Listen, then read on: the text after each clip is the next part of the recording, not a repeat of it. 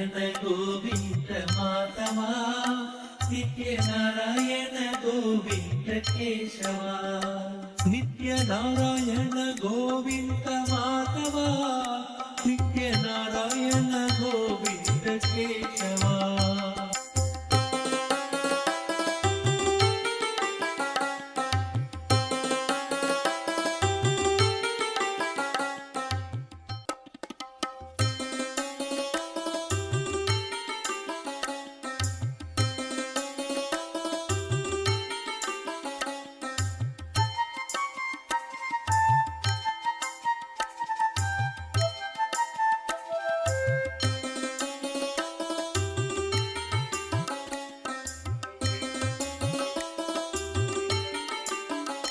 नित्य नारायण गोविंद माधवा, नित्य नारायण गोविंद केशवा, नित्य नारायण गोविंद माधवा, नित्य नारायण गोविंद केशवा, नित्य नारायण गोविंद माधवा, नित्य नारायण गोविंद केशवा.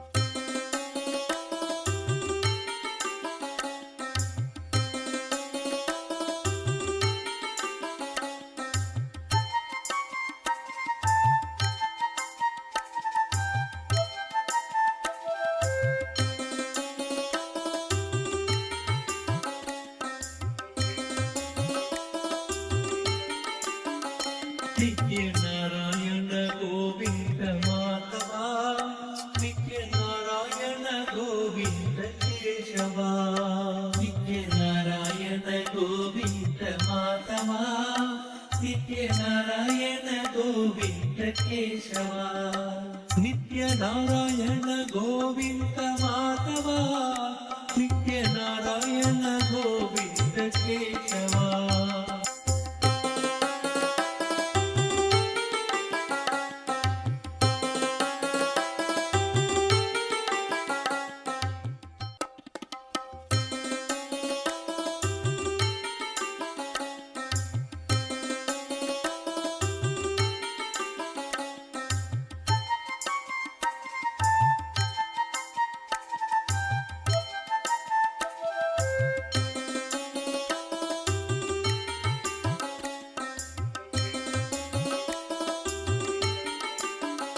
नित्य नारायण गोविंद माधवा, नित्य नारायण गोविंद केशवा, नित्य नारायण गोविंद माधवा, नित्य नारायण गोविंद केशवा, नित्य नारायण गोविंद माधवा, नित्य नारायण गोविंद केशवा.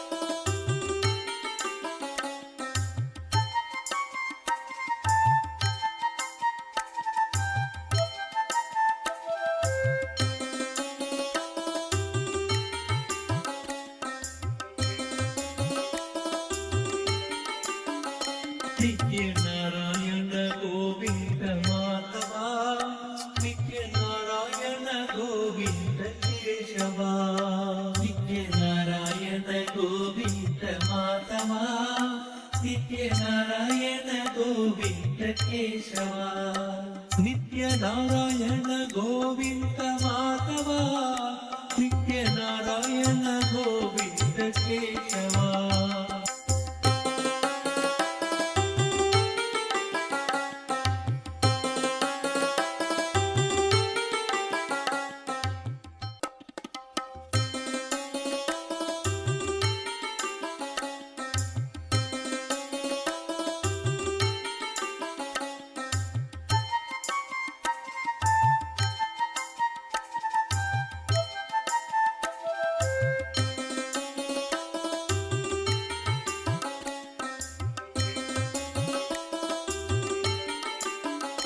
नित्य नारायण गोविंद माधवा नित्य नारायण गोविंद केशवा नित्य नारायण गोविंद माधवा नित्य नारायण गोविंद केशवा नित्य नारायण गोविंद माधवा नित्य नारायण गोविंद केशवा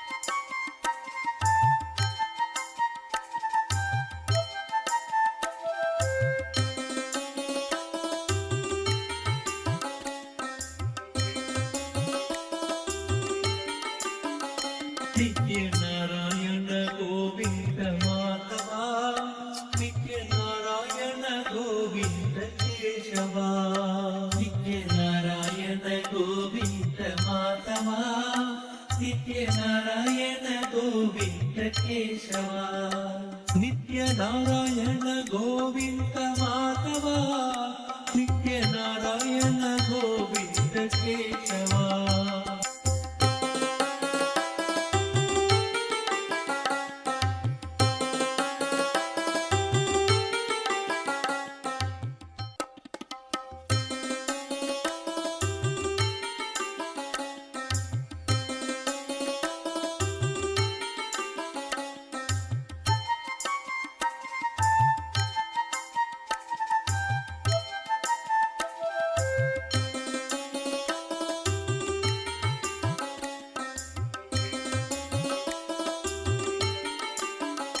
नित्य नारायण गोविंद माधवा नित्य नारायण गोविंद केशवा नित्य नारायण गोविंद माधवा नित्य नारायण गोविंद केशवा नित्य नारायण गोविंद माधवा नित्य नारायण गोविंद केशवा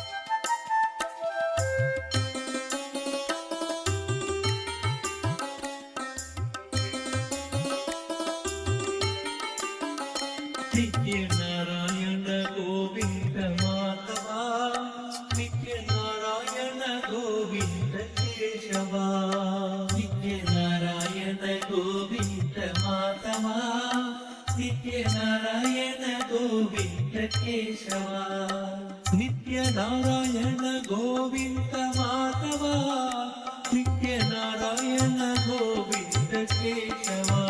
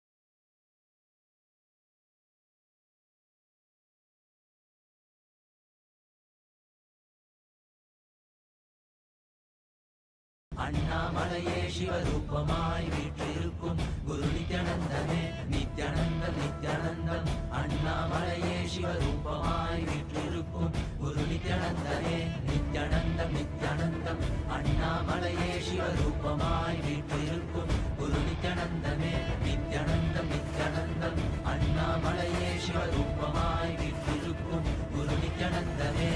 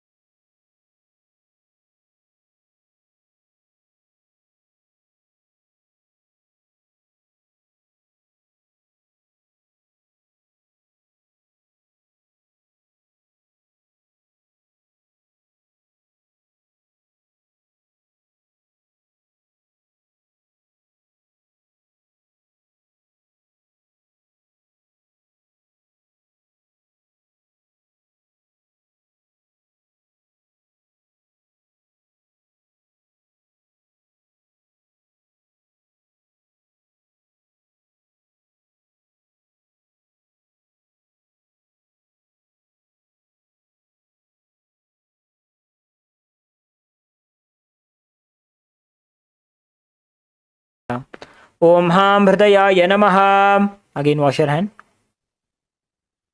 With the tips of the right hand, index, middle, and ring fingers joined together, touch above the upper lip and below the lower lip. Again, wash your hand. With the tips of the right hand, index finger and thumb joined together, touch the right nostril, the left nostril. With the ring finger and thumb joined together, touch the right eye, the left eye, the right ear, and the left ear. Again, wash your hand. With the little finger and thumb joined together, touch the navel center, the right chest, the left chest. The tips of all 5 fingers joined together, touch above the head, the right shoulder, left shoulder, and then the heart center. Again, wash your hand. Let us now enter into the Sankalpa.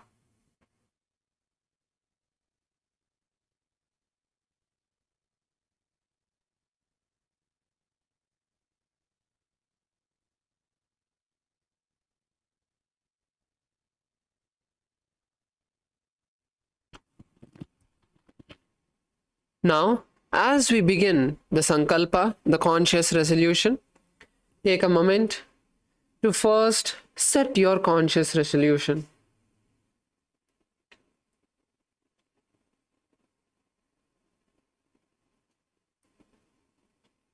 Visualize yourself in the way you want to manifest your body. Visualize the perfect health, yourself relieved of all diseases.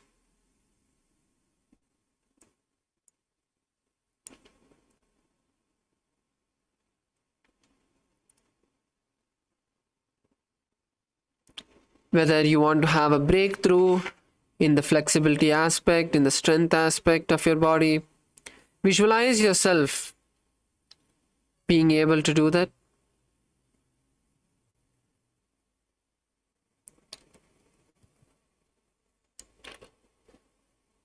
And now we will begin the Sankalpa mantra.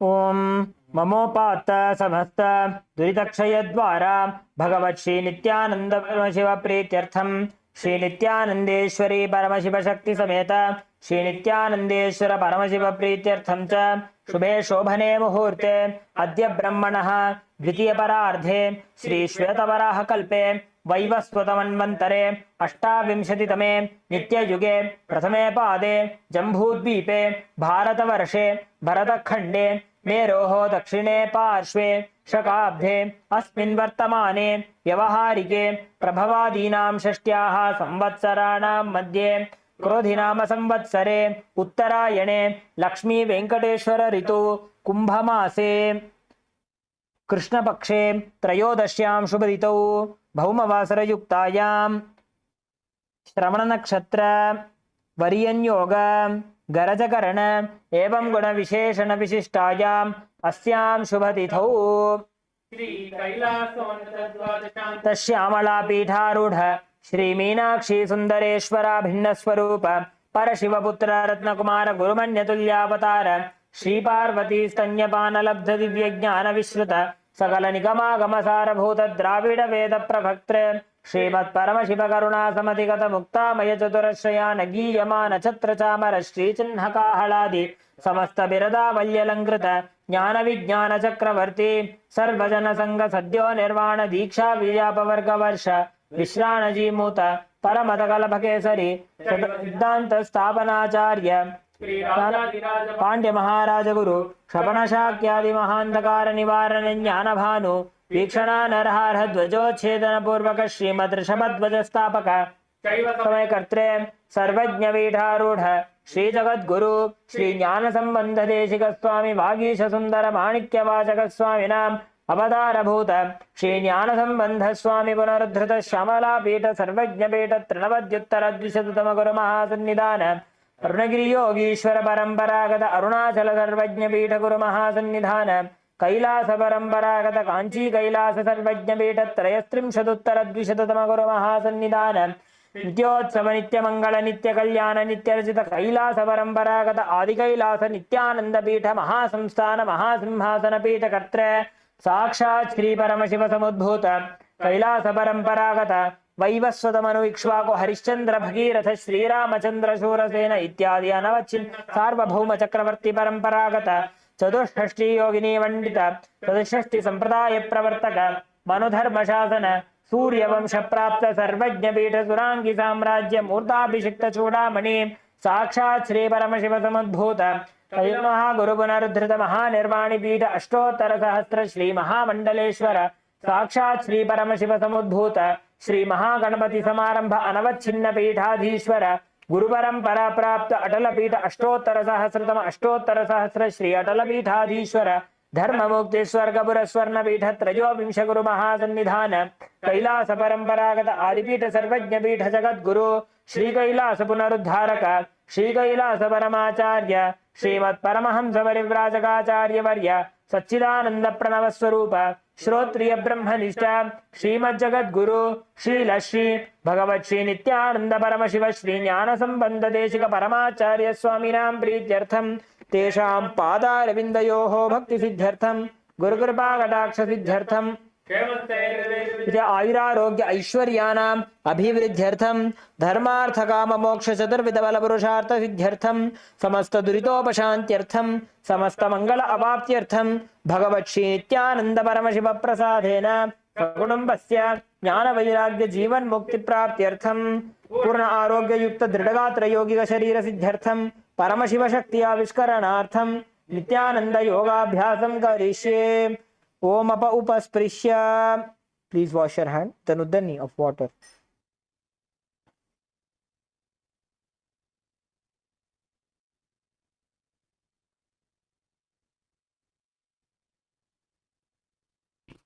Yes, now we are going to be beginning with the skeleton dance. So let's all get up.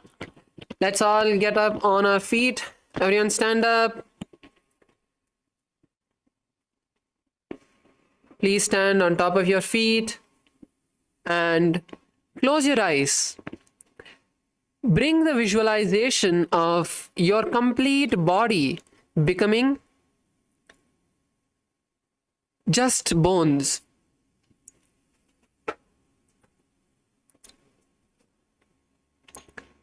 Now slowly start loosening your body, your hands, your fingers, your legs, and feel that all five of the four limbs on your head have become independent. They have got their own independent intelligence and moving like snakes in various different directions without any particular pattern or order. Start randomly and intensely shaking your body in every direction. Drop all of the laziness, tiredness, boredom, lethargy that you're experiencing, that you're having at Swamiji's feet.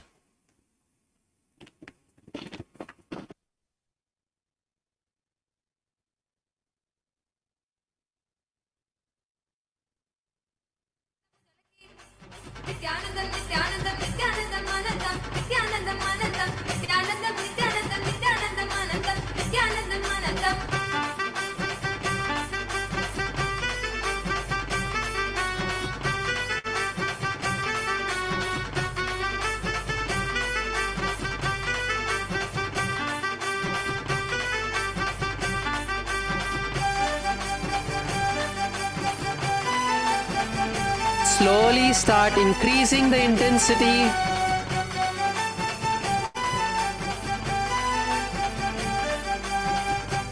Move back and forth in your mat.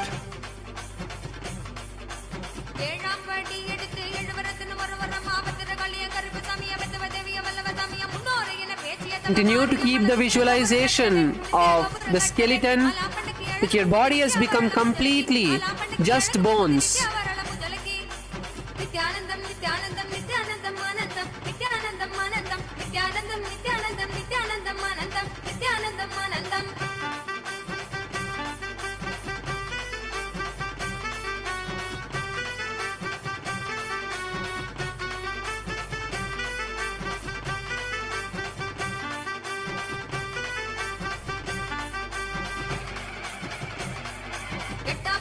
Intensely shake your body now. Shake, shake, shake, shake, shake.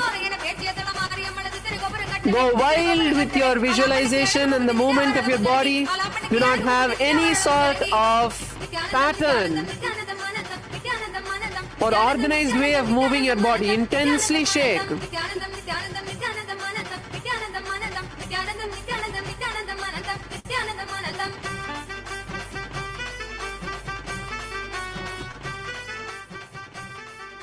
Slowly, very slowly, relax. Take a moment to just relax yourself and come to a stable position. Do not adjust anything. Just bring the awareness to the breath, the inhalation and exhalation.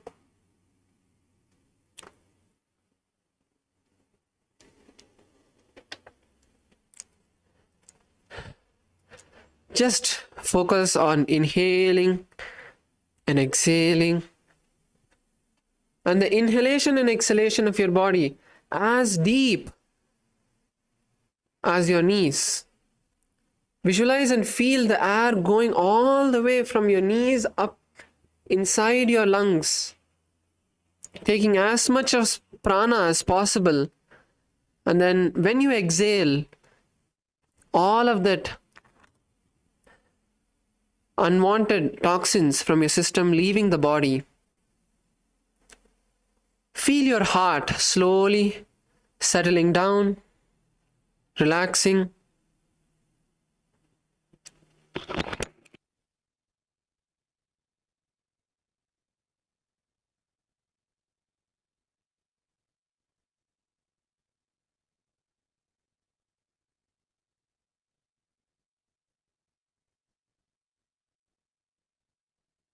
Now, slowly open your eyes. Now, if you need, you can adjust your mat, your dress, whatever you want to adjust, and then come to a seated position. We're going to be moving into the first asana of today. So today we are starting from asana 280. We are almost completed the Dvitiya Vinyasa Krama.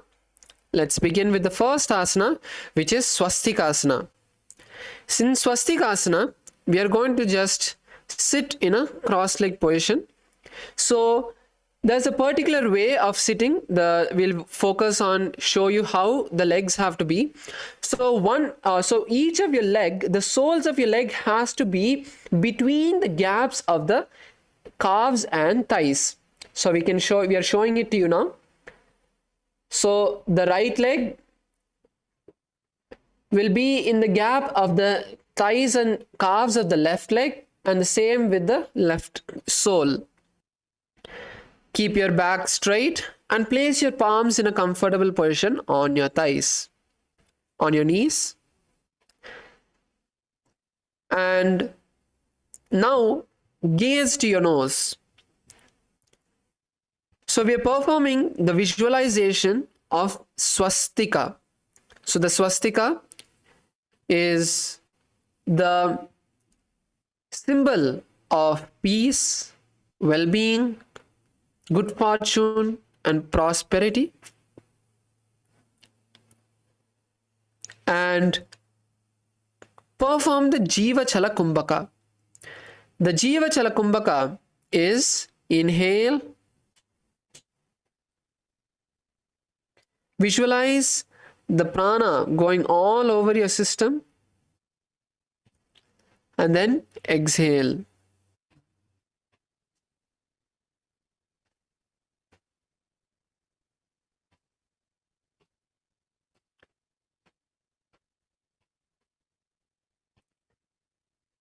Perform the Mula Bandha, tightening the perineum. And continue to hold the visualization and the japa Om Nityananda Paramashivoham in your throat center.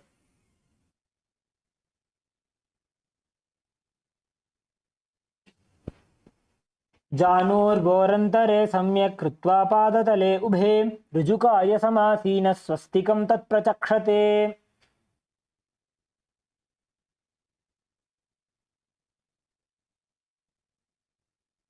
Relax. Now we are going to be moving into the next asana, Gorakshasana. So in Gorakshasana, you're going to continue to be seated in the same position. Just the placement of your hand is going to change. So bring the palms and cover the ankle of the respective leg. So you can see how the Acharya is placing their hand. So just cover your ankles from the outside. And now we are going to be performing the Jalandhara Bandha. So inhale as deeply as possible, lock the chin to the chest, hold the breath and visualize the prana moving all over your body as in the Jiva Chala Kumbhaka. And when you can't hold on anymore, exhale. This time we'll be performing the Mula Bandha as well. Now inhale once again, lock your chin to the chest, hold the breath inside, visualizing the prana moving all over your body, and then exhale. In this asana, keep your gaze at the nose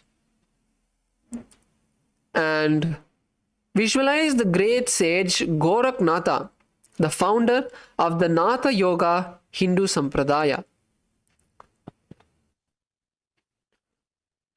जानोर्गोरन्तरे पादौ उत्तानो व्यक्तसंस्थितौ गुल्फौ छाच्छाद्य हस्ताभ्याम् उत्तानाभ्यां प्रयत्नतः कण्ठसङ्कोचनं कृत्वा नासाग्रमवलोकयेत् गोरक्षासनमित्याहुर्योगीनां सिद्धिकारणम्.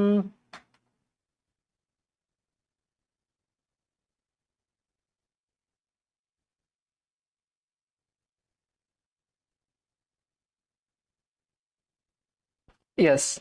Now we are going to be moving into the next asana, which is Bhagasana 2. So the Bhagasana is where we are going to be performing the Shanmuki mudra. So the Shanmuki mudra we had performed a few days before. Once again, we'll recap the Shanmuki mudra for all of you.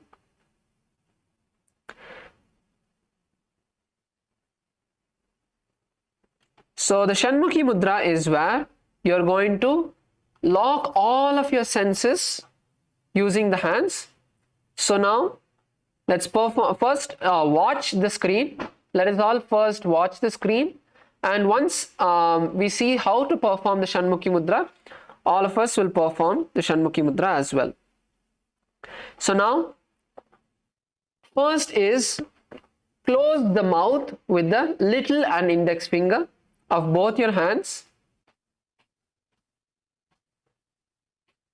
So with both of your hands, close your mouth.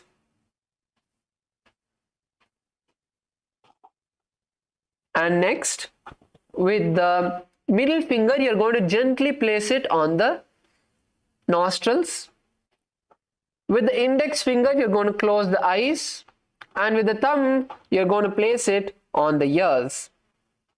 So this is the Shanmuki mudra. So let's all perform the Shanmuki mudra together in this asana.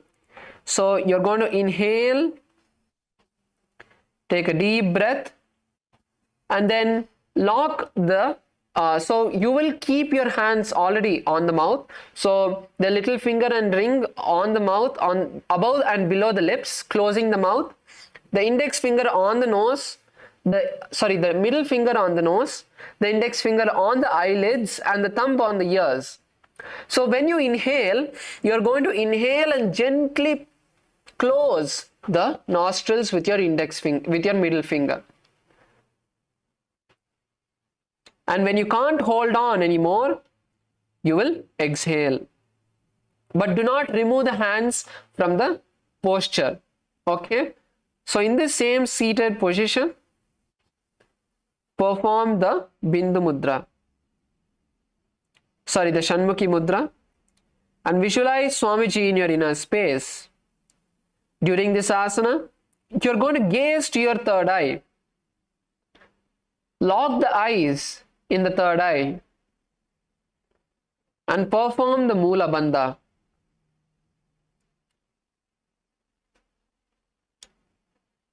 And continue to hold the japa Om Nityananda Paramashivoham. वामपार्श्वो गुदं स्थाप्य दक्षाङ्घ्रिवामजघने मध्यमातर्जन्यङ्गुष्ठैः नासादृष्टिश्रुतिक्रमैः छाद्यापेज्जिनं भ्रुविर्मनोलात्वा स्थिरं मनः एवं विधासनं यत्र तत्र साधो भगासनम्. Relax slowly, very slowly. Place your hands by your side. And now we move into the next asana, which is Yogasana 2. So here we are going to change the position of our feet. Okay. So now we are going to place the feet on top of opposite knees. Okay. So place your feet on top of opposite knees. So it is like Padmasana. It is just, instead of placing the leg all the way on the opposite thigh, we are going to be placing the feet on the knees. Okay. And if you are not able to place your feet, both feet, then you can place one foot alone in Urdhva Padmasana. So place one foot alone in Urdhva Padmasana, and the other foot you can place it in front of your leg and slowly try to pull the leg on top. So place the heel first, then you can try lifting the leg off the ground and holding it, and then you can try to slowly pull it onto your thighs. So let's all take a moment to bring ourselves into the seated position, placing our feet on top of opposite knees. And keep your back straight. So the position of your hands, is you are going to be placing the back of the palms on the side of your body. So keep the back of your palms on the side of your body with the fingers pointed upwards, with the fingers facing upwards. So we'll show from the side as well. Just relax your palms, relax your hands by the side of your body, and keep the gaze to your nose. So in this asana, we are going to be performing a new kumbhaka. This is called the Kaka Chanchu Kumbhaka. So without touching the front of the teeth, place the tongue near them.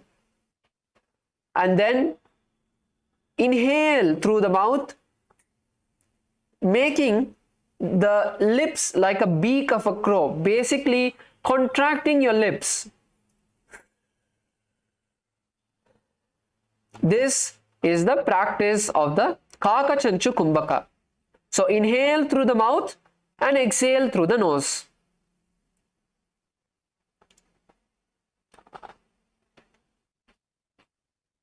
Now visualize Swamiji in your inner space and perform the Moola Bandha, tightening the perineum, lock the perineum, and continue to hold the japa Om Nityananda Paramashivoham. उत्तानो चरणौ कृत्वा संस्थाप्योपरि जानुनोः आसनोपरि संस्थाप्य चोत्तानं करयुग्मकं पूरकैर्वायुमाकृष्य नासाग्रमवलोकयेत् योगासनं भवेदेतद् योगीनां योगसाधने. Yes. Now you can relax your mouth. So the next asana is Urdhva Kukkutasana. So Urdhva Kukkutasana is where we will be continuing to place our legs in the Padmasana. So this time you can pull your feet even closer inside. Okay. So the previous asana we had the feet on the knees, opposite knees. This asana we are going to be placing our feet on the opposite thighs itself. So let's all place our feet on the opposite thighs.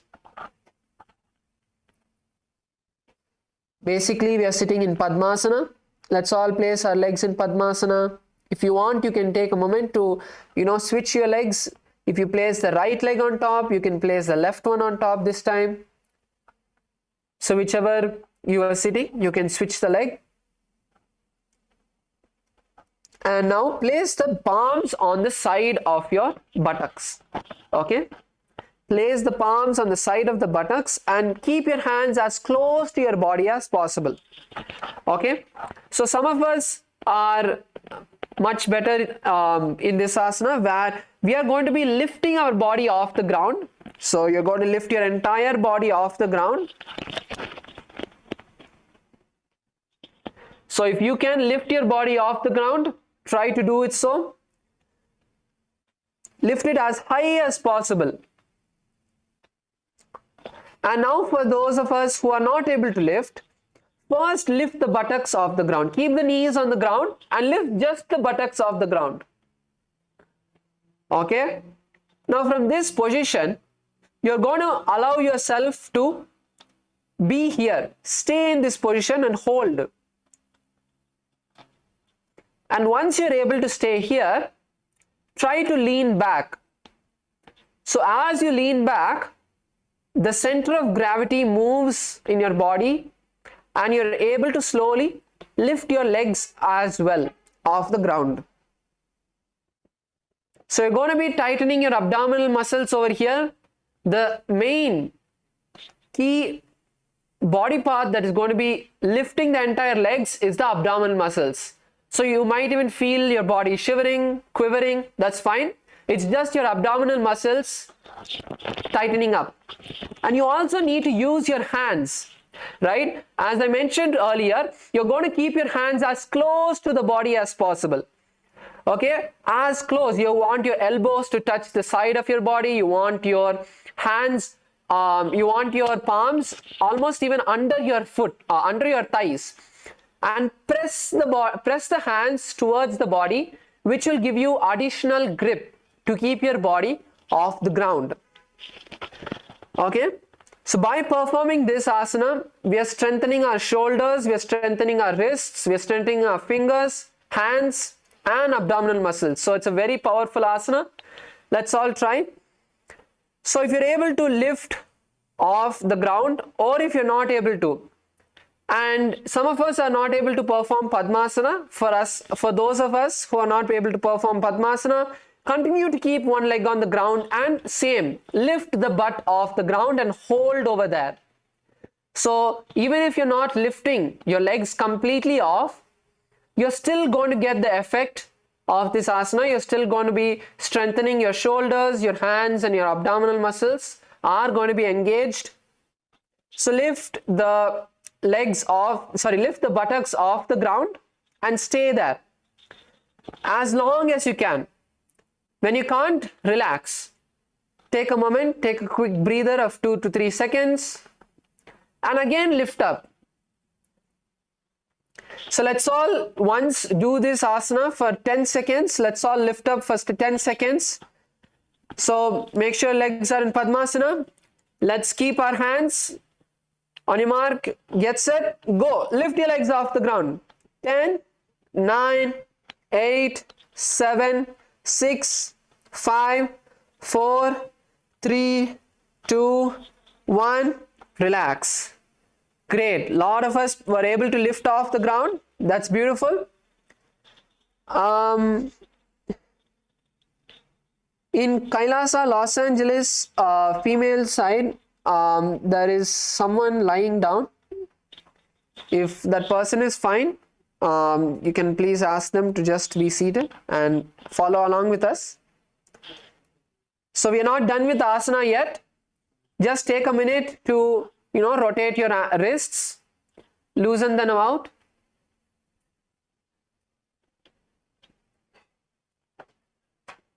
Take a moment to just loosen the wrist. Push it back, push it down. Just open and close your fingers. Yes. Now we are going to be performing the asana once again. So once again, place your hands on the ground. Bring your feet back into Padmasana. This time we are going to be visualizing a rooster in our inner space, performing the Mula Bandha and lift our body off the ground. Vashishtamata kaundinyam urdhva kukkutam evacha ashtavakramatottanam mayuram setu bandhanam. Relax. Lower the body onto the mat. And now we are going to be moving into the next asana. So the next asana is Siddha Haratali Asana. So in Siddha Haratali Asana, continue to keep your legs in Padmasana. If you're able to sit in Padmasana, continue to keep your legs in Padmasana. Now place your hands in between of your feet. Okay, so you're going to not place your hand in the gaps of the thighs and calves. No, you're going to be placing your hands in between of the feet. So we'll lift it and we'll lift our legs and show you. So see, if you see over here, he's not placing his hands to the gap of the thighs and calves. He's just placing it behind both the feet, in front of the perineum. So now you're going to be placing your hand there and keep your feet on the ground. That is all. So this is a simple asana. Just place your hands through the gap. We are not lifting our body. Do not lift your body off the mat. Continue to be seated. So continue to be seated and just place your hand over there. Okay, let's take a minute to all put our hand through the legs and be seated. So once again, showing to you how to do that. Just place it behind the feet. And now in this asana, visualize Swamiji in the inner space and perform the Kaka Chanchu Kumbhaka. So let me repeat the instructions of the Kaka Chanchu Kumbhaka. Contract the lips, open the teeth lightly, keep them apart. Place your tongue in between of the teeth, but do not touch the teeth to the tongue. And inhale through the mouth as deep as possible. Hold the breath there for a second and then slowly exhale through the nose. Let's perform the Kumbhaka again. Contract the mouth, contract the lips. Place the tongue in between of the teeth of the upper and lower teeth. Inhale through the hollow of the mouth. Hold the breath for a second and then exhale. Visualize Swamiji in this asana and gaze at your nose and continue to perform the japa Om Nityananda Paramashivoham.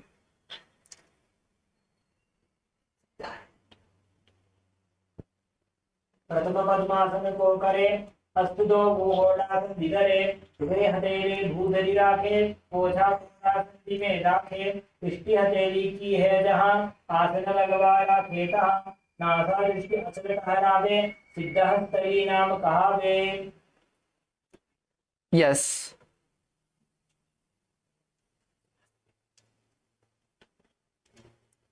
So now we're moving into the next asana, which is Hamasana. So once again in Hamasana, we are going to be lifting our body off the ground. Okay, so in Hamasana, we are going to lift our body off the ground. So let's all keep our legs, continue to keep our legs in Padmasana. So again, for this asana, you can switch your legs if you want. You can place the right leg over the left or the left over the right. So bringing that balance of comfort between both the legs. So now you're going to be placing your hands between the gaps of the thighs and calves. So we'd also like to show you a simpler way of putting your hands through the gaps of the thighs and calf. So let's all stretch our legs in forward. Let's all stretch our legs in front of us. So now you're going to be bending one of your leg, whichever leg you want. Bend whichever leg you want and place it on the opposite thigh. And at the same time, you're going to keep your hand inside of your calves, between your calves and thighs. Okay? So keep your hand in between and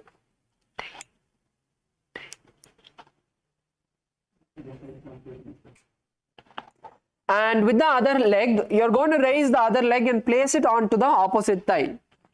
So when you bring your leg, you are going to be crossing the leg on top of your elbows already.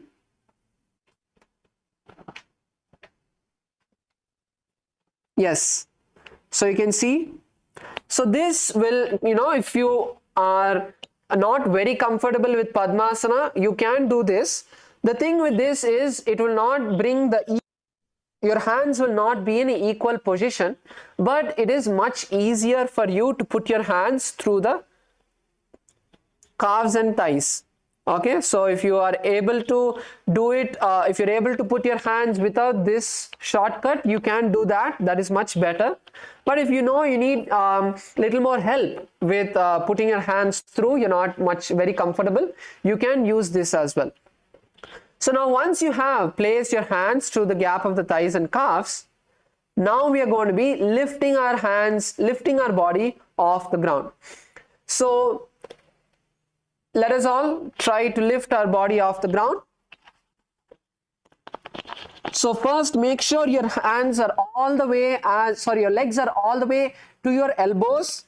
Place your hands as close to your buttocks as possible, and then you can even rock yourself forward. So when you rock yourself forward, you're going to give yourself some momentum. If you try to kind of place your hands by the sides and lift your body, you may face little more difficulty. So you can rock yourself into the asana, and when you're in the asana, you want to lean forward. So lean a bit forward.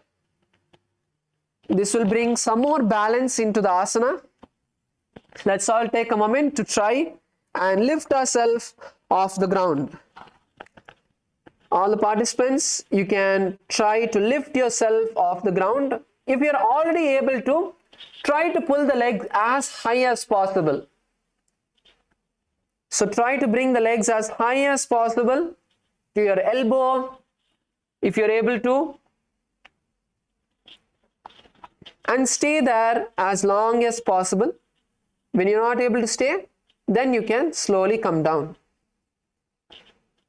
So for those participants who are not able to perform the Padmasana, you can place just one leg, continue to sit in Urdhva Padmasana, and you can lift the body off the ground. So even if the front of your legs are still on the ground, if your knees are on the ground, that is fine. But at least let us try that. So lift your buttocks at least off the ground and stay on your hands. So your knees will be on the ground. Maybe if you're not able to perform the full Padmasana, one of your foot will be on the ground and your hands will be on the ground, but you're lifting your entire buttocks and thighs off the ground. So as we perform these asanas, it's going to strengthen our wrists, hands and shoulders. So let us all take a moment to first come into asana now, and we are going to stay over there for 10 seconds. So 3, 2, 1. Lift your body off the ground. Visualize a swan in your inner space. Kukkutasana sthitva skandhaparyantam uruni nitva tishthet Hamasanam bhavati. Slowly, very slowly, relax. Come down. Remove your hands from your legs. Let's once again just roll out our wrists. Take a moment to just roll your wrists. Pull them back and forth. Open your fingers. Push the hand as back as possible. All sides. Relax the wrist. And now we are going to be coming into the next asana, which is Kurmasana. Okay. So for this asana, I want once again all of the participants to bring your awareness to the screen. Please watch the screen. We'll first perform the asana for all of you, and then you can try the asana. Okay. So from Padmasana, you're going to be raising onto the knees, and once you raise onto the knees, you're going to be placing your hands inside the gap of the thighs and calves. So, sorry, in behind the legs, like how we did for Siddha Haratali Asana. So you're going to be placing your hands not through the thighs and calves, but behind the foot, next to the, in front of the perineum. So place your hands and then interlace the fingers behind you and push your hands as back as possible. And interlace your hands. Continue to keep your hands interlaced in this asana. So this is Kurmasana. So let's all perform this asana together. All the participants can now perform this asana. Come on to your hands and knees in Padmasana. Keep your legs in Padmasana.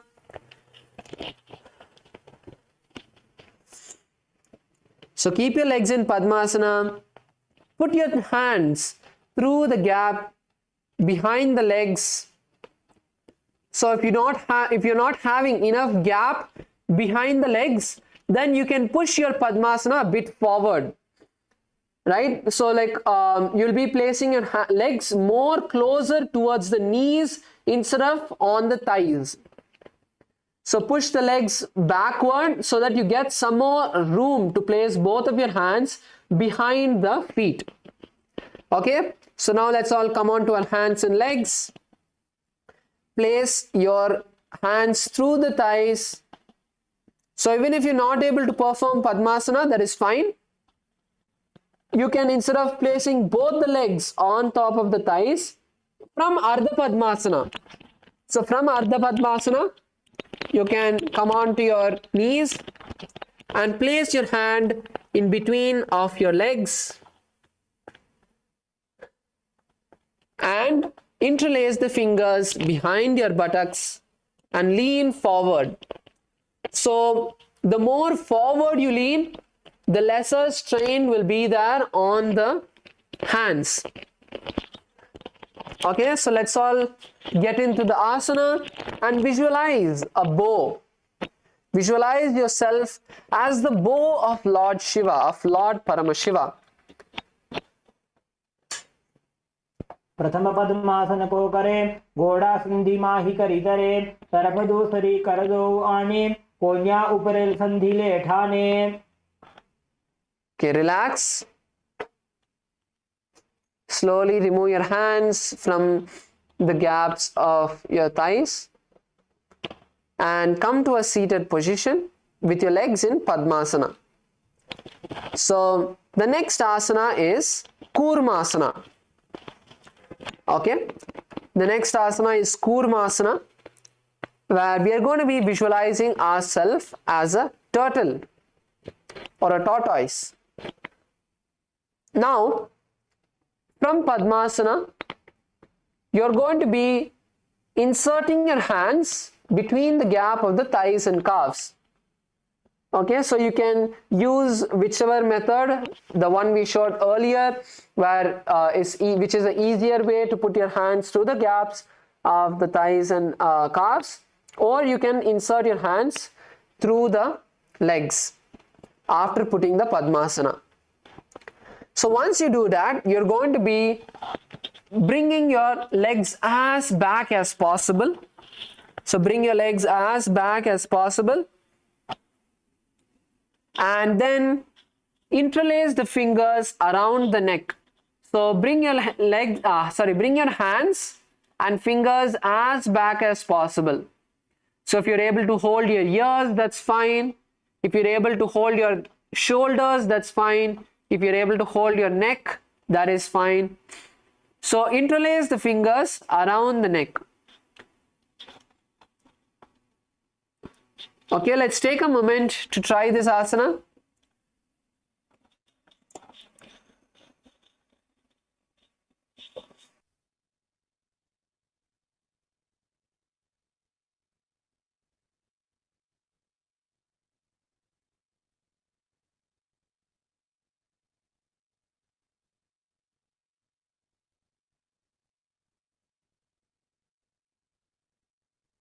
So bring your hands and hold your ears. If you want an easier variation, you can roll onto your back, right? If you want an easier variation, you can roll onto your back, that's fine, and continue to try this asana. So when you do this, you won't have the problem of balancing. So even though there is a separate asana for this posture itself, we can start doing this now itself. If you want some more balance, you're not able to balance on the buttocks, then you can roll onto your back and try this same asana. So for all of us who are able to balance, you can balance and hold on to your ears or shoulders. And if you're not able to do Padmasana, that is fine. Once again, that is fine. Do the Urdhva Padmasana. Place one leg on top of the opposite thigh and then bring the hands as close to the ears or shoulders as possible. So do the same asana with the legs in Urdhva Padmasana. Yes, beautiful. Kailasa, Bolivia. All of you are trying.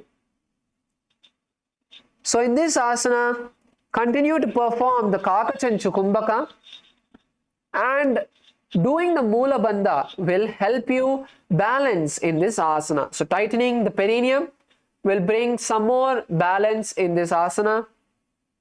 And continue to hold the japa Om Nityananda Paramashivoham.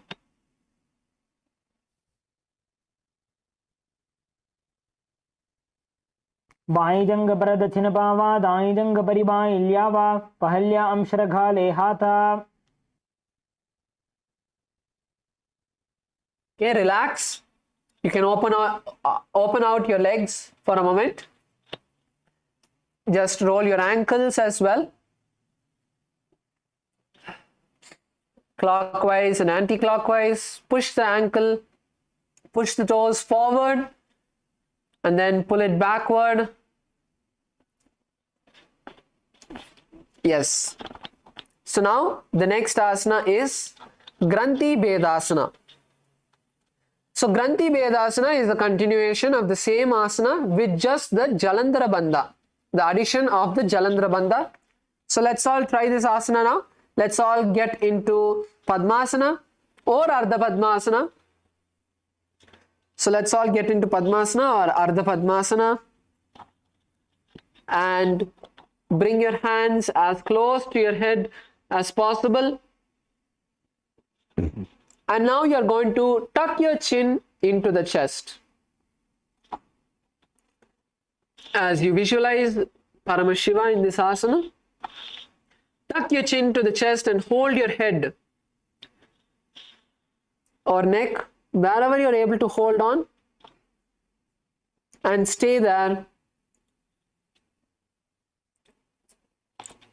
So let's all try to bring ourselves into this asana.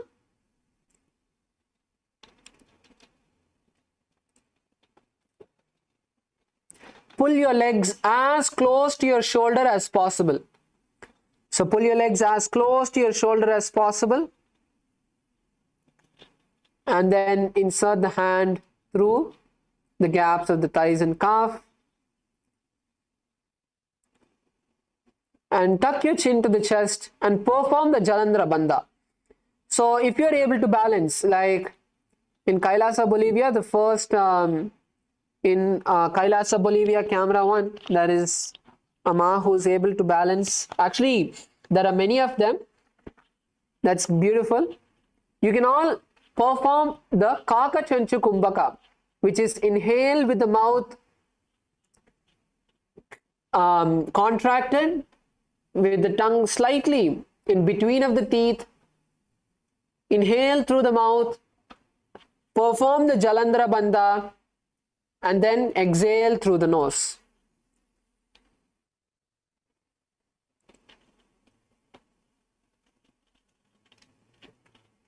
So let's all perform this asana. Visualize Paramashiva in your inner space and continue to hold the japa Om Nityananda Paramashivoham. अथ वक्षे नीलकण्ठ ग्रन्थिभेदासनं शुभं ज्ञात्वा रुद्रो भवे क्षिप्रं सूक्ष्मवायुनिषेवनात् कृत्वा पद्मासनं मन्त्री जङ्घयो हृदये करौ कूर्परस्थानपर्यन्तं विभेद्य स्कन्धधारणम्. Yes. Now, from this asana, roll onto your back. So let us not release the legs now. Just roll onto your back and continue to try and bring your soles as close to your body as possible. So this is Utana Kurmasana, continuing to visualize ourselves as a tortoise or a turtle. Lock your legs in Padmasana and bring your hands as close to the neck or the head as possible. So when we are lying down, we'll have even more balance and we can push ourselves even more. You can push your legs even more closer to the chest in this asana. So don't roll from side to side. Even though you're on your back, you need to continue to keep the balance. Do not roll from side to side. Bring awareness to the muscles in your back and balance yourself. And the more you're on your shoulders, so if you lift your lower back off the mat and bring your legs even closer to the chest, you will find even more balance because your shoulders are wider than the lower back. So this will give you even more balance.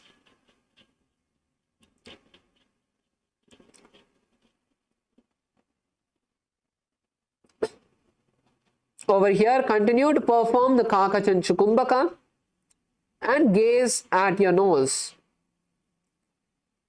As you continue to hold the japa Om Nityananda Paramashivoham inside of you.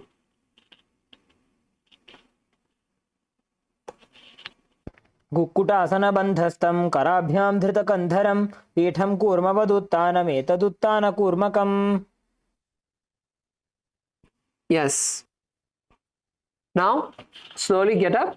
You can release your legs. Once again, let's give a quick break for our ankles. So just open out your legs, shake them out. Roll the legs in a clockwise or anti-clockwise. Push the legs further away from you, bringing the toes as low as possible. Then pull the legs towards you. Yes. So now we continue to move to the next asana, which is Pangu Kukkutasana. So Pangu Kukkutasana is an asana where we are going to be performing Kukkutasana but on one hand. So we'll be showing all of you an easy variation to perform this asana. You do not need to feel that it's going to be very difficult. It's very, very similar to doing it on two hands, this easy variation. So let's all first bring our legs into Padmasana. So all of you can bring your legs into Padmasana. Those of you who can do it without your hands, you can try that as well.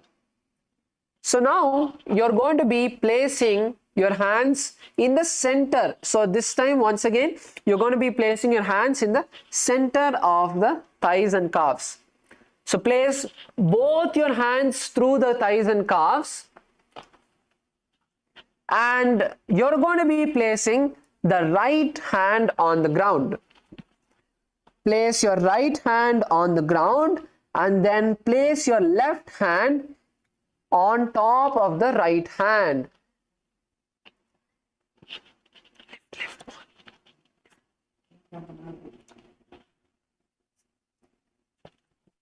So as all of you can see how Maharaj is keeping his hands.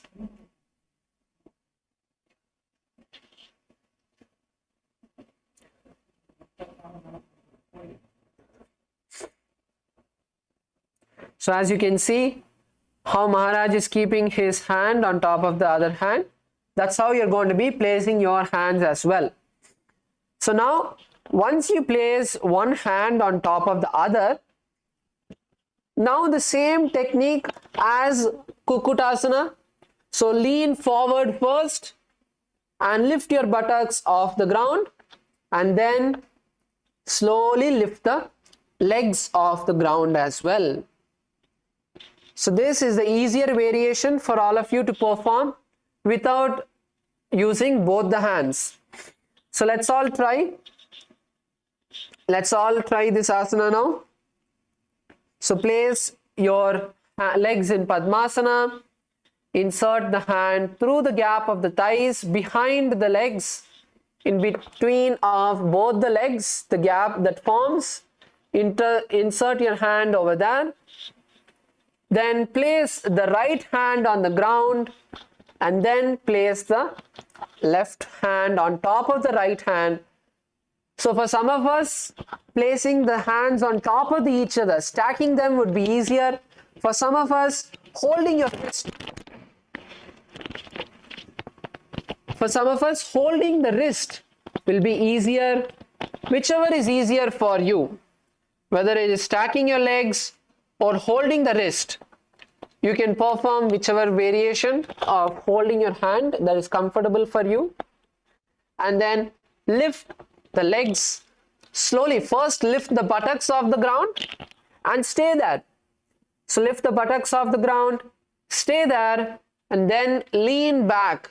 And as you lean back, you will see automatically you're able to lift your legs. So even a few seconds, like 1 second, if you're able to just push your legs up and then slowly lower it, that's fine. Let's all take a moment to try out this asana.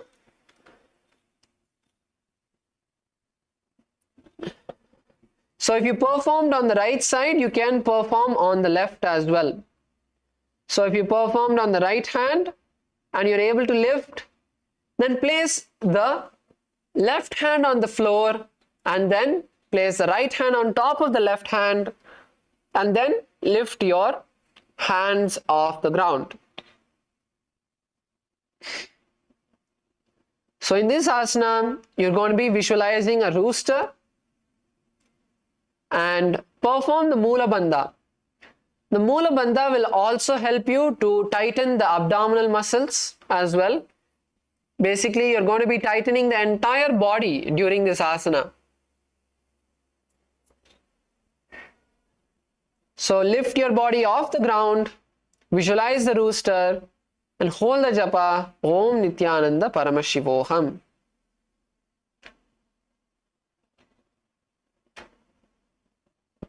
कुक्कुटासने स्थित्वा एकेन हस्तेन अन्यस्य मणिबन्धं धृत्वा हस्ततलेन भूमिं विष्टभ्य तिष्ठेत् पांगु कुक्कुटं भवति. So how many of us were able to lift our body off the ground on either the right or left hand? Just raise both your hands if you are able to do. And let's take this moment to also just, rotate our wrists. So if you are able to lift your body, just raise your hand and rotate your wrist. Others can rotate your wrist with your hands on the ground, with the hands forward. So how many of you were able to lift your body off the ground? Okay, that's good. Some of us in Kailasa, Bolivia and Kailasa, Los Angeles were able to. That is good.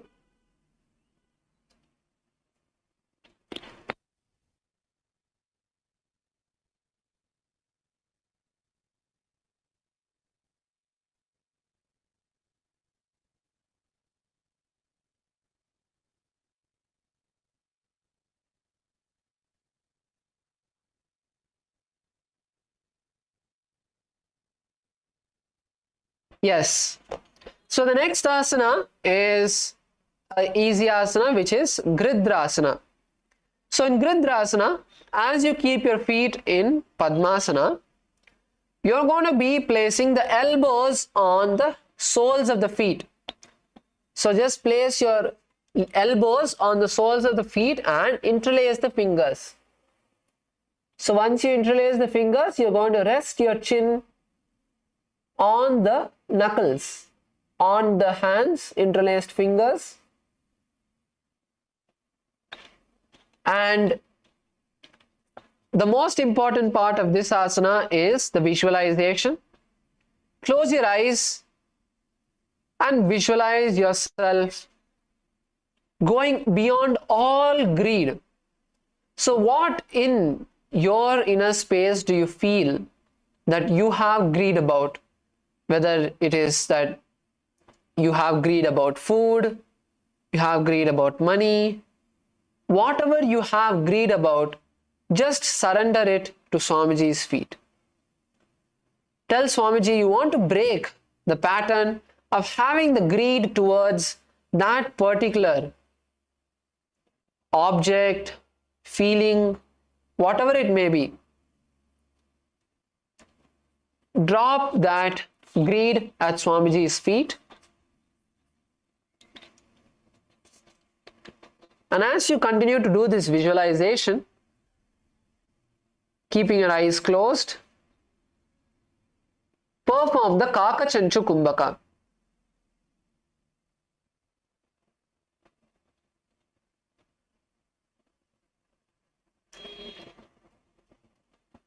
Perform the Kakachanchu Kumbhaka and continue to hold the japa Om Nityananda Paramashivoham.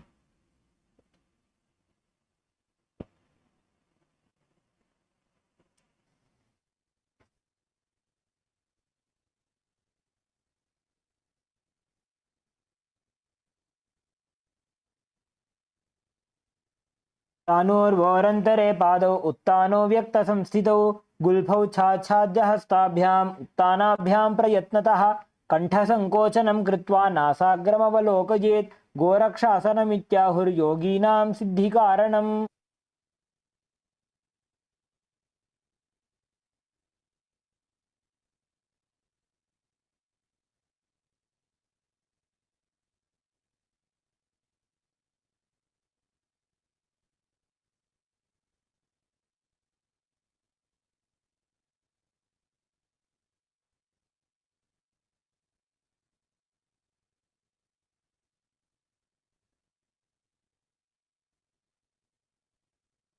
Yes, now continue to keep your legs in Padmasana and sit up straight. If you want, you can switch your legs, which if it's getting uncomfortable. Switch your legs and come back into Padmasana. As we move into the Padmasana 3. So Padmasana 3 is just simply sit in Padmasana and place the right palm under the left palm. So place the right palm under the left palm and place both the hands in front of your legs, in front of your navel. Continue to keep your eyes closed and visualize Swamiji in your inner space. So now we are going to be performing the Mahamudra Bandha. The Mahamudra Bandha is all of the 3 bandhas together. So now, as you keep your hands on top of each other, inhale deeply until your lungs is completely filled and then lock your chin to the chest and stay there. Now, as you feel uncomfortable or you're not able to hold on to the breath anymore, slowly exhale. Lightly lift your chin forward and exhale. And once your lungs are completely empty, pull your stomach in and up into the Mahamudra Bandha. Continue to keep your chin tucked to the chest. So, performing 2 bandhas together and pull in the Mula Bandha. Tighten the perineum and stay here as long as possible. And when you can't hold on anymore, slowly release the 3 bandhas and then lift your chin forward and again inhale as deeply as possible. Let's perform this Mahamudra Bandha together. Inhale as deeply as you can, completely fill in your lungs. Lock the chin to the chest. Stay here as long as you can. And now lightly lift your chin forward when you can't hold on anymore and exhale through the nostrils. And then pull the stomach in and up and lock the Mula Bandha. Stay here as long as possible and then inhale and release the bandhas. We are going to be performing this once more. Now this time when you inhale, you're going to be performing the Kakachanchukumbaka to inhale. So inhale with the mouth contracted, the tongue lightly to the lips, then lock the chin to the chest, hold the breath as long as you can, and then slowly exhale through the nostrils. And as you completely empty your lungs, pull the stomach in and up and lock the Mula Bandha and visualize Swamiji in your inner space and continue to perform the japa Om Nityananda Paramashivoham. उत्तानो चरणो विधाय विधिवत् शक्तिस्थितो योगिरात्.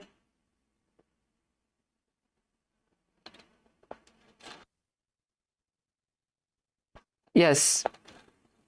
Now relax. And now we move into Padmasana 4. So Padmasana 4, continue to keep your legs in Padmasana and place the palms on the respective knees. So in this asana, you're going to visualize Paramashiva in your inner space. So now take a minute to visualize Paramashiva. Keep your eyes closed. Lock your eyes to the tip of the nose. You can keep your eyes closed and just bring the eyes to the tip of the nose and start visualizing Paramashiva. Visualize the 25 heads, 50 hands, 75 eyes, holding the various weapons, having Devi, Parashakti in his lap, golden in color, with one hand in Abhaya, blessing you, and with the other hand in Varada, along with the 50 hands. Continue to perform the Kakachanchukumbaka and hold the japa as well of Om Nityananda Paramashivoham. एतत् पद्मासनं कुर्यात् प्राणवायु प्रसिद्धये शुभासनं सदा ध्यायेत् पूरयित्वा पुनः पुनः ऊरुमूले वामपादं पुनस्तद्दक्षिणं पदं वामोरिस्थापयित्वा च पद्मासनमिति स्मृतम्. Yes, relax and open your eyes. The next asana is Karmukasana 2. So Karmukasana 2 is where we are going to be sitting in Padmasana. Continue to be seated in Padmasana. And now place, so your left hand, let's start with the right side. So your left hand is continuing to be on the left knee. And with the right hand, index and middle fingers, you are going to be holding on to the big toe of the left leg. And you're going to pull the leg as back as possible and leave it front. So you're basically rotating the big toe and also the entire ankle. Okay, so you're rotating the big toe and as well as the ankle, pulling the leg as back as possible. And now once you have done it on the right with the right hand, next you're going to switch the leg. So then you'll be placing the, so if you sat with, for example, previously if you first sat with the right leg on top of the left leg, then you will do it with the left hand. If you placed your right leg on top of your left leg, you will do it with the left hand. If you sat with your left leg on top of the right leg, then you will do it with your right hand. So whichever leg is on top, that leg is with which you're going to be performing this Karmukasana 2. So rotate your legs like you are pulling a bowstring pull it as back as possible. So if you're done a few rotations with your left hand, then switch to the right, then once again switch. Visualize yourself as Paramashiva's bow in your inner space and continue to hold the japa Om Nityananda Paramashivoham. अथान्यासनमावक्ष्ये योगपूरकरक्षणात् कृत्वा पद्मासनं पाद अङ्गुष्ठजङ्घयो स्थितं हस्तमेकं तु जङ्घाय कार्मुकं कूर्परोर्धकं पद्मासने समाधाय अङ्गुष्ठं परिधावयेत्. So this asana, Karmukasana 2, is the basic asana for the next asana, which is Karmukasana 3. So in Karmukasana 3, what we are going to be doing is first open your legs out. So open your legs out in front of you, and you're going to be sitting back in Padmasana, but you want to bring the foot as deep into the thigh as possible. So pull your leg as deep into the thigh as possible, and you're going to be wrapping your hands around the leg. So you're going to cross your hands behind the back. So cross your hands behind the back and hold on to your feet. This is Karmukasana 3.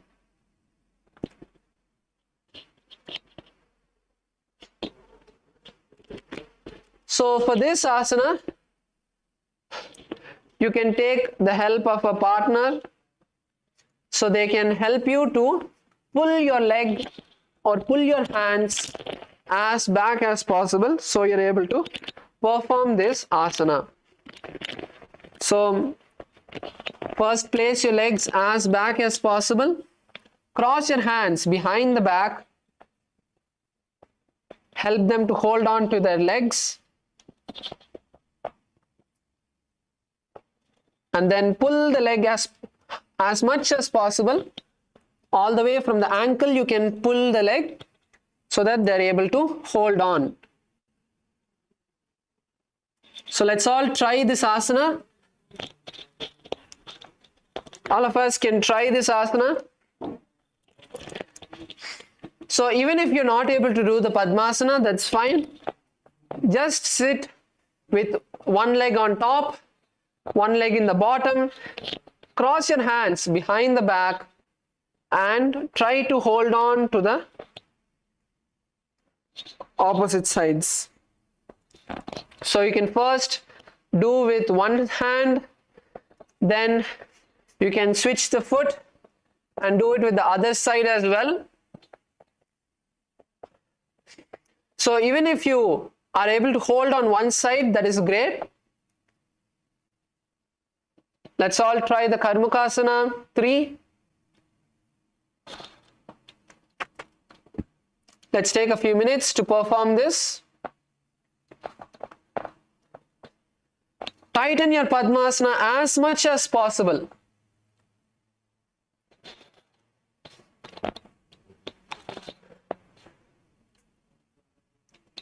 And when you exhale,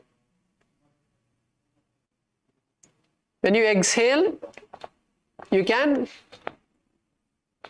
squeeze yourself even more to hold on to the opposite sides.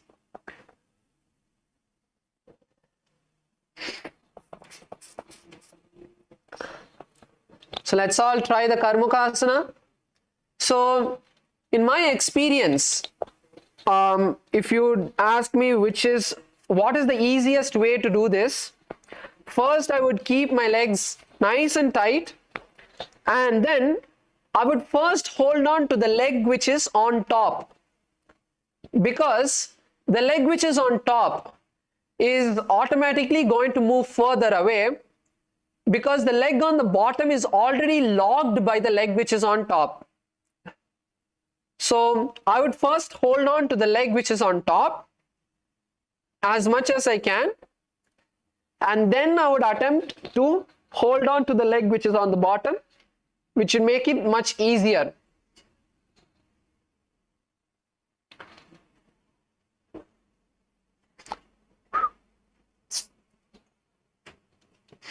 So once you have locked the legs in front of you,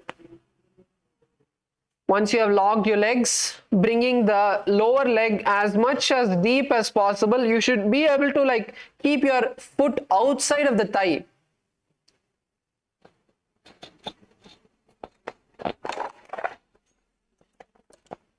So you would keep your foot as back as possible. Your foot has to come outside of the thigh. So your foot has to come all the way outside of your thigh, and then you will bring the opposite leg as well. So again here, your leg is almost outside of the thigh. It's outside of the thigh, the feet, the toes are outside of the thigh.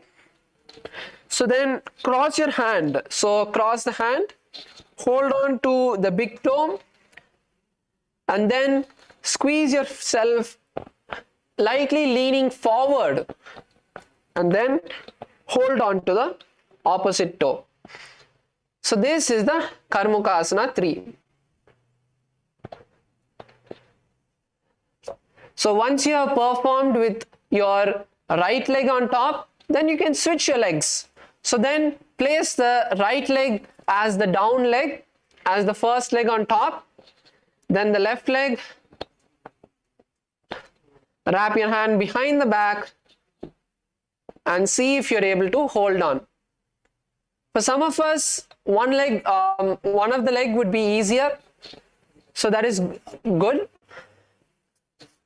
Try on both sides and see which is your comfortable side.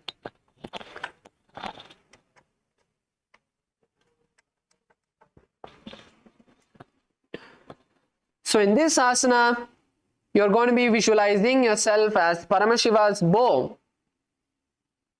and gaze at your nose. Continue to hold the japa Om Nityananda Paramashivoham.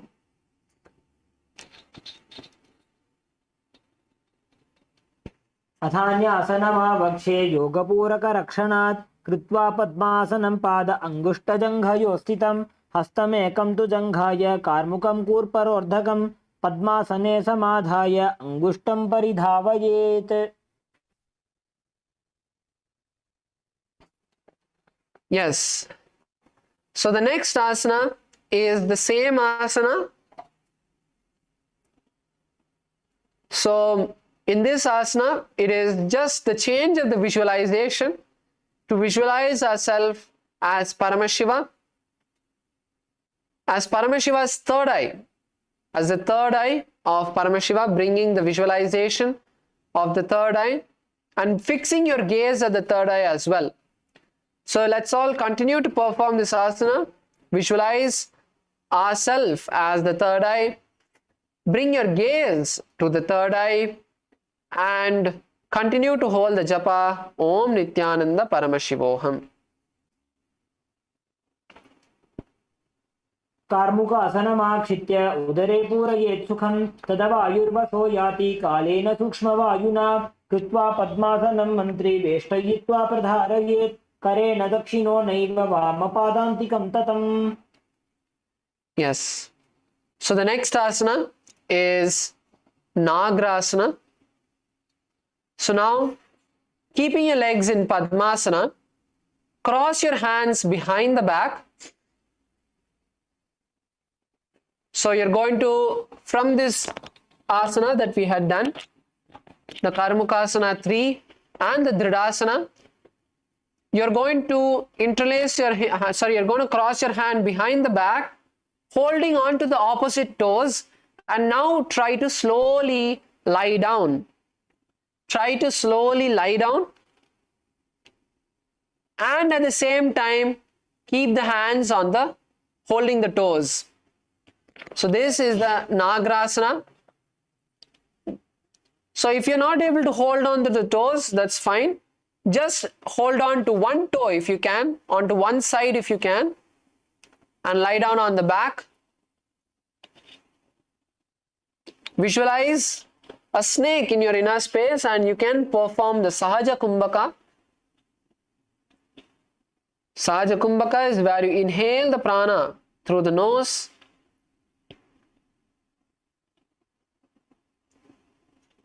Inhale, hold the breath comfortably, exhale, and once again hold the breath comfortably.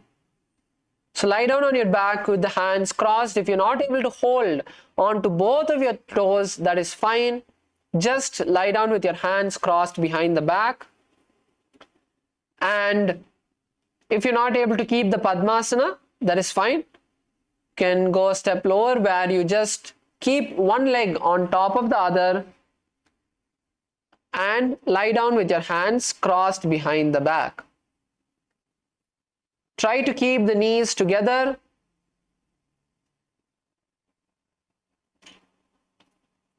Visualize yourself as a snake in your inner space.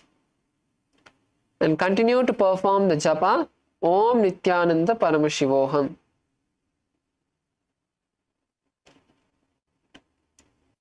प्रथम पद्मासन को ठाने, दो हाथ पाछाने आने, पाद अंगूठा पकड़े आनी, सोबई कहुन्या कुल्या पानी, गोड़ा जंघ अग्र को दाशे, मस्तक को समसूधो राशे, नासा अग्र दृष्टि को धरे, आसन नग्र ऐसे विधि करे, नासा रोग जो ना रहे, विशाल पिन सजोय, जुषामा आदिक सब हरे, नगरासन गुणसोय.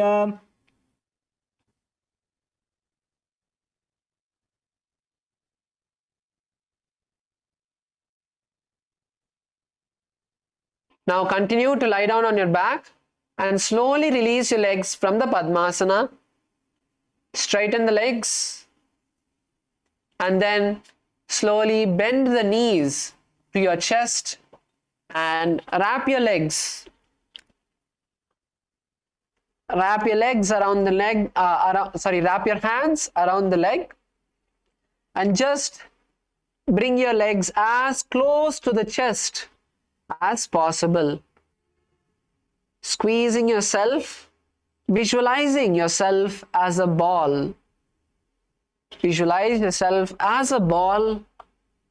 Just roll from side to side, back and front, massaging the lower back.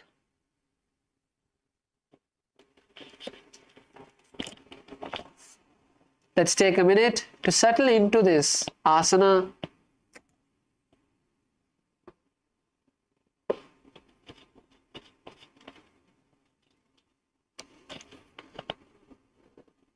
Squeeze your legs, rock from side to side.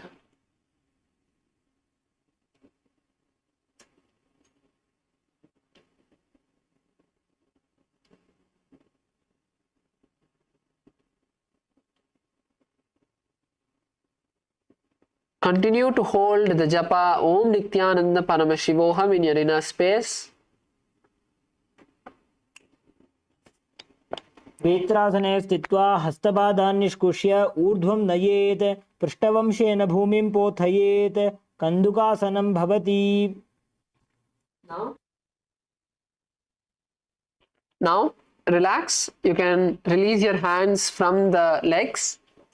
And now we move into Urdhva Pavanasana. So this asana, a lot of us are already experts of. Now just keep your legs keep your feet flat on the floor with the knees pointing up. Interlace your fingers behind the neck and just lie down, relaxing yourself. So a lot of us are already experts of this asana. So during this asana, visualize yourself as Swamiji, gaze to the nose and continue to hold the japa Om Nityananda Paramashivoham.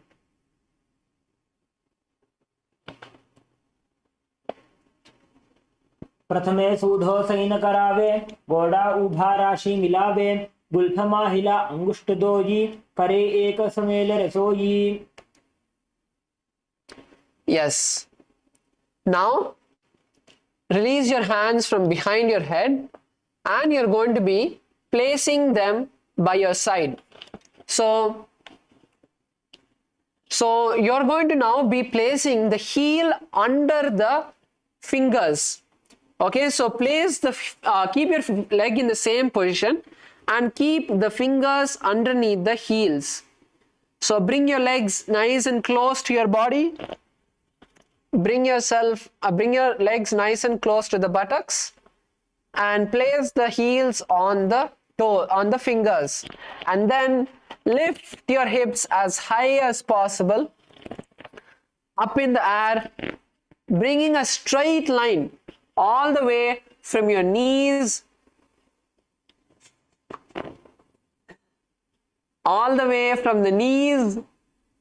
to the shoulder. One straight line. Visualize yourself as a powerful alpha ape. So bring that power and lift your hips up. Let's all stay in this position for a few seconds. Lift your hips up. Tighten the perineum with the Mula Bandha.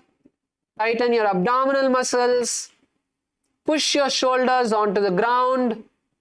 And stay here for a few seconds. Let's stay here for 10 seconds.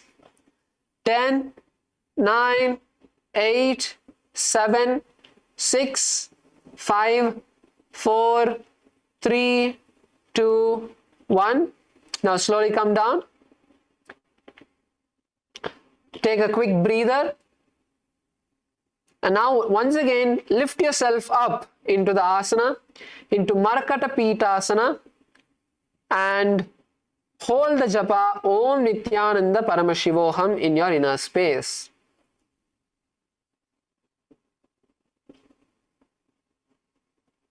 उत्तानशयनं पादतले उत्तानहस्तयोः स्थापयेत् पृष्ठभागमुत्तमयेत् मरकटपीठं भवति. Yes. Now slowly place your feet onto the ground, your buttocks onto the ground. So the next asana is Uttana Shikihi Pitakasana. So this asana is a continuation of the previous asana. So we'll first show you the asana and then you can perform it. Okay, so lift your hips up off the ground, and as you lift the hips up, you're going to be bringing your hands onto the hips. So bring your hands onto the hips and support your hips. Okay, and now slowly straighten the feet. Straighten the knees as much as possible. Straighten the legs as much as possible. Even if your feet come off the ground, that's fine. Try to straighten the knees as much as possible. So this is why you're placing your hands on the hip for the balance. So place your feet as straight as possible. This is the Uttana Shikipitakasana. So let us all perform this asana together. Let's all lie down onto the back. So place your hands by your hip, and as you raise your hip up onto your shoulder, bringing the entire body onto the shoulder, slowly bring the elbows under the hips.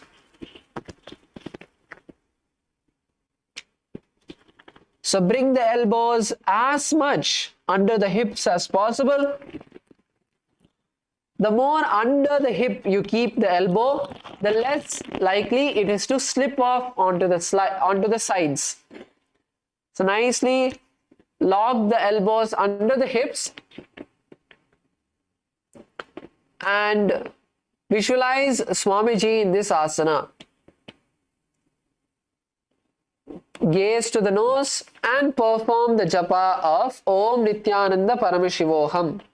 जङ्घूरुबलहीनश्चेत् उत्तानशिखिपीठकम् अप्रमत्तः प्रकुर्वीत भुक्तेः प्राग्विजितेन्द्रियः. Now slowly bend your knees and lower the body down. Bend your knees and lower the body onto the ground. As we now move into the next asana, which is Nagasana. Okay, so for this asana, we are going to be lying down on the ground, and from this lying down position, so first bring the knees, bend the knees, and then you're going to be placing the hands like how you did in the previous asana. You're going to be placing the hands on the hip. Then kick the legs up. Kick the legs up and come on to your shoulders.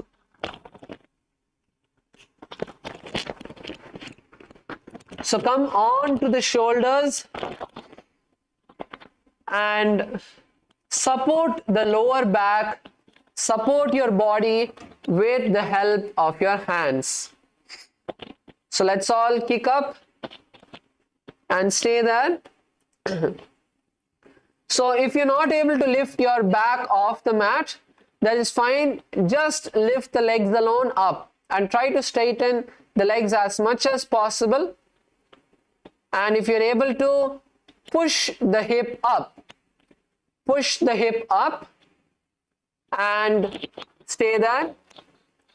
And if you're able to do this as well, remove the hand from the back one by one and place the palms on the ground.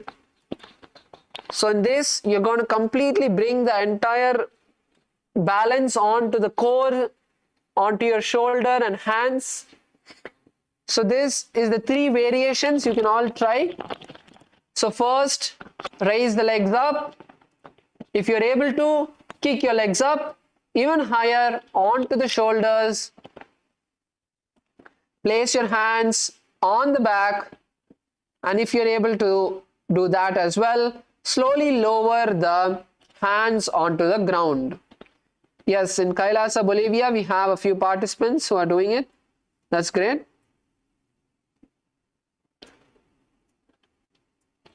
Visualize yourself traveling through Naraka, which is the hell, without being touched by any of the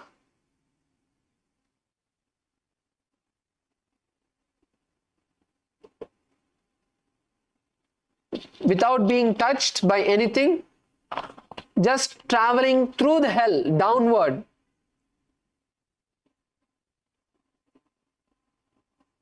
Without being disturbed, and continue to hold the japa Om Nityananda Paramashivoham. ग्रीवाकण्ठेन भूमिं विष्टम्भ पादाग्रद्वयम् ऊर्ध्वमुत्रयेत् नरकासनं भवति. Yes. So now the next asana is from this same position, right? From this same position, you're going to bring the hands back onto the back. So bring your hands back on the back and slowly lean the legs forward. So slowly you're going to be leaning the legs forward, angling the legs as much as you can. So angle the legs as low as possible as we move into Nagasana. So let's all try this asana now. So bring the hands back, raise the legs up, raise the legs up. Place your hands on the back to balance yourself. Then slowly lower the legs as low as possible. Even if your legs slip, you're not able to hold on anymore, just lower the legs onto the ground. And then once again, lower the legs as much as possible. Okay, so it's not lower to the head, but on the opposite side. So if you're not able to lift your hips off the ground, raise your legs up. So we'll show that variation as well. Just keep the hands by your side, keep the hips on the ground, and lower your leg as much as possible. So you get the same effect that you're doing with the asana with the legs up. So just lower your leg into a 45-degree angle. Keep the knees straight and lower the leg into a 45-degree angle. So if you're able to, then lift your hips off the ground. Visualize a boat in your inner space. And balance here as you visualize Swamiji, as you visualize the boat and perform the japa Om Nityananda Paramashivoham.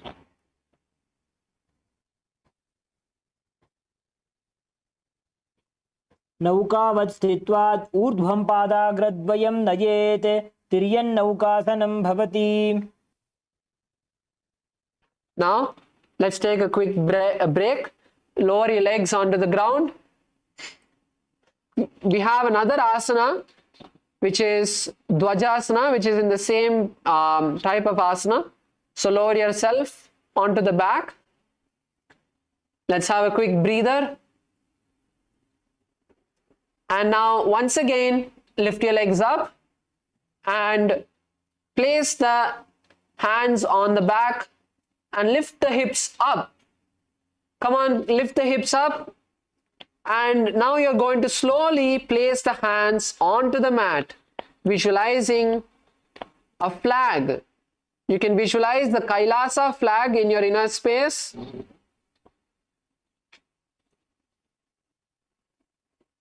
Visualize the Kailasa flag in your inner space and continue to hold the japa Om Nityananda Paramashivoham. तिर्यन्नौकावत् ग्रीवापृष्ठकूर्परैः भूमिं वष्टभ्य मस्तकलाक्षेन पादाग्रद्वयम् ऊर्ध्वं नयेत् ध्वजासनं भवति. Now slowly lower yourself onto the ground as we move into Mritasana. Completely relax. Keep your hands by the side. Do not touch your hands to the body. Just relax the hands by the side.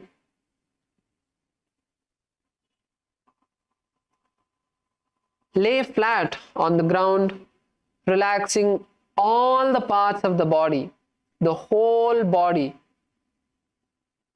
Keep the whole body like a log. This asana removes all the fatigue and brings the peace of the mind.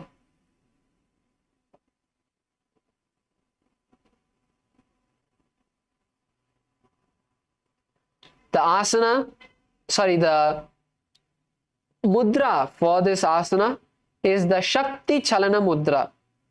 So let's perform the Shakti Chalana mudra. As you visualize the Kundalini energy moving through all of the 7 chakras, pulling the Kundalini energy through all the 7 chakras to the crown center. So visualize inside of you, there is a golden energy in the root of the spine. Start visualizing this golden energy move up from the Mooladhara, which is the root center, the base of the spine, moving up to the Swastikasana, below the navel center, the lower abdomen, the Manipuraka, the navel center, the Anahata, the heart center, Vishuddhi, the throat center,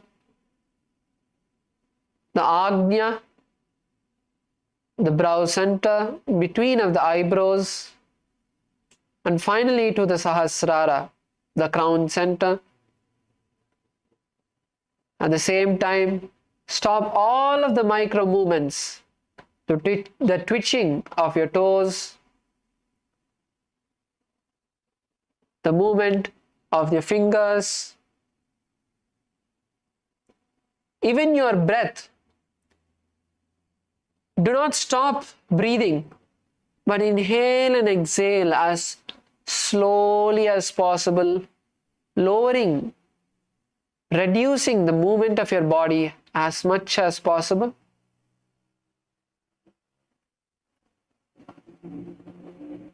Reduce the movement of your tongue.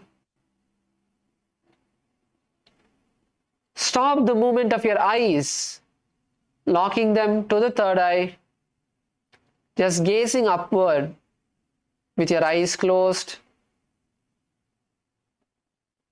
Completely relax here.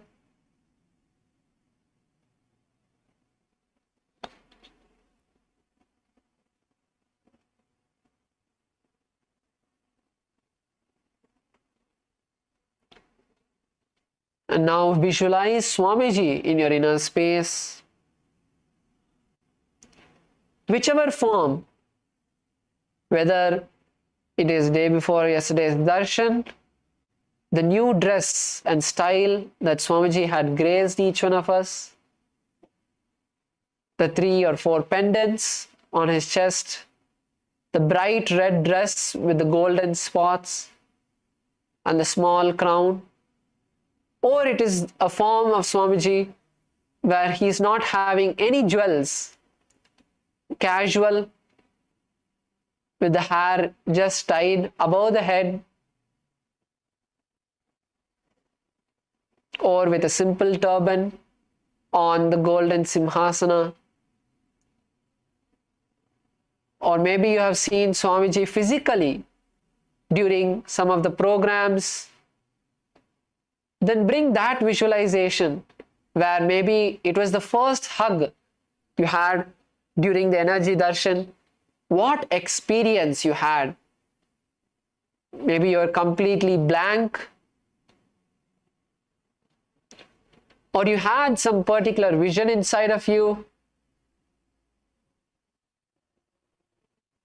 Bring awareness and cherish that moment.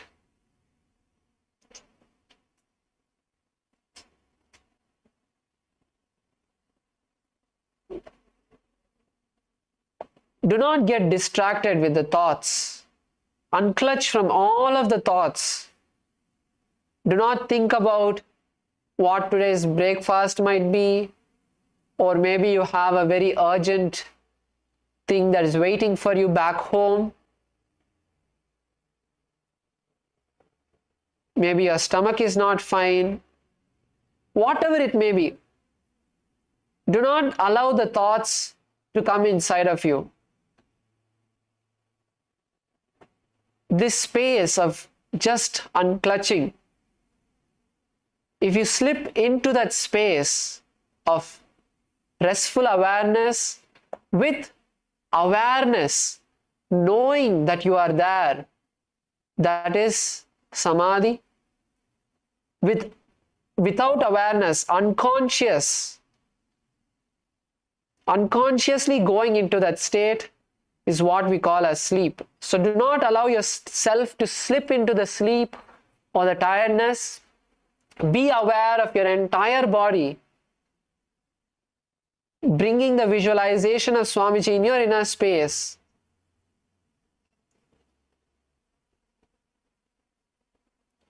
Completely relaxing every single muscle, internal and external.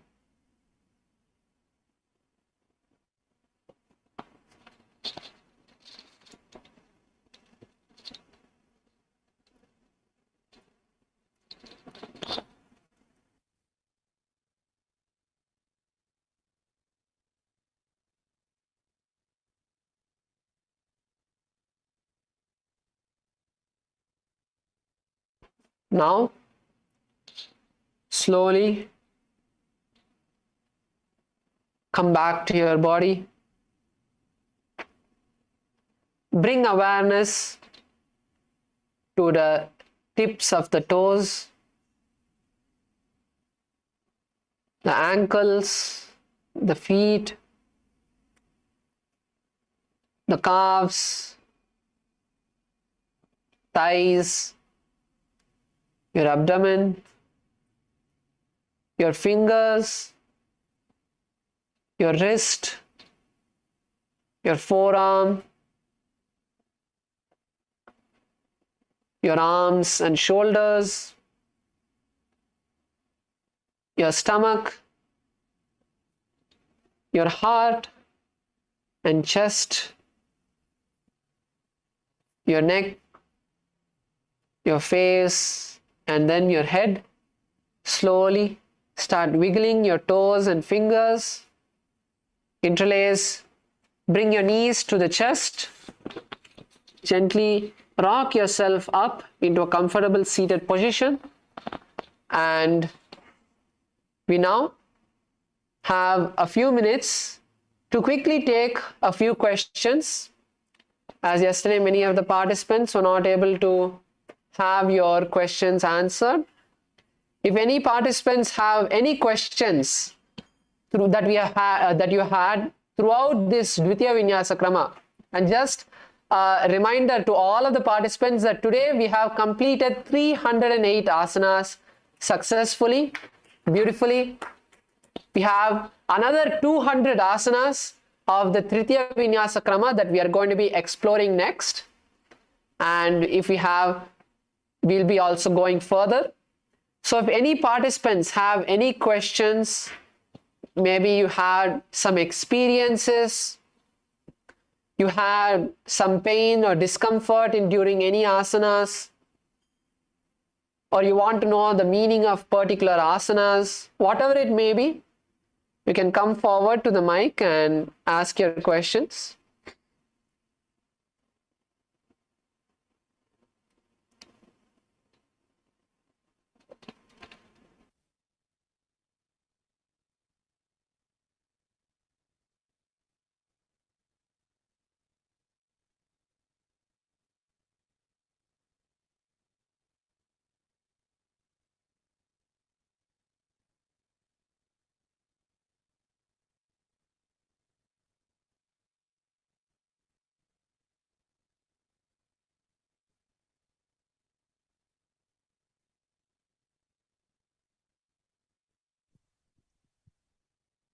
Nityananda Maharaj, I've got a quick question. Yesterday I was sharing that when I'm practicing yoga, during the yoga and 2 hours later, I have absolutely no pain, even in my mouth when I received major surgery 15 days ago.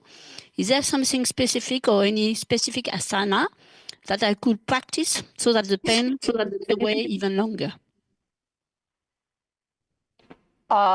Particularly for the mouth surgery of your mouth, I would not, I'm not having any particular asana that would directly help your mouth, but something that Swamiji has taught each and every one of us in the Gurukul is that a very powerful technique that I myself have experienced is that the pain, focusing on the pain. Okay, so where is the pain emerging from? So whenever you see, if you see throughout the day, it's not that continuously you would have the pain, right? Suddenly you might forget about it, suddenly you might remember it. So it is just bringing awareness, right, to where, what is the, just close your eyes for a few minutes and bring awareness to where is the source of the pain coming from. Okay. And give healing to that particular place. Just channel that energy that Swamiji is giving each one of us. You can just visualize Swamiji in your inner space. Chant the Mahavakya and request Swamiji to heal the pain that you're experiencing, and that will really be a powerful technique that you can start doing from today, which will reduce the pain. Thank you so much, Maharaj. I use Nidhi Mahavakya, but I will do that. Thank you very much. Yes.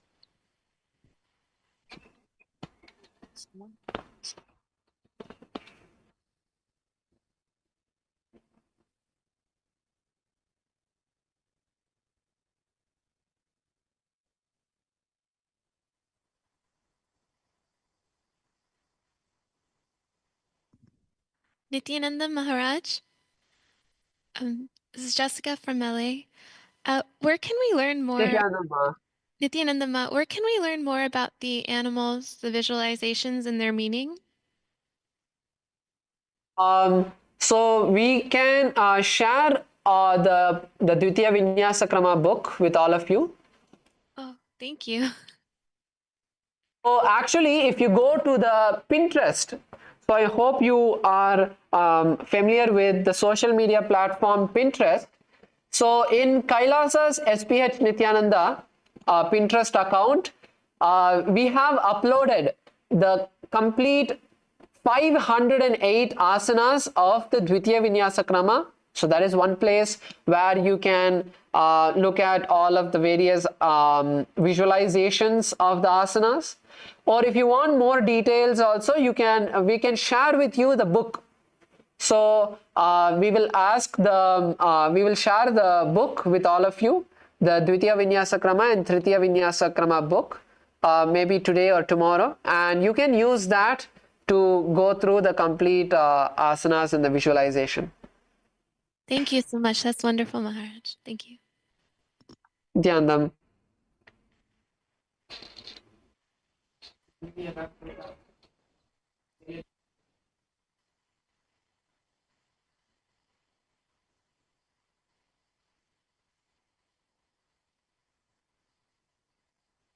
Yes. So if all of us are clear, if we don't have anything else to ask, then we can all finish with the Purna Mantra. We can all complete the Nityananda Yoga.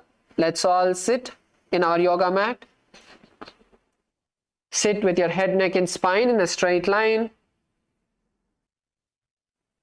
Close your eyes. Bring the hands together in front of the heart center. Take a deep breath. And let us chant the Purna Mantra. Om Purnamadav Purnamidam Purnat Purnamudachyate Purnasya Purnamadaya Purnamevavashishyate Om Shanti Shanti Shanti Harihi Om Tat Sat Sarvam Bhagavad Shri Nityananda Paramashiva Padukarpanamastu Om Nityanandam. So the respective Kailasas, please.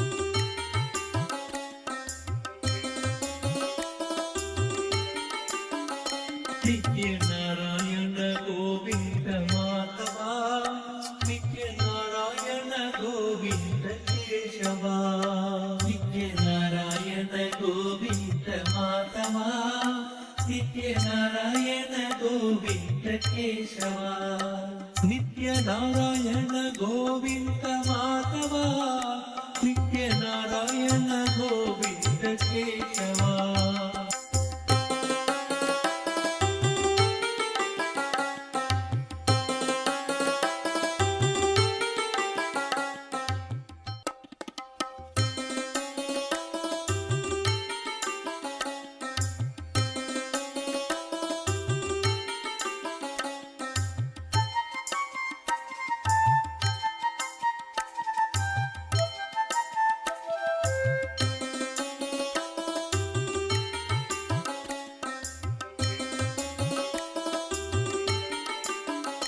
Nitya Narayana Govinda Madhava, Nitya Narayana Govinda Keshava, Nitya Narayana Govinda Madhava, Nitya Narayana Govinda Keshava.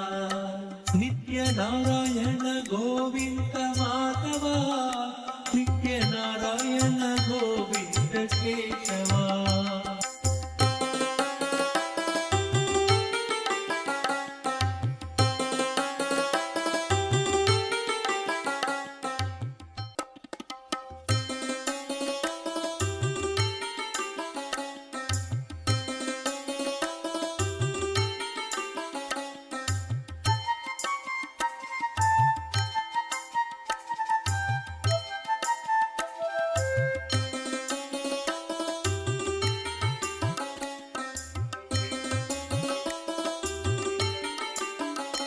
ನಿತ್ಯ ನಾರಾಯಣ ಗೋವಿಂದ ಮಾಧವ ನಿತ್ಯ ನಾರಾಯಣ ಗೋವಿಂದ ಕೇಶವ ನಿತ್ಯ ನಾರಾಯಣ ಗೋವಿಂದ ಮಾಧವ ನಿತ್ಯ ನಾರಾಯಣ ಗೋವಿಂದ ಕೇಶವ ನಿತ್ಯ ನಾರಾಯಣ ಗೋವಿಂದ ಮಾಧವ ನಿತ್ಯ ನಾರಾಯಣ ಗೋವಿಂದ ಕೇಶವ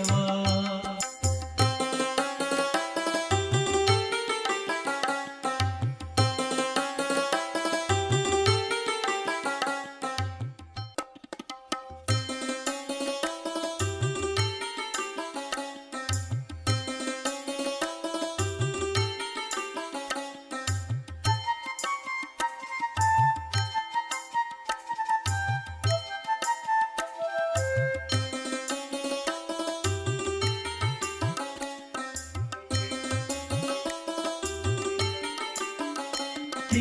ನಾರಾಯಣ ಗೋವಿಂದ ಮಾಧವ ನಿತ್ಯ ನಾರಾಯಣ ಗೋವಿಂದ ಕೇಶವ ನಿತ್ಯ ನಾರಾಯಣ ಗೋವಿಂದ ಮಾಧವ ನಿತ್ಯ ನಾರಾಯಣ ಗೋವಿಂದ ಕೇಶವ ನಿತ್ಯ ನಾರಾಯಣ ಗೋವಿಂದ ಮಾಧವ ನಿತ್ಯ ನಾರಾಯಣ ಗೋವಿಂದ ಕೇಶವ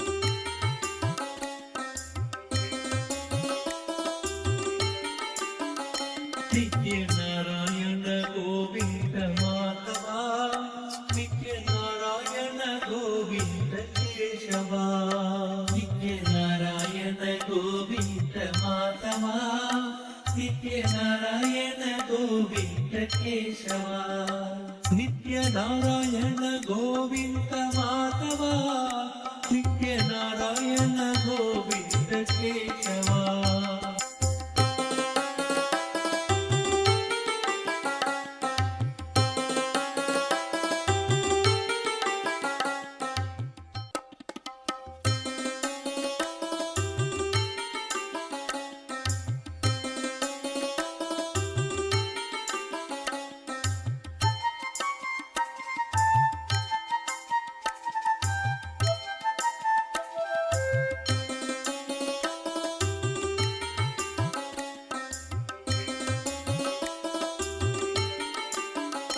ನಿತ್ಯ ನಾರಾಯಣ ಗೋವಿಂದ ಮಾಧವ ನಿತ್ಯ ನಾರಾಯಣ ಗೋವಿಂದ ಕೇಶವ ನಿತ್ಯ ನಾರಾಯಣ ಗೋವಿಂದ ಮಾಧವ ನಿತ್ಯ ನಾರಾಯಣ ಗೋವಿಂದ ಕೇಶವ ನಿತ್ಯ ನಾರಾಯಣ ಗೋವಿಂದ ಮಾಧವ ನಿತ್ಯ ನಾರಾಯಣ ಗೋವಿಂದ ಕೇಶವ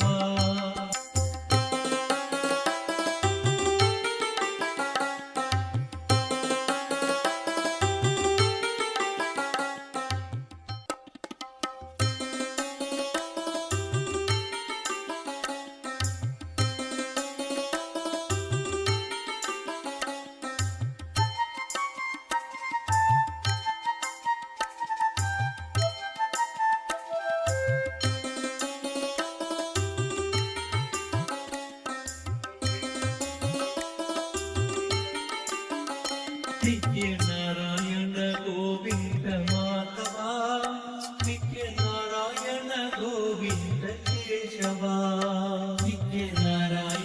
गोविन्द माधवा नित्यनारायण गोविन्द केशवा नित्यनारायण गोविन्द माधवा नित्यनारायण गोविन्द केशवा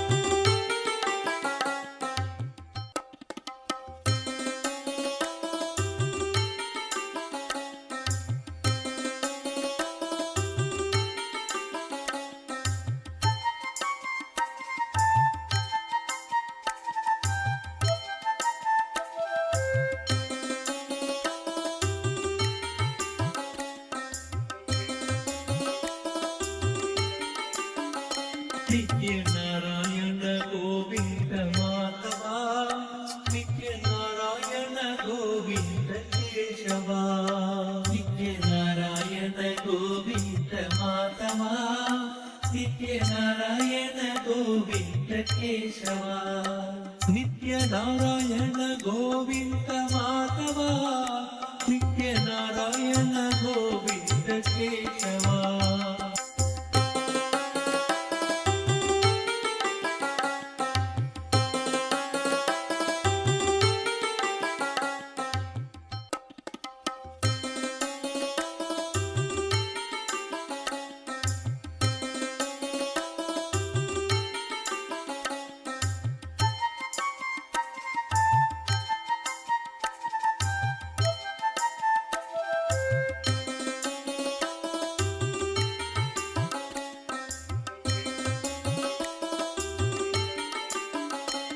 नित्यनारायण गोविन्द माधवा नित्यनारायण गोविन्द केशवा नित्यनारायण गोविन्द माधवा नित्यनारायण गोविन्द केशवा नित्यनारायण गोविन्द माधवा नित्यनारायण गोविन्द केशवा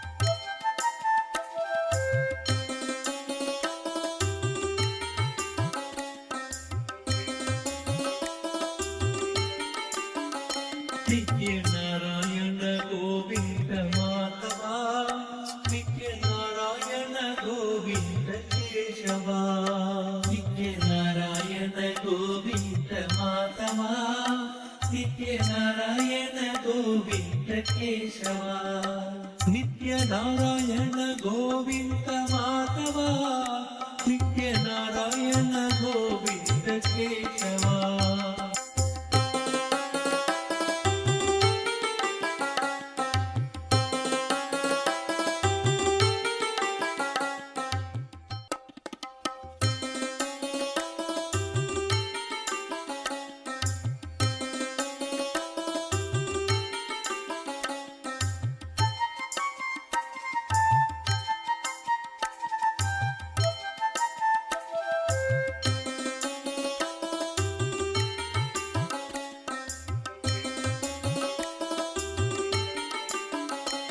नित्यनारायण गोविन्द माधवा नित्यनारायण गोविन्द केशवा नित्यनारायण गोविन्द माधवा नित्यनारायण गोविन्द केशवा नित्यनारायण गोविन्द माधवा नित्यनारायण गोविन्द केशवा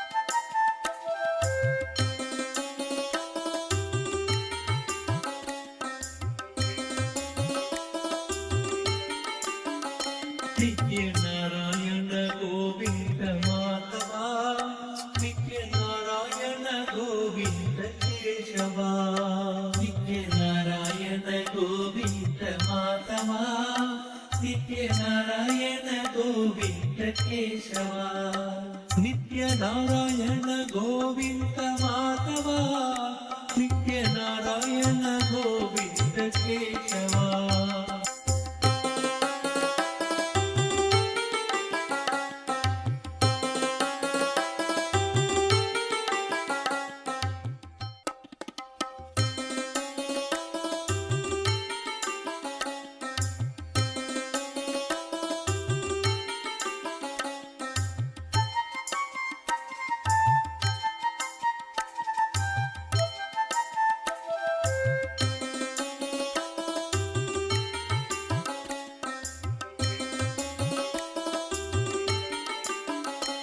नित्यनारायण गोविन्द माधवा नित्यनारायण गोविन्द केशवा नित्यनारायण गोविन्द माधवा नित्यनारायण गोविन्द केशवा नित्यनारायण गोविन्द माधवा नित्यनारायण गोविन्द केशवा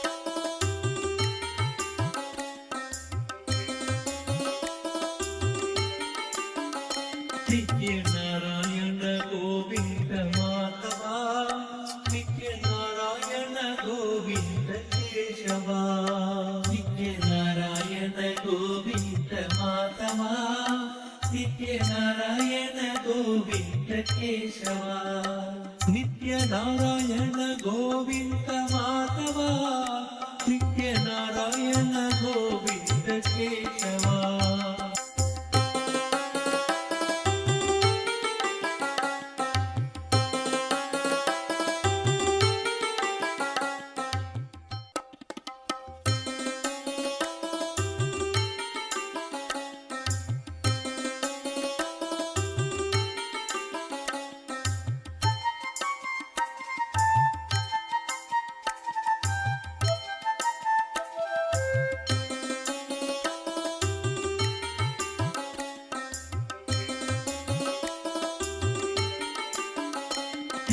नित्यनारायण गोविन्द माधवा नित्यनारायण गोविन्द केशवा नित्यनारायण गोविन्द माधवा नित्यनारायण गोविन्द केशवा नित्यनारायण गोविन्द माधवा नित्यनारायण गोविन्द केशवा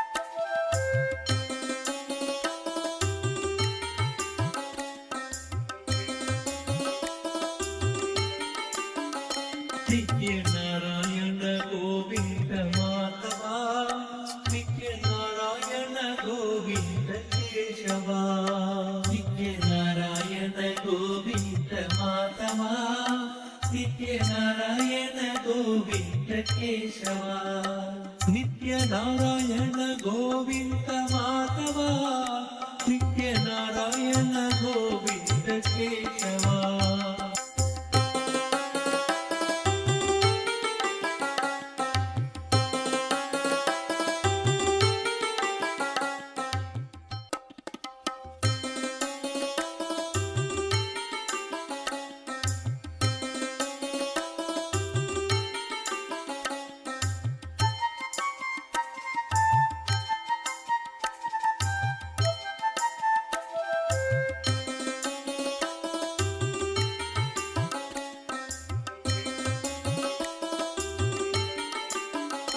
नित्य नारायण गोविंद माधवा नित्य नारायण गोविंद केशवा नित्य नारायण गोविंद माधवा नित्य नारायण गोविंद केशवा नित्य नारायण गोविंद माधवा नित्य नारायण गोविंद केशवा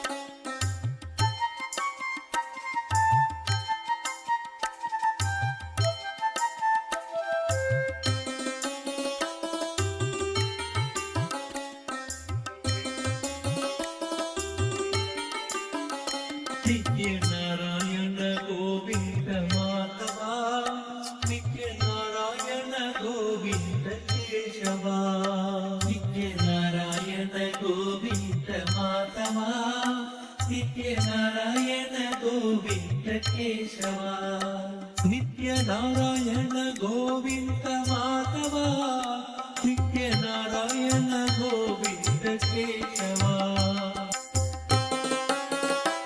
गोविंद केशवा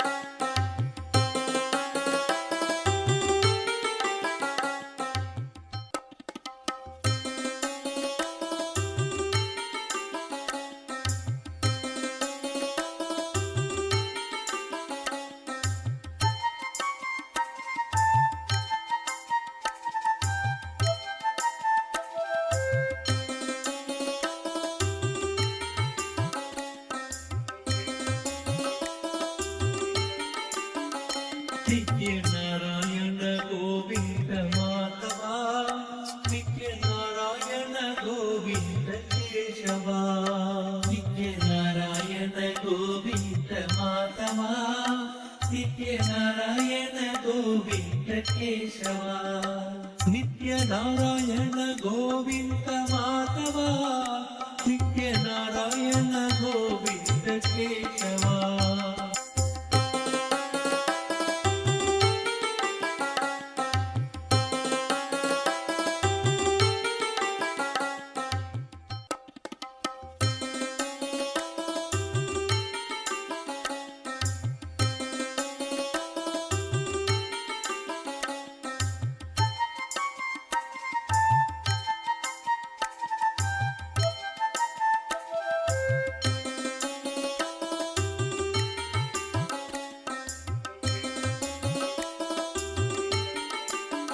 नित्य नारायण गोविंद माधवा नित्य नारायण गोविंद केशवा नित्य नारायण गोविंद माधवा नित्य नारायण गोविंद केशवा नित्य नारायण गोविंद माधवा नित्य नारायण गोविंद केशवा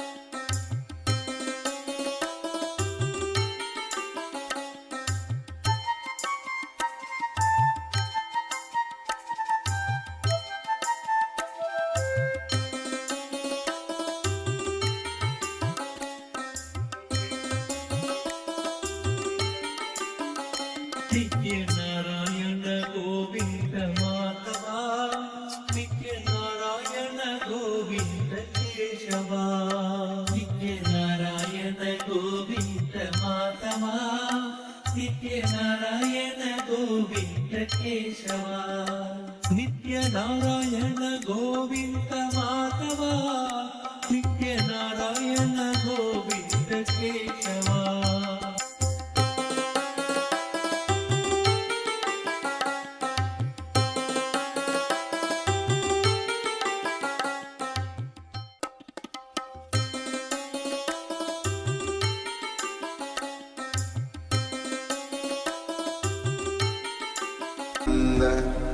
Paramashivoham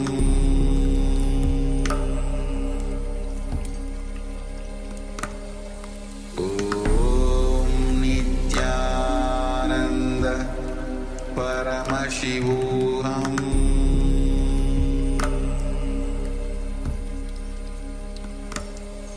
Om Nityananda Paramashivoham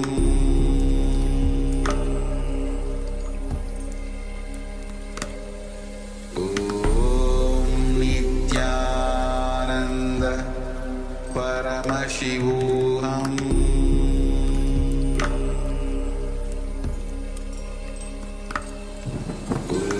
Om Nityananda Paramashivoham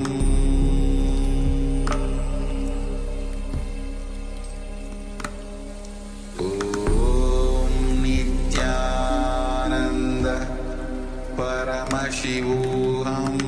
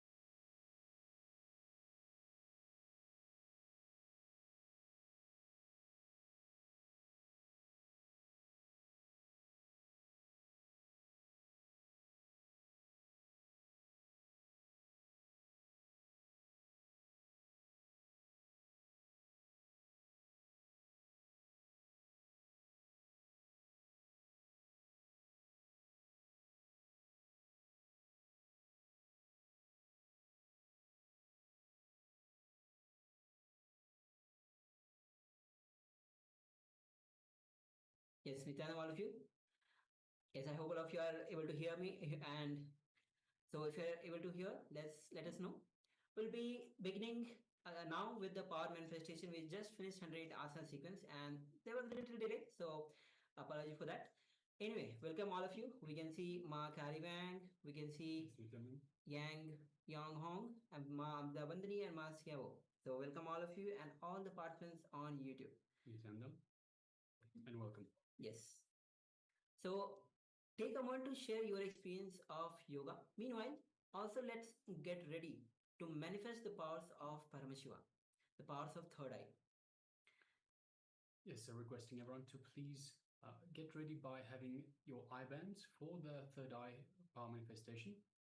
And once again, if you don't have the eye bands, you can use any piece of cloth that is opaque in nature, such that you cannot see through this piece of cloth.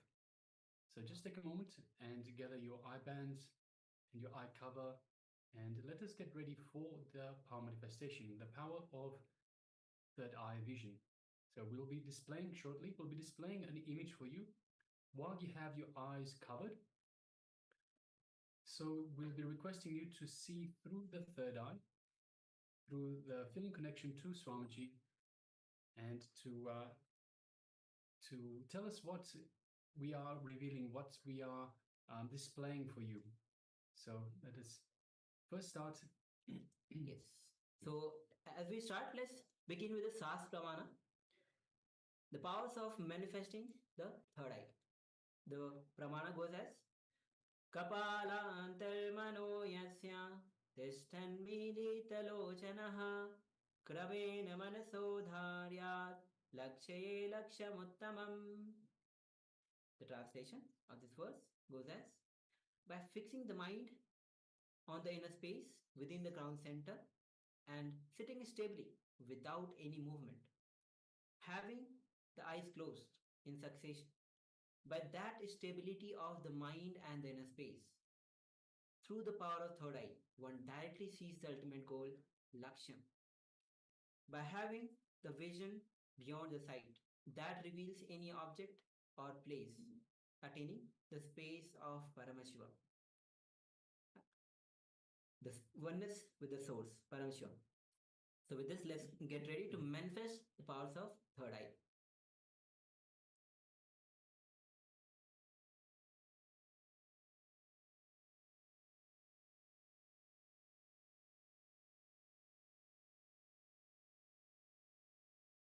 All right, so let us sit comfortably with the head, neck, and spine in a straight line. And let us just take a moment and unclutch. So let us unclutch from anything the mind throws at us, any thoughts, emotions, worries, anxiety. Let us just unclutch from all of that. So let us just become a witness.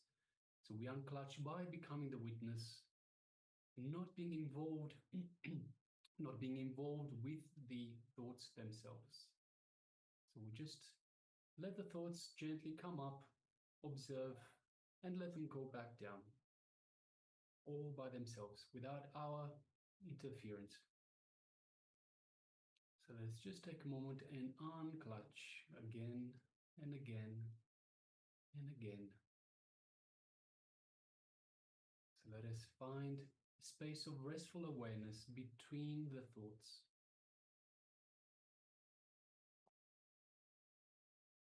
The more and more we unclutch, the more we find this space between the thoughts. And the larger this gap between thoughts becomes, helping us to get into the space of restful awareness easier and easier each time. Now let us bring our awareness to the Ananda Gandha, which is just below the heart center. And let us visualize Swamiji in our Ananda Gandha. Just take a moment and find your favorite image of Swamiji and just feel Swamiji's presence in your Ananda Gandha. So just take a moment and relax into this feeling of oneness with Swamiji in your inner space, your Ananda Gandha.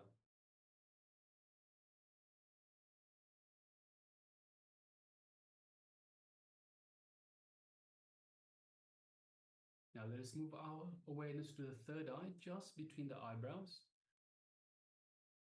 And let us visualize Swamiji in our third eye.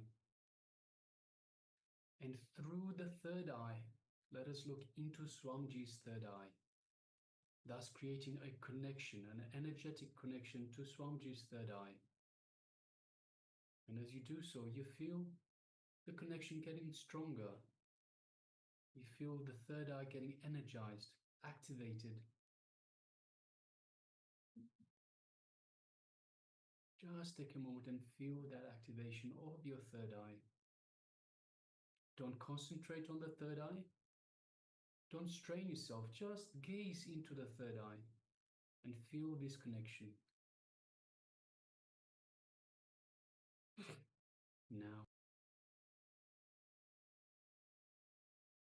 Now let us start chanting the Mahavakya.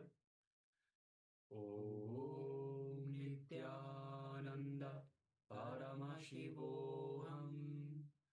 Om Nityananda Paramashivoham. Om Nityananda Paramashivoham. Let's continue to chant the Mahavakya. And from this space of oneness with Swamiji, let us start manifesting the power of the third eye. Third eye vision. The image is being displayed for you.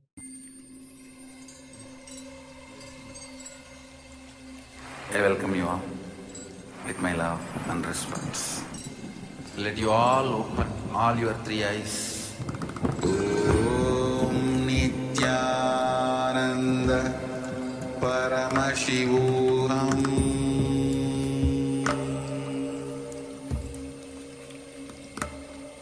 Om Nityananda Paramashivoham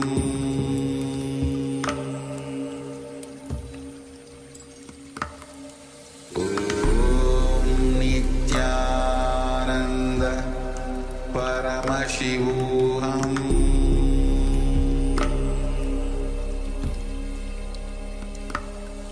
Om Nityananda Paramashivoham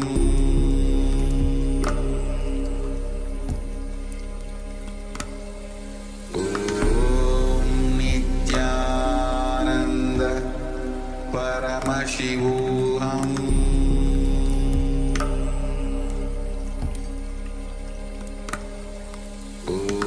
Om Nityananda Paramashivoham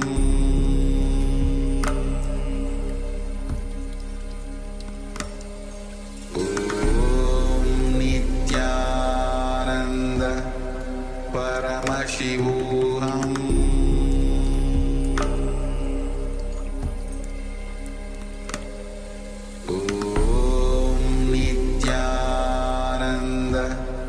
Paramashivoham Om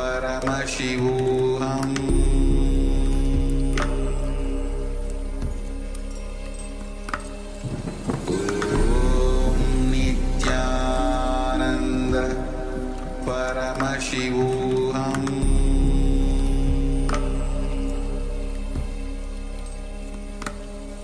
Om Nityananda Paramashivoham Paramashivoham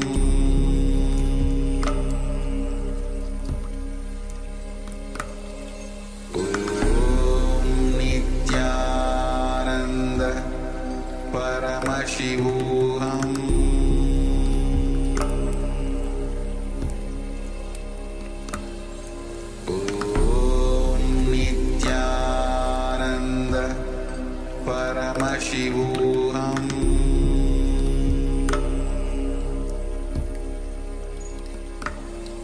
Om Nityananda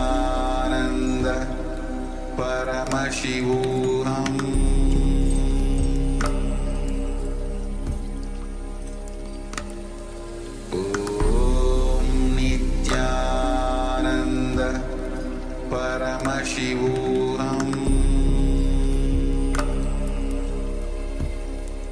Paramashivoham Om Nityananda Paramashivoham Om Nityananda Paramashivoham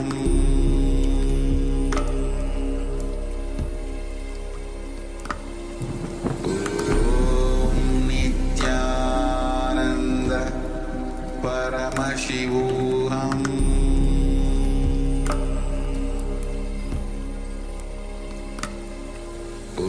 Om Nityananda Paramashivoham Om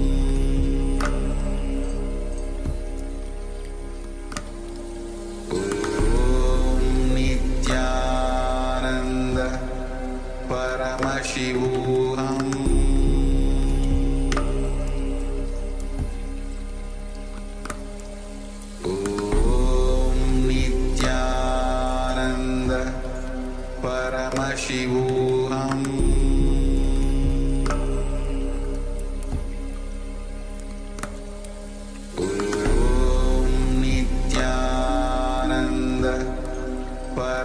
Paramashivoham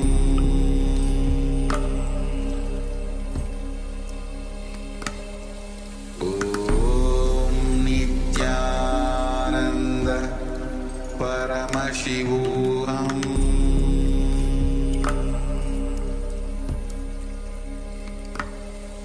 Om Nityananda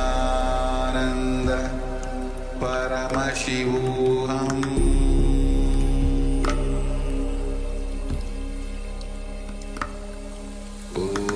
Om Nityananda Paramashivoham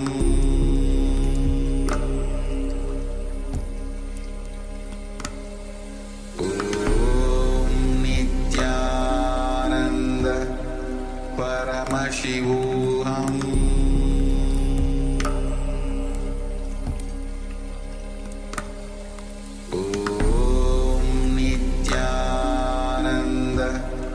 Paramashivoham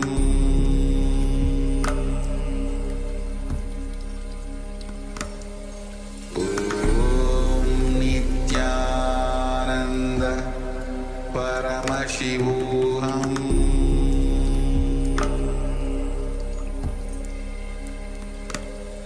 Om Nityananda Paramashivoham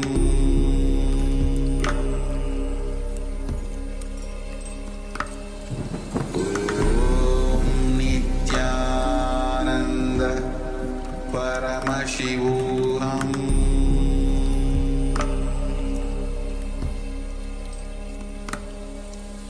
Om Nityananda Paramashivoham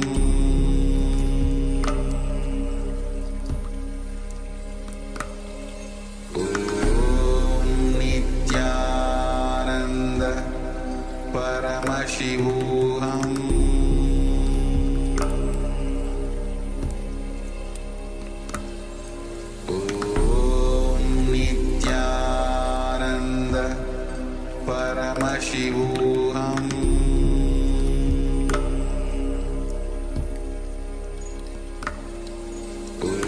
Om Nityananda Paramashivoham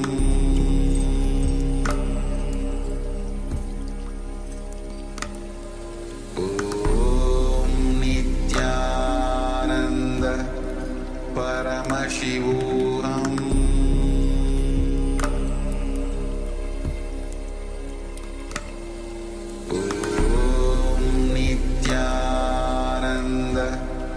Paramashivoham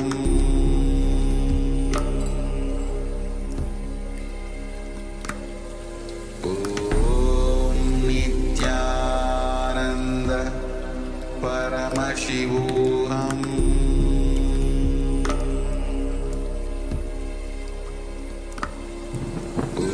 Om Nityananda Paramashivoham Paramashivoham Om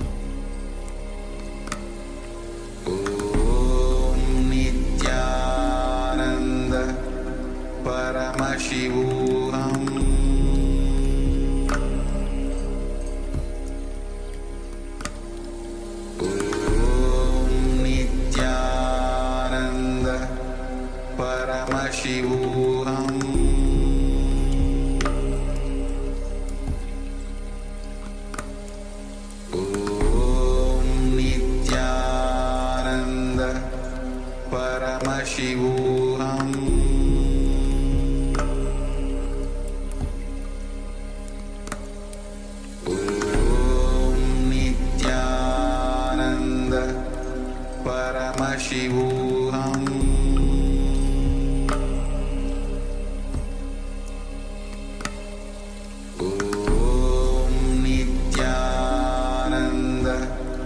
Paramashivoham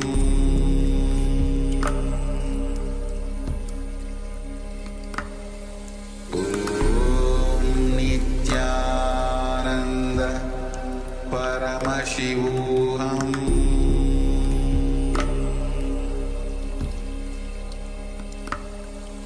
Om Nityananda Paramashivoham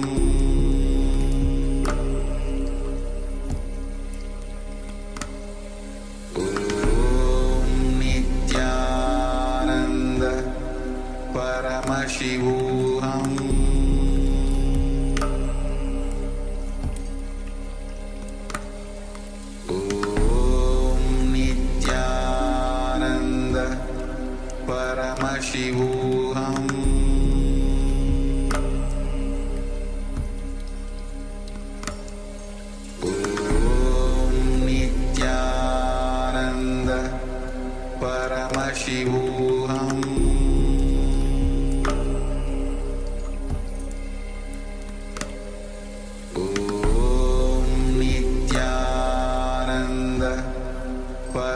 Paramashivoham.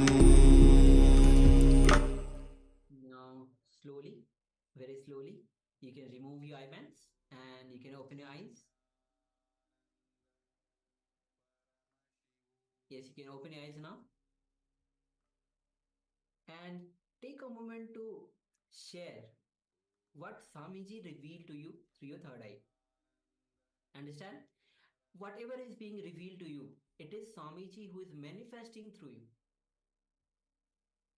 So take a moment to share whatever was revealed to you. It can be a few images or just a flash of light, or might have it come as a visualization, or you might have heard a sound, or as a feeling. In multiple ways it can come. So take a moment to share your revelations, and also requesting all of you to please switch on your cameras. We have also been joined by Joy Zhang, Nityananda, welcome. and also requesting all of you to switch on your cameras, be available in the cameras. Yes. And so requesting Ma Sia Wu, Ma Amrita Vandini, Ma Kylie Wang, of course Ma Joy Zhang. yes, And Nityananda Ma Sia Wu, welcome. Yes, good to see you, Ma. Good to see you, Ma. Yes. And also Ma Yang Yan Hong, although I think Ma is currently typing on the mobile. So welcome to everybody, and we've also just been joined by Ma Lu Yunzhen. Nityananda Ma, welcome. Welcome to today's program. Today's day number 7. Okay, so Ma Sia would let us know that she wasn't able to manifest this time. That's okay, Ma. No problem. Thank you, Ma. And requesting all the participants on YouTube as well to share your experience of this power manifestation now. Yes. So, okay, long time, no practice. Wu says, yes, long time, no practice. That's okay, Ma, you'll come back. You'll come back very, very quickly. No problem. Yes, and as Swami says that the more and more you start practicing, the more it awakens, the third eye awakens. So go on manifesting. Again, requesting all of this is for everybody. This is for everybody. Go on manifesting the powers of third eye, because third eye is the seat of willpower. Swami says that actually this is the last chakra, and Sahasrara is not actually a chakra, it's an opening. So this is the Sahasrara is the last chakra. It is not actually a chakra, it is an opening. So last chakra is Angya chakra. This is also called as the king of the chakras. Once it is awakened, you can manifest anything that you want. So we have one sharing from Ma Yan Yang Hong. She says the grey white lake water, deep blue mountains, yellow curly flower, white shell. Okay, thank you, Ma, for sharing. Thank you for sharing, Ma. All right. Yes, so for those of you that have joined us, that have just recently joined us, so we have Ma Lu Yunzhen and Ma Joy Zhang. So this is the power manifestation segment. We are just about to review what we were displaying for the participants just now. So just wait with us, just sit with us for a little bit. We'll shortly go to the next segment. So if anyone else would like to share, please take a moment and share with us what was revealed to you in your third eye. So a reminder that the third eye power manifestation, every power manifestation comes from the space of oneness with the divine, the space of oneness with Swamiji himself, who is, of course, the embodiment of the divine, of Paramashiva himself. So it is very important that we concentrate on holding this feeling connection to Swamiji, on feeling connection to the divine. And also another very important thing, reminder again, I've said it previously for the participants that are here. I think maybe perhaps not Ma Joy Zhang, perhaps. So it is important to understand that the mind has nothing to do with the powers. So the mind only gets in the way. That is why at the start we unclutch, we remove every thought. We don't get involved with any thoughts, to allow this connection with Swamiji, to allow this connection to Paramashiva himself to grow, to start developing. And it is through this connection, it is in fact Swamiji that manifests through us. So all we do is we get out of the way. And of course, by being in the space of no mind, of restful awareness, this is where that feeling connection to the divine is strongest. So this is why we were able to manifest in this space of restful awareness. Yes. And the more you are in the restful awareness, all the fears that you have, all the worries that you have, struggles that you are going through will just become redundant. So go on manifesting the powers. All right. So with this, we'll be entering into today's session. Let us first review the image that we displayed for you earlier. Yes. So just give us a moment. Yes, there it is. So yes, as you can see, it is a beautiful image of a river, perhaps. Yes, it's a river in between the mountains. You can see the clouds up at the top. You can see the reflection of the sun at the bottom in the river itself. So yes, so having a look at the sharing, Ma Yang Yan Hong. Yes, he shares the gray white lake. Of course, it's kind of a river. So there's definitely a water body. Deep blue mountain. Yes, we have a deep blue mountain just at the back. On the sides, we have it's filled with mountain and yellow curly flower. We don't see any yellow curly flower though, and white ships. Actually, yes. Or maybe we have to zoom in maybe to see if there are the ships. But yes, definitely we have the water body. We definitely have the blue mountain. So yes. Thank you, Ma. Thank you, Man. Congratulations for manifesting. Yes, thank you. And take this as an inspiration for everybody. It's not just about seeing the pictures. It's about awakening your the powers of Paramashiva, manifesting the powers of Paramashiva. The more you manifest the powers of Paramashiva, you grow oneness within you, and ultimately having that super conscious breakthrough, which is the very purpose of our existence. So with this, now we'll be entering into today's session itself, and today we have today the program itself will be on Ananda Spurna. The Ananda means bliss, Spurna the flowering of the bliss, and the deity is today Sadashivamurti. So today we'll be going through all the 7 chakras. So as Swamiji says that we have, thank you teacher, okay, thank you ma'am.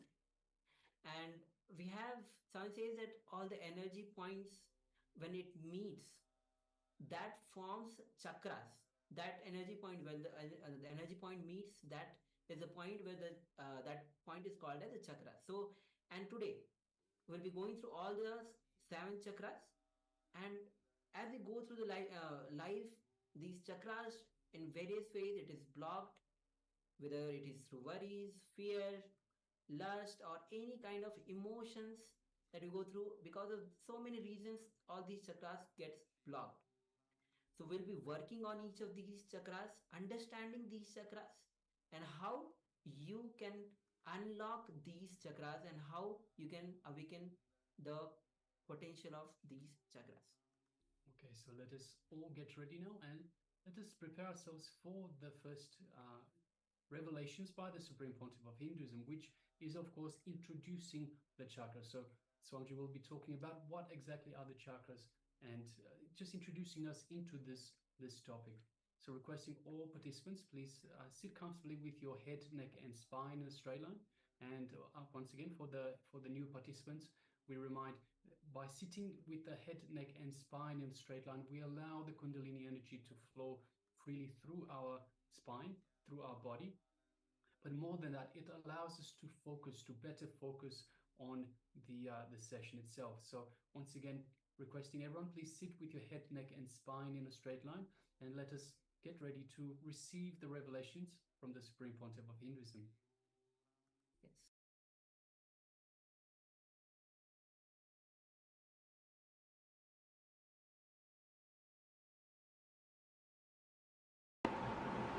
Most of us, we do not know how to operate this system. The system given to us by God is an unknown thing. Somebody is using as a bullet cart, somebody is using it as a tractor, somebody is using it as a aircraft. The system given to us, see the same system, tribal people are used as a bullet cart, an educated man is used as a tractor, pilot has used it as a aircraft. What is the difference between these three people? Nothing. The system is same, but the man is knowledge. Just like that. The system is given to us by God. Most of us, 90% of us, use this system only as a bullet cart. Taking birth, eating, drinking, reproducing, dying, over. Nothing much is achieved in our life. A few Benzes, few bungalows. If you weigh your life, it's few Benz, few bungalow, little bit of moving here and there, over. Nothing much. Few children. Nothing much is the life. The normal course of life. Taking birth, reproducing, and dying. Nothing much is achieved. Nothing new has happened. Nothing great has happened to the consciousness, to the being. Nothing what mentioning is happened. Somebody came and asked me, Swami, why in the cemeteries, in all the graveyard, it is called born and died. Born, such as the date, died, such as the date. Why? Nothing worth mentioning happens in between. That is only worth mentioning things. In most of our life, that is the reason, born and died, except birth and death. Nothing worth mentioning happens in our system. So most of us use the system as a bullet cart. We just use it in a minimum level, dull, dead, dry. Most of our life, if it is tuned, it can be tuned only dull, dead, dry. This is the first level, first layer of life. The second layer of people who have entered into the zone of art, who have become artists, who have become painters, dancers, musicians, who enter into the next dimension of their life, not for money's sake.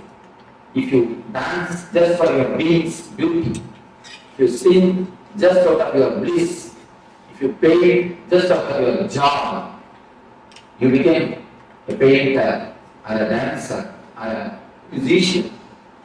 The next dimension of your life, when you explore, you use your system as a tractor. A man with a simple head can never become Pangu. If you want to become Pangu, you need to have your next dimension. Persons like Tagore, Gandhar, all these great scientists are the next layer. They can be called as something more than scientists because they explore the next dimension. That is the reason the Nobel is given for giving them. Gitanjali, the monumental works are the great dancers. When they create the masterpiece of dance, or the art, or the poetry, they explore the next dimension of their being. They explore, they see the next dimension of their being.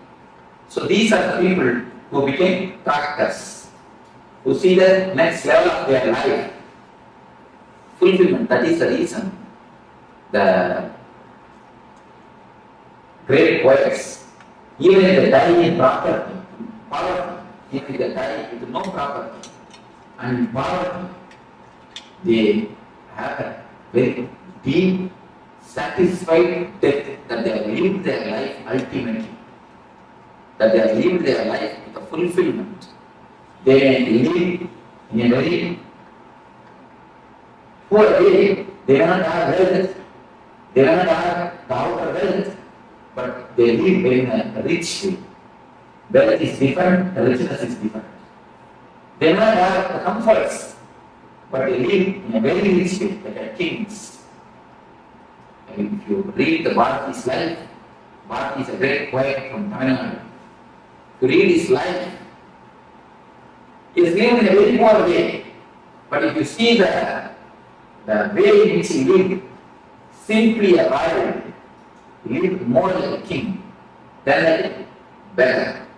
You can see all the poets, great poets, they are not lived wealthy way, in a so-called wealth, the outer comforts, but their life is really rich.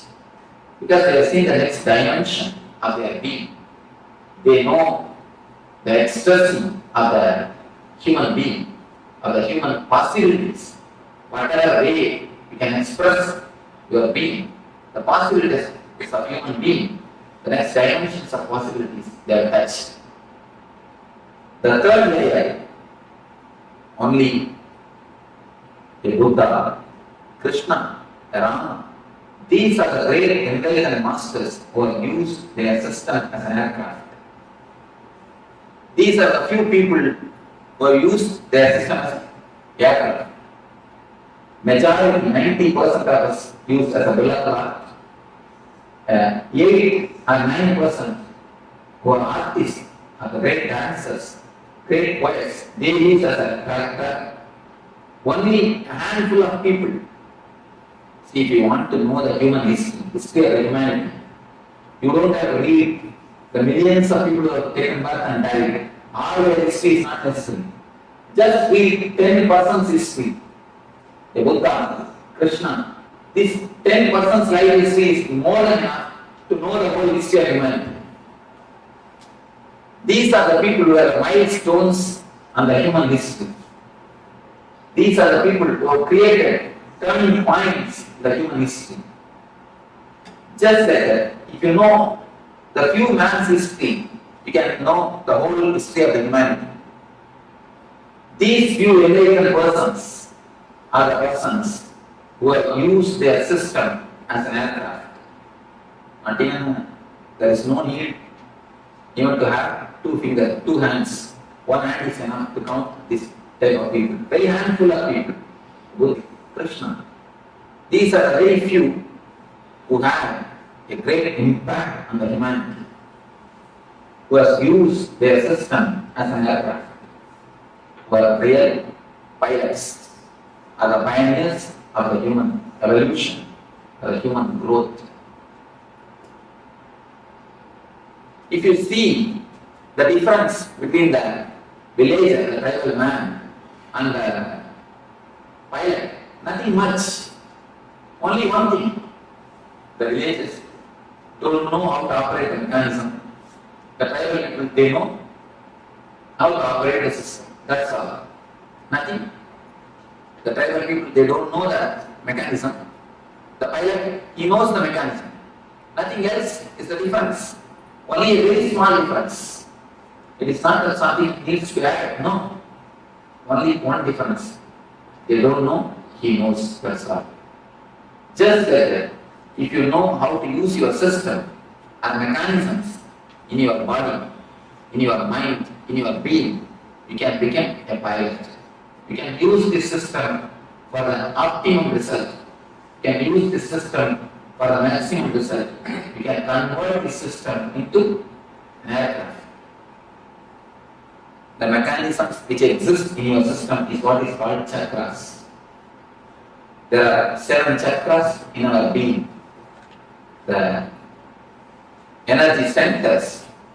These energy centers are real mechanisms in our system. If you know how to open them, how to activate them, how to remove blockages from them, how to energize them, you can simply transform your system into aircraft. As long as you do not know anything about that system, you will be just pulling your being. You just know how to open, how to energize, how to activate the system. You will be using the same system, same mechanism as an aircraft.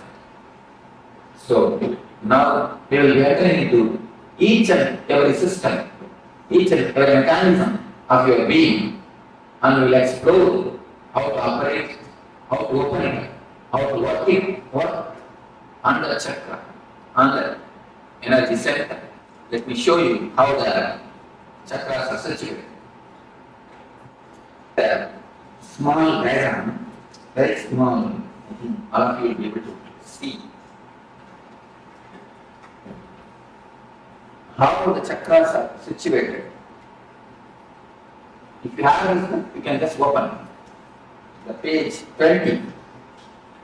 The lowest is called Muladhara, the root chakra. You don't have to remember the names. You see, there is no need to remember the names of all these things. Just I am giving an introduction. Then afterwards you will be entering into the deeper layers. You don't have to bother who I have to remember all these names or not. There is no need to bother. You can just see and have an idea. That's all. First center is called Muladhara. From below I take the root of the spinal cord. Just at the root of the spinal cord, Muladhara. The next is Swastikasana. Above the Muladhara, below the navel. On the navel, Manipura, and in between the chest, Anahata. Then on the throat, Vishuddhi, and between the eyebrows, Anya.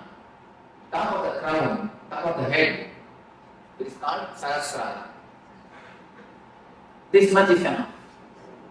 You know that, if you have a basic idea, few energy centers which exist in our being. Now, we are going to work on each and every energy center, each and every chakra is connected to some emotion of our being. You can see throughout the world, in all the languages, the love and the heart, these two words are used as synonyms. Am I right?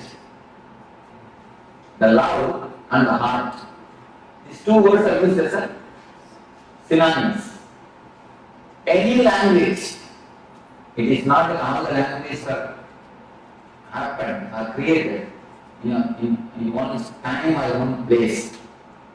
All the languages are created in a different space, in a different time. But around the world, almost all the languages have got the same expression. The love and the heart is used as a synonyms. Why? Something more than verbal connection exists between these two. Some experiential connection is existing. If you really observe, then you can understand. If you meet a friend after 10 years, your childhood friend, after 20 years, with whom you have a lot of very loving and sweet memories, suddenly something will be flowing from here. You can observe. Have you observed, any of you?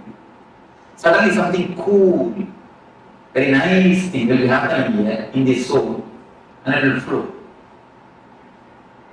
If you meet a person whom you love after 10 or 20 years, after a long gap, something will happen here. That is the reason, because this is an experience for everybody. That is the reason in all the languages, not only the Indian languages, or Western languages, even the tribal languages, I have seen at least more than 100 languages I have verified. In all the 100 languages, love and the heart is synonymous. Because it is something to do with deeper emotion. So the love is the emotion which is related to another chakra, the heart center. Just like each and every emotion is related to each and every chakra. If you receive any shocking news, or the news which you can't bear, immediately the first effect will be on your stomach. You will have a stomach upset. The stomach will be upset, either you will have diarrhea or loose motion. Have you observed anybody who had experience? You can always listen, it's an experiential thing. The first blow will be for Manipura chakra. The worry and depression is very closely related to Manipura. And again you can see, in all the languages there is an expression. If you receive some news which you can't tolerate. You say, I can't digest it. I can't stomach it. I can't digest it is an expression in all the language. Again, because the worry and depression is very closely related to Manipura chakra. Like this, each and every emotion, the sex is related to Muladhara chakra. The chakra which is in the near the end of the spinal cord, the root of the spinal cord. Each and every emotion is very closely related to one chakras. If this emotion is handled properly in our life, each and every emotion is an energy given to you by God. It's like a money. If you don't know how to handle the money, you will become bankrupt. Just like that, if you don't know how to handle the emotions, you become energetic. See, if somebody works for you, his work is worth $1,000. You pay him only $1,000. If possible, 900. Never 1,100. That's what is a regular way of life. We give him $1,000, not more than that. But if he does a mistake, it is worth $1,000. How much of anger we pay him? At least $5,000 worth of anger we pay him. Anger is an emotion. It is valuable thing. If you can pay the anger just like the money, exactly how much is necessary, that much if you pay, you will never go energy card. That is the reason after shouting, we are so tired, we just fall on the sofa and have coffee. Because it's not a very big work. Just shouting is not a big work. But you feel so much you are drained. Why?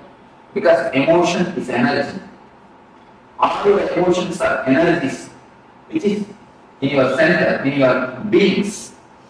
When you use the money in a very loosey way, or in a luxurious way, or an unnecessary way, and the luxury is something necessary for life, nothing wrong. But when you spend unnecessarily, lavishly, you become bankrupt. Just like that, when you spend the emotions, when you lose the energies lavishly, you become energetic. Each and every emotion is connected to some chakra. If you know how to handle them, how to use them properly, how to balance them clearly, your chakras, your energy centers open. If you don't know how to balance them, if you don't know how to use them, if you misbehave with the energies, see, having or showing too much of anger is a misbehavior with anger. Anger is like Lakshmi in you. If you misbehave with the money, you are misbehaving with Lakshmi. Just like that, if you misbehave with anger, you are misbehaving with your energies. When you throw a dollar in the dustbin, when you throw a anger note in the dustbin, we always think, oh, it's disrespect to Lakshmi. Just like that, if you throw your emotions unnecessarily, it's a disrespect to your energy. Just like God has given you money, He has given you emotions, energies to run your system, to run your life. When you disrespect, when you throw them out unnecessarily, you show a disrespect on the emotions, on the energies. If you know how to balance, how to run them, if you have an understanding, the chakras open. If you misunderstand or if you misbehave with the energies and the emotions, the chakra closes. For a little more understanding, it can be told in the other way. If you know how to give your love, the anahata opens. If you continuously ask for love from others, anahata closes. This is the master key for anahata chakra. Now first you will enter into the heart center. It's a master key for anahata chakra. If you know how to give the love, the center opens. If you ask for love, it closes. It's the first master key. One more way you can understand. If the chakra opens, you will give the love. If you give the love, it opens. If you give the love, it opens. If it opens, you give more love. More opening, more love. More love, more and more opening, and more love. It's like a this side circle. Now it is this side circle. More you ask, more it is closed, more it is closed, more and more you ask. The ball is rolling in the down way. This way. It is getting more and more black and more asking. Now we are going to stop the ball by the meditation and start rolling this way. Then more opening. Once the chakra starts opening, the more love overflows. When the more love overflows, the chakra opens a little more. When the little more is opening happens, the more love overflows. The ball rolls this way. The chakra rolls this way. The whole program is just to stop the ball rolling this way and start the ball this way. We are going to work on each and every chakra to open the chakra, to see the emotions are balanced, to see the energies are centered. First, in each and every session, we'll have a small discussion on the chakra, then your meditation on the chakra. The meditations are taken from many religions. I wanted to prove all the religions are centered on the same thing, the one ideology, how to make you more joyful and more blissful. First, how to make you more joyful. It means how to make you more happy in the life with the outer persons. And then how to make you more blissful. How to make you more blissful without the outer world. First, be joyful with the outer world. Then be blissful without the outer world. So this is the step, this is the reason why the meditation and the religions are born on this world. This is the central core of all the religions of all the world. That is the reason I have taken meditation techniques from Sri Vaishnavism, the religion preached by the great Vaishnavic masters. Each and every session we will have a discussion and then a meditation. This way we will have 7 sessions on the 7 different chakras. Finally, tomorrow evening we will be having the energy darshan, which is the peak or pinnacle of this camp. Later on we will be explaining what is energy darshan. Now let us enter into the Anahata chakra, the heart center. First question I receive is, people ask me, Swamiji, I haven't bypass surgery, will the chakra be as it is? Will the chakra be there? Whether you went bypass surgery or the angiogram, don't worry, the chakra will be there. Because it is not physical, it is more metaphysical. If you can give 2 more touches, I can show you. You have a ribbon, you can give me 3 ribbons. Next question, can give. I'll show you how the chakras exist.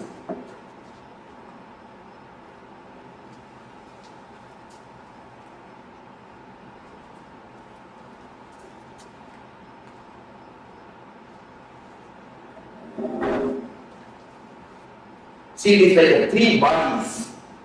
We have 3 bodies. Please be very clear. Don't think you have only 1 body. The 1 body which you are using now. The next body which you are using in the dream sessions. When you dream, you will be sleeping. This body will be lying in Chicago. But you will be dreaming as if you have gone to India. Then with which body you are going to India? This body is lying in Chicago only. But you are in India. How can it be? So the body which you are using to go to India, the subtle body, that is called Sukshma Sarira.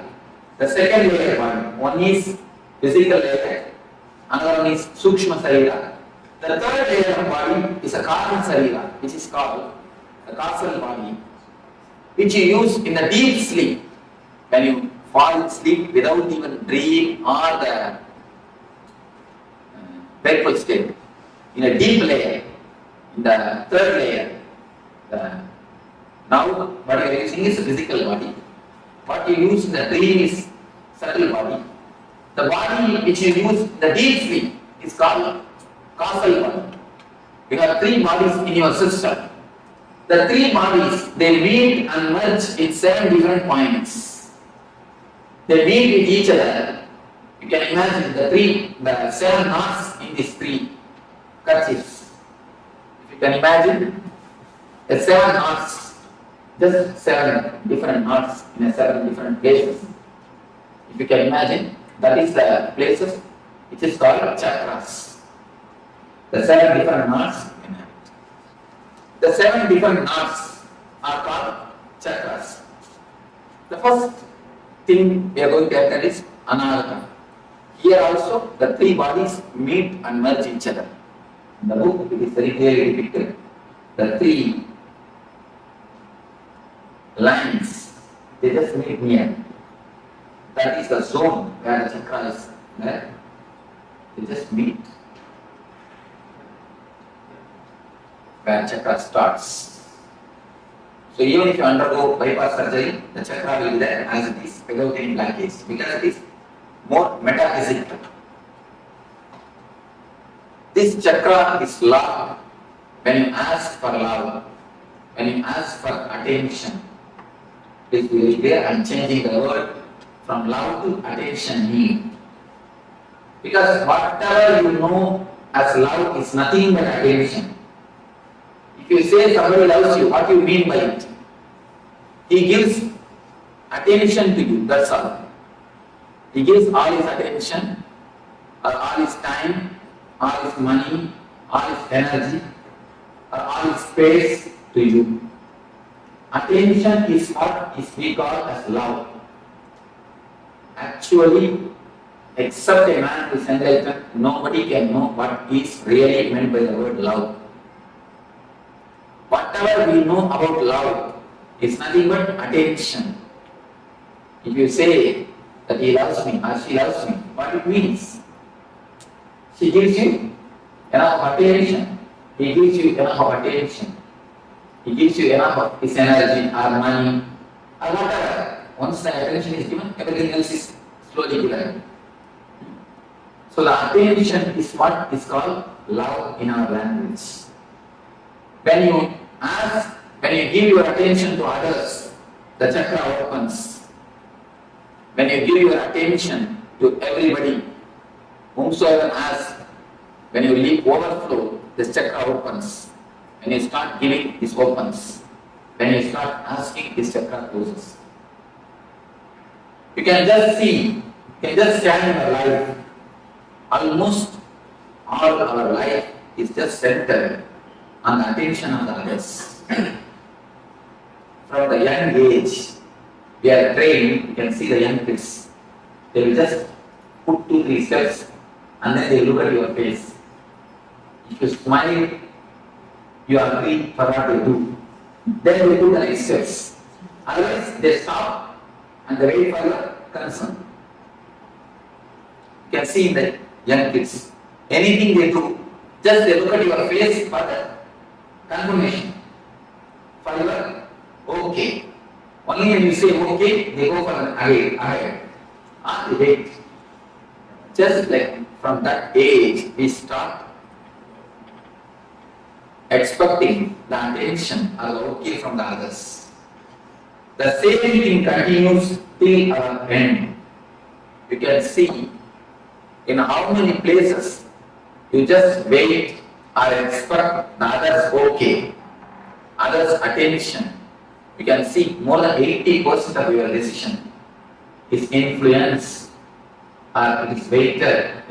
You just wait or you just ask for their confirmation, for the others smile.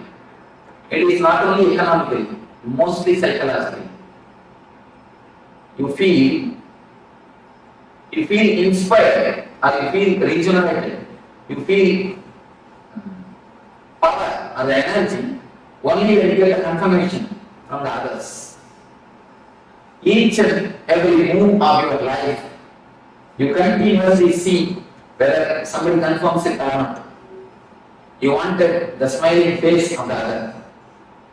Almost it's like a psychological slavery. In every step, you wanted the other to be the source of your inspiration. If you just stand, you just sit in your room and scan the lifestyle in which you are living, almost 90% of your decisions, 90% of your life is just for the other's opinion, asking the other's attention, expecting the attention of the others, expecting the opinion of the others.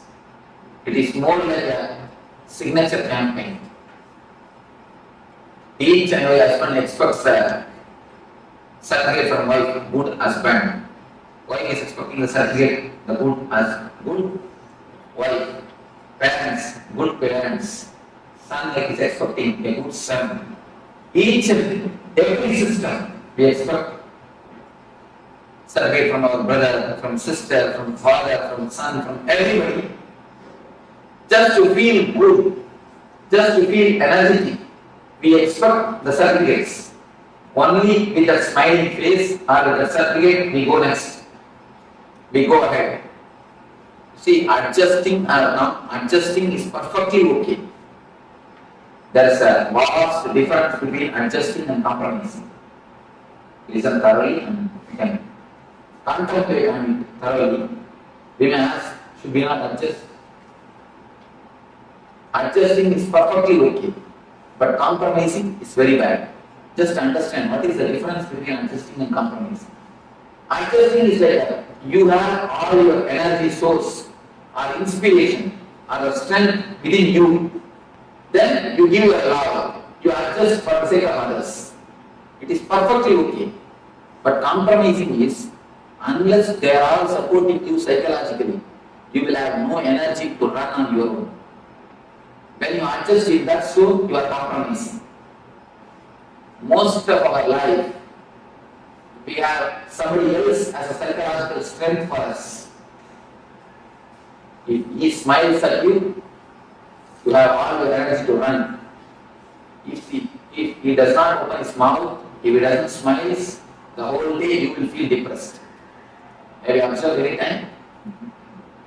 If he doesn't smile on you, as soon as every morning when you wake up, if he doesn't give his smile, whole day you will feel very low. If some of your boss, or the husband, or the wife, or the son, or the father, if some of them didn't give their attention or their smile at you, immediately you will feel low. It means they are the legs or they are the feet for you to stand. A psychological slavery, psychological handicap feel. I call it psychologically handicapped. In America, I saw so much of respect is given for the handicapped people. Everywhere you are parking for separate parking for handicapped, separate way for the handicapped people, separate bathrooms or restrooms for the handicapped people. Everywhere. Physically handicapped is much okay, nothing wrong. But psychologically being handicapped is a simply sin. Please be very clear. I am giving a new definition for sin.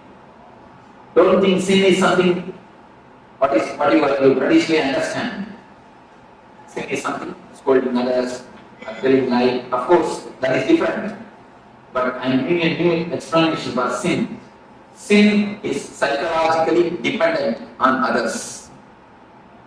That is the first sin.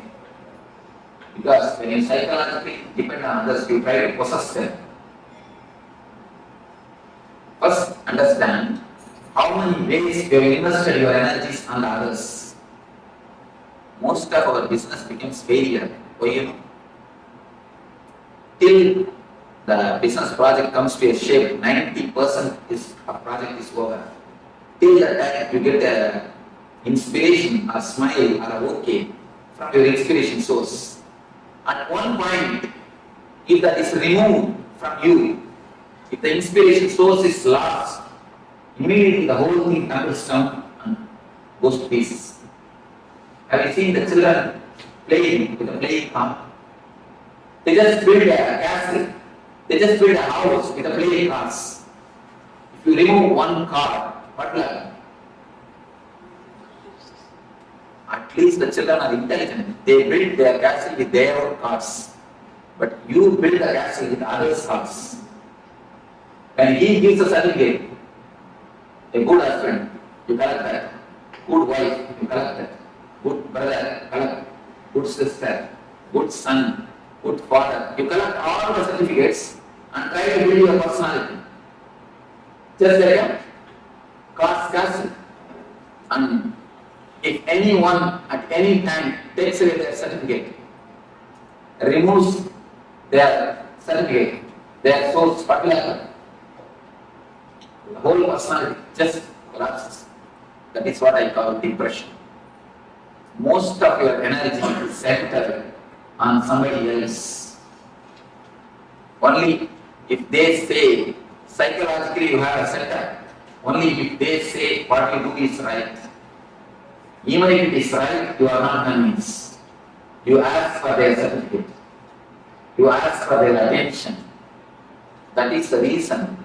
Till the end, you don't feel you are independent. How much you speak about independence, how much you speak about freedom, it is all only the word. Only when you start loving others, when you don't expect the love from others, when you stop expecting the attention from others, you are really independent. Till that time, you are a psychological slave. Whatever you speak about independence or freedom, you are a psychological slave. Because your source of energy depends on others. Only if he smiles, you can run. If he doesn't smile, what will happen? You will not run. You will feel very low. You will feel very dull. You will feel very depressed. The source of inspiration, as long as the source of inspiration is somebody else, you cannot have your freedom, your anamata cannot be active. Your energy center can never be totally awakened, totally alive. First thing, find out where all you have invested your energy center, on whom all you are dependent. Please be very clear on whom all you are dependent psychologically. You need how many smiles to run. Try to reduce the number of smiles. Even without that smile, start running. Even without that okay, start running. I am not telling you to go against the society, no. Do your same routine, same lifestyle, but try to reduce the number of smiles. Don't expect, don't keep them, don't make them as the source of inspiration. There are few things which you may not be able to drop at all. Then at least keep them in a good rapport. So that at the time of emergency, let them not take away their cars. If they take away their cars at the time of emergency, then you fall into the real deep depression. So try to become independent. Try your best to be on your own. Try to center all your energy at your own heart, at your own source, at your own personality, at your own being. When you feel you are not able to cut or you are not able to run without one person's smile, understand that I am not able to run without these 2-3 persons. And at least keep a compromise with that 2-3 persons. You will know that I am compromising with the 2-3 persons. I am not serving them, I am compromising with them. Please be very clear. Don't expect any reward for your compromising.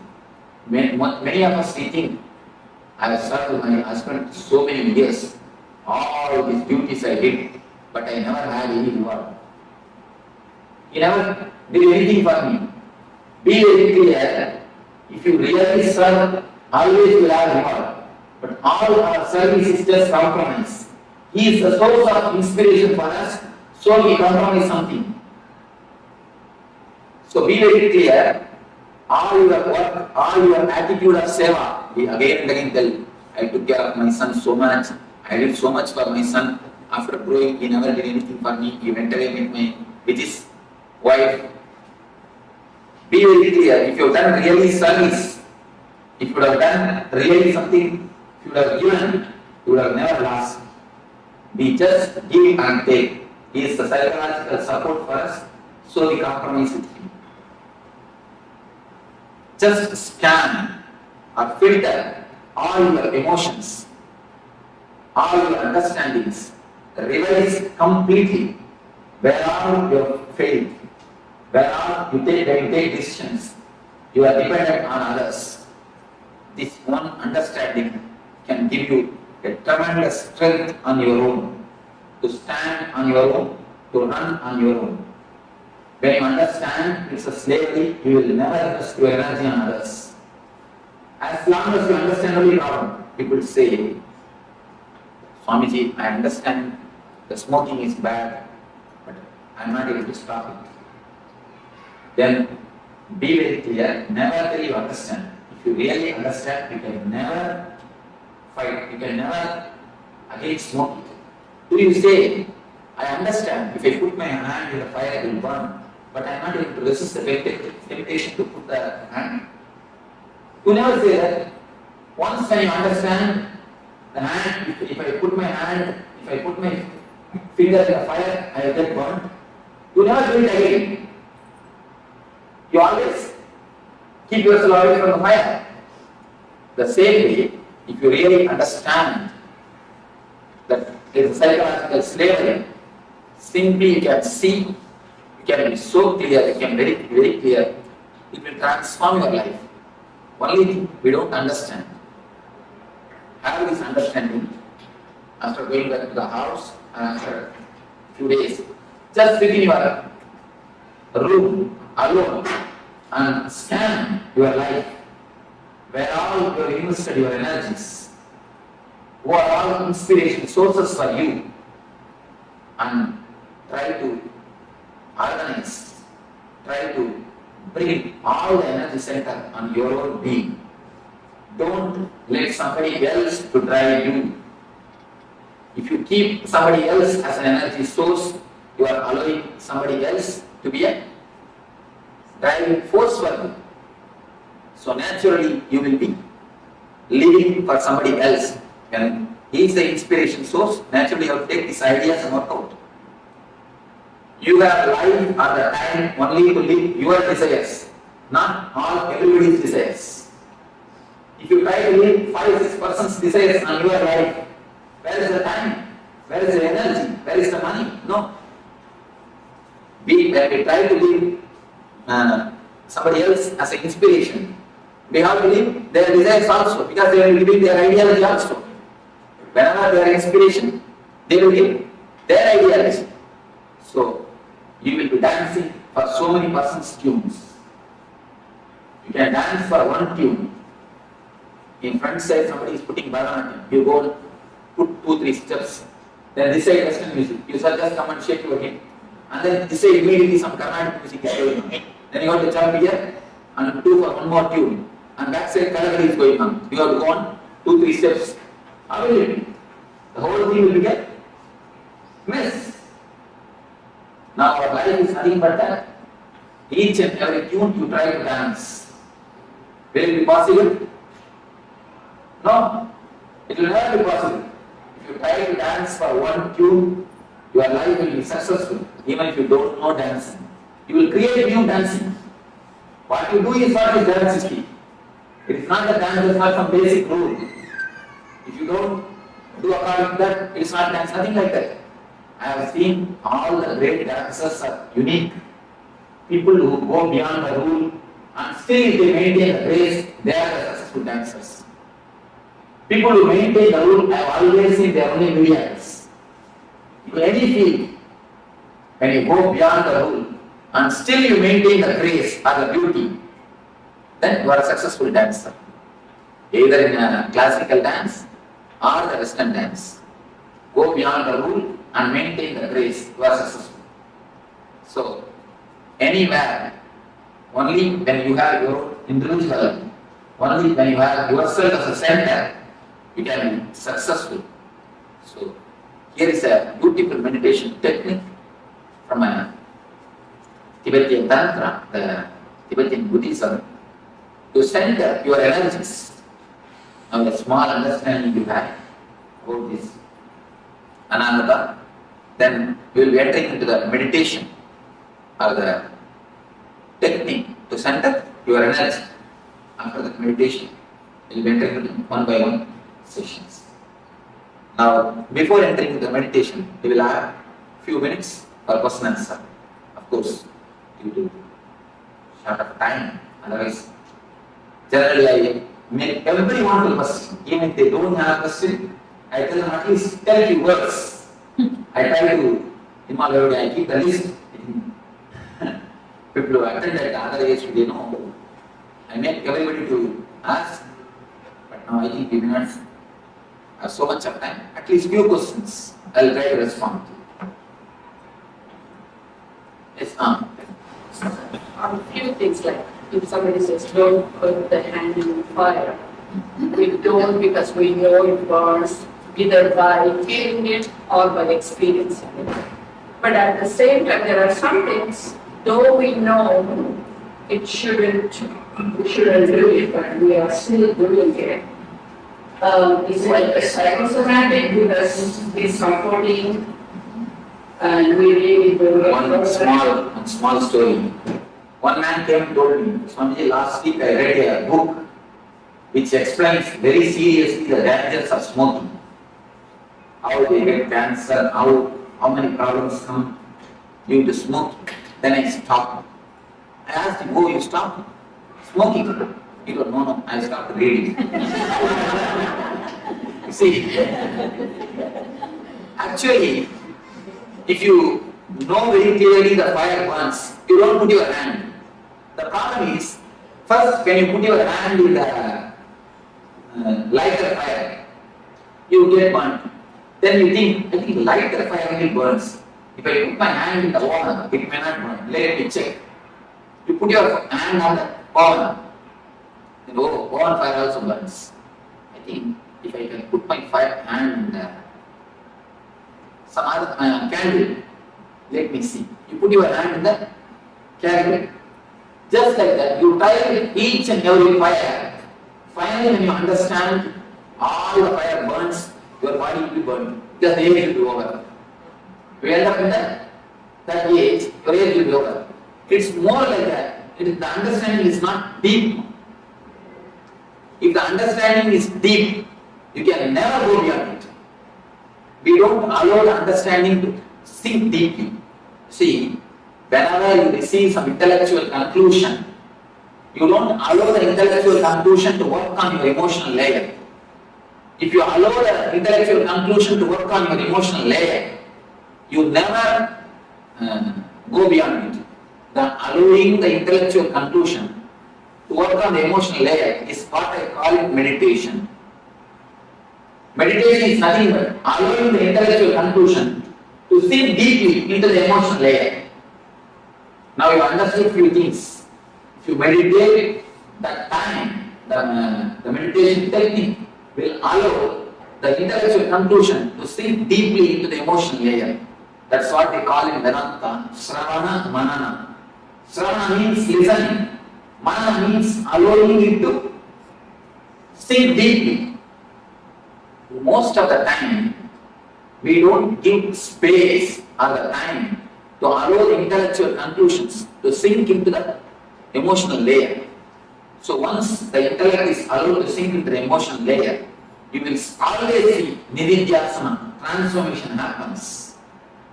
It should not be done. No desires should be suppressed. No transformation can be done. It should only happen. See, flower, if it automatically flowers, then it is really flower. If you just open a lotus, in many temples I have seen they open the lotus, and the floweriness will be missing in the lotus. The floweriness will be missing in the flower. Only if it blooms or if it flowers by itself, there's got beauty. You can do few things. You can allow the transformation to happen. You can put them inside and wait a little bit. You will see the transformation time or the space to sink in. or we are too urgent to see the transformation. The desire for transformation is so pushing, so urging us. You see, the desire for the outer object and the desire for transformation, both are not the same. When you desire too much for the outer object, you make mess of it. Just like that, if you desire too much for the transformation, you make mess of it. Put the idea aside, just wait for a little. Allow the seed to sprout. A small story. Once 3 monkeys, they got a mango. They were living in a forest, they got a mango fruit. If one monkey gets a mango fruit, you know what will happen. The 3 monkeys, they already worked for that. So already asked to have a share of the mango. Now the problem starts. How to share? Finally all the 3 monkeys, they got together and they have decided, see, this one mango, we 3 cannot share. We will plant this mango, pour water, put fertilizers. Then it will become tree. We all will have enough of mangoes when it becomes tree. They all decided, they put they planted the mango. See, the first one, he took the responsibility of pouring water. The next took the responsibility of putting the manure or the fertilizer. The third took the responsibility of security of the seed. All the 3 are doing their duty so religiously for 6 months. For more than 6 months. Still the seed is not sprouted. So all 3 called for a conference. All the 3 sat together and they started discussing. The first monkey told, you see, every day I am pouring the water religiously. Every day morning I pour water. Not even one day I missed. I miss my morning walk, but I never miss pouring water. I don't know what is happening. The next month he told, every day 4 o'clock I put the manure and fertilizers. I don't know what is happening, why it is not coming. The third month he told, you see, 24 hours I stand here as a security. I don't go anywhere else. And not only that, above all, every day I just dig it out and see how it is flowing. You see, every day when you dig it out and see, it can never sprout. Pour water, put manure and wait for a few days to sprout the seed by itself. Just like that, we listen something now and we do meditation for 20 minutes, immediately it's for, oh, still no, nothing has happened. Still no transformation has not happened. So wait for some time. Give little space for the seed to sprout. Allow the conclusion to sink in and do the meditation. The conclusion is the seed. Meditation is the manner. Just give little bit of space or the time to seed to sprout. Otherwise, we will be digging just every day and see what indication we will be doing the same. Just the digging itself will stop the sprouting. Digging creates a guilt. You see, digging, I have seen many people, as soon as you hear these things look so nice and so well put, immediately you start working it out. When you start immediately, naturally you will feel you will have one pitfall. Then you feel guilt, oh, I am not able to do, I am not able to see. The guilt that I am not able to stop smoking creates more trouble than the smoking itself. The guilt becomes so deep thin layer in your life. You decide, I cannot put all these things into the life. I cannot practice. The Swami can practice because he has lived all his life, but I cannot practice. You come to a conclusion that these are outdated ideologies. These cannot be practiced just by one or two pitfalls. That's the reason I'm telling, allow the transformation to happen. You will see it always happens. I have not seen single seed die. Maybe in the outer world, seeds may die. In the inner world, no seed dies.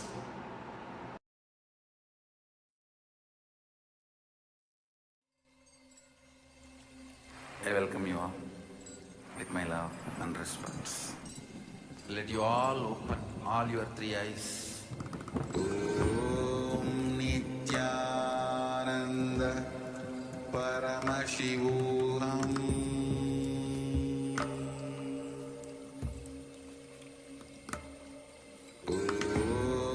Nityananda Paramashivoham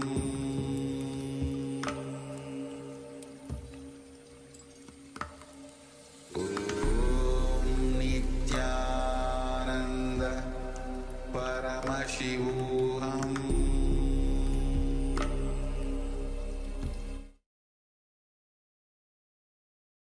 Yes, Nityanam, all of you. Chandam, welcome back. Yes, and what a revelation by Swamiji on the introduction to chakras. So very clearly Swamiji mentions that how when the three bodies that we have, when they meet each other, that meeting point is form the 7 chakras.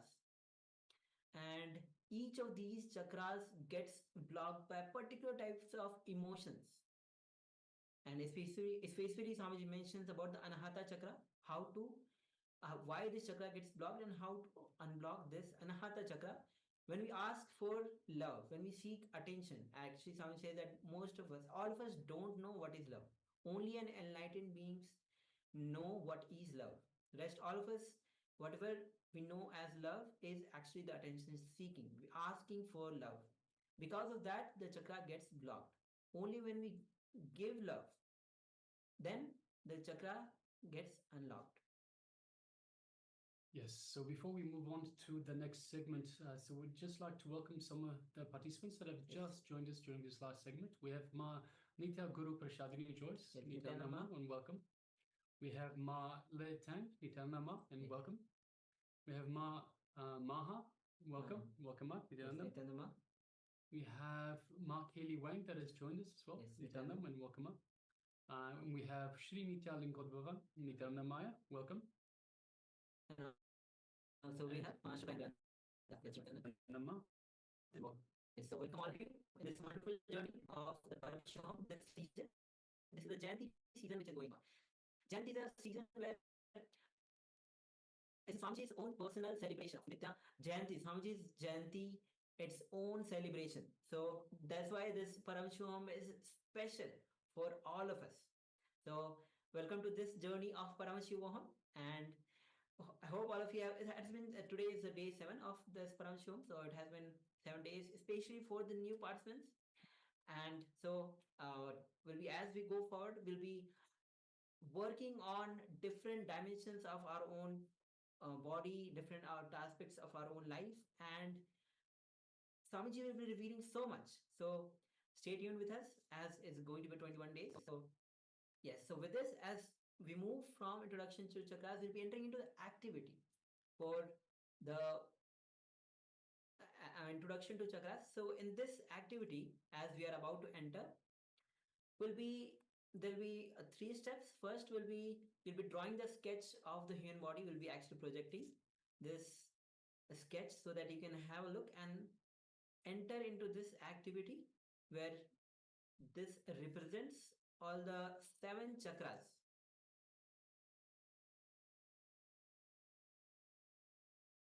So as you can see, the chakras are the subtle energy centers of our body, as Swamiji had clearly mentioned.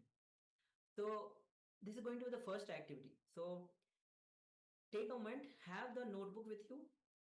If you want to have the pen or pencil or even the sketch, to draw this human sketch and mark all these 7 chakras. This is going to be reference for you as we go throughout this whole day of the program. Anand Spurna. So as you can see, starting from the bottom is Mooladhara chakra, which is the root center, just at the root of the spine. That is the Mooladhara chakra. Next is Swastikasana chakra, or the being center. Next is the Manipuraka chakra, which is at the navel center. Next comes the Anahata chakra, which is at the heart center. Then moving up is Vishuddhi chakra, the throat center. And the Angya chakra, which is the third eye, between the eyebrow center. And the last one is Sahasrara chakra, the ground center. So please take a moment and draw this human sketch, and we'll be referring again and again to this sketch for as we go throughout this program, because we'll be working on each of these chakras individually today. So, and any emotions, because each of these, Samaji has already introduced that each of these chakras are blocked by particular types of emotions. So we'll be working on emotions and unblocking these chakras. So take a moment and sketch this human body with the marking these 7 chakras. Please go ahead, take a moment.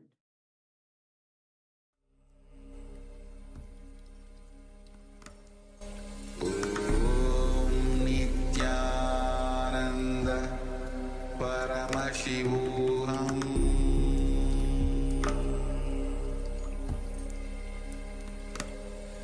Om Nityananda Paramashivoham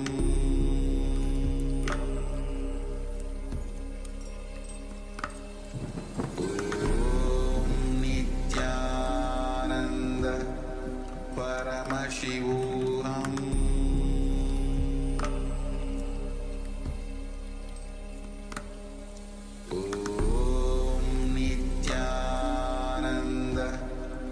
Paramashivoham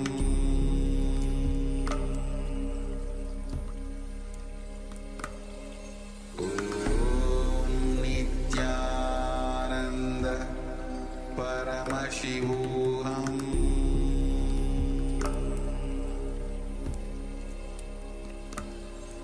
Om Nityananda Paramashivoham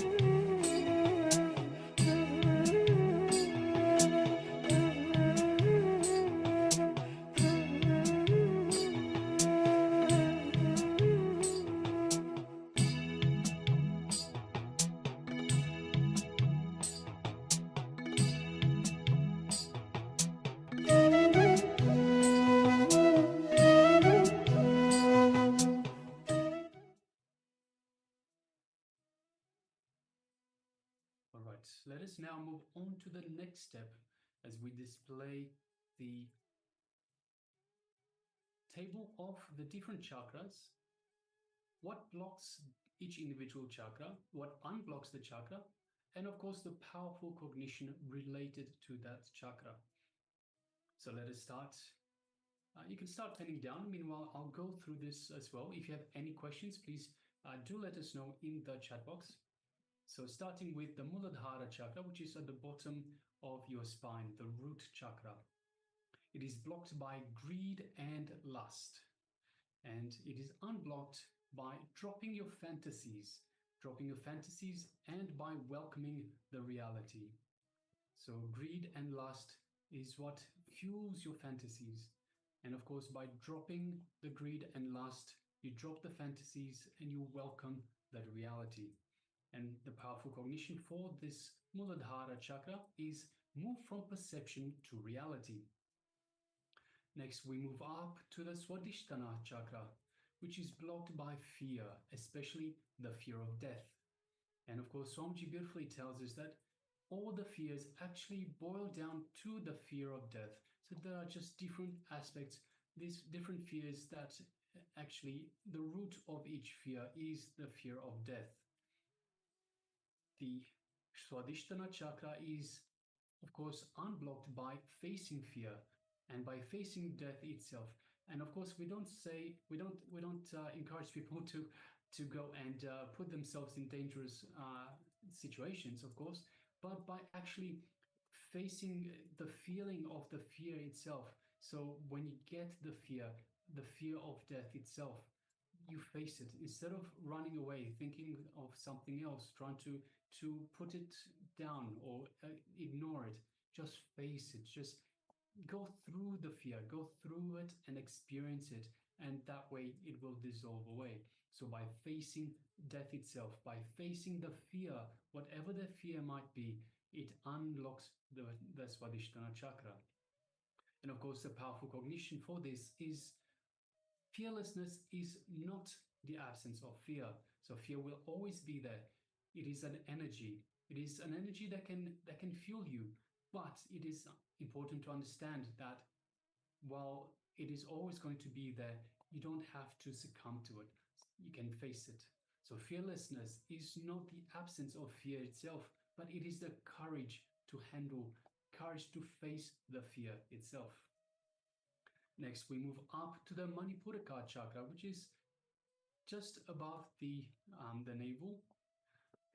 It's in between the navel and the heart chakra. And it is blocked by constant worry. So we worry about future events that have not happened based on the failures of the past. So while we worry, we block the Manipuraka chakra.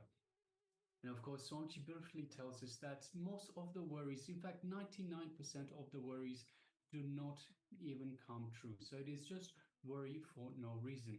So the way to unblock this chakra, this Manipuraka chakra, is to stop worrying. It is in fact worrying about worries. It is worrying about nothing. So the way to unblock is to stop worrying. And the powerful cognition for this Manipuraka chakra is that all our worries are nothing but a collection of words in the language that we speak, in the language that we know. Next, we move up to the Anahata chakra, the heart chakra, in the center of our chest. And Swamiji has beautifully told us about this Anahata chakra in the revelations just prior. It is blocked by seeking attention and love from others. It is being needy for attention, needy for love. And the chakra itself, the Anahata chakra, the heart chakra, is opened, it is unlocked by expressing selfless love. Selfless love is love that is without expectations. Selfless love is something without expecting anything back, anything in return. So by expressing selfless love, not expecting anything in return, that is how it is unblocked. And the powerful cognition is responsibility. It gives you tremendous control of your life and makes you a leader. So responsibility is very much related to expressing love, to caring for those that you are responsible for. So that is why the responsibility is the powerful cognition. So responsibility and love, compassion are very much related. The next chakra, we move up to the Vishuddhi chakra, which is the throat center. It is blocked by comparison and jealousy. So when we compare what we have to what others have, and we become jealous, comparing with others. So when we don't understand that we have enough, we are enough for what we need. So the universe has given us, the cosmos has given us everything that we need to navigate through our life. But unfortunately, we compare ourselves to others, what others have. Of course, everyone is on their separate individual path. So what unblocks this chakra, the Vishuddhi chakra? It is unblocked by exhibiting your individuality without worrying about others. So without worrying about what others have, without worrying about what others say. And the powerful cognition, of course, is that you are unique. Every single one of you, every single one of us, we are unique. We have our own path, our own expression of the divine. So as such, we cannot compare, we should not be jealous, because what we have is just for us, exactly for what we need in this path, in this lifetime. Next, moving up to the Anya chakra, which is just between the eyebrows. It is also known as the third eye. This Anya chakra is blocked by seriousness and ego.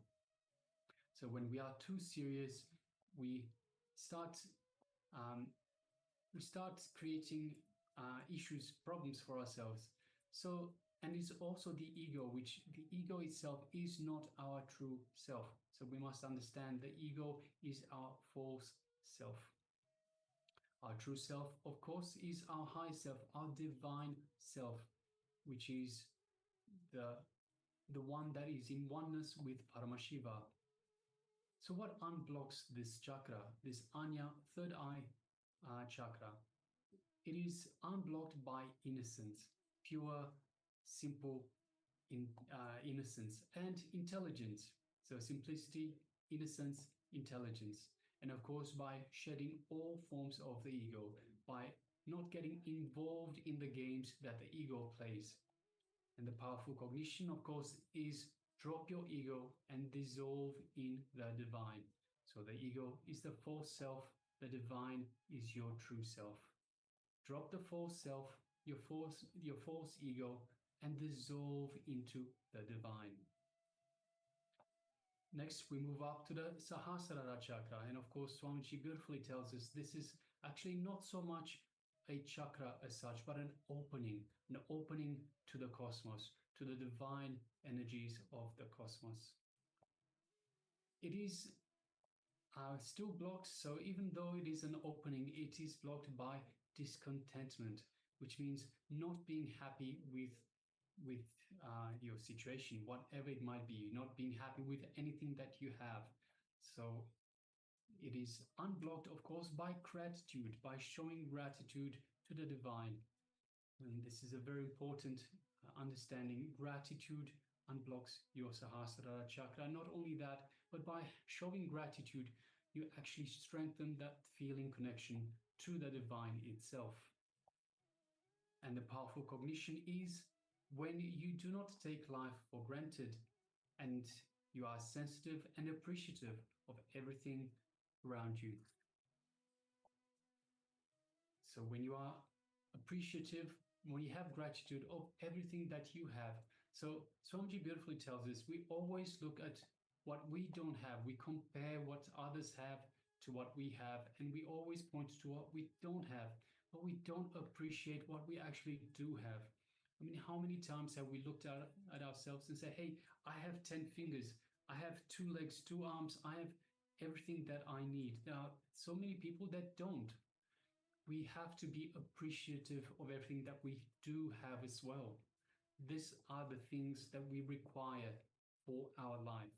This is for our path. So everyone has their own path. Everyone is a unique expression of the divine, and everyone has everything they need to navigate through this path. All right, so we'll just give you a few more moments to write this down. So take a few moments, write this down, and we'll come back in a few moments. Please go ahead.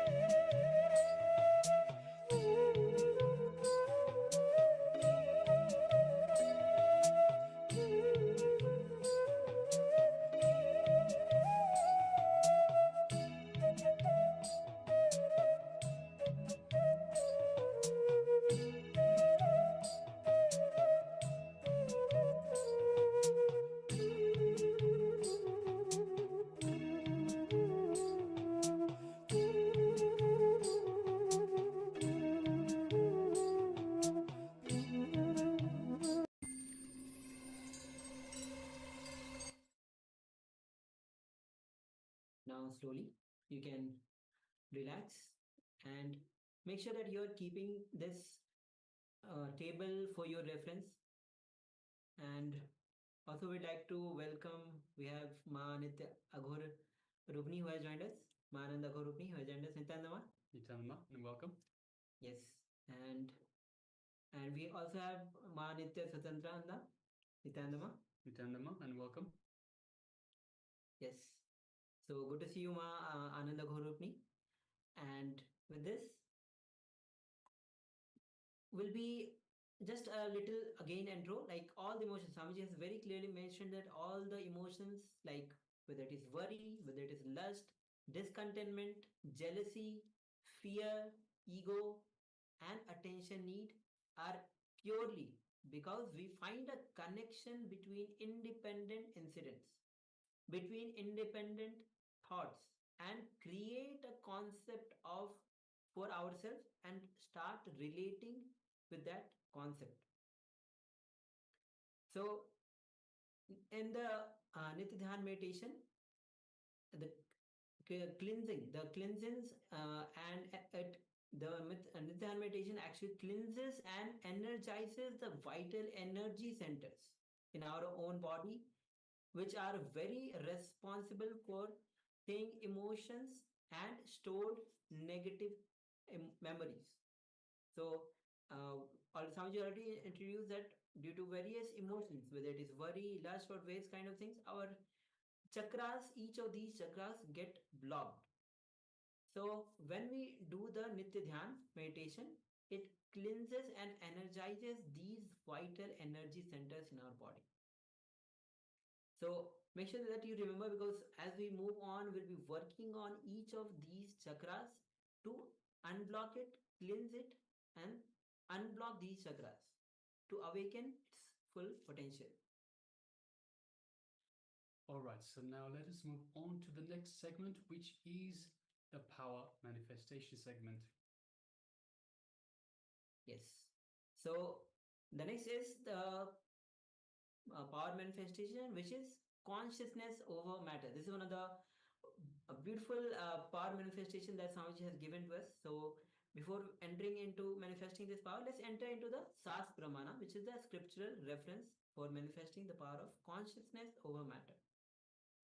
So this is taken from Vijnana Bhaira Tantra, Dharana 95, Sutra 120, and the words goes as Vachit vastuni venyasya sanadrishti nivartayet tajjnana chitta sahitam devi sunyalayo bhavet. Bhagavan Paramasiva says, having fixed one's eyes on a particular object, vastu, one should slowly withdraw the sight from that object, as well as slowly eliminate the knowledge of that object along with the thoughts and impressions of it. Then, O Devi, one abides in Shunya, the state where there is nothing other than this exists, which is the state of all inclusiveness or infinity. All right, so let us now prepare ourselves. So we'll be starting with having a fruit or a coconut in your hand. So we request all the participants, if you have a coconut, that is the best. If you don't have a coconut, any round fruit. So request everyone to please gather a coconut or a round fruit and have it with them in preparation for this power manifestation. So please take a moment and gather the round fruit. Once you have a round fruit or a coconut with you, do let us know so we can proceed forward to the next step of the power manifestation. So just take a moment now and gather a coconut or a round fruit.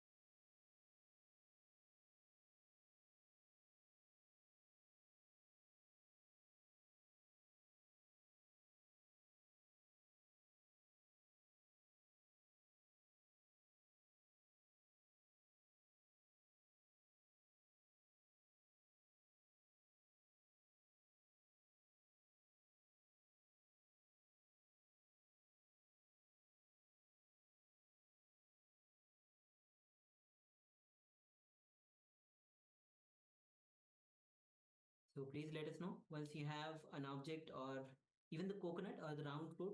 You can show in the camera or you can just wave your hand or give thumbs up.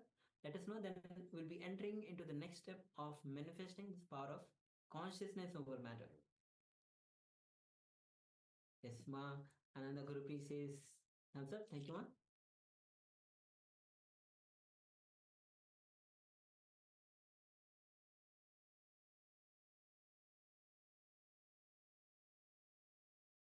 All right, so meanwhile, we also request the participants that have their cameras switched off, if you could please switch on your cameras and be available in the camera frame. So we have we have Nitya Swatantra, we have Ma Shukra Indrananda, Ma Sia Wu, and we also have a few participants that have the camera switched on, but we do not see you in the camera frame. Yes, thank you very much, Ma Sia Wu, and also Ma Letan, welcome.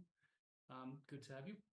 So we we also have Srinit Lingodvan, whose camera is on, but it's totally dark. Can you make yourself available in the light so that you are available in the camera? And also we have a participant with the label iPhone. If you could also please label yourself to your actual name, and please make sure that you are visible within the camera frame. So the participant that is with the iPhone, labeled iPhone, requesting you please change your name, the label to your actual name, and please make sure that you are visible within the camera frame. All right, so once you have the coconut or the fruit ready for this power manifestation, let us sit comfortably, once again with the head, neck, and spine in a straight line. You can close your eyes if you wish, or you can keep them open. Just have the fruit in the palm of your hand, so you can have your hand just in front of you. Make sure that it is straight, it is plain. It is not so important at this stage. So for now, in this round of power manifestation, we will just feel the vibration of the fruit itself. So let us sit comfortably with the head, neck, and spine in a straight line. And let us just connect to Swamiji in our inner space. So in the Anandagandha region, just visualize Swamiji in your inner space, just in the area below your heart center. And take a moment and feel the energy that is radiating from Swamiji's image, Swamiji's murti in your inner space. And feel the oneness, the space of oneness with Swamiji.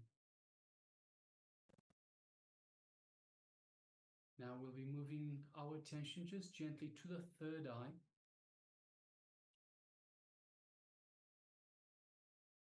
And through the third eye, let us look into Swamiji's third eye.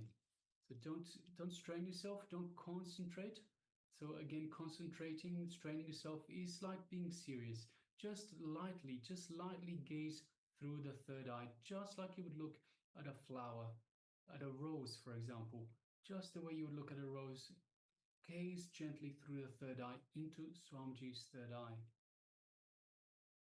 And once you do so, you will feel that connection to Swamiji, that connection to Swamiji's third eye.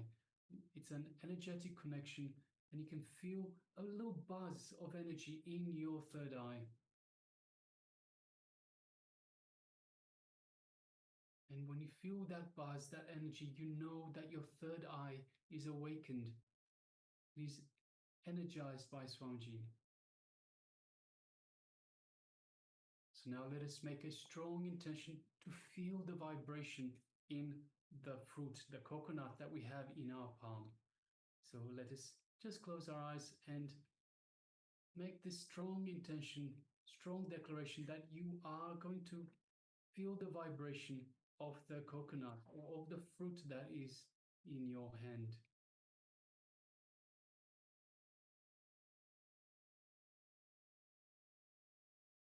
Now let us start chanting the Mahavakya.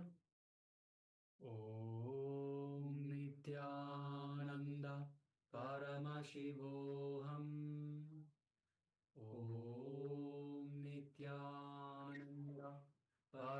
Paramashivoham Om Nityananda Paramashivoham. Let's continue chanting the Mahavakya. And from this space of oneness with Swamiji and the strong declaration, feel the energy in the fruit or the coconut in your palm. Let us now begin.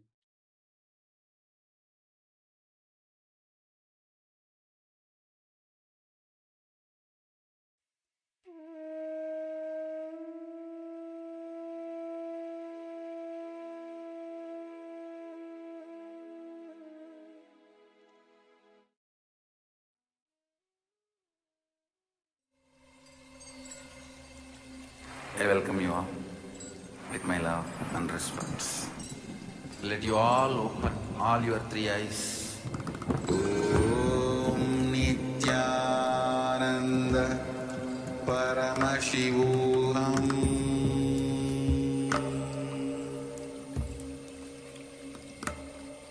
Om Nityananda Paramashivoham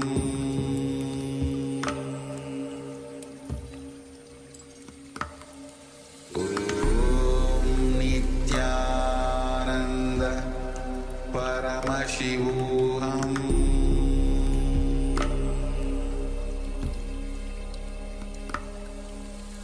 Om Nityananda Paramashivoham Om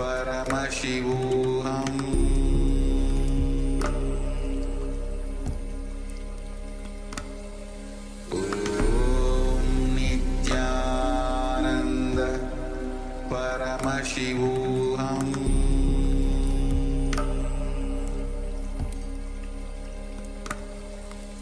Om Nityananda Paramashivoham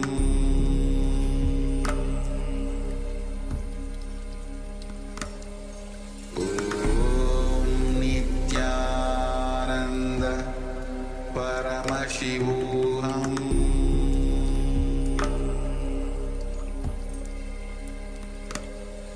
Om Nityananda Paramashivoham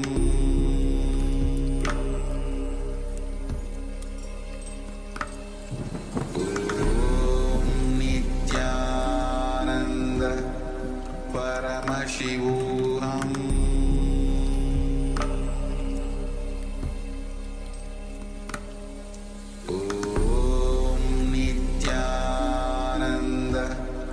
Paramashivoham Om Nityananda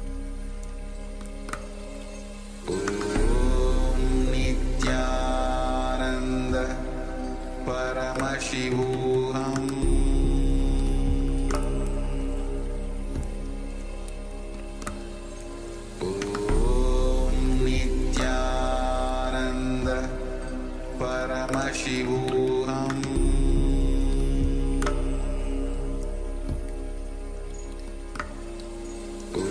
Om Nityananda Paramashivoham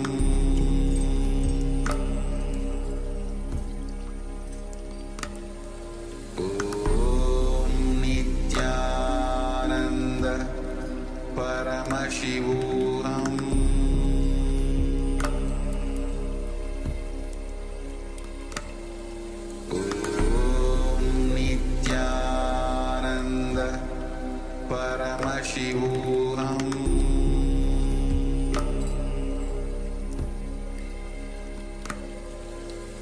Om Nityananda Paramashivoham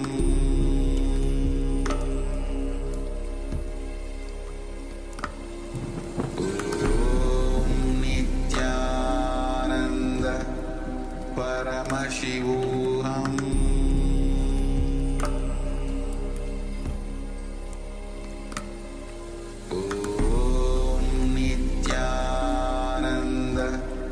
Paramashivoham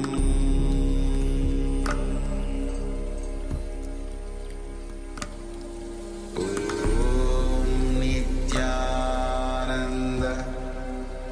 Paramashivoham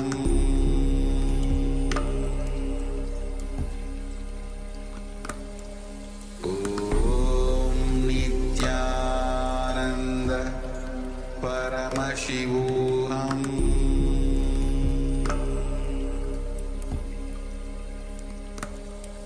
Om Nityananda Paramashivoham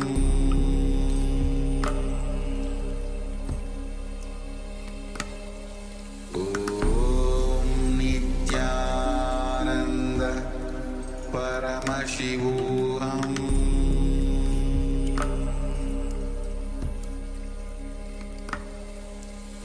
Om Nityananda Paramashivoham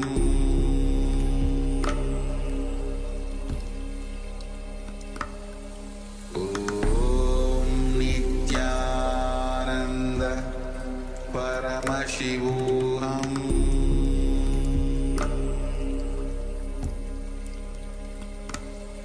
Om Nityananda Paramashivoham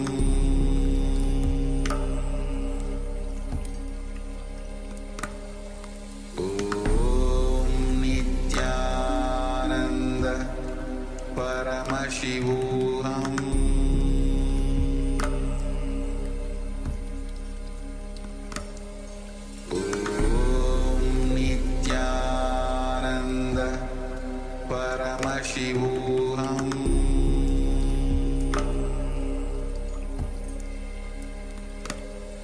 Om Nityananda Paramashivoham Om Nityananda Paramashivoham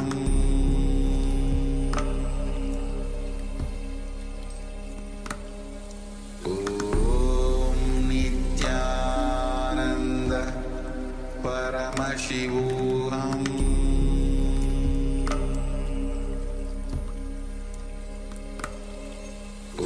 Om Nityananda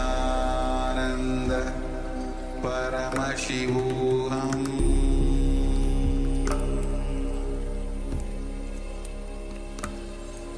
Om Nityananda Paramashivoham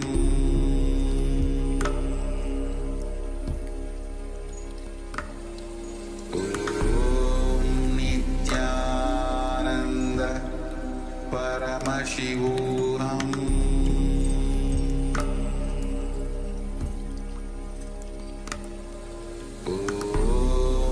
Nityananda Paramashivoham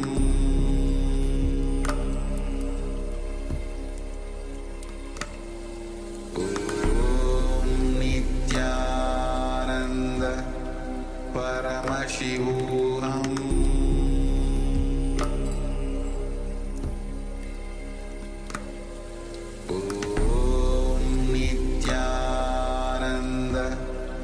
Paramashivoham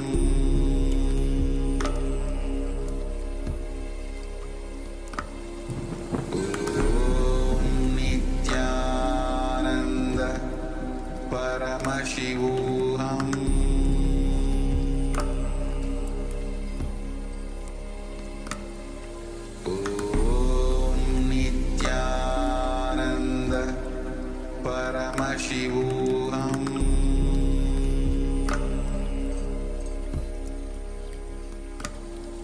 Om Nityananda Paramashivoham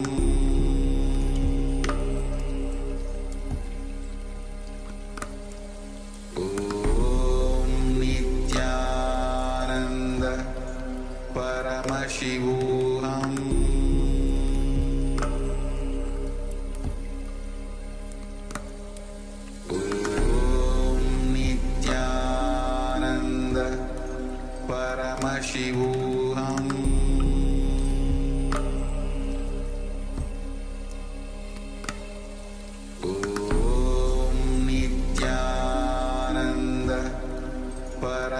Paramashivoham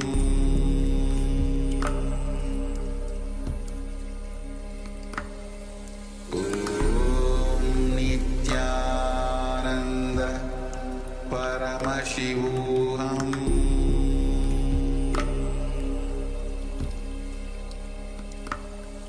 Om Nityananda Paramashivoham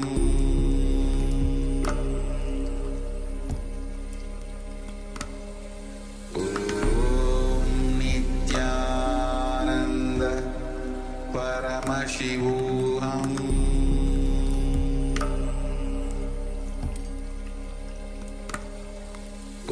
Om Nityananda Paramashivoham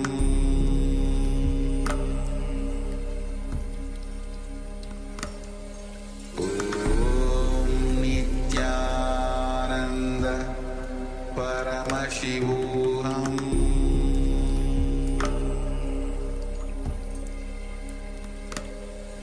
Om Nityananda Paramashivoham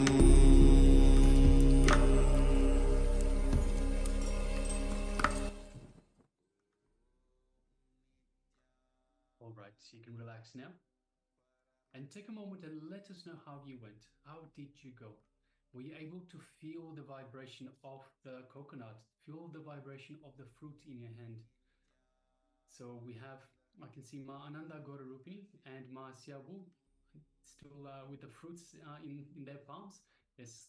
Let us know how you went in terms of the vibration, feeling the vibration of the coconut or the fruit.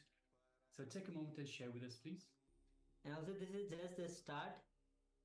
Ma Siawo is trying to share something. You can put that in the chat box. An orange, yes, Ma. Yes, orange. Yes, thank you, Ma. And we have just joined by Ma Ning. Yes. Yes, Nityanama. Nityanama, welcome. Yes. Good to have you with us. Yes, and Ma Xiao, please share your experience, whether you felt the vibration or even if you move the coconut. That's also the next power. That's the next power of, as you already might have manifested this power before as well. So let us know how you went through this power manifestation. Yes, so this is the first round to just feel the vibration of the coconut or the fruit that is in your hand. Just get that feeling of being inside. So be inside that fruit and feel that vibration. So if you've just joined us, Amaning, you've just joined us. So this is the power manifestation segment. So we are just about finished, just getting the responses from participants in terms of the power manifestation. And next we'll be moving on to the next segment. But requesting all the participants, please share with us your experience of this power manifestation. Did you feel the vibration of the fruit, of the coconut that is in your palm? Yes. And also, this is the power of consciousness over matter. Means your consciousness has power over any matter. This is fruit which you are moving on your hand, feeling the vibration of the object or the fruit in your hand. This is just a start. Swamiji shares various stories. One of the story which I am remembering now, I'll just like to share. Where Swami, when during his Parivrajika Yatra, when he was in the Himalayas, he went to one of the Himalayan range where Guru was sitting with disciples, and he told his disciple yesterday that to apply the technique to move the mountain. He gave the technique to his disciple, and he asked, Swamiji was saying that he had the fortune to sit in front of that Guru and the disciples, those who were there, and he asked, did you apply that technique? The disciple said, at that moment only he applied the technique and he moved the mountain. So, there's no limit to the power itself. So you can feel the power of vibration of the coconut or the fruit. You can move the coconut out of the hand. You can move mountains. Yes, so with practice and of course with removing the patterns that are inside you that are stopping you from manifesting. So once you remove these patterns, anything can be moved, you can apply your consciousness over that matter. So for now, let us know how you went for this power manifestation. Did you feel the vibration of the fruit in your hand? And of course, requesting the participants. We're also just joined by Kailasa Toronto. So welcome to Kailasa Toronto. Welcome, good to have you with us. The camera is switched off, so if you could also please switch on your camera, that would be fantastic. And also we have a number of other participants that still have their camera switched off. We have Nitya Swatantra, if you could please switch on your camera. Mark Shukra Indrananda, if you're there with us, please switch on your camera. And of course we have Mark Haley Wang and a participant that has the label as iPhone. If you could please both make yourselves visible in the camera frame. So the camera is switched on, but we do not see you there. All right. So we have one sharing from Ananda Agora Rupini. Yes. So Ma Ananda Agora shared the first time will take longer to fall, and second and third time will fall faster. Yes. So definitely, and again, I guess how it says, go on manifesting. That's why more and more you manifest, the connection. It's all about the connection with Swamiji. The more you have the deeper connection with Swamiji, it goes on. The oneness grows in you, and the oneness grows in you. You are able to manifest the powers. So you have already manifested so much times in the past. Also, you have manifested this power. So do not have the habit of not performing the power manifestation. Even if you're not in the sessions, keep on manifesting the powers. It will manifest much more in much more greater qualities. And of course, just as I mentioned just prior, if you're not manifesting a power, have a look inside at what is blocking you. See, we are all Paramashiva. We are all divine. We have access to all the powers of Paramashiva. We have access to all the powers in the world. So if we're not manifesting, what is stopping us? And of course, it is not ourselves that is manifesting, but it is the divine that is manifesting through us. But our patterns stop this from happening. So we need to have a look. It's similar as you have a river and you have all these stones in the way. So the river is being blocked. The way to let the river flow naturally is to remove the blocks. You remove the blocks out of the way, the rocks out of the way, and the river will just simply flow. It is a similar way with the powers. If you remove the incompletions, the patterns that we have with that particular power, then it will just simply manifest through us. It will simply just run through us, just like a river would flow. Yes. Thank you all for being a part of this power manifestation. As the day progresses, we'll be having multiple rounds and various levels of the consciousness over matter. So stay tuned for the power manifestation. And with this, now we'll be entering into the first chakra, which is the Mooladhara chakra. Someone says very beautifully that this is chakra itself has nothing much related to the sex itself, but all the images that we carry, all the imaginations, fantasies that we carry. So understanding this chakra, as Swamiji will be revealing in this next segment. So stay tuned with us as Swamiji, and have the powerful cognition. Have the notebook with you, have the pen and paper with you to write down the powerful cognition. Understanding about the chakra itself gives a sense of, Swami says, that knowledge liberates you. So you want to make sure that you write down the powerful clicks. So let's get ready to enter into this revelation by Swamiji. So please come to the space of listening. And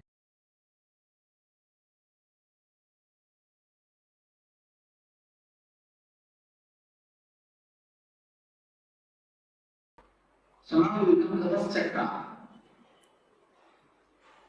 First chakra is Mooladhara. As I told you, there are two ways to open these chakras. One is meditation, another one is maturity. Maturity means just understand in which way these chakras are locked. Get the key and open the chakras. If you know how to open the chakras, you will see the maturity descends on you. This chakra is locked by a particular emotion. Each chakras are locked by a particular emotion. If you know how to unlock it, the chakra energy will be released in you and you can float with the energy of the chakra. The Mooladhara chakra is concerned with the sex.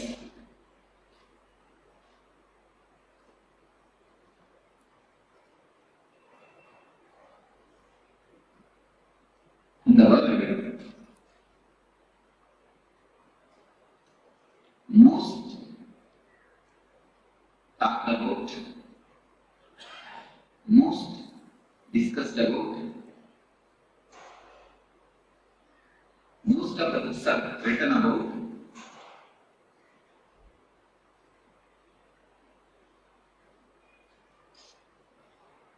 I think on these three sentences, most of the books have been written about, most talked about, and most discussed about. Subject is and most confused, most misunderstood, most misinterpreted. Subject is also.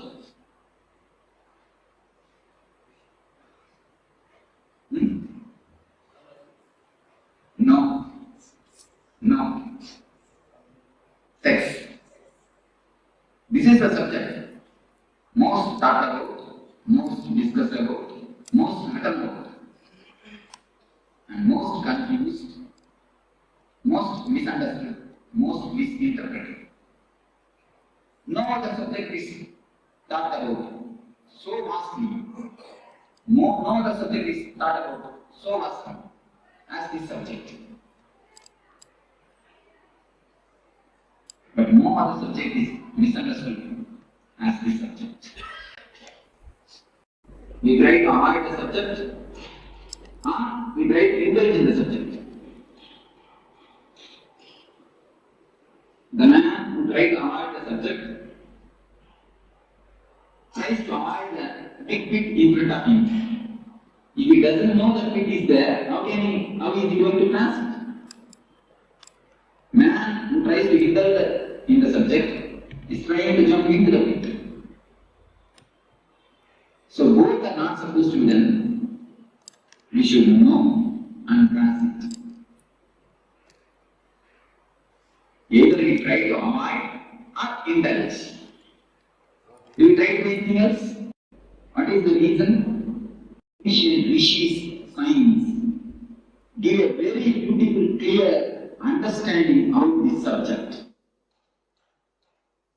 The man who wrote the Kama Sutra, the science of this book, of this subject, is a sannyasi like me.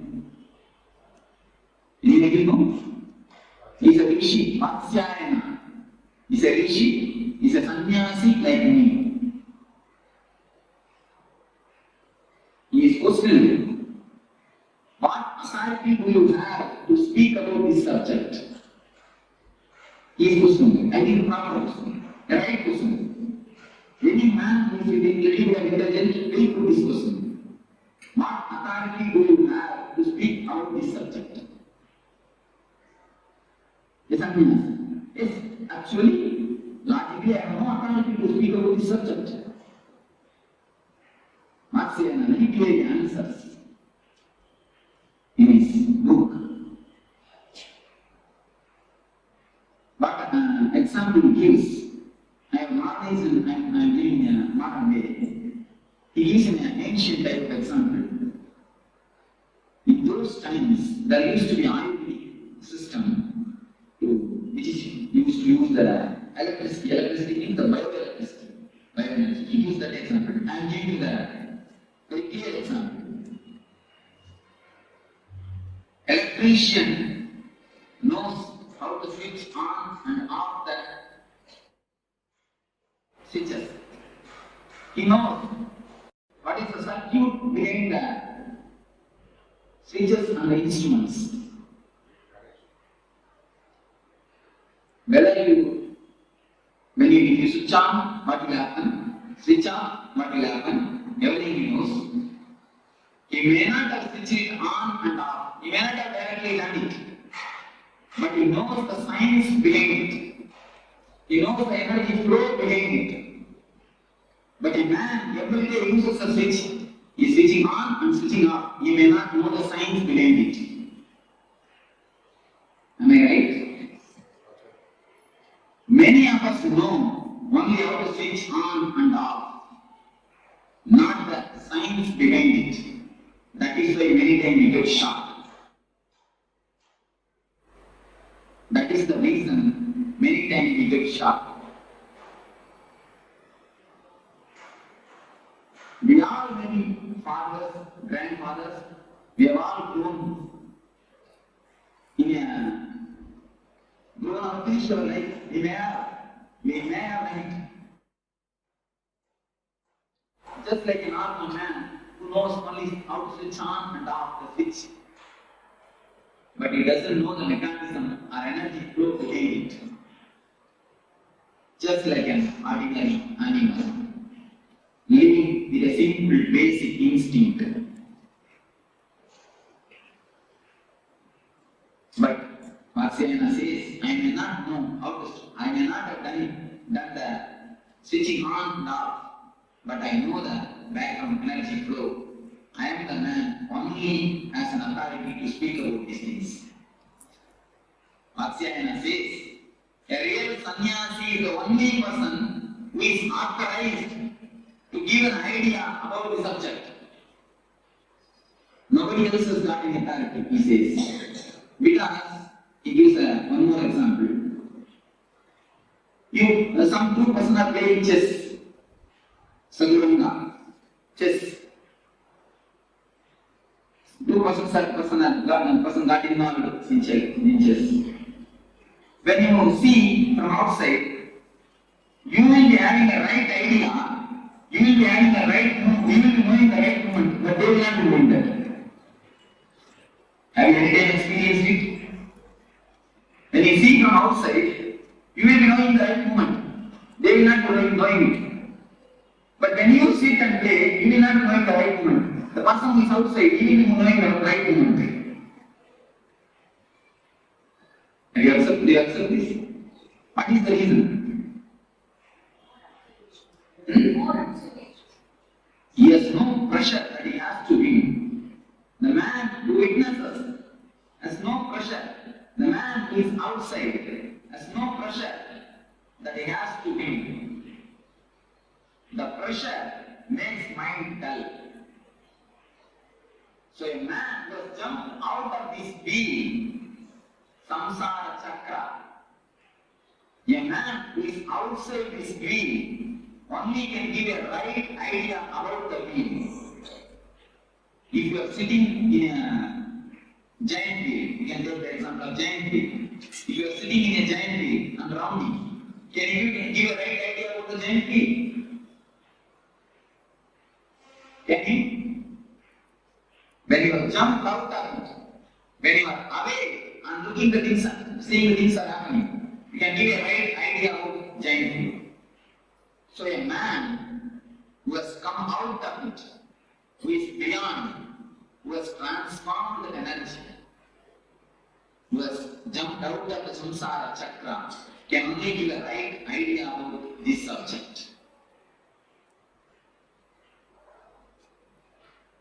So we come to the question, what is sex? Today, biology proves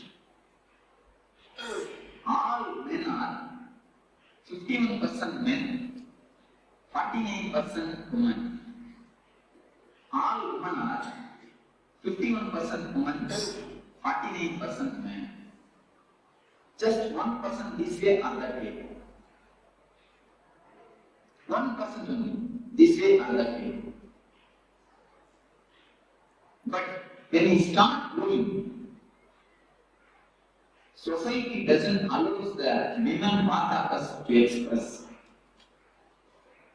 When we do the meditation, many times I observe, men always cry, women try to laugh. What is the reason, you know? The women, feminine part of us has been suppressed. The masculine part of the women has been suppressed by the society continuously.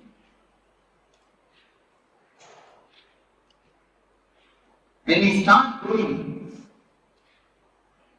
we slowly start collecting the image that 49% in us tries to satisfy itself through mother and father. That is why girl children are always attracted to father and boys are always attracted to mother. From there, the sex starts, the science starts. We start slowly collecting the images, prints. All men try to fulfill their image with mother.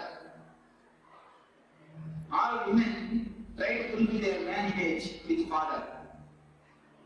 The art is suppressed by the society. When it is suppressed, we try to fulfill it with the father and with the mother, having some loving relationship. Then after a few years of growth, we start collecting the images from many people, from the outsiders, how a real woman should be, especially from media, how a real man should be. We start collecting the images and start preserving it in our system. The repressed or suppressed women is always in the unconscious. It's the deep science actually, what is happening in the mind.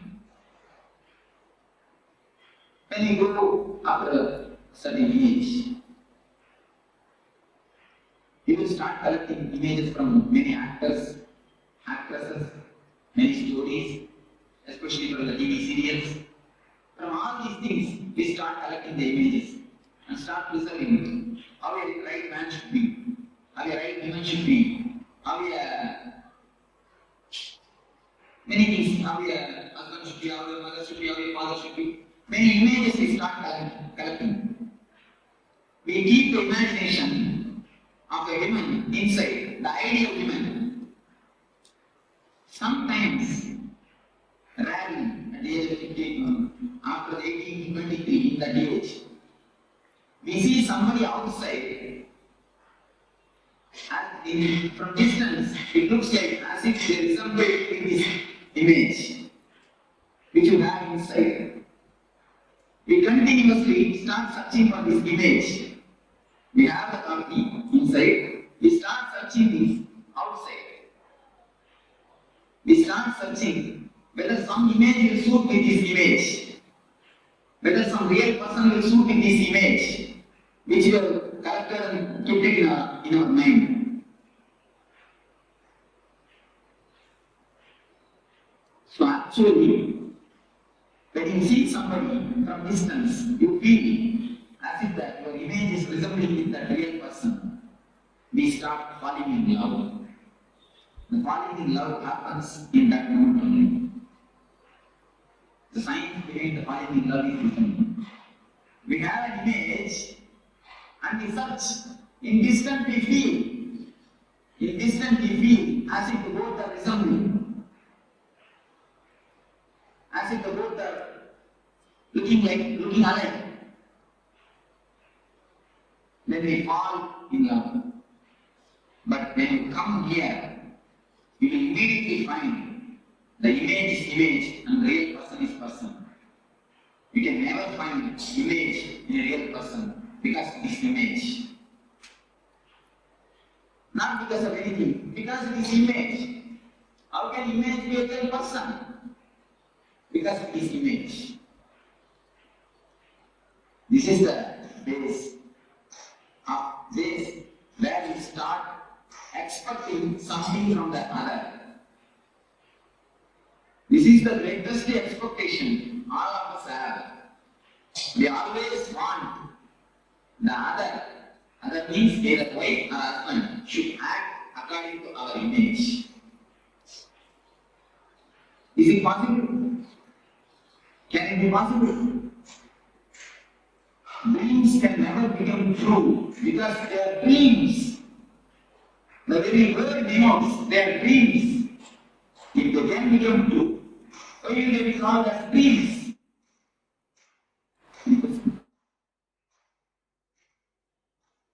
It has to be heard very clearly. Please listen with full attention and try to digest what I say. That's why I'm speaking very slowly. If any question, please raise. Now we will come to the clarification.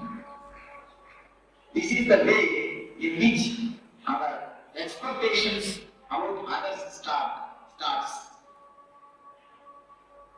We collect all types of images from media, TV, cinema, wherever we see the ideal person.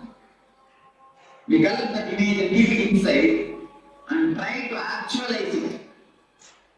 We try to make it a reality with a living person. Is it possible? It can never be. That is why all love ends in pain. All, capital letter A-L-L, we can use. All, without exception. We can say there is an exception, one or two, like Ramakrishna and Sharada. Both of them have no image. Both of them have no expectation. So something directly happened between them. The pure love transmission, of course, that type of exception is really. In ordinary plane, all of us feel that we got cheated. Men or women both feel that we got cheated. The reason is the basic science is such. If you don't understand, you will put the blame on others. Other is never to be blamed. Blame is take the blame on you. You expected, you imagined, and you try to force your imagination upon others. Who will be the responsible for the failure? Who can be the responsible? Who has to be the responsible? But do you understand that whatever I say is in a very practical reality? What is happening in our day-to-day life? But we never try to look into it. It is happening in our day-to-day life. We never try to look into it. Am I right? It always happens. We never look into the breakthroughs.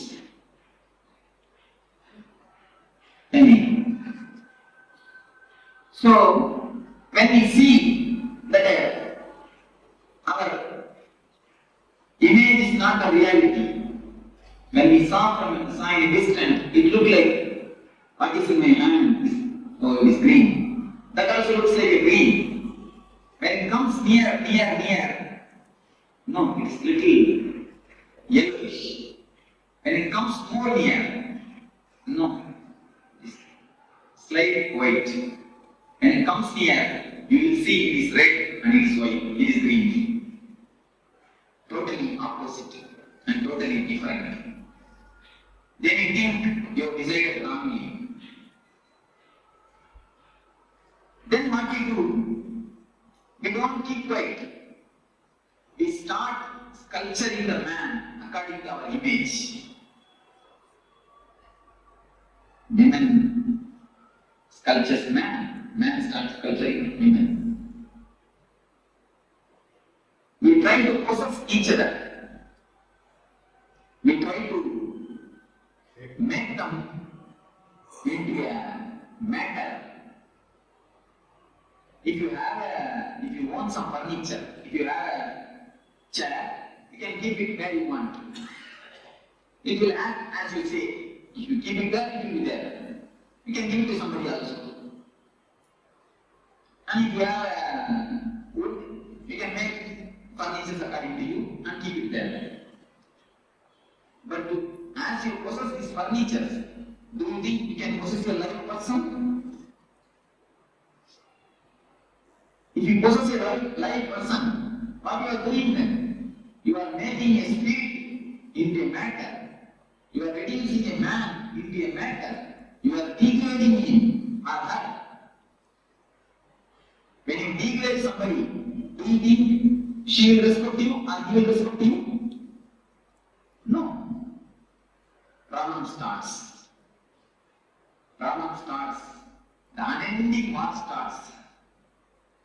Almost I can say unending war. Unending war starts. Our whole life, the so-called life, is nothing but this unending war. Any of your house, I can go more deep into this subject. Many of you can raise any questions.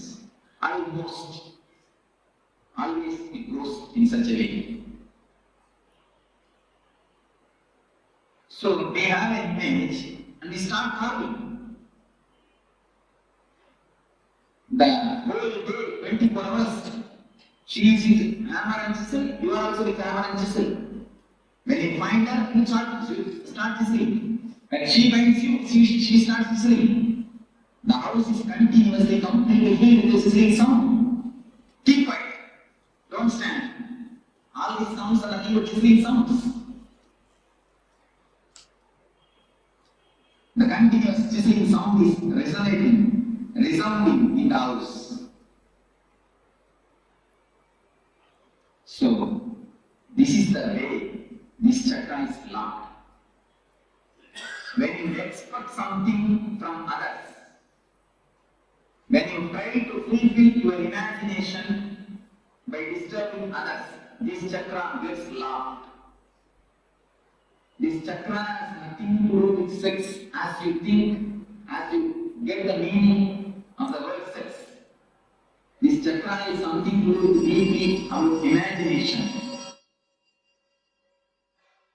This chakra has nothing to do directly with sex.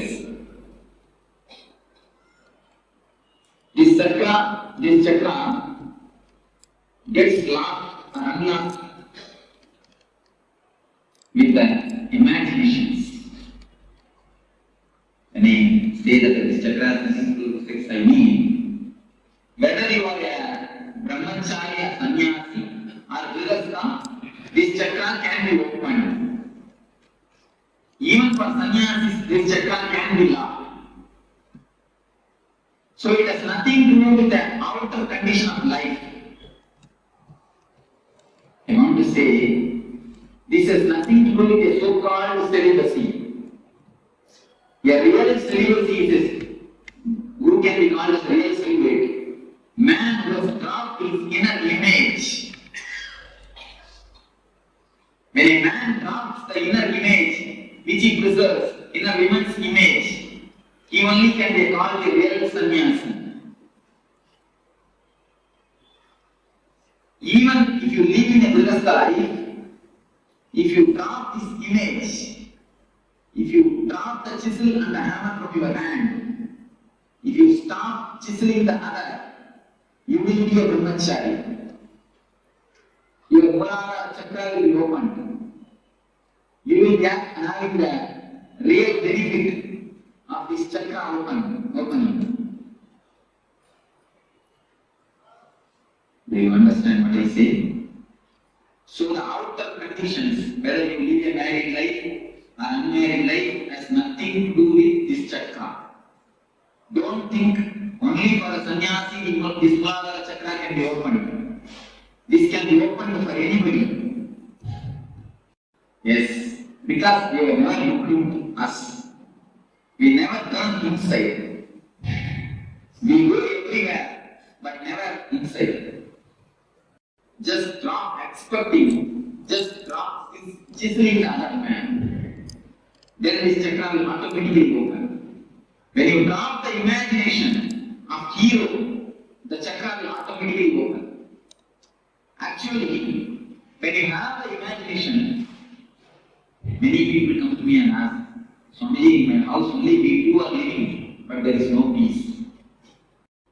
There is no peace, only we two. We don't even have son. Myself and my wife, both are living, but there is no peace. I used to tell them, no. With two persons, there can be always peace. You are not two, you are four. Your imagination about your wife. She, her imagination about you. You four are living.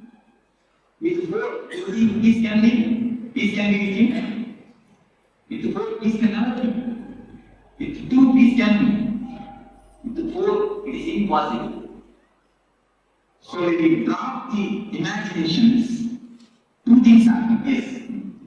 What I mean is, we always got the images of heroes and keep it in our mind. We want that should be not in reality from our husband, from our wife. That is the way I understand. Yes, if you drop that, this chakra can be opened. Don't expect that it should be according to you. You should act according to you. Not only about husband and wife, even about father and mother can keep an idea. How the ideal father should be. Today all of you have a homework. The 5 things you will write. Today please go and write and see. One thing I will just tell them and then you can note down. Father, mother, wife or husband. If you don't have wife or husband, no problem. If you have wife or husband, son and son or daughter. This about some 5 relationships. You write how you expect them to be, how you feel the ideal father will be. You just write down 2-3 points. So all these 5 relationships, write ideal your vision. The ideal father, ideal mother, or ideal son, or ideal wife, or ideal husband. You will find if you dig down your unconscious, you will find all your ideas are just from the TV serials and cinema. All your ideas you will find. And few times I check with people. I just ask them to write down how your house furniture should be. It will be corresponding to the serial. Even the house furniture, we have the imagination. How it should be. We take from the medias. Before that, there were dramas. If you live on the dramas, there were uncle images. Huh? Even now, even in earlier time, you see, from kings, they torture as best they can. And she tortures as best she can. She tries to make a Rama, we try to make a Siddha. But finally what happens? Anjanaya comes out. We do not know what happens. Anyhow. So the imagination and trying to project it disturbs this chakra. If you can drop the imagination, if you can stop chiseling the others, this chakra will be completely opened. The people whosoever has got a problem with the uterus problems, if you diagnose your mind, you will be having this problem of imagination and trying to project it and forcing upon the others. Of course, women have their own way to force. They don't force with chisel and anger, they force with tears. They force with tears and crying. So they have their own ways. Apart from the husband and wife, what happens to the boss asking his employees to be according to what he wants to chisel? What about that? You see, in ways. So in the business world, there is no other way. One thing you can do, you do your art of chiseling with consciously. Do all your chiseling and see that it doesn't disturb you. It can be done. Now, if we chisel, afterwards we will come and sit and feel the breathing consciousness. I have scolded, or I have done something wrong.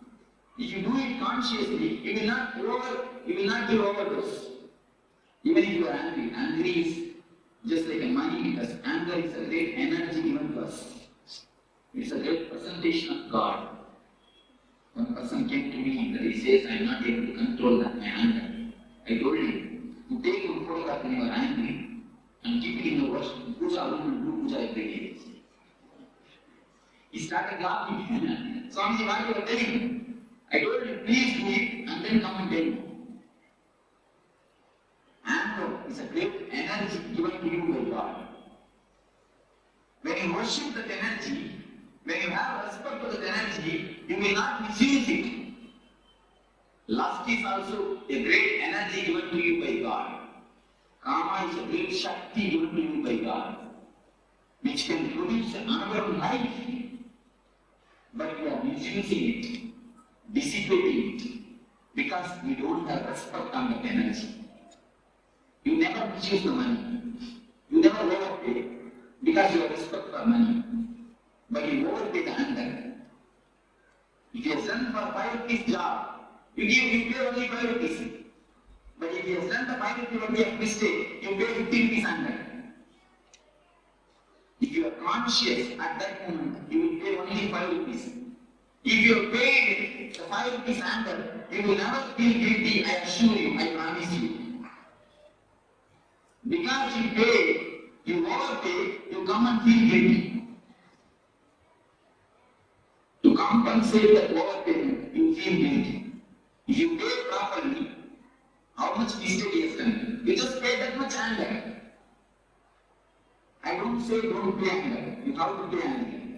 As you pay the money, how to pay anger? Pay angry, be angry, only that much. If you are conscious, you can maintain it. Yes, with all the people, it works out. You see, all of you can take a photograph when you are angry and worship it. Really, you will feel the tremendous respect towards the anger. You will not waste it. Afterwards, the devotee came and really told me, Swami, now I am not able to be angry. Because I started respecting the anger. Once you respect that energy, you will never waste it. We never feel that anger is an energy. When you get angry, just see what happens. A new type of energy flows all over your body. Your eyes are becoming red and blood started flowing more and becomes faster. See the difference. See the energy flow. Because we always fight with that energy. If we don't fight with that energy, if we know how to use it consciously, we will never have that. There is no need that other person should know. You can show him the outcome result. What you are asking is, if I don't show the enough result, outcome result, enough impact, enough punch, he will not respect me next time. That's what you are asking. You can give a good punch, there is nothing wrong. But see that you are not disturbed. That is what I mean by the word consciously angry. If you are angry consciously, you will disturb him enough. You will give him a right dose. But you will not feel that disturbed. Be very clear. This is the situation. I have to handle the situation this much only. Don't allow the situation to control you. You control the situation. And be angry. Whatever has to be done, logically, clearly do it. Do it perfectly. Then afterwards, don't feel guilty. If you have done it consciously, you will not feel guilty. Yes, right word. Knowledge of anger reduces anger. Right word. Same way, knowledge about lust reduces the lust. Because both are one and the same. Both emotions are two sides of the same coin. If it is allowed outwardly, it is called lust, kama. If it is stopped, if some obstruction comes, then it turns as anger. If somebody doesn't allow to have what you want, then immediately it is converted, it transforms, it becomes an anger. So both emotions are the two sides of the same coin. So how to open this chakra is just drop all the imaginations which you have. Don't expect anything. Then in your house, you will see two persons only will be living. Accept the person as he is. There are few people come to me and tell, Swamiji, I love my wife very much. That is why I try to convert her. I make her as I want to. I want her to be. Am I right? Many people won't tell me. And you also think, because I love him, that is why I force him to do what I want. You used to answer them. You don't love your wife. You love the image which you have in yourself and try to force that image on her. You will love her if she acts according to your image. If she doesn't, you won't be loving her. So your love is not towards her. Your love is towards the image. That's the real truth. Your love is towards the image. How she should be. That is why you force her to be as you want.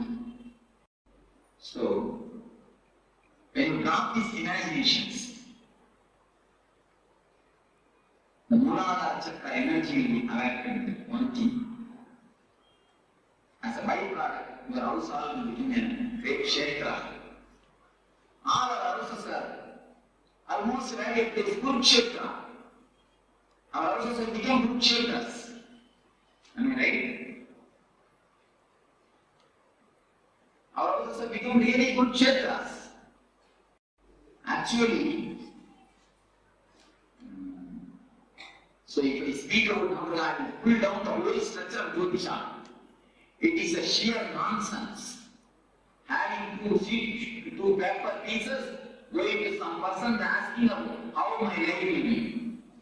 What right you have to live if you don't decide how your life will be?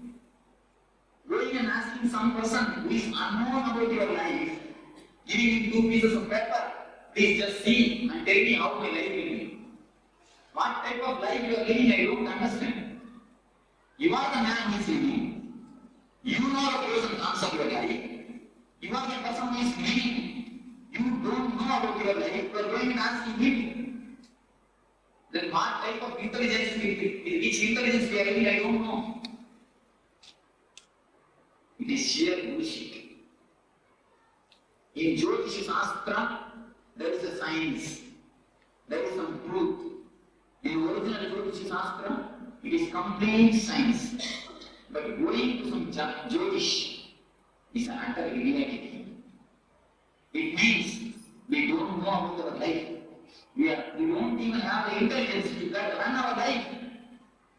If we don't have intelligence to run our life, if we don't have intelligence to decide about our situations, if we are not able to take the responsibility of our life, we have no authority to live.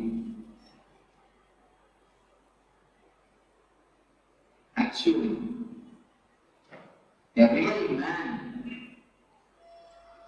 will not go to somebody and ask, what will be my future? Many people come to me and ask, Swamiji, what will be my future? I tell them, never ask, what will be my future? Ask, how to make my future. Never come to me for prediction. Come to me for design. If you come to me for designing, I can help you. If you come to me for prediction, I can't.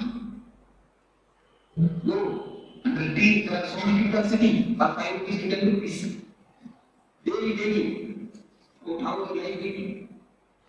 Going and asking a parrot. There are videos about how my life will be. The parrot itself doesn't know its life. It is unattractive.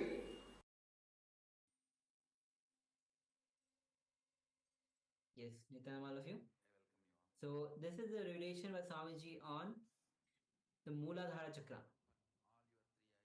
So take a moment to share your understanding, your powerful cognition, that understand the click that you received from this revelation by Swamiji on Muladhara Chakra. Swami says very beautifully that it has nothing direct, it's nothing, this Muladhara Chakra has nothing directly related anything to the sex itself, but images that we carry, that we build, and we project that onto the other person, and it's never gets fulfilled because it is an image. Just like how dream never gets fulfilled because it is a dream, in the same way image that we carry can never be it will not get fulfilled, because image is an image that we have carried. It's not a and we are projecting that on the living being, and when we project that, we try to possess that and try to mold the other person into the image that we carry. And when we possess the other living being, we reduce the other person from being to the matter. So please take a moment and share and understand, make more an interactive session, make start cognizing and sharing your understanding, sharing your cognition, what you understood. Yes, we have been joined by Kailasa Toronto in Nityanandam, and also we have, yes, Nityanandam, and we also have Manitya Paramashiva Anandini who have joined us, Nityanandama, and also Manitya Arunachala has joined us, Nityananda. Also requesting all of you to switch on your cameras, be available in the cameras. Understand these powerful truths that Swamiji is revealing. It's the moment we cognize, transformation happens that and there itself. So having, Swamiji says very beautifully, listen. When you listen, you internalize these powerful truths and the transformation happens.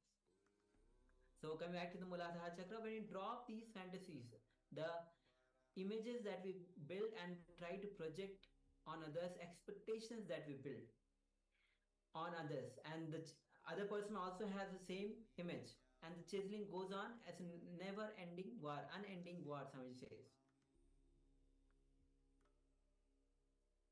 All right.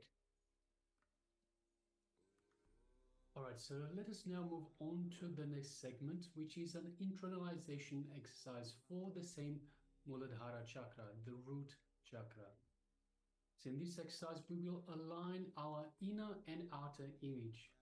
So what is our inner and outer image? So the inner image is the image we have about ourselves, the image that we see, how we see ourselves. The outer image is the image that we project to others. So usually the outer image will be something that we compensate for the inner image. So if, which is happening most of the time, if the inner image is less than the outer, less than what it should be, then the outer image will be something to compensate for that. So let's say, for example, you might have a belief about yourself that you are weak, and you are unlucky, then you might project yourself in your outer image, project yourself to others as being lucky, as being strong.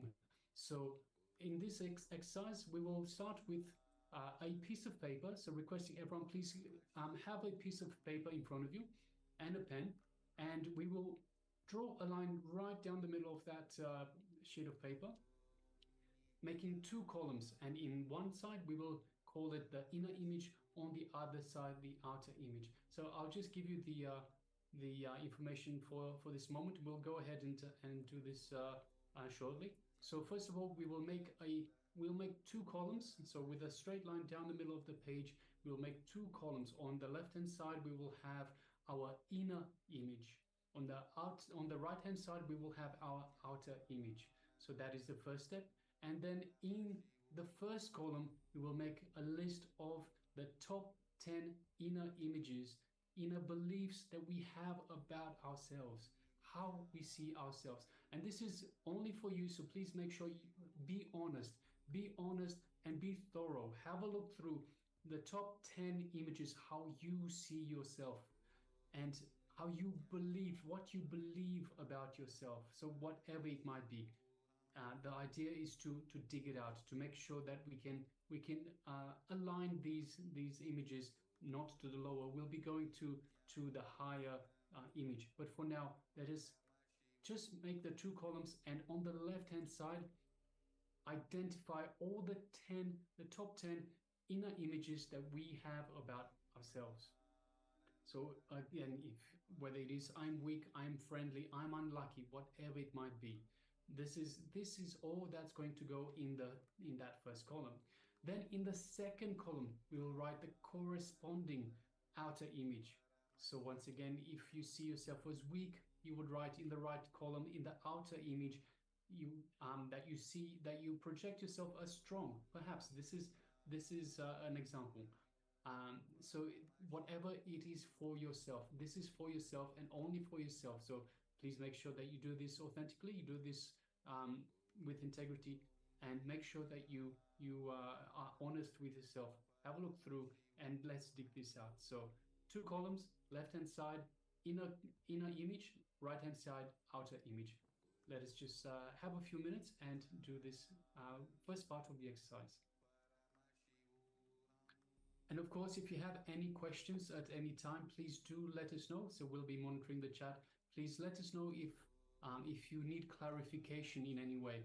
So if you feel also that you don't want to write it in public chat, you can write us a direct message. But please make sure that you do ask questions if you are unclear about anything, any part of the exercise. Okay, so let us go ahead. The slide is being projected for you now. Let's begin.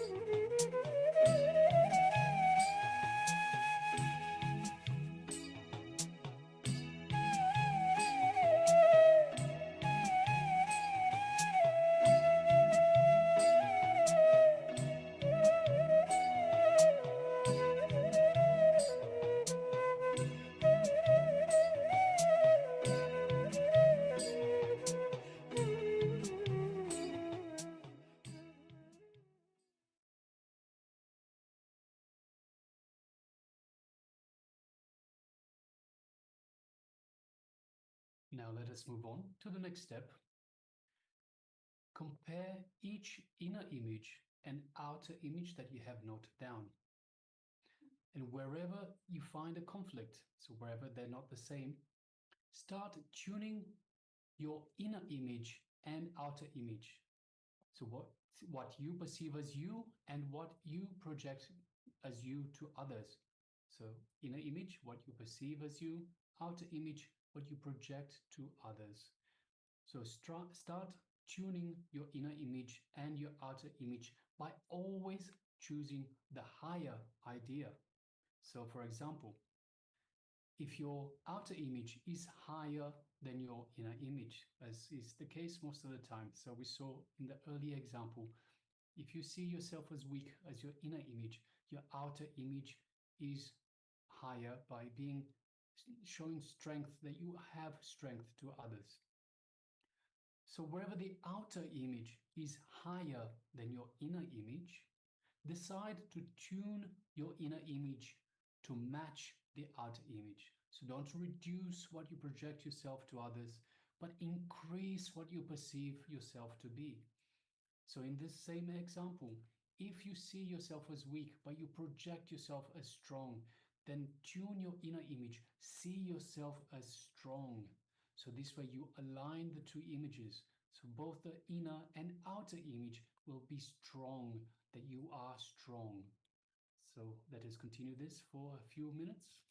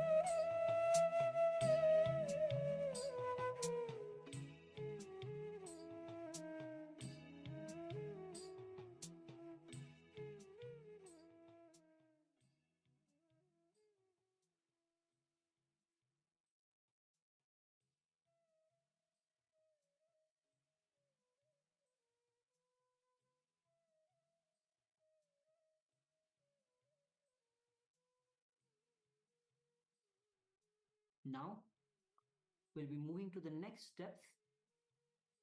Repeat this for each point. Compare both identities which you have penned down. Whatever qualities are best in both, choose those. Draw a star against all your best images. Continuously tune yourself to your peak image. Now, in the next step, identify the obstacles that stop you or distract you from achieving what you want to be, who you want to be, how you want to be. One of the biggest obstacles for most of people is self-doubt, which is a negative thought pattern that happens because of the memories of past failure. So please go ahead and continue with this step. Paramashivoham.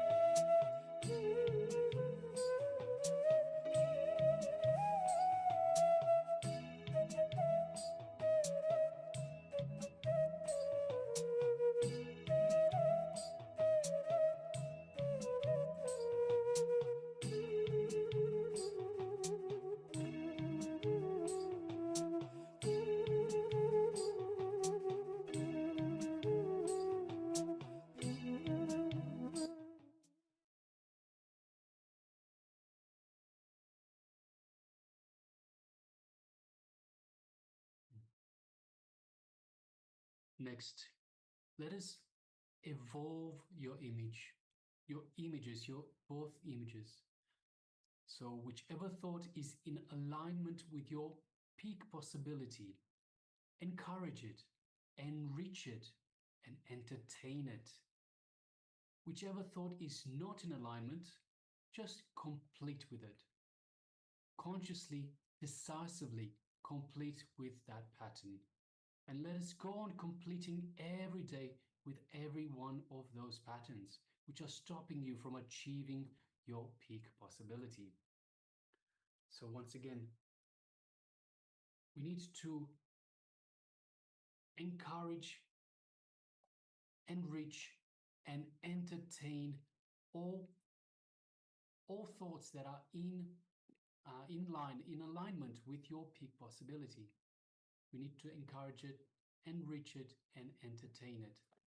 If it is not in alignment, then simply complete with it and consciously decide to go on completing every day with these patterns that are stopping you from achieving your peak possibility.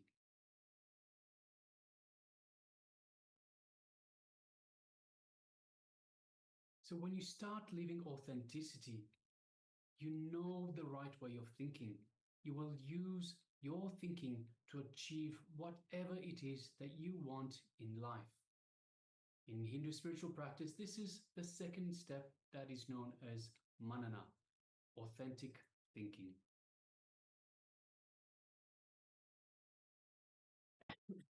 When you are authentic to the current image we have about ourselves, a new higher image is revealed to us. When we are authentic to that image, higher and higher images are revealed.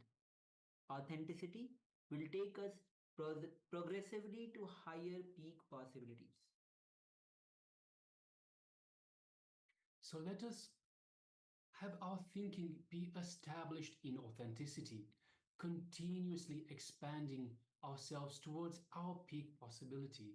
So, as we've seen just in the previous slide, the more you achieve your peak possibility, the more your peak possibility expands. So this way we expand. Swamiji beautifully tells us expansion is life. When you expand, you are alive. If you don't expand, you go backwards. So let our thinking be established in authenticity. Understand that we are Paramashiva. This is our authentic self, our true self, our divine self. So let us continuously be expanding ourselves towards that peak possibility. When we achieve a powerful clarity in our thoughts, that makes whatever we think into a success. Whatever we think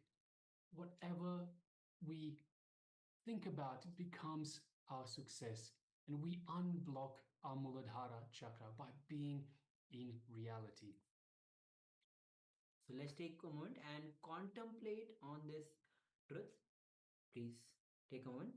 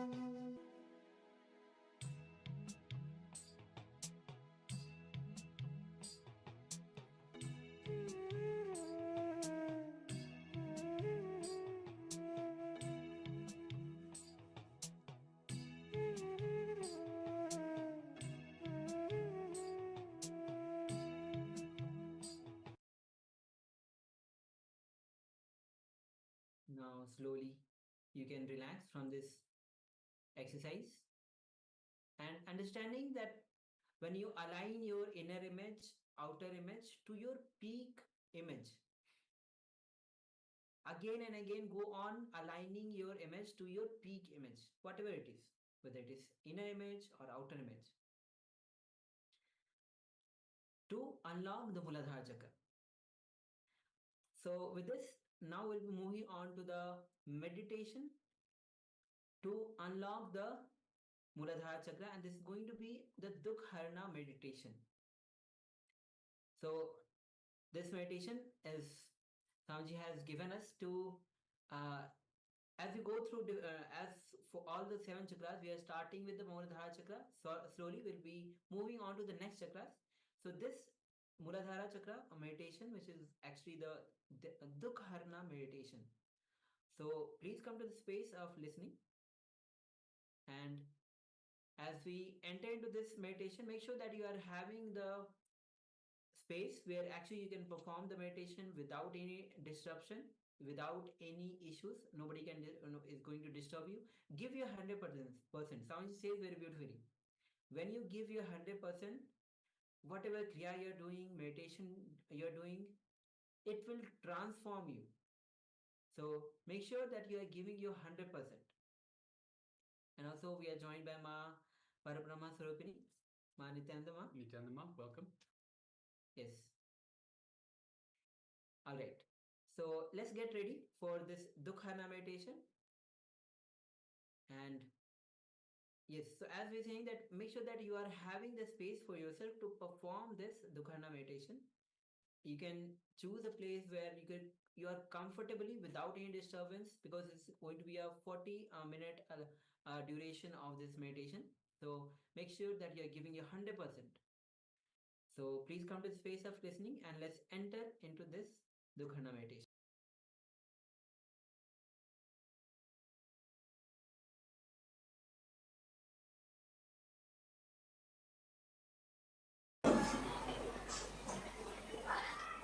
So this meditation is called Dukharana.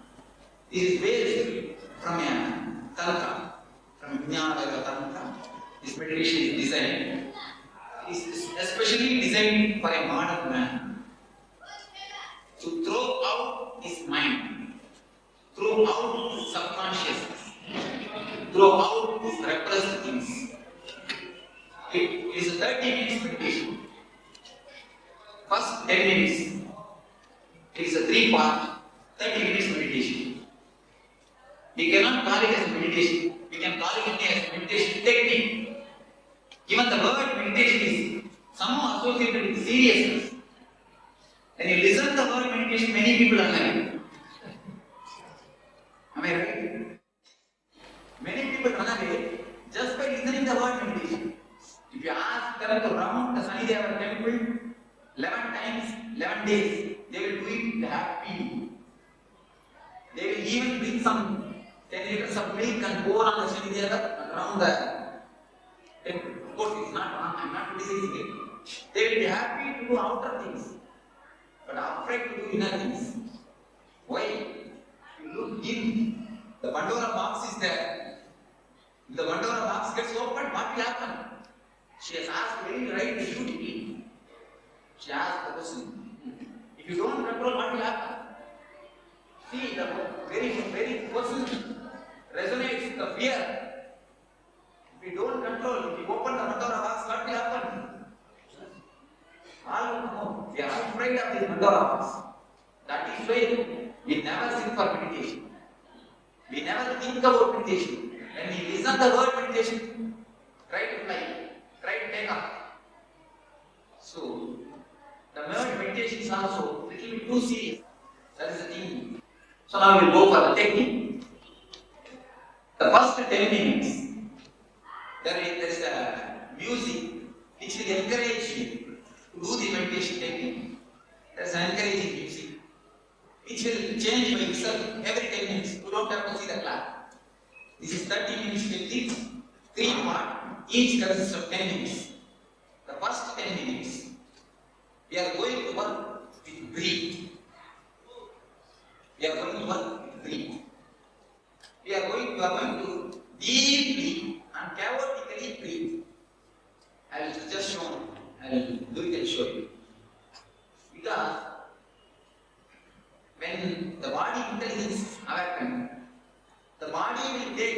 much of oxygen is needed when you deep breathing. There is no need for controlling your breath. There is no need for holding your breath. It is not pranayama. Please be very clear. It is not at all pranayama. You are supposed to breathe as deeply as possible, as devotically as possible. Up to navel. Up to navel. Begin the breathing, not up to navel. Forget your whole breathing. Forget your whole body. Just begin a breathing in the 10 minutes. First 10 minutes of deep, devotic breathing. And then, no, you just as deeply as possible breathing, as deeply as possible breathe out. And people who have got the problem in heart, do it as much as you can. Don't follow it. But other people, put your whole energy and do it. The 10 minutes standing and deep breathing. In these 10 minutes, all your frozen energies in your body will start melting. All the frozen energy which is stored in your nervous system will start getting melted. The heat will melt all the repressed emotions. Your subconscious will be completely open. The next 10 minutes is called catharsis. You are supposed to open the sealed body which is in your being. Just make your body as tense as possible everywhere in a chaotic way. Just throw your legs, throw your hand, round your head, whatever you want to do. Whatever body wants to do, allow it to do. But wisely. That is the only word to underline. Do it wisely. Just make your teeth tense, make your eyes tense, make your hands tense, make your legs tense, make whatever body part you feel, make it tense as possible and relax. I will show you, do it and show you. Have you understood? The first 10 minutes, deep chaotic breathing. Next 10 minutes, just pouring out all your dukkha. If you feel like crying, just crying. If you feel like screaming, scream. If you feel like rolling your head, just roll. Allow complete independence. This 10 minutes. Don't control your body for 10 minutes. Only one rule, don't disturb the next person. Don't disturb others. That is the only rule. You are supposed to throw all the insane. Become a man. In one word, I tell you, become a man. Because already we are mad inside. Am I right? Already we are mad inside. You just take one paper. Today you go and do it as a homework. Today this is the homework for you all. You all will take one paper and sit in your place. And allow the mind to think, even if you just if you sit within 1 or 2 minutes, you will forget everything and start having your dreams, your thoughts. When you remember, just start writing what you thought. Then keep the pen and allow. After again 2-3 seconds, you will forget and your mind will start wandering. And again, when you remember, write it down.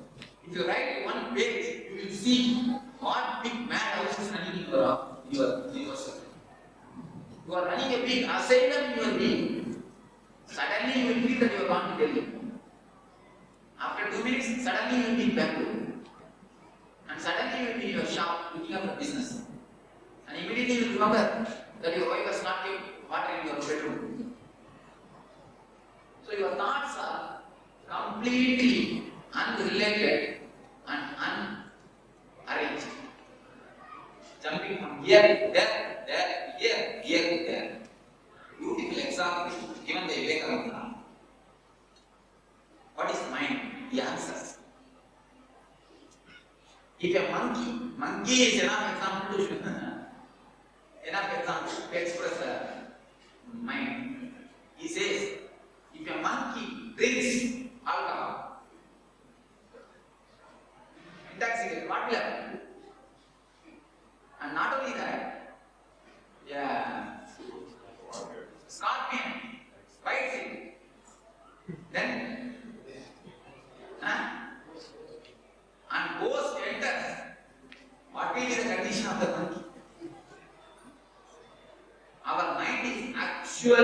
equal to the mouth. I think much simpler than our mind. He has told rightly. That is what is our mind. So, just breathe out the madness. Act out the madness. This is the right word. Act out. Now there is a big technique in West psychodrama. It's a lie. If you want to beat somebody, they will give you one pillow and you have to do prana pratishtha of that person to the pillow. Just as you do prana pratishtha in temple. Om Ramakrishna Devadaya Igagacha. You do prana pratishtha. Let Ramakrishna be here. Just like that. Remember your enemy and do prana pratishtha in that pillow. And beat that pillow nicely. They say really, the psychologists discovered, they say really the person gets out of the anger. The anger is simply vanished. It is very vicious. The psychodrama, throwing out your feelings into the air. Throwing out your feelings into the air. Dropping your feelings into the air. If you beat somebody, that what will happen? The chain of karma will be continuing. He will beat you, you will beat him, then it will be continuing. If you keep it inside, it will become suppression and disease. Either you disturb others or you disturb yourself. Now this is the technique. Neither disturb them nor to disturb you. Just throw it out. Act out all that repressed anger. Just to make your whole body make faces. Now you will already be given ribbons. So nobody will be able to see each other. So you have complete freedom. Full freedom to do whatever you want. The 10 minutes, just without everything. Don't have any shape, any culture, anything. You have had enough of all these things. Just keep your, what to say, patient, moody. Right word? Mask. Mask. Just keep the mask out. And bring the violent figure outside. You will become really a Shanmuki. You see, when the violent person comes out, the Shanta, the Ananda, the silence, it starts moving automatically. Then, without your knowledge, from a deep inner consciousness, you will be in a deep silence and pleasure and pleasing. So, when the tape says, when the 20 minutes says, tape says stop, immediately stop as you are. If you are standing like this, stop as it is. Just become a frozen idol. Just become ice statue. Why I say, from heart, mind, if you come to a deep, old frozen mind, in between, mind will stop working. You will be having the experience of samadhi or meditation. There is every possibility, and especially in the master's presence. When your mind stops working, immediately the energy is rushing in. Actually, you are all made to listen, not for listening. I have nothing to tell you. I have nothing to give you.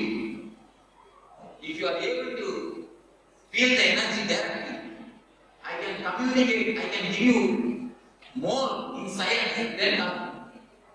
Actually, I can help you more in silence than talking.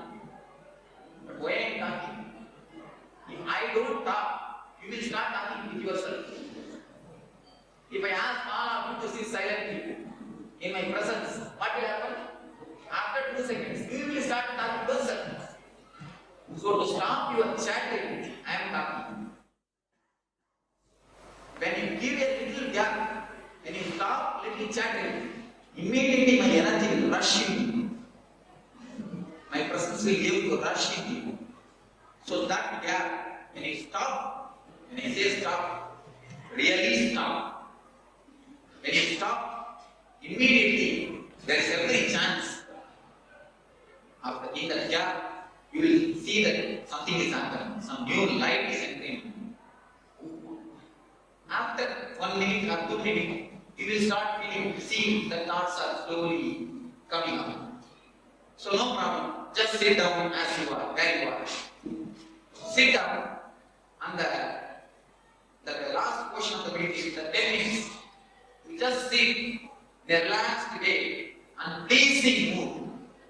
With a pleasing mood. So if you remember somebody, if you remember, just remember whom you love. Remember somebody you are pleased in somebody's face. Just remember them. He may be God, he may be a guru, he may be your devata, or he may be your friend, he may be your relative, he may be your husband, he may be your wife, and most probably not be your wife and husband. It happens so. The wife and husband maybe. Anyhow, whomsoever you feel like pleasing, just remember them.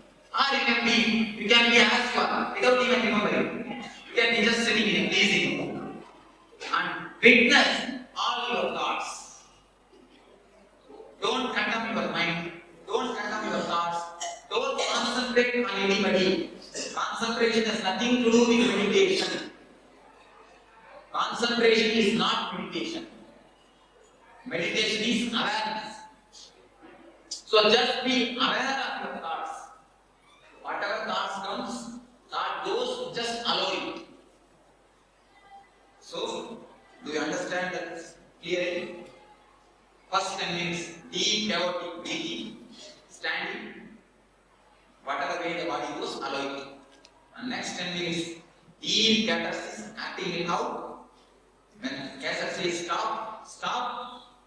And other 10 minutes, when slowly thoughts are started coming, just sit in a relaxed way and pleasing mood.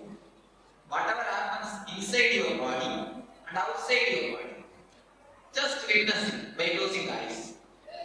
Don't try to force silence in the house when you meditate. There are few people, if they start meditating, they will torture the whole house.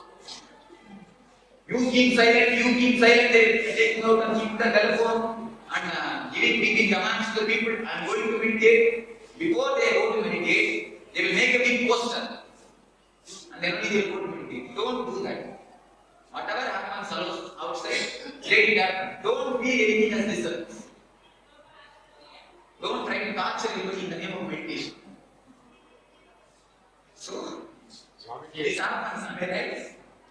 Nice. Stand like this and have a free clothing.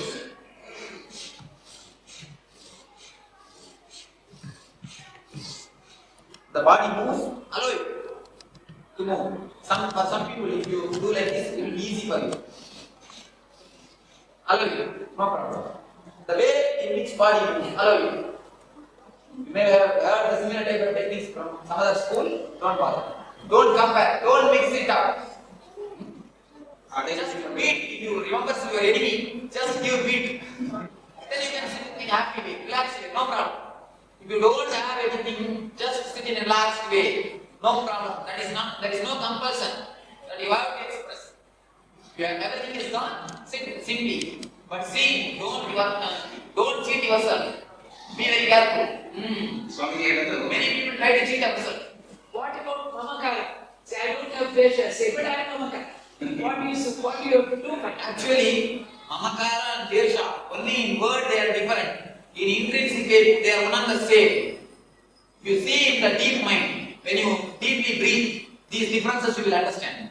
That is why the verbal, when I say verbally, you can question Mamakara, Dvesha, all these words.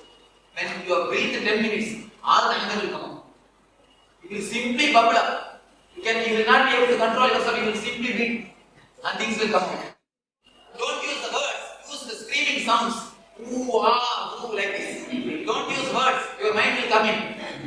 Don't allow the mind to come in. When you hear this, about this technique, you will not feel like, what is this? This Swami is teaching us to become mad. You will feel, when you do this technique, you will see the benefit. You will be tremendously benefited. When you do this technique, if you want to testify scientifically, all of you go today and have one passport size photograph. Taken. 15 days you do this technique. 15th day you take one passport size photograph. You will see your faces completely become flower. In 15 days, I assure you. I assure you. In 15 days, your face will completely get changed. You will see that your eyes will become pleasing. Your face difference in your face. So you can see it in a visible way. After 50 days, you will get filtered water. Yes, rightly told. You will get a filtered water. So this meditation technique, now you are going to start. Just I will show you one or two things.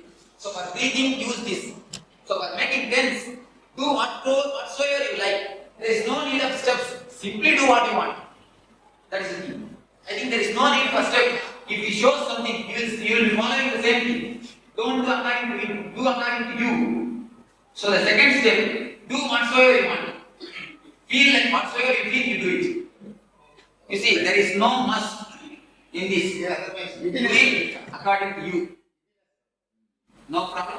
Just do it as you like.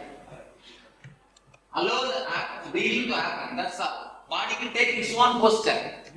You don't have to design any separate posture. Anything? Second 10 minutes no need for breathing. Let it be normal. Okay. Anything else? Thank you.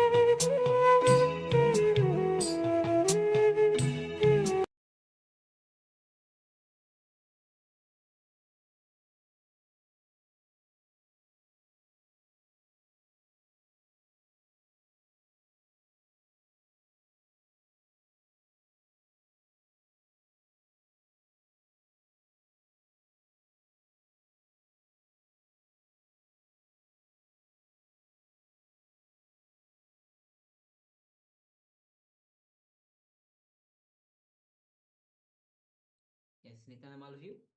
So this is the Dukharana meditation. The name itself says Dukharana, means the meditation which removes all the pains. So now you can relax from this meditation. And then now we'll be moving on to the power manifestation round. So all of you can settle now. Yes, all of you can settle now. So again, we'll be moving on to the manifesting the power of consciousness over matter. So if you have a coconut with you, that's great. We'll be entering into, in this round, we'll be manifesting, moving the coconut or in round object, fruit, rolling out of your hand. So please get ready.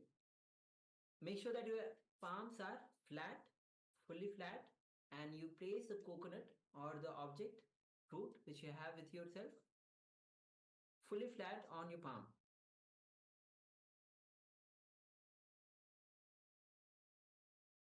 So requesting all of you, Ma Siyavo, Ma Satantra, Ma Paramashivoham, Ma Kali Wang, and the person with name iPhone, please be available. Yes, Nitanam, Ma Siyavo, and Ma Ananda Gurupri is already ready with the coconut. Yes, great.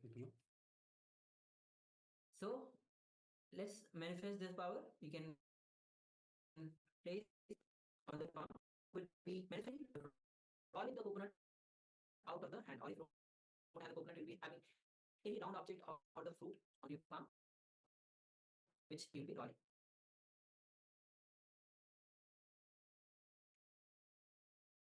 So let's get ready. You can sit with your head, spine, and straight line. Visualize Swamiji in your inner space. His infinite love without any boundary overflowing through you.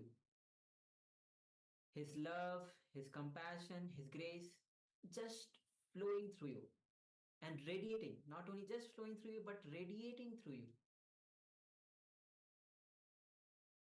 Gently bring your awareness to your Angya Chakra, third eye.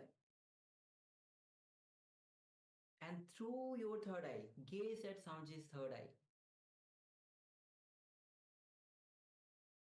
To manifest this power of consciousness over matter.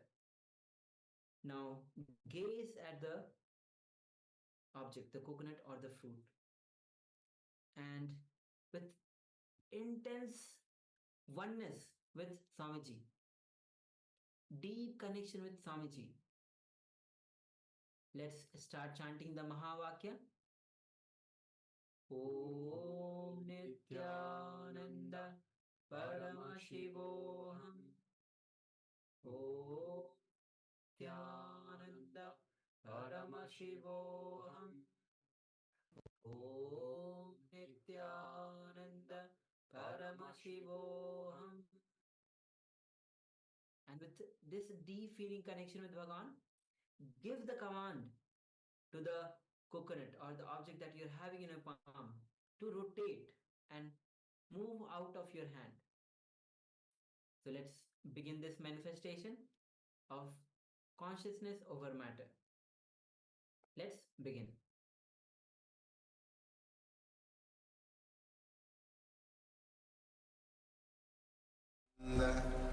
Paramashivoham.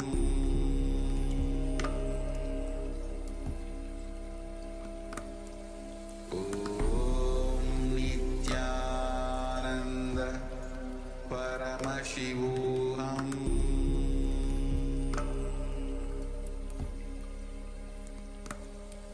Om Nityananda Paramashivoham.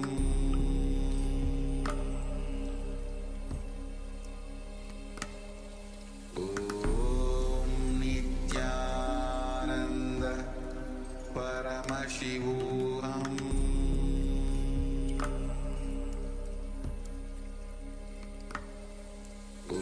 Om Nityananda Paramashivoham.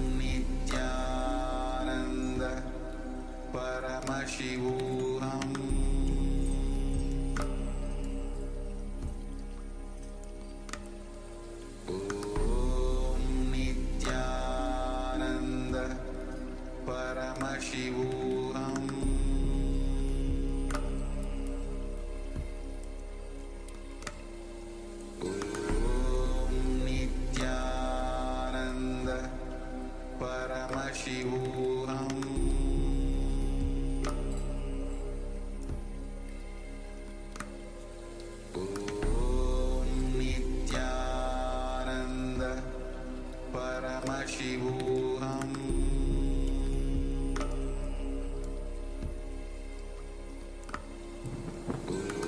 Om Nityananda Paramashivoham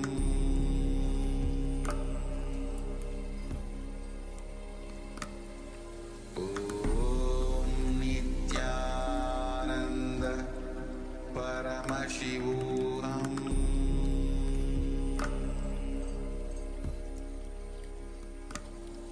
Om Nityananda Paramashivoham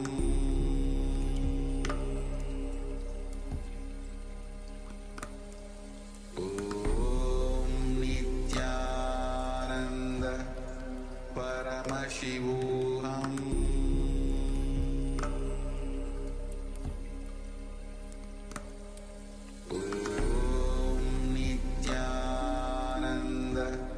Paramashivoham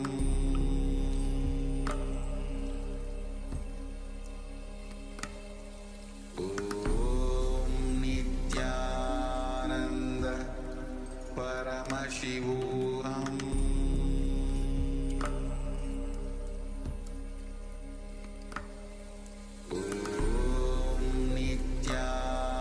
Nityananda Paramashivoham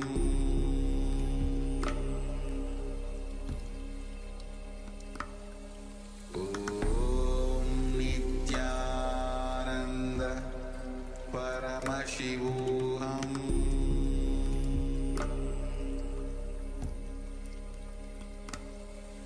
Om Nityananda Paramashivoham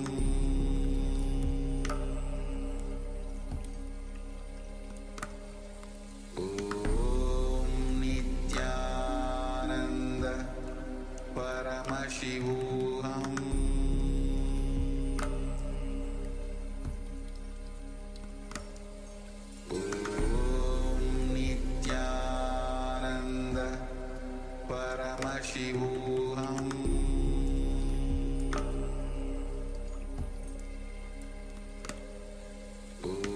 Om Nityananda Paramashivoham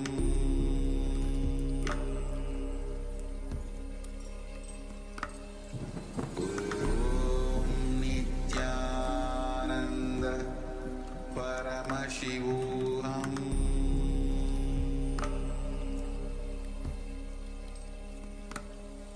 Om Nityananda Paramashivoham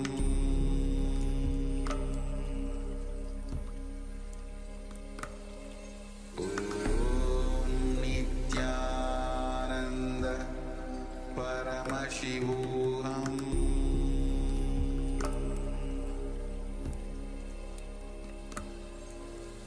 Om Nityananda Paramashivoham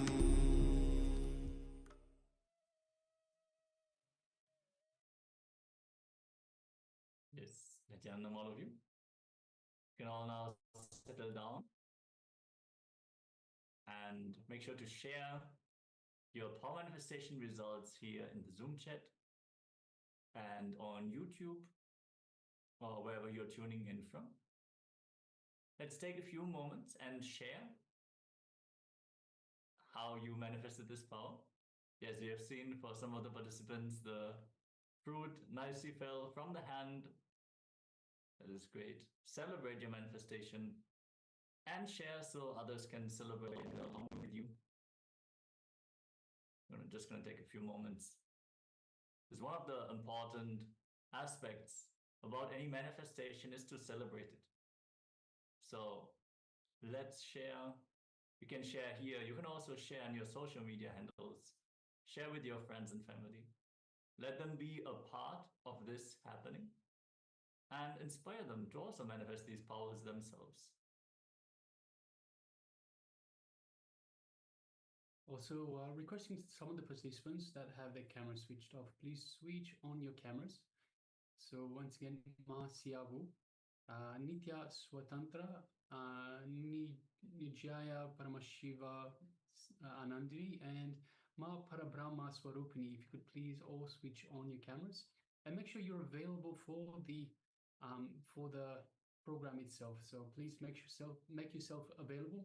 As Swamiji beautifully says, whatever you put into the program is what you get out of it. So the more you make yourself available, the greater chance you have to actually receive all the great truths and to manifest these powers. Take part in this program. So please make sure that you do put in your effort. If you recall, going back to the first day of the program, we asked yourself to write down what it is that you want to achieve from this program. What is it that you want to get out of this program? And Swamiji beautifully told us, put in the effort and you will get it. Put in the effort, and if you put in 100%, you will get 100% of the results. If you put in only 50%, you will get only 50% of the results. So please, for yourself, make sure you are true to yourself. You are integrated to yourself, to the goals that you have set for yourself, and put in the effort to reach those goals. Yes, with this, let us now get ready and move on to the next segment, where we are going to learn about the Swastikasana chakra. Moving to the next chakra. Yes, request from all participants, please let us come to the space of listening. Once again, let us sit with the head, neck, and spine in a straight line, and let us receive, get ready to receive Swamiji as he imparts these great truths on the Swastikasana chakra. Let us now begin. Word fear stroke. For example, in the night time, around 9 o'clock, you are taking a small walk in your garden, like this place. In some place there was no light. If you see a coiled rope, what will happen? And the moment you feel it is a snake, you get a shock. Of course, within 1 minute you will understand it is a rope because it is not moving. You will understand it's a rope. Then you will reconcile, you will settle, that is different. But the moment you think it's a snake, you get some shock. If you analyze, you can see very clearly it starts from that point only. From Swastikasana only the shock will start. That is why any fear stroke will create a feeling of diarrhea in you. It will just churn your stomach. There are so many instances we can say. When a flight is caught in turbulence, you get the fear stroke. When the lift stops in between, you get the fear stroke. Many more instances you can tell. Come up with some more instances from your life. When cell phone rings midnight, 12 o'clock. Brake failure. See, mind, because of long time thinking, it gets its own intelligence to survive. It plans anything which is harmful for mind. If it is proposed for you, immediately you get some reason, some logic to avoid it. So it tries its best to escape. That is why many people, I have seen many people, especially in the West, in the East people are not afraid, many people in the West, the moment they see me, they tell me, Swamiji, when I saw you, I felt so joyful, so pleasant, but from inside my being, from some corner, a terrible fear attacked me. They feel such a joy and pleasure and feeling of ecstasy, along with it, a deep fear arises. The deep fear is because of the mind. Mind just wants to escape. See, anything which creates pain Mind is ready to receive. Because with pain, mind can survive. But anything, any method to go beyond the pain or to go beyond the mind will never let you do that. Mind will never let you do that. Mind will try its best to put some obstacles. Even at the time of meditation, it will create some doubt. I think this portion I will do tomorrow. Now I think I am tired. Next meditation I am not going to do. Many of us decide before even entering into the session. This is because the mind will never let you do all those things. And moreover, mind has got its own regular setup of thinking, regular way of working. This whole camp, the whole camp is designed in such a way, your regular mental thinking setup itself will be broken. You will not be let regularly, you see, every day, at least 8 hours you sit alone and think. Even if you are working, except the moments which you are talking, you are sitting and talking with yourself. The thinking is going on. The mind is alive. First time in your life, you may be stopping thinking for so many hours. When you listen to me, you cannot think. Your thinking will not be so solid. Not only listening to me, continuously the meditation is going on, different techniques. So the mind will get frightened. Unconscious can predict the danger. Unconscious has got a intelligence or intuition to predict the danger. So if you totally get involved, you will reach a space, the joy or the bliss, where mind cannot pull you down, where you cannot be same old personality. So naturally mind will create enough of problems. I have seen many people coming and telling me, Swamiji, I don't have time at all for meditation. What I don't know what word to use. Simply cheating themselves. You see, if you say, I can't give so much of preference to meditation, that is okay. But how can you say, I don't have time? Because everybody has got only 24 hours. It is your priorities. For what you want to give priority. For money, if you want to give priority for money, you spend all your time in working. If you want to give priority to the family relationships, you are just continuously around them. You take them out, you spend time with them, you sit and chat with them, like this. For what you want to give priority? Only for that, you work. So if you really want to give priority for your life, for your joys, for your bliss, for the real energy, naturally you will find time for meditation. So if you say, I don't find time for meditation, it means two things. Either you have not understood the importance of meditation, or you don't feel like giving priority to the meditation. Any moment of fear stroke in your life?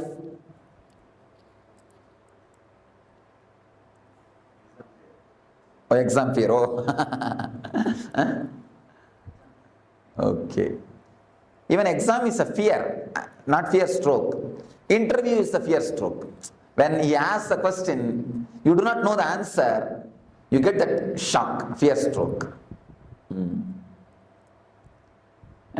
The fear of unknown things. Whenever you see, in the midnight, you feel like having a cup of coffee. You slowly come down from your bedroom to go to the kitchen. Suddenly you see a shadow moving. Then you get the real fear stroke. Instead of boiling the milk, you are boiling. That's right. Some other situations?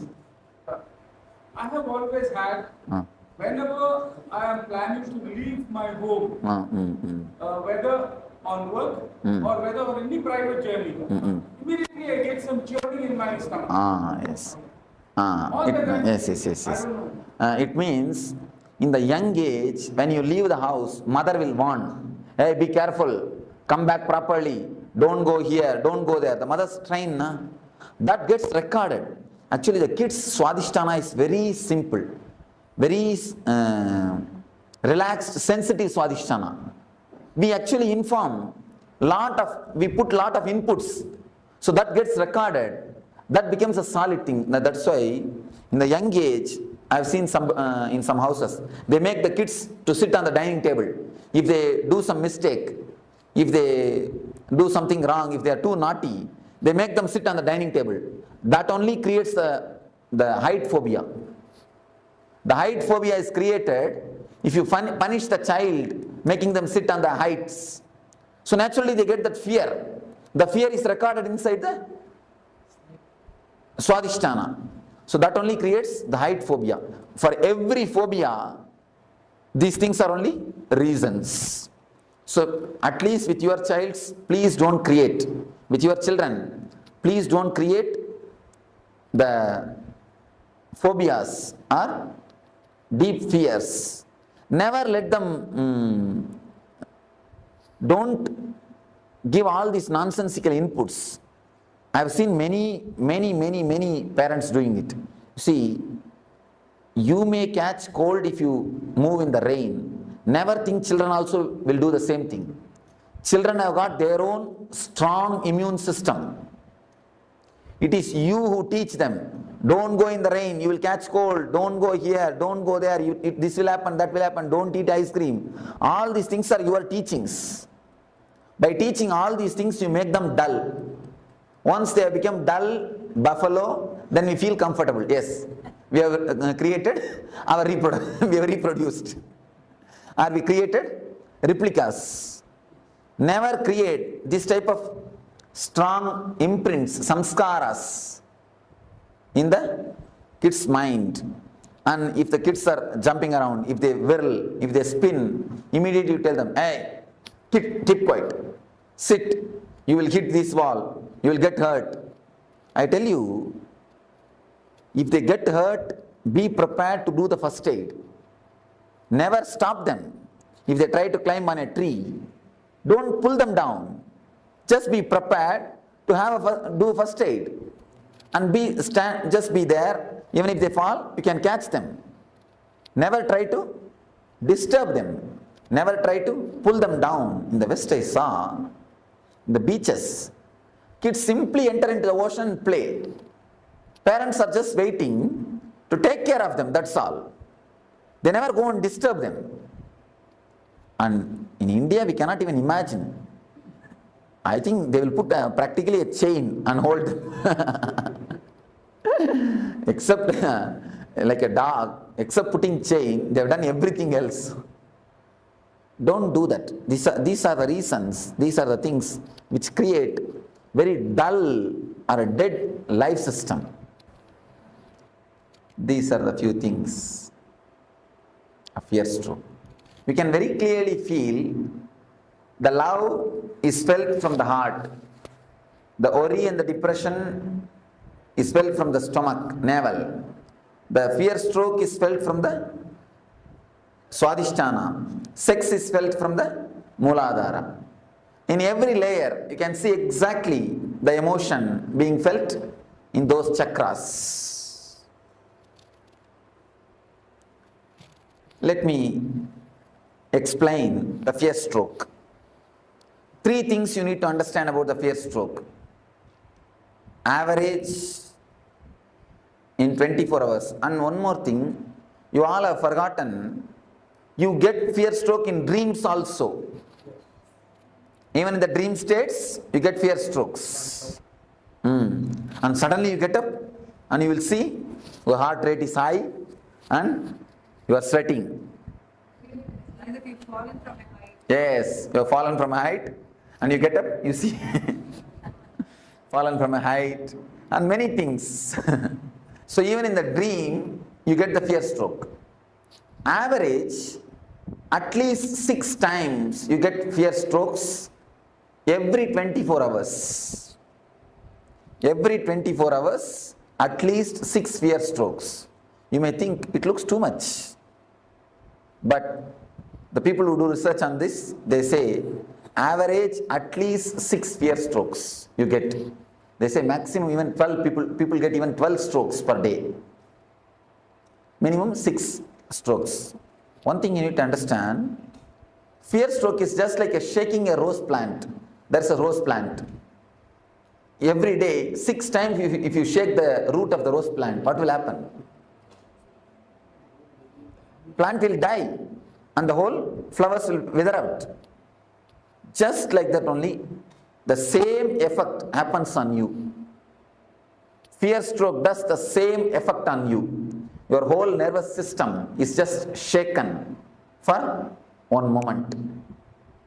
You see, after 2 minutes you understand it is a rope, it is not a snake, by torch, or because it is not moving, you understand. You settle down, that is different. But the moment you get the shock, that's like almost like electric shock, and especially the strong fear strokes, you can feel almost like electric shock only. Your whole body is just shaken. The fear strokes shakes your whole nervous system. First thing, at least 6 fear strokes you get in 24 hours. Second thing, it damages tremendously your immune system. Your immune system is just shaken. Third thing, your lifespan is reduced due to fear stroke. Never think you are afraid of death. You die because you are afraid. We always think we are afraid of death, but understand now, scientists are proving you die because of fear. Your fear brings the death more closer. There is a beautiful Sanskrit saying, a man who is courageous dies only once. Man who is coward dies every day. The fear stroke only is called death of every day. Every day you die. Every fear stroke is a death. And in death, you will have only one fear stroke and leave, that's all over. But in the covered life, in this type of lifestyle, every moment you get the fear stroke. Every moment you are dying. So, the fear stroke is simply an enemy for your life. Simple enemy, a direct enemy for your life. We all know that now the fear stroke is enemy. How to deal with it? What has to be done?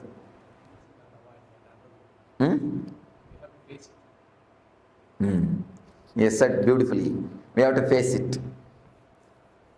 There is a Upanishad called Katha Upanishad in Vedanta which deals on the death fear. There is a beautiful idea. You need to face the fear. You need to face the fear. What is exactly fear? Let us analyze. What is your subjective feeling of fear? Let us reduce everything to words. Don't say, I cannot explain, I cannot express. It's an emotion which paralyzes all thinking. Yes, Scott, beautifully. Then? It's only imagination. You create something. Even the word imagination is not right, ma. You see, he gave a beautiful subjective experience, subjective expression. A special kind of chemicals or hormones are released in your system, which when the feeling is created, you just don't want to live inside your body, you want to jump out. You just don't want to be in that space. In a nutshell form, I will present it to you. Something happens in your system is not ready to put up with it. You just want to escape from that space. You just want to jump out of your skin. Some uneasy feeling is the tremendous uneasy feeling is created inside your system. That is what we call, see, raising the heartbeat or raising the pulse, raising the BP, all side effect. Basically, an uneasy feeling is created which is not letting you to stay in your body comfortably, which is not letting you to stay in your space comfortably. That is what is fear. What is the exact way to face it? Upanishad says, create the same space consciously and face it.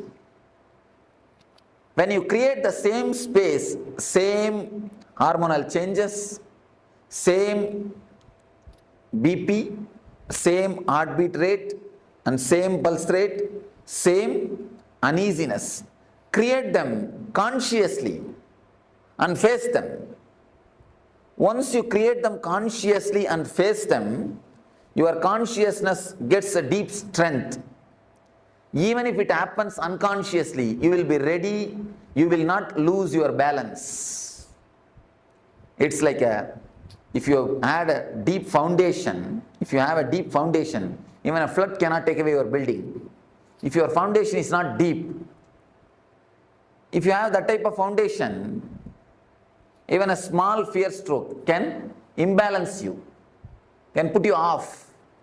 If you have a deep foundation, if you have worked on your fears, if you have a deepest consciousness, even the unconscious strokes can never touch you. Even the unconscious strokes can never touch you. Swastikasana is the master of paralysis. If this chakra is strong, you will never have the paralysis attack. If this chakra is weak, there is every chance of getting paralysis attack. Paralysis stroke is nothing but the side effect or byproduct of fear stroke. So, the way in which we can overcome the fear stroke is create the same fears consciously. When you create consciously, the same hormonal changes are happening in you, same pulse rate, same BP, same uneasiness, but you are steady facing them. It's like you are the center of a cyclone. A big cyclone is happening around you, but the center is always calm and relaxed. Even in the tornadoes, any of you have seen the tornado clippings? Even in the center of the tornado, there will be a space where a total silence exists. Total silence is existing. So, if you create a conscious tornado in you, your awareness will be a center. Once you face the fears, once you go to the deepest layers of your fears, then even if the adrenaline release happens, even if the same sufferings are pressurizing you, even if the same heartbeat increasing or the same BP level, same pulse rate, even if the same thing happens, you will not lose your balance. You will not be imbalanced. Please understand. Any of you, if you don't understand this concept, this idea, you are welcome to question me. Because based on this idea only the whole meditation is going to happen. How much you understand this idea, that much only you will be able to meditate. If you have any question, please crisscross me. Innumerable situation fear stroke can strike. You said that consciously create so many situations like that. You put a right question. All the innumerable situations can be brought under 4 classifications. You have the 4 layers of fear. Is fear of losing some part of your body in accident or through some fatal disease like cancer, all those things. This is a second layer of fear. The third layer of fear is fear of losing your near and dear ones, your loved ones. Fear of losing them or losing love from them. Losing them physically or losing love from them is a third layer of fear. The fourth is fear of the unknown, fear of your own death or fear of God, fear of the ghost, fear of unknown is the fourth layer. These are the 4 major layers of fear. If you think there is some more fears, then these 4 layers, you can tell me. if we work just on these 4 layers, that is more than enough to reduce the quality and quantity of fear strokes. Any other layers? Any other fears? Somebody asked me, in America, just like this I was telling, somebody asked me, Swamiji, I am afraid of marrying. Under what layer the fear of marriage comes? What is the layer under which the marriage comes? I told them, marriage comes under all the 4 layers. First thing is the fear of losing the status. A small story. Once in the forest, marriage between lion and lioness was happening. Because the marriage was lion's marriage, the whole forest gathered for celebration. Monkey is playing some instrument and fox is playing some instrument. Everybody is playing some instrument and celebrating. Big celebration is going on. Suddenly, a rat jumped in the stage. The center of the stage, it started dancing. The rat started dancing. One lion came and caught the rat and told, hey, it's a lion's marriage. What courage you will have to come and dance here? Fool, who are you to come and dance here? Go outside. Get out. Immediately the rat said, no. Before marriage, I was also lion only. So, first thing, losing the social status. The next thing, of course, don't mind if you are already married. The next thing, the fear of losing the body, some part of some body, or the fatal disease. I was just making fun. In all the 4 layers, you can bring the marriage. Fear of unknown and fear of losing the love. All the 4 layers can happen due to marriage. Anyhow, any other?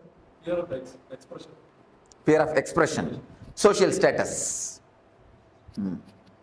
You are afraid that you may fool, you are a fool. You may prove you are a fool. Afraid of being called as a fool. My brother-in-law passed away by accident. Eldest son. While I was sleeping, I know that somebody is coming because the bed is facing the door. So while I'm sleeping, I know somebody is coming. I moved myself. Then why his voice is my brother-in-law? And he's already died. Why he can speak to me now? That made me very fierce and started to shiver. I just ran away from the room. Actually, till the 16th day, the hangover will be there. That is why we are expected to keep that place separate and expected to do that regular shraddha and all those rituals to give a send-off, peaceful send-off. Emotionally, when you relax, when you let go them, only then they can carry on their life. Emotionally, when you let go, only then they can let go. They will be able to let go the whole thing. I normally conduct yoga in the morning. That seems a lot of time. Not able to come out of it. Is it the right thing? No, it's a wrong thing. Anything done with a fear cannot be spirituality. That is why I always tell people, never take up Nitya Puja. You see, one day you must have felt so joyful, ecstatic when you did puja. Some one day you will feel so joyful just sitting in front of God and chanting some sloka. Because of that joy, you become greedy of it. Then you start possessing. You wanted to do the same thing every day, but the same feeling will not be there every day. The fear will start coming. Oh, if I drop one day, what will happen? Will God mistake me? Exactly. Be very clear, God is not waiting for your milk or fruit. He has got enough of work. First thing, and next thing, because you have the fear, first you must come out of it. Simply drop the puja. Don't bother about it. Simply drop it. Face the fear. And I assure you, nothing wrong will happen. Nothing wrong will happen. That's the first thing. Second thing, face the fear. Nothing wrong. Never do anything out of fear. I never prescribe Nitya Puja for anybody. I always tell the people. And one more thing, people who do Nitya Puja, after doing the Nitya Puja, they will never get into the room. You can see them. See, even ordinarily, you get into the puja room, you go there. But people who do Nitya Puja, after that morning puja, you can never see them again in that room. And even when they do puja, they will be just waiting when I can leave the room and go. When I can finish the room, finish the things and go. They will be just waiting to finish and go. I have always seen people who work in the garden, once they finish the work, they will never go and sit in the garden. They just want to get out of it. But people who are working somewhere else, the moment they finish the work, they want to come and sit in the garden. So it is just like that. Same way. If you take up Nitya Puja, it becomes a work, duty. Duty is a 4-letter word. When I say 4-letter word, I mean ugly word. Never, never, never take up any puja as a regular routine. Whenever you feel like, do it. See, puja has to be done out of love and gratitude. Many people ask me, even in the West, many people ask me, Swamiji, please give us a set of puja, Guru Puja. We want to do every day, do puja to you. Do the Guru Puja. I told them, no, never do that. If you want to hate me, start doing puja to me. Then naturally you will get hatred towards me. Then naturally you will never look at my photo after the puja time. I always tell them, look at my photo with love, never with respect. When you start creating respect, you stop connecting with the God. I always tell the people, when you start respecting, you stop connecting. Never do that. Never create any ritual around you. Never do any things which creates fear in you. Always out of love. Somebody came and told me.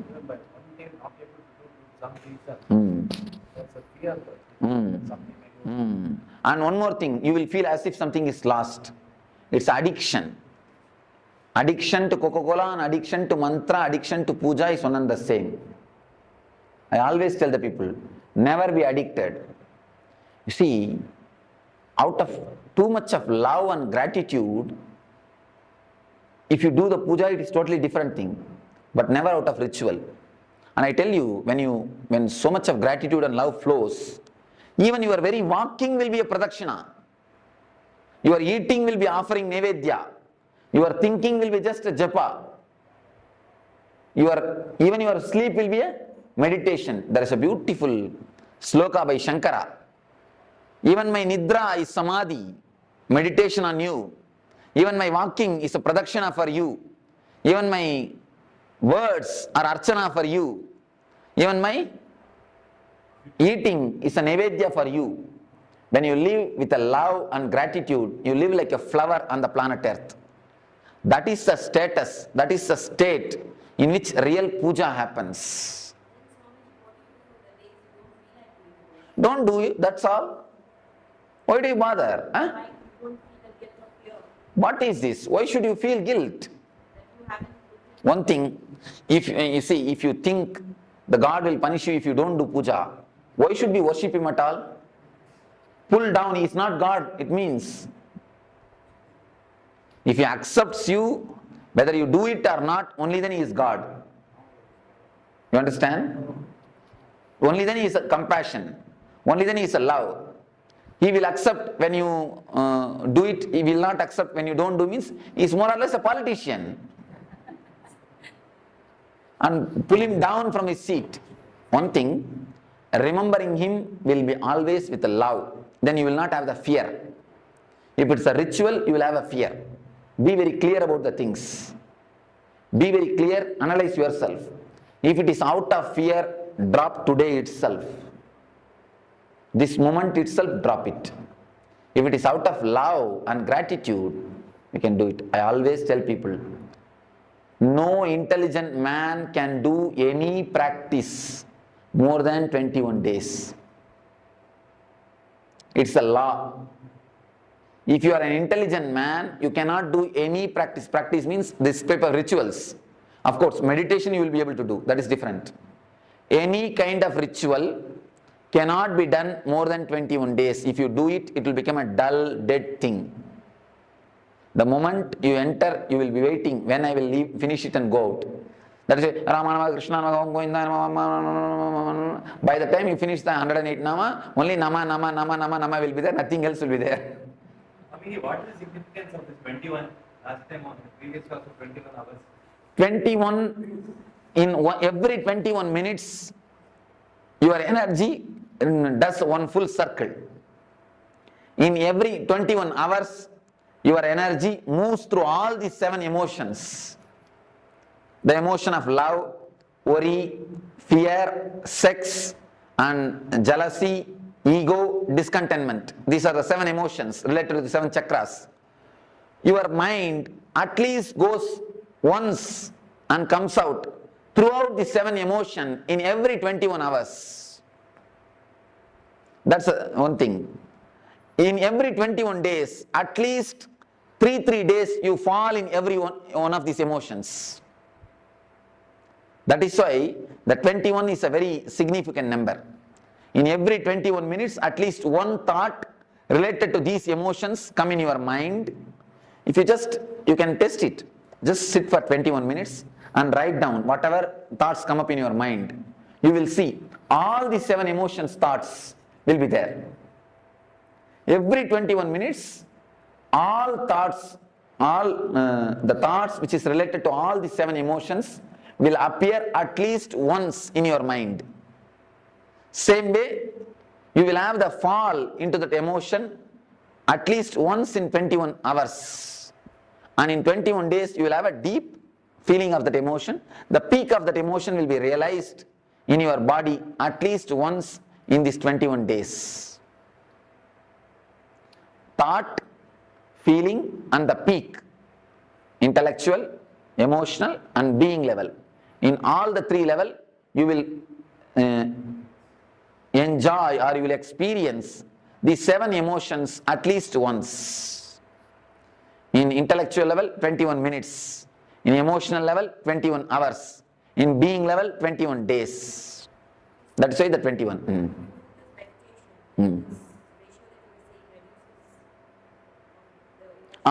Of course, naturally the depth, the quality gets reduces. Then quantity also gets reduced. That is why all meditation techniques are designed for 21 minutes.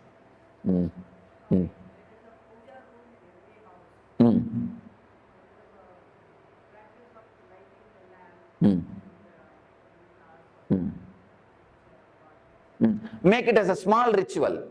When you feel emotional, that day you sit and do it casually, relaxed, wait 2-3 hours. When you don't feel, do it as a 2-3 minutes ritual and finish it and go. Over. Or take turns. Tell somebody else, if you are feeling, today let them go and do, that's all. Even that is to satisfy the mind. Even that is also to satisfy the mind only. If you ask me honestly, I will tell you drop even that. Don't bother about it even. Don't even bother about that. Is it only for partners or even for the future? Generally our life. You see, when you imagine about the future, you alter your life. When you imagine about partner, you alter her life. If it alters your life, it is welcome. It's a vision. Only in that way you grow. If it alters somebody else's life, it's an imagination. Don't do that. Alter your life, okay, but never try to alter others' life. This is the difference.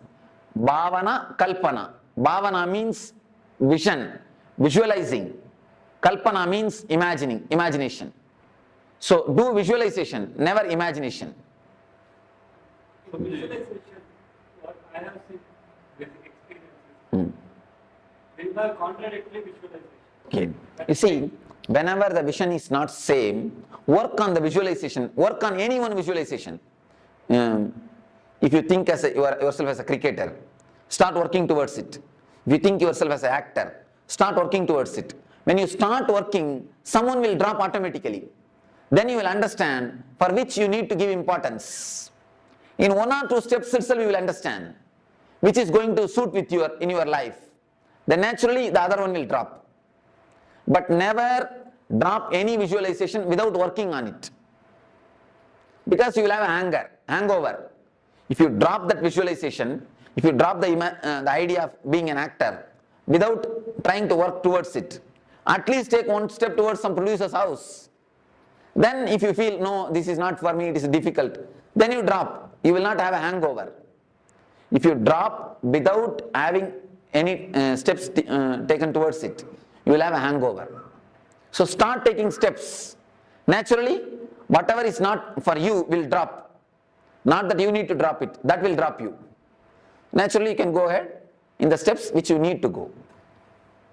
So visualization for the positive aspect is so good. Right. Sometimes the mind thinks other aspect also negative. You get into the trap of negative, sometimes negative. That is called unconscious visualization. Meditation is the only solution for unconscious visualization. Otherwise, the unconscious visualization is nothing less than a poison. It is a simple poison which will kill your life. See, with poison only your body will be destroyed. With unconscious visualization, your lives after lives will be destroyed. You will carry this unconscious visualization everywhere. So drop the unconscious visualization, that is a just poison. Meditation and bringing more consciousness to your thinking setup. See, if you meditate just 21 minutes per day, the whole 21 hour will be flooded with awareness. So don't miss at least 21 minutes of meditation. Every 21 hour, at least 21 minutes allot for meditation. Then you will see, because in every 21 minutes, you come up with one full circle. If one circle is filled with consciousness, it will have an impact on the whole day circles, on the whole day energies. So naturally the awareness will improve. When the awareness improves, the unconscious visualizations will disappear. You see, chanting of mantras makes you only unconscious. It never helps you, it makes you only forget. Chanting of mantra is like a painkiller. Painkiller only makes you forget the pain, not that it heals the pain. This meditation will heal the pain. It will heal the very symptom itself. So now, don't miss this meditation. Do it totally. Then you will see the symptom itself is healed. And you can do this meditation even in the house. By sitting. Don't do it by lying. By sitting you can do it.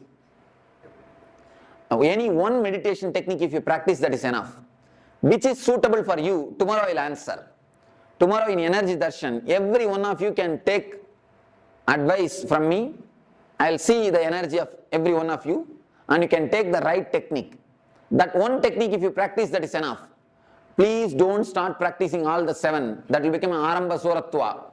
I have seen many people, in starting they start doing everything. Except cooking, they do everything. If you do all the 7, where is the time for cooking in the house? Then after 2 days, no, this is not for me. So don't do that. Take up one meditation and do it sincerely every day. Meditations you will not feel bored. Meditations are not rituals. So do one meditation every day, that's enough. Of course, if you feel, you see, for some people I give 2 meditation. For that type of people, morning one, evening one. For some people I give only 1 meditation. If you receive only 1 technique, you can do twice. If you receive 2 technique, do it only once. Because I see the chakras. If some chakra is damaged, I give them the meditation technique. If some chakra needs more help, I give them that technique. How do you know that chakras are open?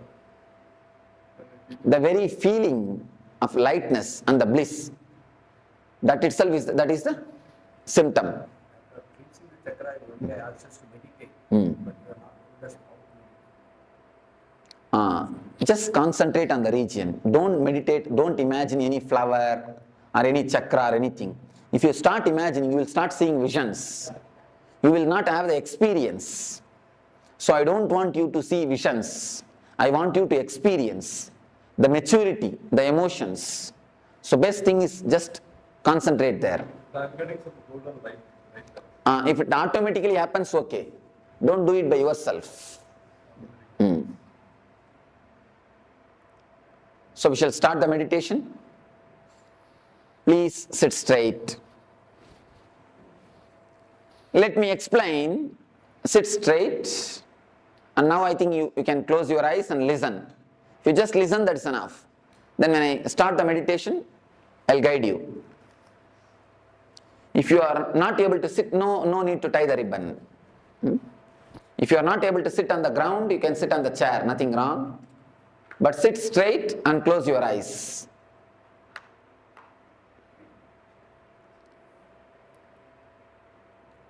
Close your eyes. As you are all aware, there are 4 layers of fears. First thing is fear of losing the wealth, comforts and social status. Next thing, fear of losing some parts of your body or fatal diseases or accidents. Third thing, fear of losing the near and dear ones, the loved ones. Fourth thing, the fear of unknown, your own death. If you have fear, deep fear in some one layer, work on that particular layer deeply. Otherwise, come one by one along with me. I'll guide you one by one. First, if you have the fear of losing the wealth, visualize as if you have lost it. Imagine really you have lost it. You don't have it. You're really lost. Put yourself in the worst situation which can happen in your life. Allow the fear, allow the uneasiness to happen to you. Allow that shock to happen to you. Allow the suffering to happen to you. Consciously visualize and allow the suffering to happen to you. Same way, step by step, we will start penetrating all the 4 layers of fear. Now please tie the ribbons.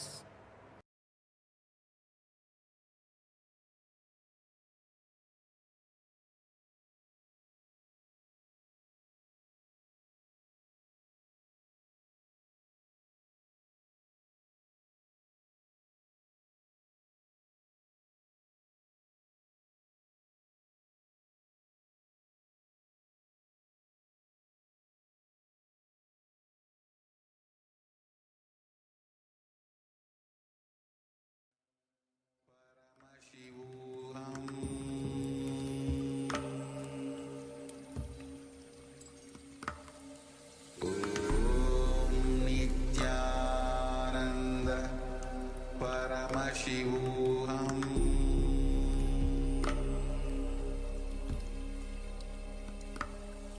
Om Nityananda Paramashivoham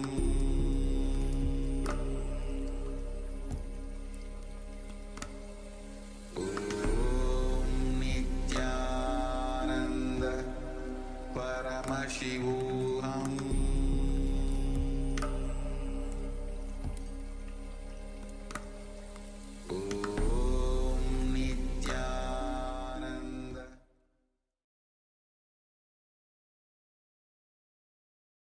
Yes. So Swamiji has shared that the Swastikasana chakra is blocked by our fears. And he described 4 layers of fears. And that in order to overcome fears, experience fearlessness, we have to face the fears. So many fears that we have, we don't even want to think about them. We don't even want to imagine that they could come true. By doing that, we give power to these fears. If we were to think them through, visualize them through all the way to the end, actually the fear would lose power over us. But what we do is we suppress even the thought of the fear. So now we're going to enter into a powerful meditation where we are going to do exactly that. Swamiji is going to lead us through the experience of fearlessness by facing all the worst fears, the 4 layers of fears that he has described, requesting all the participants to settle down and return to your seats. Ma Parabrahma Sarupini, Ma Nitya Swatantra, Nijaya Paramashiva Anandini, and Joy Janu. You could return. Your camera's off, so we cannot tell whether you're actually present. Let us all settle down and get ready for this meditation. You can tie the blindfold or simply close your eyes, but sit, if you can, on the floor in Padmasana. If it is not possible to sit on the floor, you can sit on a chair. Settle down.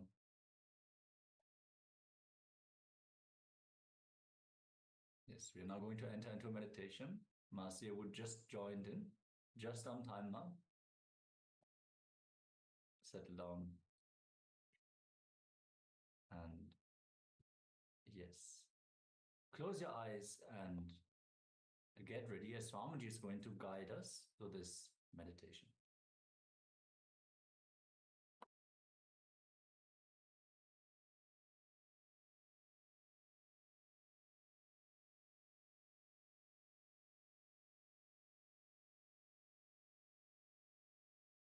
Understand, your system undergoes a hormonal change or chemical change which you are not able to bear.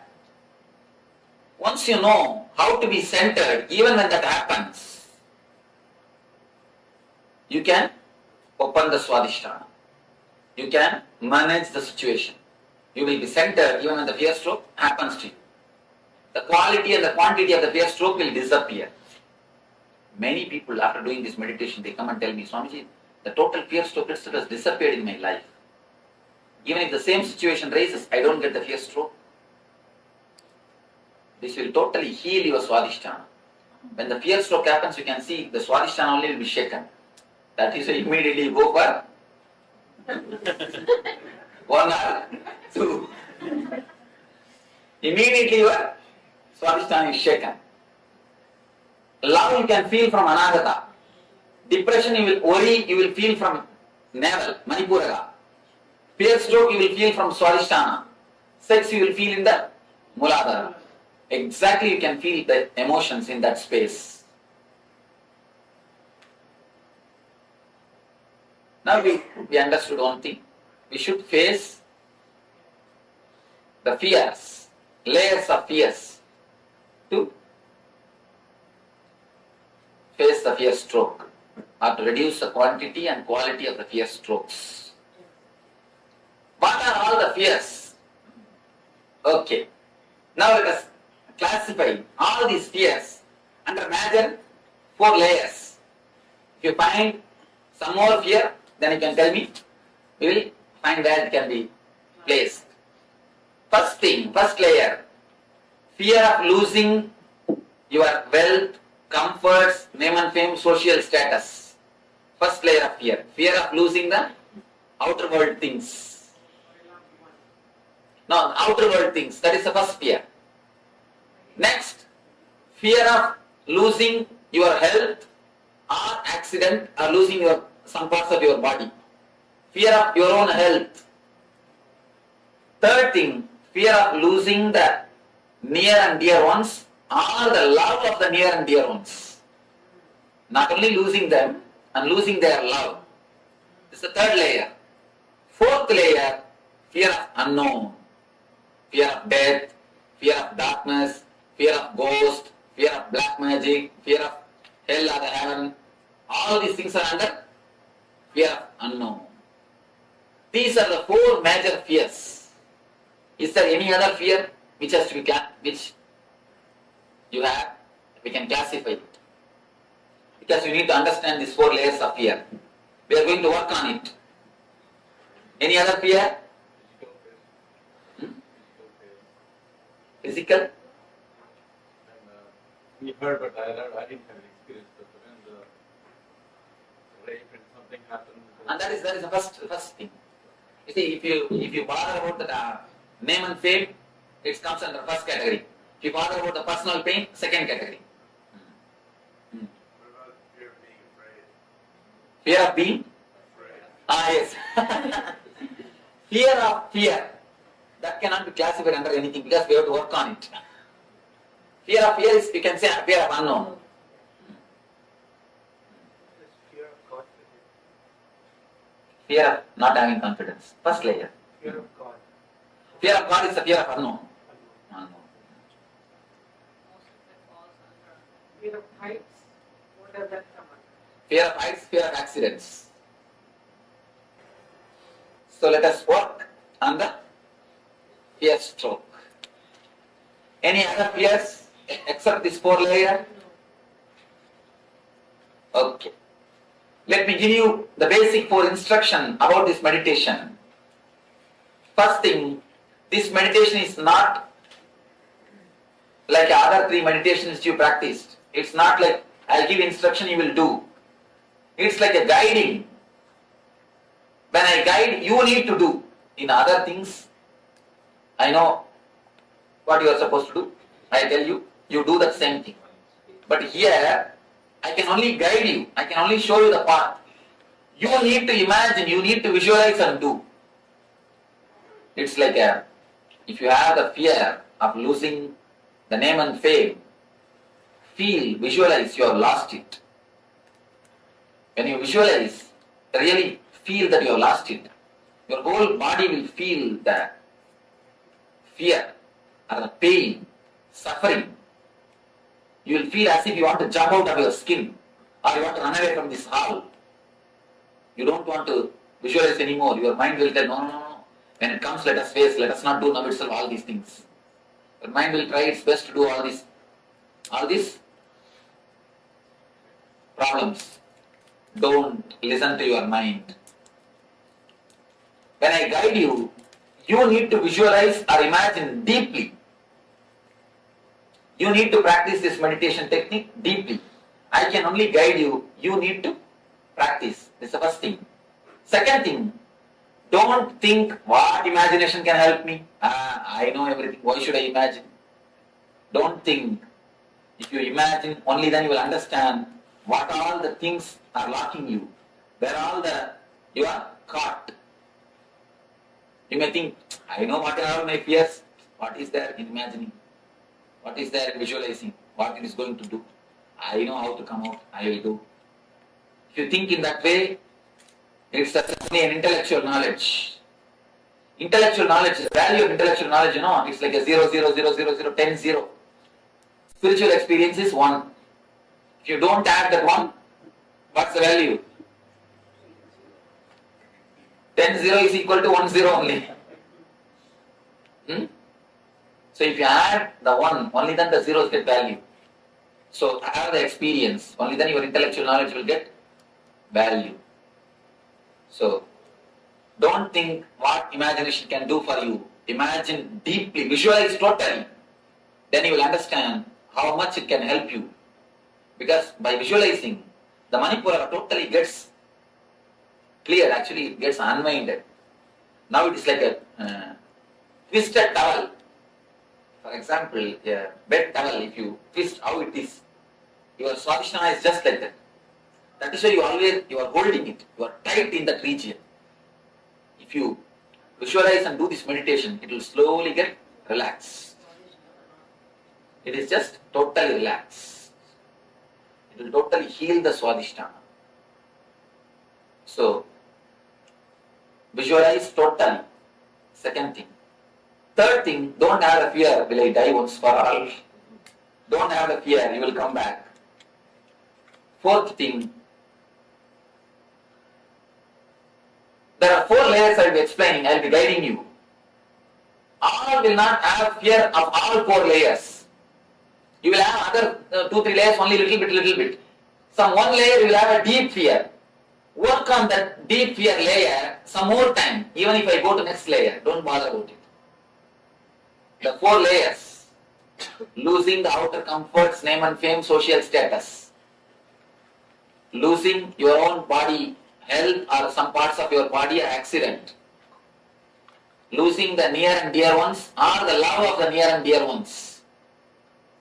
Fear of your own death and the unknown, fear of unknown. If you are caught in any one layer deeply, work on that layer deeply. So, any more doubt about this meditation? Visualize totally. Let your eyes pour tears. Let your hands tremble. Let you feel that you are sinking. Let you feel you are dying. Nothing wrong. Allow everything to happen. Everything to come up. Only then your consciousness will get strengthened to face the fears and to reduce the quality and quantity of the fear stroke.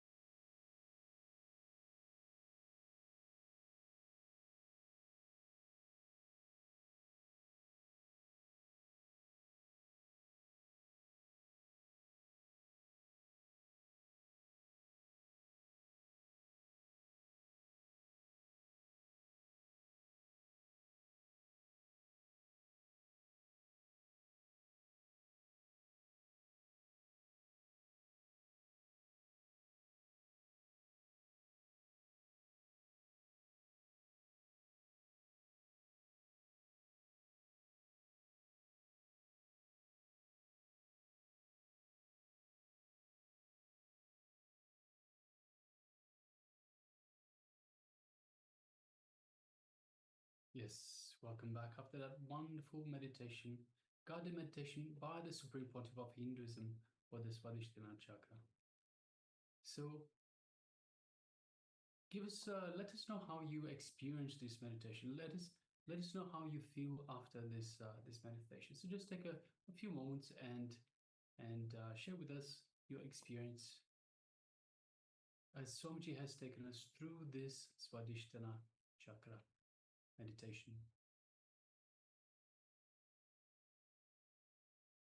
So requesting all participants that have taken part in the meditation itself to please let us know your experience in this meditation. How did you feel?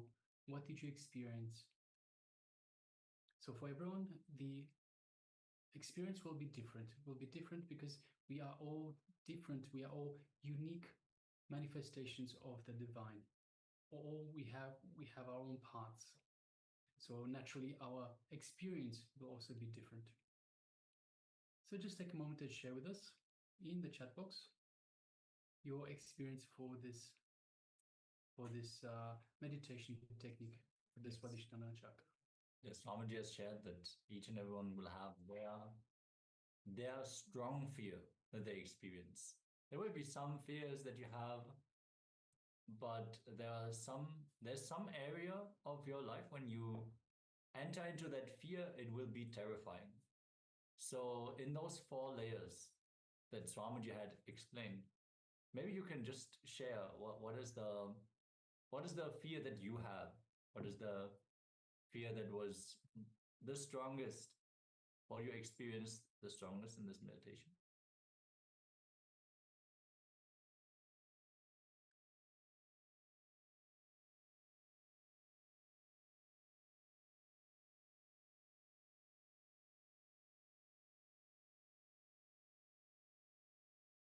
And of course, do let us know any challenges that you are facing. So any challenges with respect to these fears or to any fears that you might have.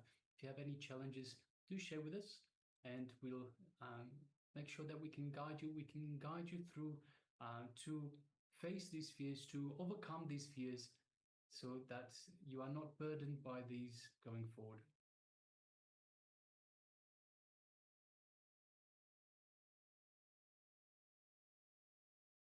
And also, with regards to these, there are some participants that have joined us again. They have joined us in the previous seasons as well. Let us know how you've progressed as well with the fears that you were facing before. So, for example, was it with regards to perhaps fear of public speaking? Have you faced those fears? Have you gone past these fears? Are you still experiencing these fears? If so, to what level? So just share with us and we can help you along to overcome these, to see where you are stuck, where you can, what you need to do to overcome these, to go past these burdens. Absolutely. The more we attend to the unconscious parts of ourselves that we carry, the more awareness we bring, the deeper layers will open up and we'll be able to complete with the patterns that we have been carrying since the young childhood. And at a certain point, we'll penetrate even into the past lives where we will be able to resolve even these things that have sprouted in this life in the early age, but actually they're rooted much deeper. So whenever we enter into these powerful processes, make sure that you go into it totally.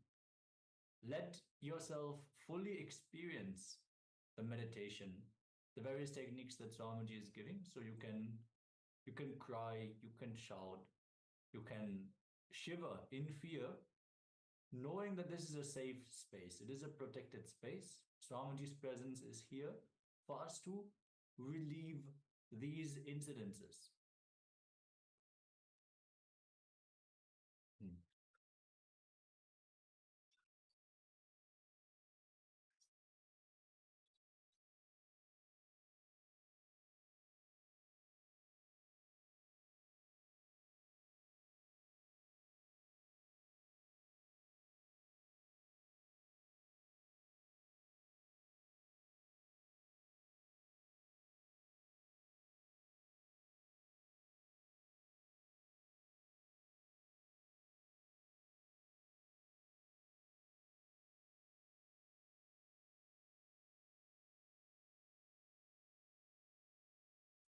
Yes, Ma Ananda Agorarupini shares there's usually the third level of fear that is in life. So share with us a little bit more, Ma. So what exactly is like where is the fear? When does the fear rise? How does it rise?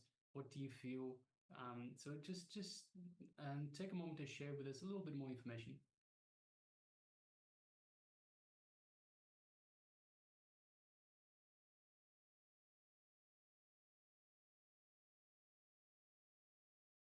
And also, while we're waiting for a little while, requesting participants, we have Ma Nitya Swatantra, Ma Nijaya Paramashiva Anandini, and Ma Joy Zhang that have the cameras switched off. Requesting, please switch on your cameras and be available for this program.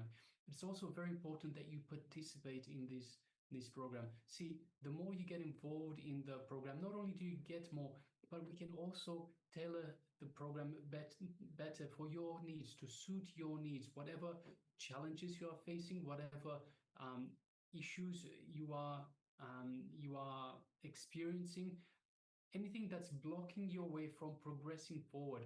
See, by getting involved and by taking part, of course, and getting involved and asking questions and contributing to the session, we can tailor it to your needs. We can help you get even more out of this program. So, of course, but by being in the sessions themselves, you are getting quite a bit of out of the program. But by contributing, by involving in the program itself, by involving in the power manifestations, in the exercises, you give us the opportunity to help you. We are here to help you. We are here to help you get out of the issues that you are facing, out of the blockages, and elevate your consciousness higher. So please, by all means, please make sure that you do get involved, interact, ask questions, especially if there's anything that is part of the program that you are unclear about. Please do ask questions. The way the program is designed, it is layer upon layer upon layer. So what happens is, if you miss the bottom layer, if you miss some key information from the bottom layer, you will not be able to fully understand the next layer and the next layer and the next layer. So please, by all means, at any point, if you have any questions that you do not you want to ask, any topic that you do not understand, any process, anything at all, please ask us. That's what we're here for. Yes, and as Maharaj has shared earlier, since we are all individual expressions of the divine, we have all the unique experience, and the nature of blind spots is such, until we shine the light of awareness onto them, we might not even be consciously aware of them.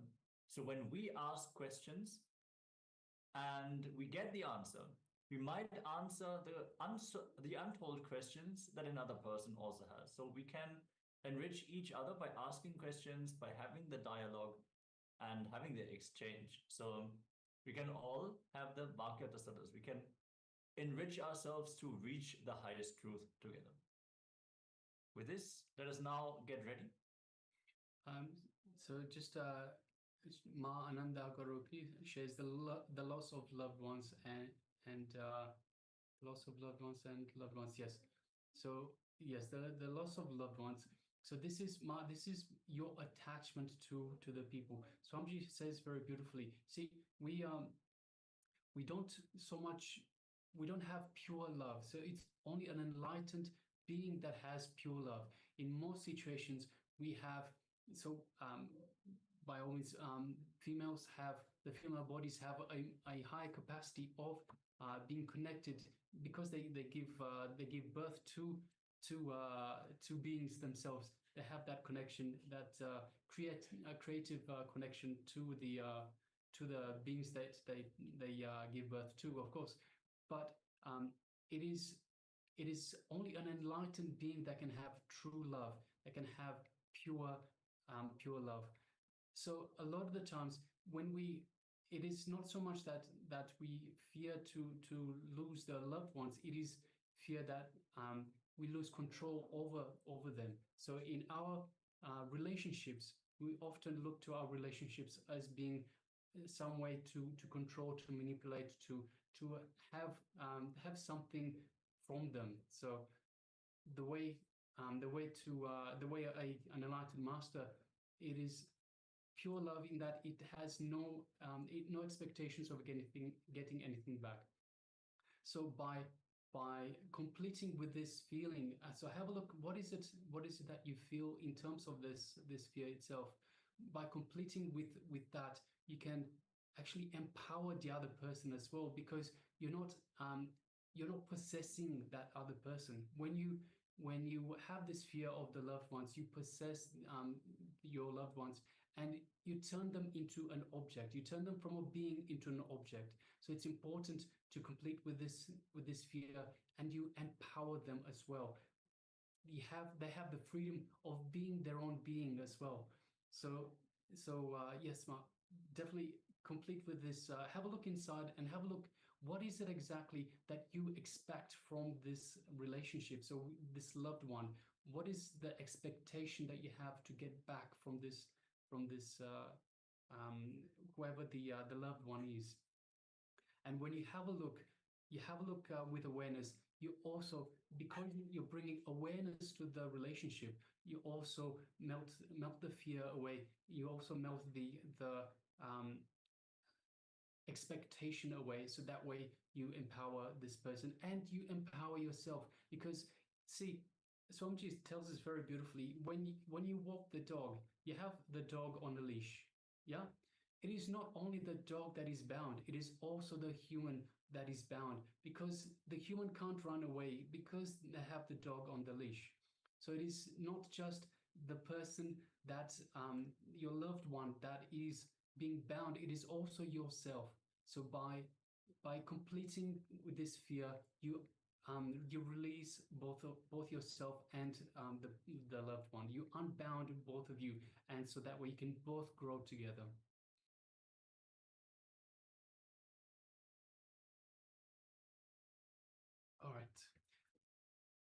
All right, with this, let us move on to the next segment.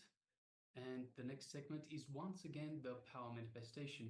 So I hope you have kept your coconuts or your fruit, and we will once again do the power manifestation where we roll the coconut or the fruit out of our hand.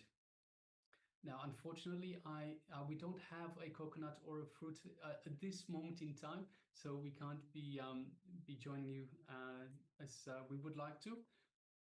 But that's maybe next time we do the consciousness of a matter, will be a little bit better prepared. All right, so let us now once again gather our coconut or our fruit, and once again we will place it on our hand. So the hand has to be flat. Has to be absolutely flat. Make sure that it is flat. And we will place the fruit onto the palm. And make sure that when you place it onto the palm, you have the part that is completely round, that can roll easily. That is on this side. So you should have the ends of the coconut or the fruit on either side, this side or this side. Yes. Yes. Maananda Agararupini, thank you. Yes. So make sure you have the ends of the coconut or the fruit on this axis. So facing this way and facing this way. So this way you can easily roll either way, left or right. And now let us make a conscious decision. So we want to move it to either the left or the right. If you were able to move the coconut to the left, this time we'll be moving it to the right, and vice versa. If you are able to move it to the right, this time let us move it to the left. So let us go contrary to what we feel comfortable with. And when you successfully roll the coconut or the fruit, the object that you're holding in both directions, you can place it on the other hand as well and repeat the same. All right, so now let us sit comfortably with the head, neck, and spine in a straight line. So once again, requesting participants to please switch on their cameras and join us in this wonderful power manifestation, the consciousness of a matter. So let us sit comfortably with the head, neck, and spine in a straight line. And let us just visualize Swamiji in our inner space, the Ananda Gandha region, which is just below the heart center. So visualize your favorite image of Swamiji, your favorite murti, the one that you feel most connected to. Just visualize Swamiji in your Ananda Gandha, your inner space. And then just take a moment and feel that connection. Feel the energy that Swamiji is radiating, vibrating throughout your entire body, filling up every one of your cells, the trillions of cells that you have in your body, with super conscious energy. So let us just take a moment and feel that and enjoy this space of oneness with Swamiji.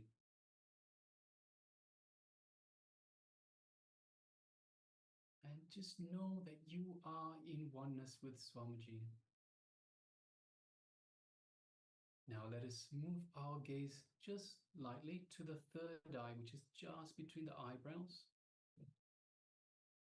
Just gaze gently, don't strain yourself, don't concentrate, just the way you would look at a flower, at a rose. Look at it, just lightly gaze into the third eye. And now, through our third eye, let us look into Swamiji's third eye. And you feel, as you do so, you feel a connection to Swamiji's third eye, an energetic connection that is getting stronger, that is vibrating in your third eye, activating your third eye.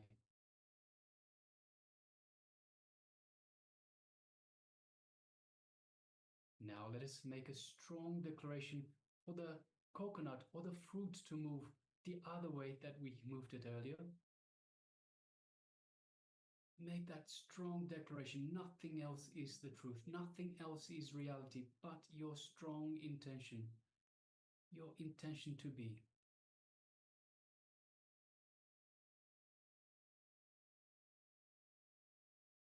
Let us connect further to Swamiji by chanting the Mahavakya, the cosmic code word that he has given us. Om Nityananda Paramashivoham. Om Nityananda Paramashivoham. Om Nityananda Paramashivoham.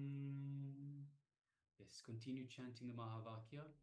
And from this space of oneness with Swamiji, from this understanding that you are Paramashiva, with the strong declaration that is the only reality to move the coconut, to move the fruit out of your palm, let us now start manifesting this power of consciousness over matter.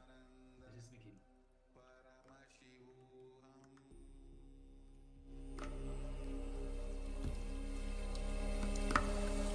Om Nityananda Paramashivoham.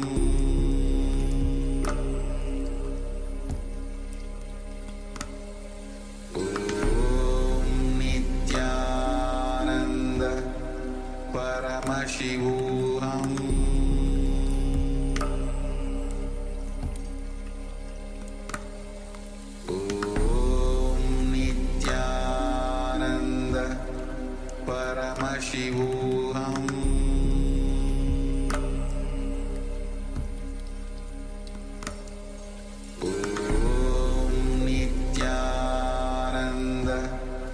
Paramashivoham.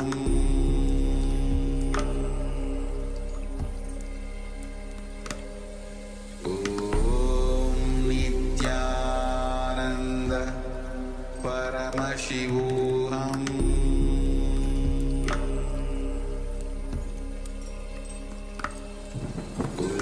Om Nityananda Paramashivoham.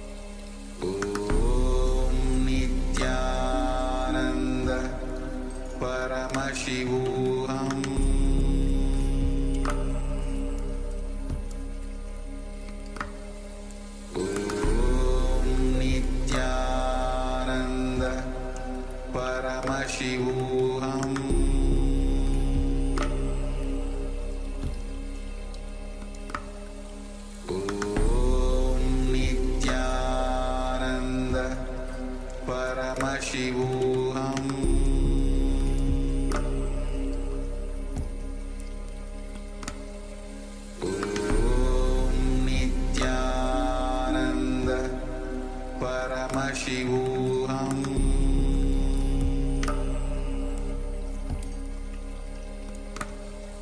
Om Nityananda Paramashivoham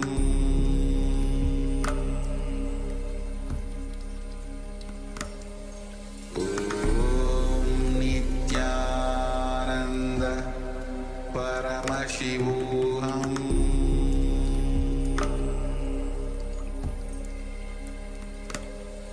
Om Nityananda Paramashivoham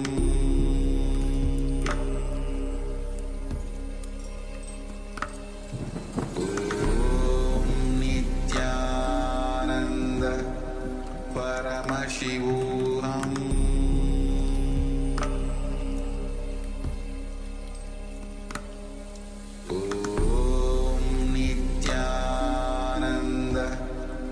Paramashivoham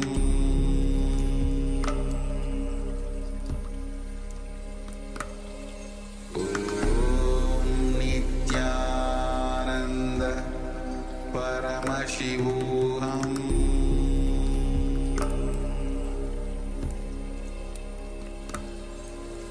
Om Nityananda Paramashivoham Om Nityananda Paramashivoham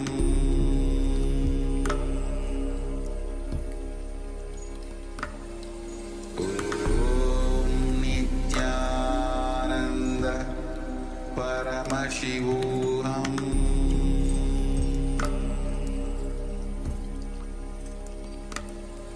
Om Nityananda Paramashivoham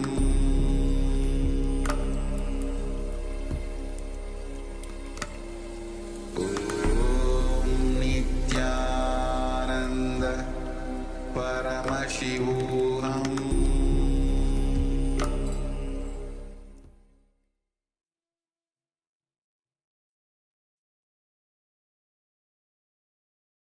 Yes, you can relax now.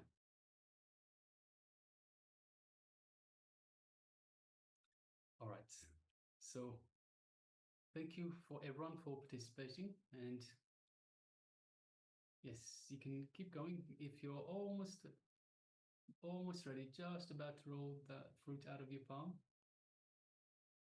Just waiting for a few more moments.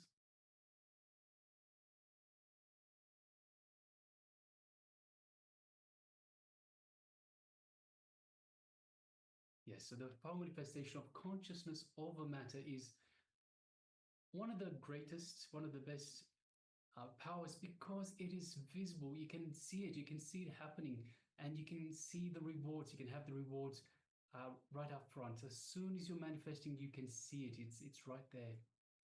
So it is one of the greatest, the easiest to celebrate, I suppose. Easiest to celebrate because you can see it and you can feel it. It is tangible. So congratulations to all the participants that have successfully manifested this power. We saw Mahananda Gorupani. Yes, congratulations. We saw the fruit roll out of your palm. Congratulations, Ma. Well done.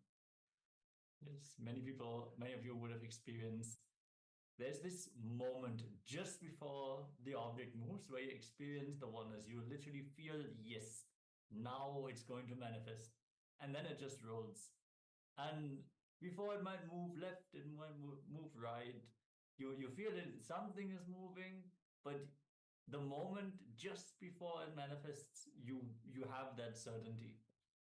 And that certainty, of course, is that you are Paramashiva. You are in oneness with the divine, with Paramashiva, because we have this conscious access to all the powers of Paramashiva, and this one being the easiest to get a grasp of, the easiest to see.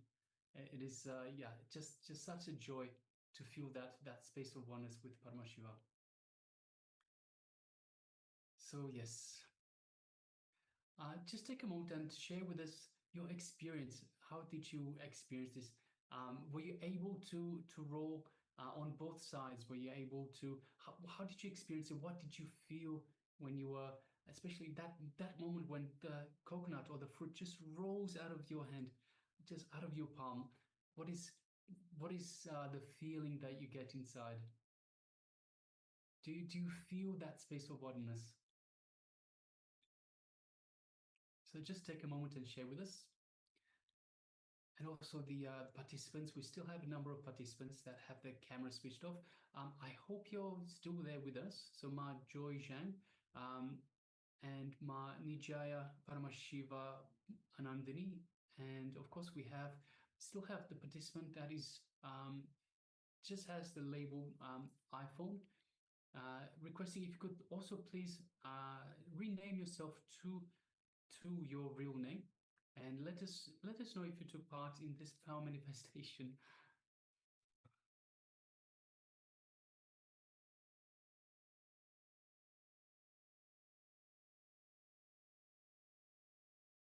So we remind participants that every power manifestation is manifested from the space of oneness with Paramashiva, with the divine, and with the Supreme Pontiff of Hinduism, who is the embodiment of that very divine. It is in fact Swamiji, it is in fact Paramashiva who manifests through us. So it is through this feeling connection, through this oneness, this space of oneness that we experience when that last moment, that joy, that bliss that we feel, that last moment when the coconut or the fruit rolls out of our hands, that is the bliss that we are searching for. That is our true nature. Our true nature, as Swamiji says, we are bliss. We come from bliss, and we search to get back into that bliss. And the power manifestation segments are this very way to reconnect to that bliss, to reconnect to Paramashiva. It is just such an important part of the course. So it would be such a shame to miss it. So requesting all participants, please make sure you take part in these. It is, as Swamiji says, we are here to experience a superconscious breakthrough. It is Swamiji's mission to bring superconscious breakthrough to the world. This is why you're here. So this is the best way to take a quantum jump, a quantum leap for your superconsciousness, for your very own consciousness, for your realization of your true self, of your oneness with the cosmic superconsciousness, Paramashiva. All right. Yes. With this, we're now going to move on to the next chakra. We're going to move on to the next energy center and the correlating emotion. We're going to move to the Manipura chakra, the navel center, where a lot of energy is centered, directly related to our digestion and the energy conversion that is happening. As Swamiji always says, turning the bread to blood, all that happens in the stomach. And when we have worries, the navel center is blocked. And we would have experienced that when there's uneasiness, there's a worry that is bothering us, also our digestion will be impacted. And yes, with the completion, when we get into the completion space with our worries, we overcome the worries, the first thing that's going to happen is we're going to manifest a strong stomach, a strong gut, and it's also the source of energy that we have. So we will experience a wellspring of energy as well, surging from the navel center. So, and it's also important to understand, so this is all connected. So also when you have so much worry, your stomach will suffer. So you will know that if you have issues with your stomach, it is probably because of the worries. So it is important. It is an important way to also analyze and understand yourself, understand your body and what is happening in your body by knowing this great truth. It is related to worries, and you can unblock the chakra. You can bring health to your gut, to your stomach, by simply dropping the worries. So now let us all get ready. Sit comfortably with the head, neck, and spine in a straight line. And let us get ready to receive the Supreme Pontiff of Hinduism as he reveals everything about the Manipurika chakra. Let us begin.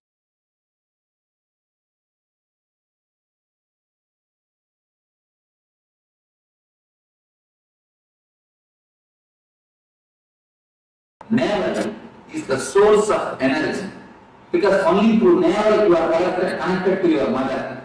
Your mother is the source of all your energy. Now let us discover, they say, I read in that book, Why God Won't Go Away is a book. It's actually 3 doctors, they did a lot of research on this psychosomatic zone and the mysticism. How the mysticism, the prayer, meditation, all these things, what is the effect of all these things on the mind? They have done the research with the SPECT scan, what is happening in the brain at the time. More than neuroscience study. And they published their report. And after that report, they say the students in the medical college sign in for the spiritual study, the spiritual aspects of meditation. Spiritual meditations. What is the meditation, the other healing systems, alternative therapies, all these things, the study, the signing for the, before this book, if the signing rate is 10%, after this book they say 80%. The signing rate, 80%. Such a tremendous new opening is done by few doctors, but very thoroughly organized study. And very critical study also. Never think the bias views, very critical study. And in the study they reported, the mother, she may be in India and child may be in America. But if a mother falls sick, that works on the brain of the child.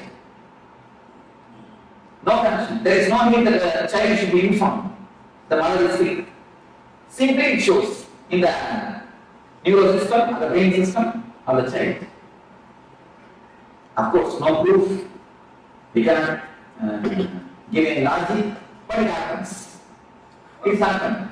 Are you talking about telepathy or what? No. All the child. You see, delivery, if you learn, then only it will do. What age?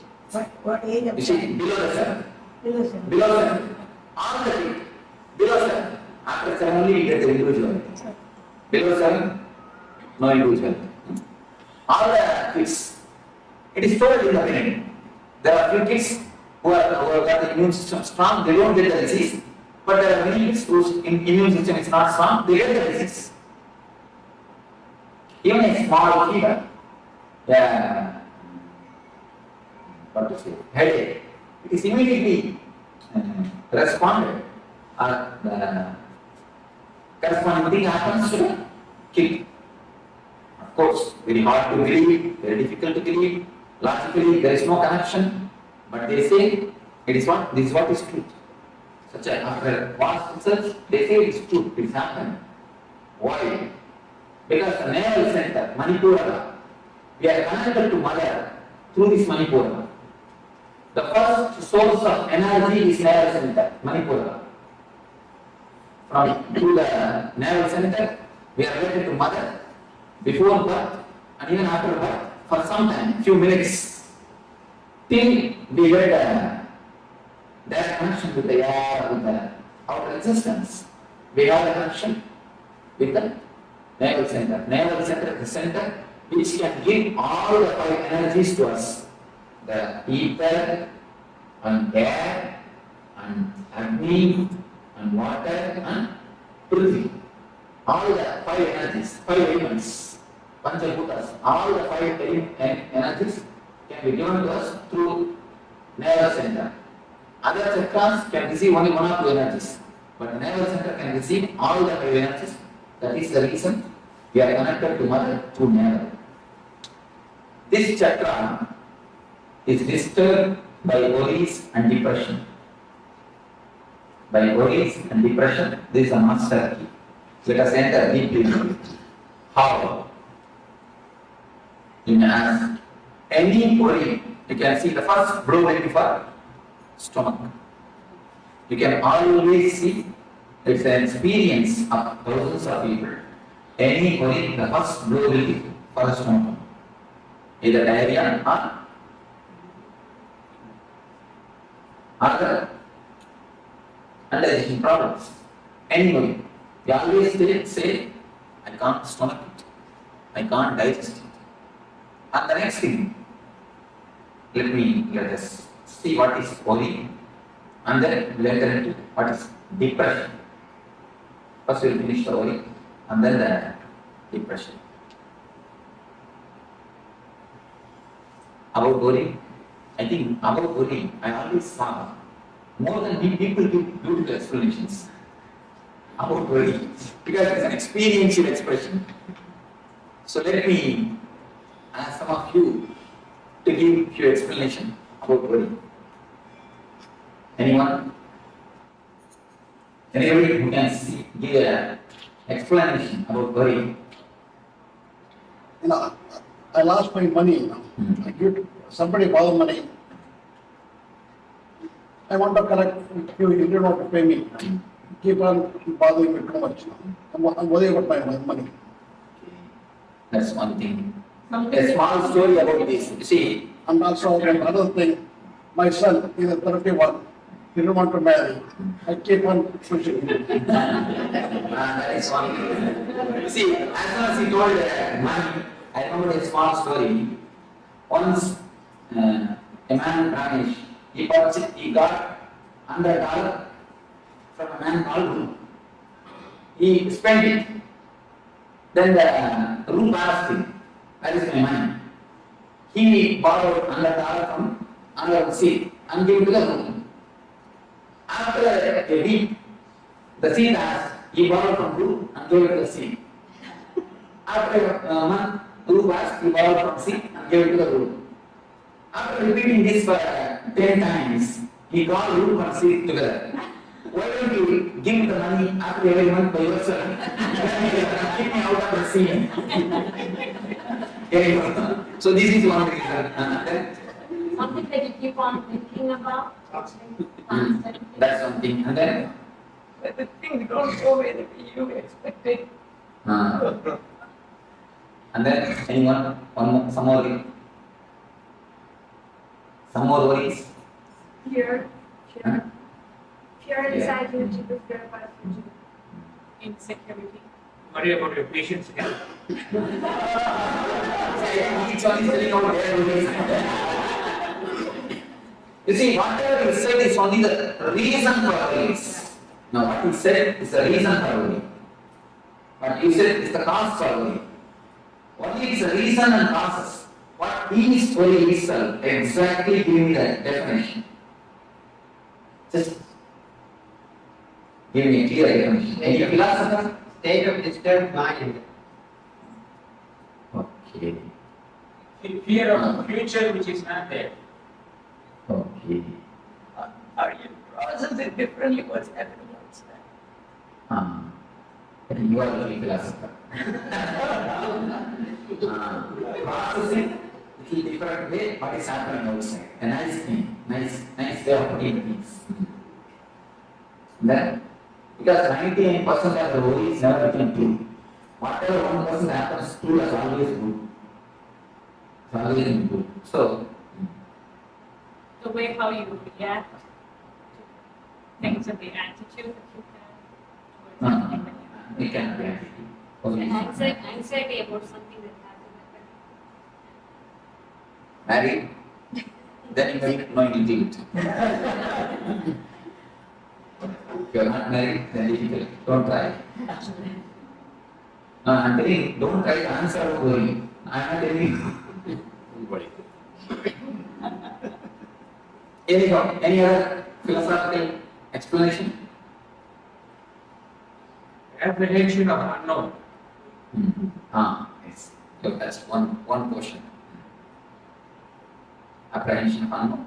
And here is a good answer. The processing in a wrong way. What is happening outside? The disturbance of your mind, whether it is real or unreal, it's a disturbance of your mind. When thinking, But if you are trying, ma, don't worry, ma. If you don't try it, now she has tried something.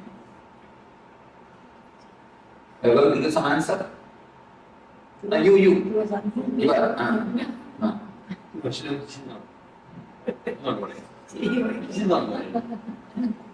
So all the answers. Wasted thought energy towards something you have no control over. You see, in our system, our mind is simple mechanism. Be very clear. Our mind is simple mechanism. Never think mind has got its own intelligence. No. Mind is a simple mechanism. Intelligence is totally different. Mind as such is simple mechanism. If you are habituated to take a coffee, to have a cup of coffee in the early morning 7 o'clock, every day 7 o'clock, you don't have to look at the watch, you will have the feeling that you want coffee.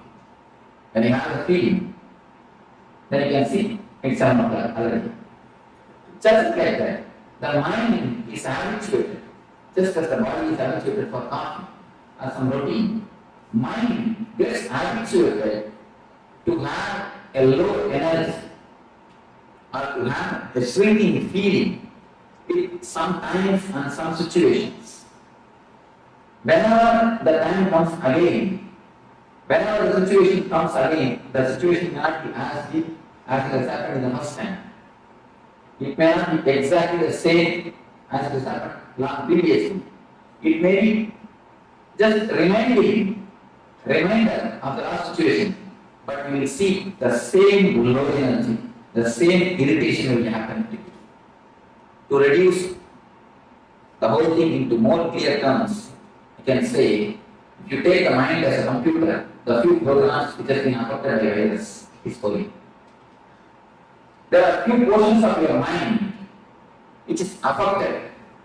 It is like have you seen a gramophone record? The gramophone record is disturbed and it is repaired. It will repeat the same line. It will repeat the same line. Any of you have seen gramophone record, the old gramophone records? It will repeat the same line. It will never go next line. The same line. I went to his estate. Devotee's estate. There I saw the gramophone. And tape was repaired. Then tape means what they put inside. Record. That is called record. Scratch. It was That is called record, scratched. And there is a song in Tamil, utana. It means the income is 8 paise, expenditure is 10 paise. It is not going to the expenditure at all. It is again repeating only the income. It's not going for expenditure at all. So that is a good regard for only income. No expenditure. You might have done it on purpose.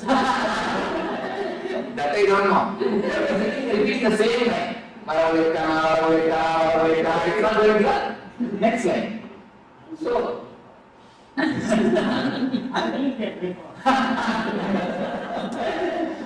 think you have to do expect. So there is the same thing. Sometimes it happens to our mind. The words, even if you want, even if you don't want, whether you want it or not, whether you like it or not, the same words is repeating inside you, which makes you feel shrink, is what is for you.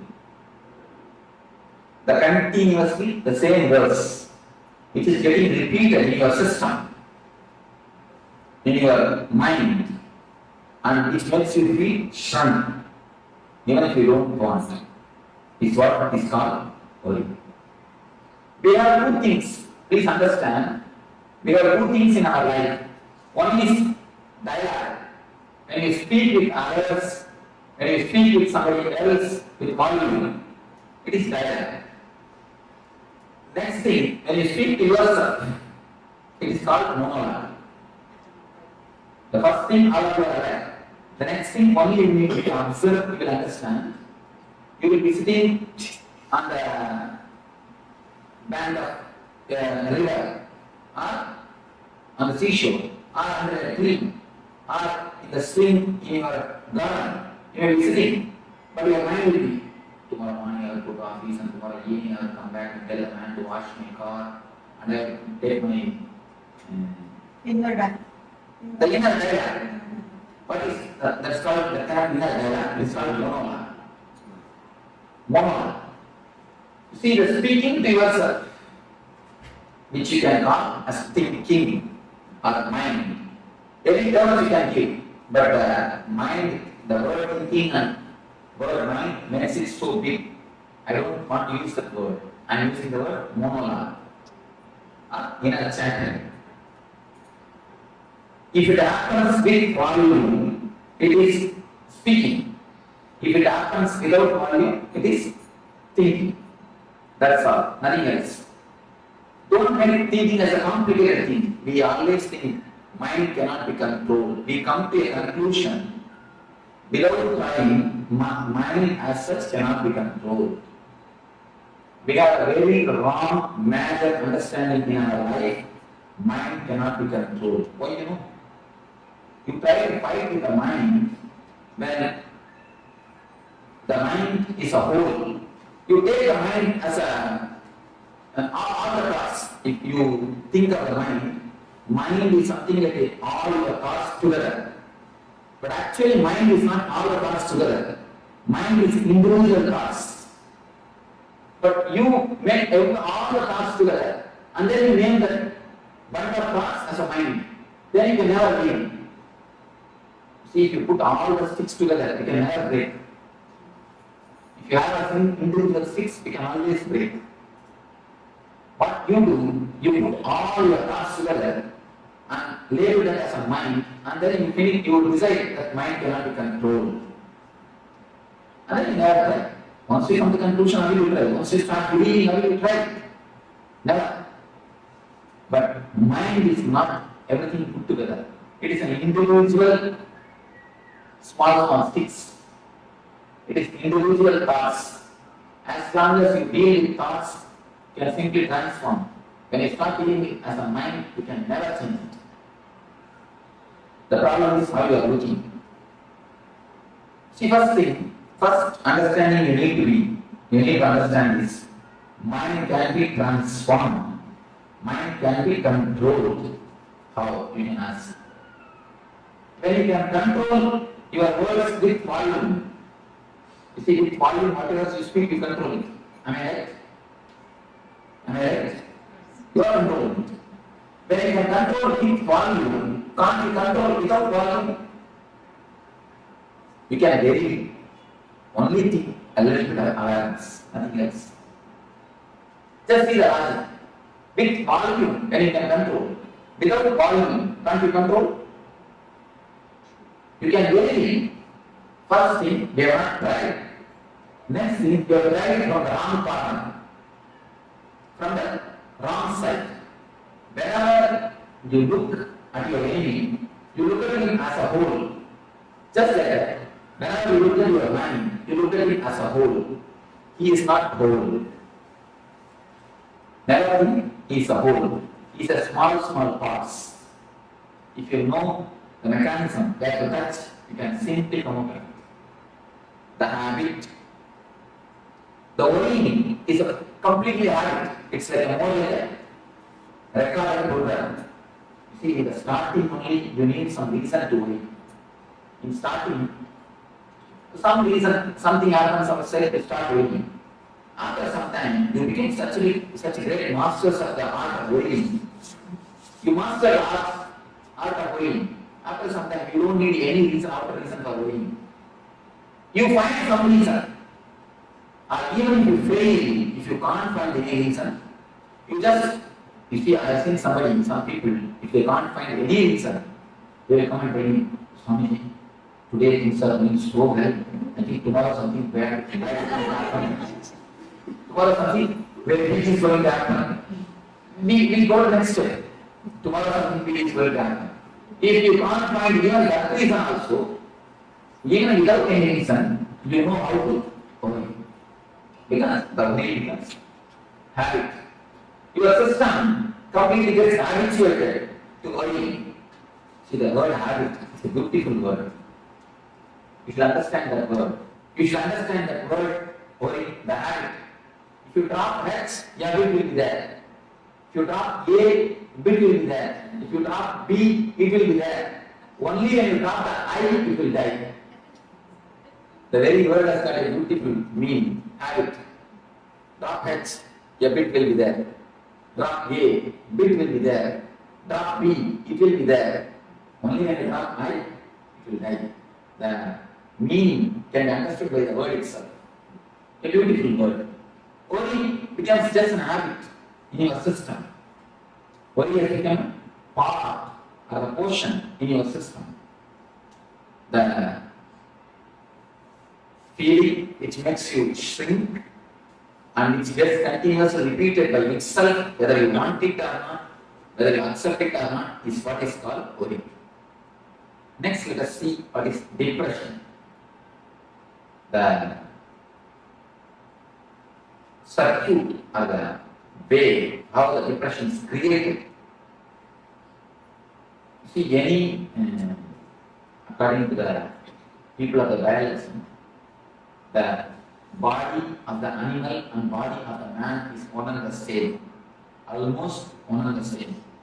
Only mentally we are more, we are something higher than animals.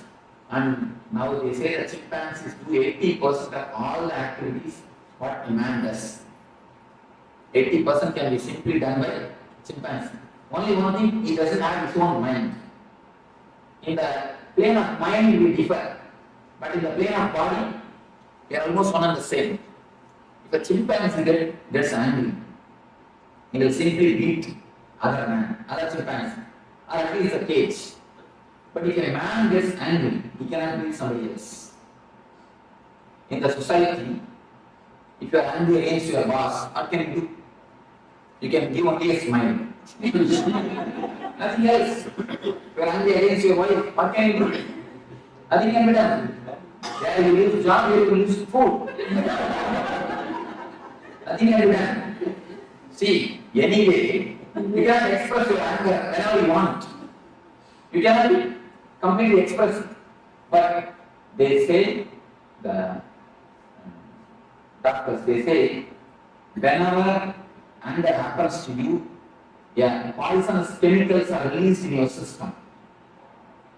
Poisonous chemicals which disturbs your immune system is released in your body, in your system.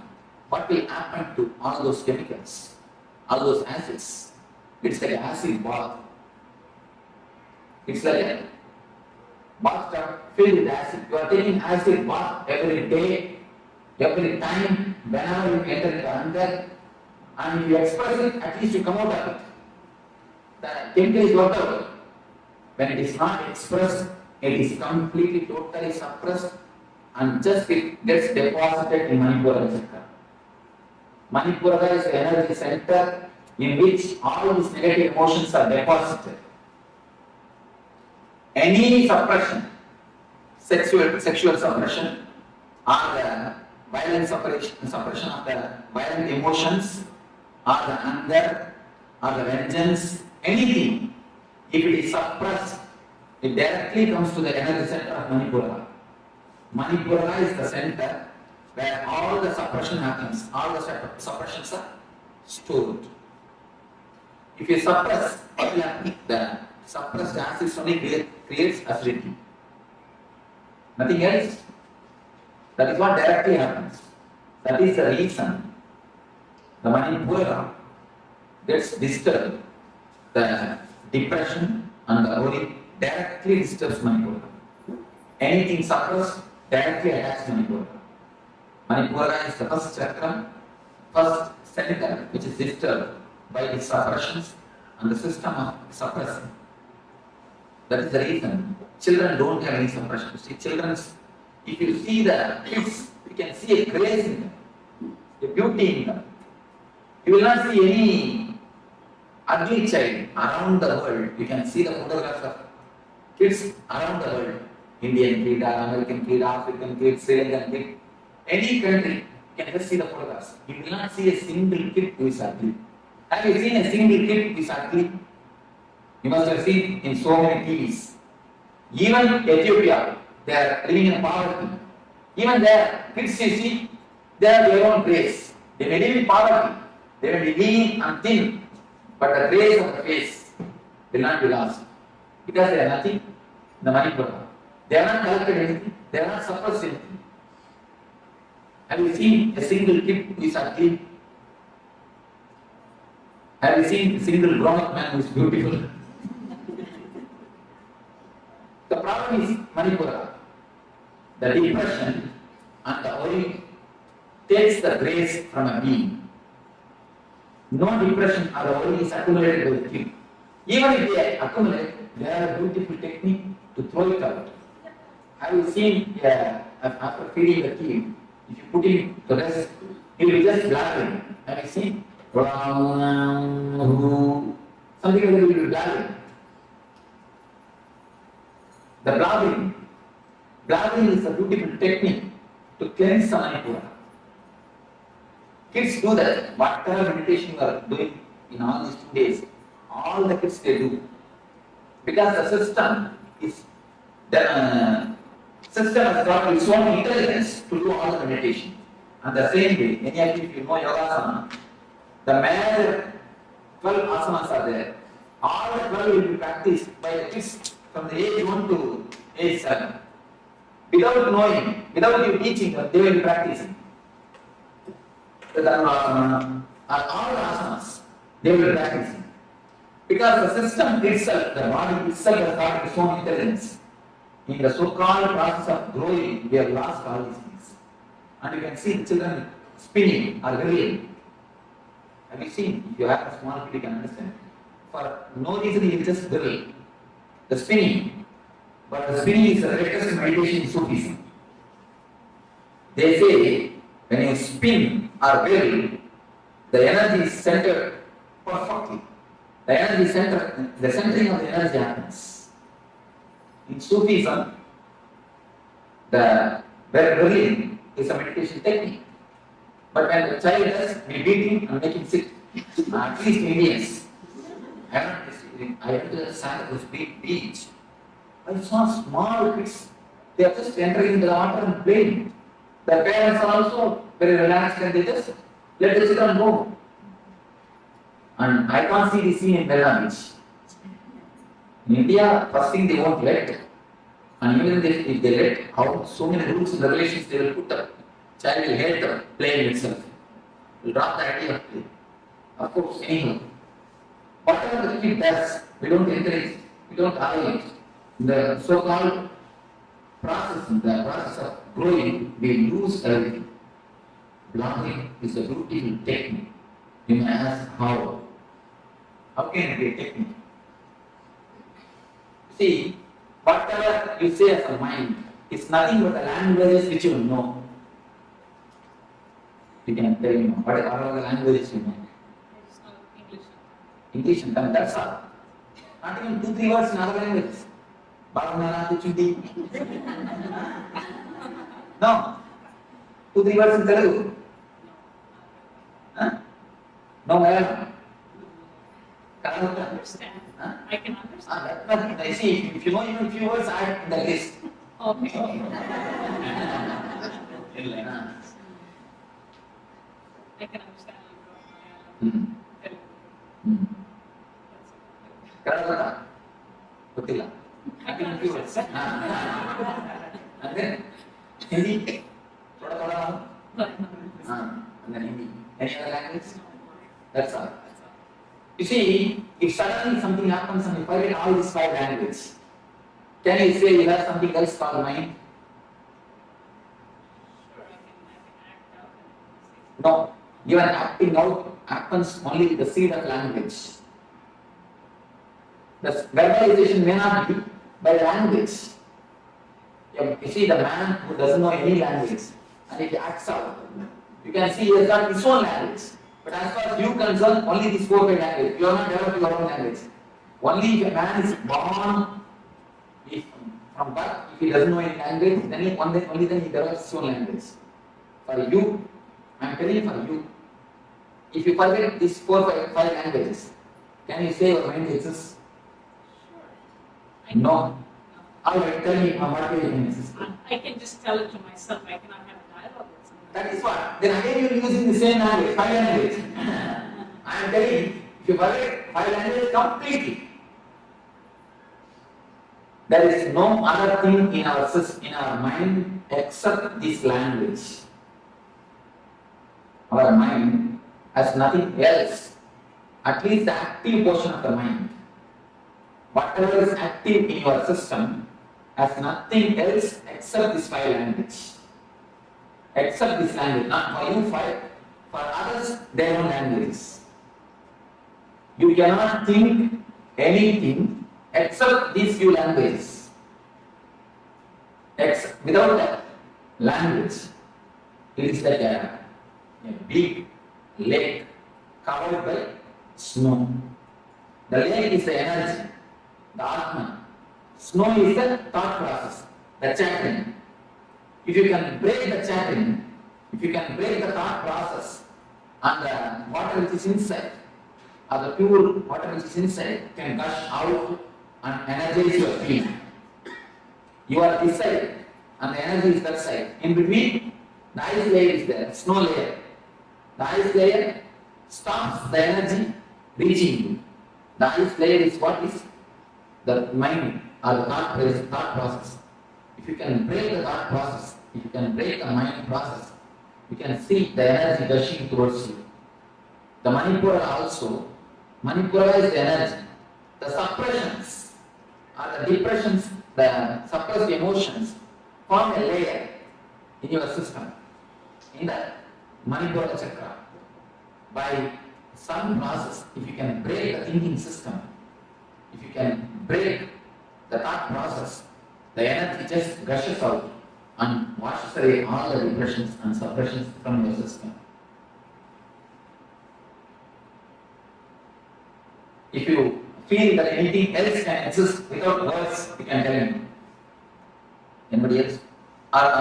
Do you understand what I mean? Difficult because the whole mind is reduced to just languages. It's something new. Because it's new, we are, almost a base is lost. Because mind means we are thinking as a big thing. Mind is something very big thing for us.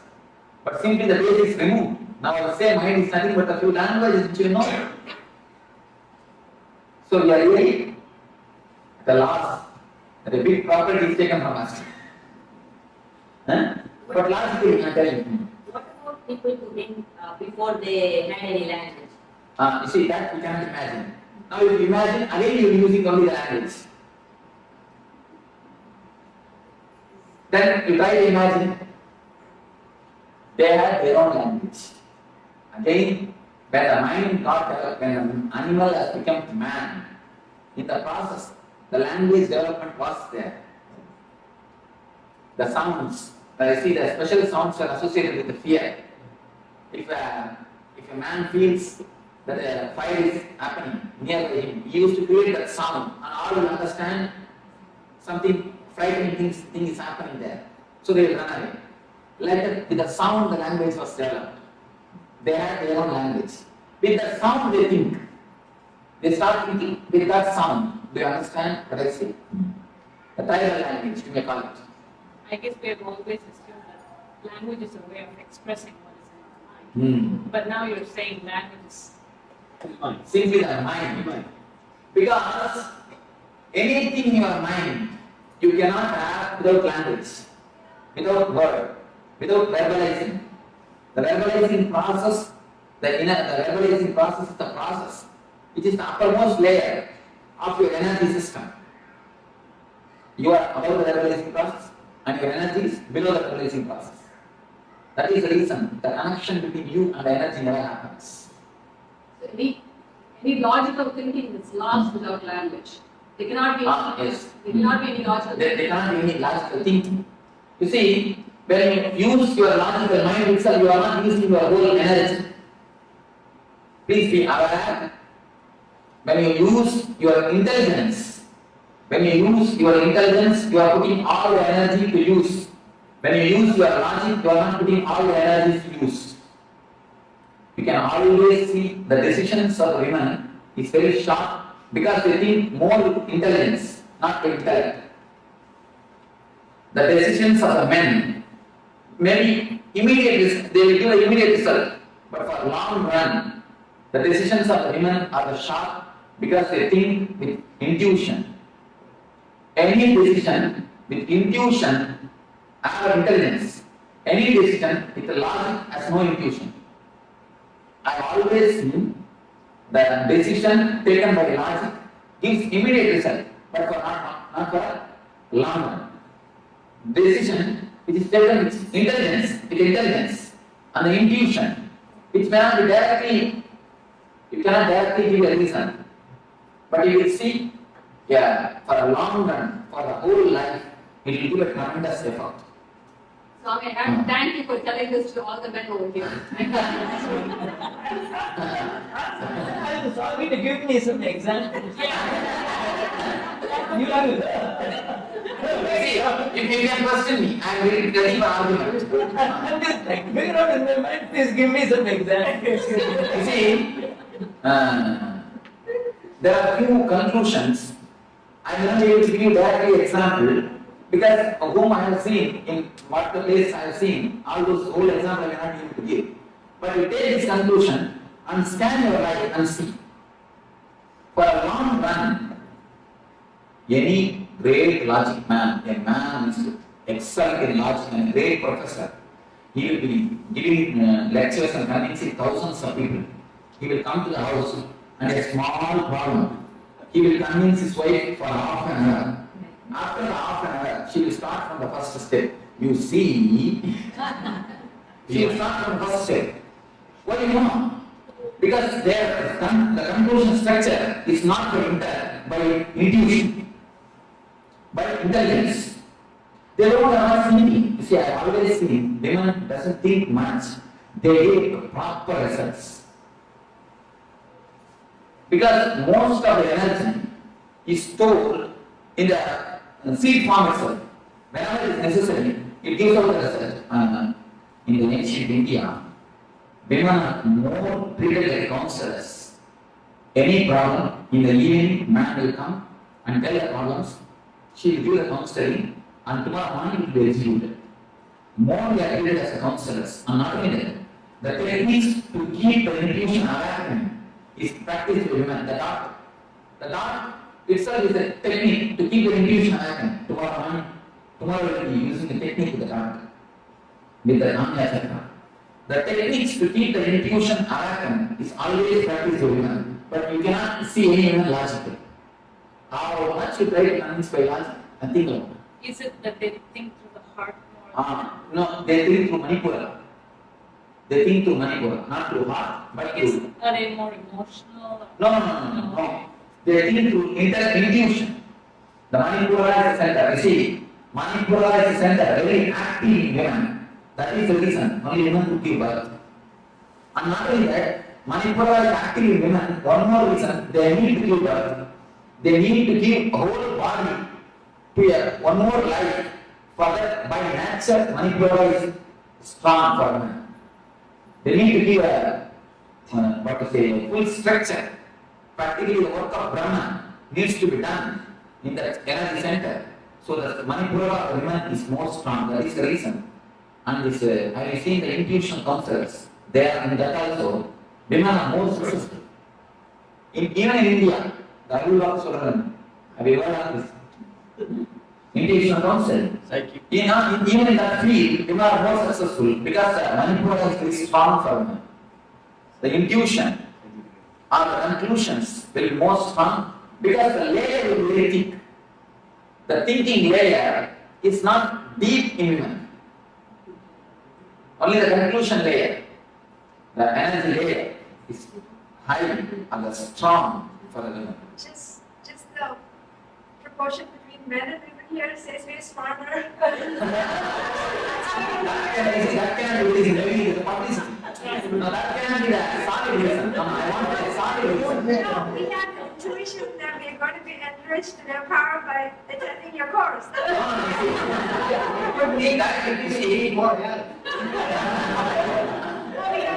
See, In that case, we see logic can play both things. That is not right. I wanted to give you some solid proof, some solid example. See, I am giving the discourse. By the time I remember, I will give you the solid examples. It happened in my. And even if you give one example, that will not be enough. This is the concept. If you scan your life, you will understand. This is the idea. If you just go through your thing, you will understand. Whenever a woman desires, it's for long run. It's always good for a long run. Because she doesn't have much of energy wasted in aggressive immediate.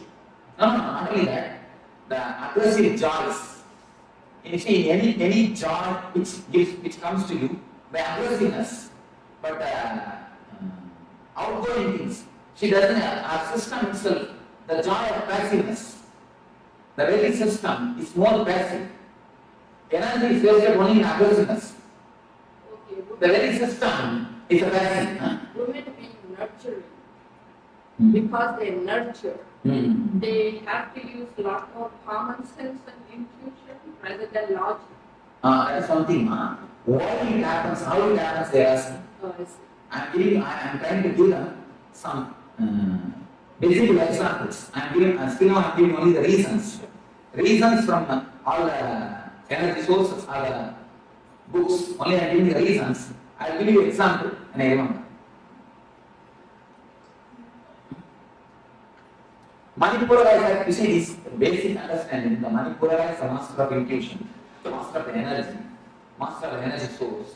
This chakra has to be powerful for you because you need to give birth. You need to supply tremendous energy to the other life. That is the basic logic. Why the Manipura of the women is more strong.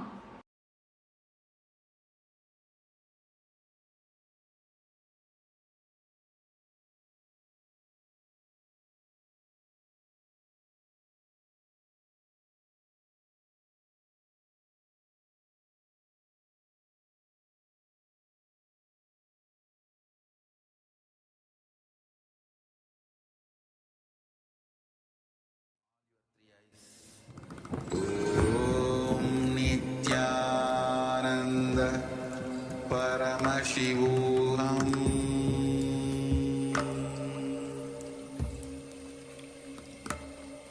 Om Nityananda Paramashivoham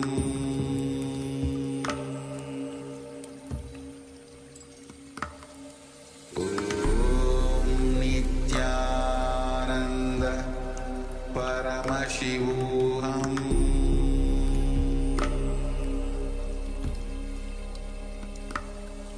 Om Nityananda Paramashivoham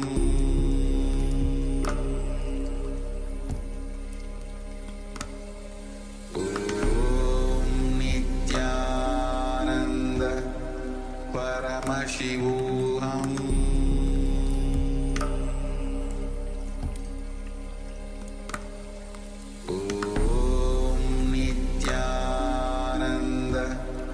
Paramashivoham Om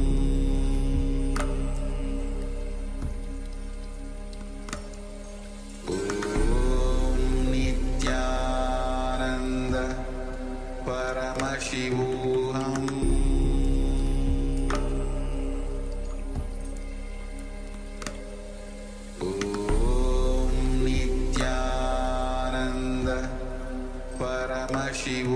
Om Nityananda Paramashivoham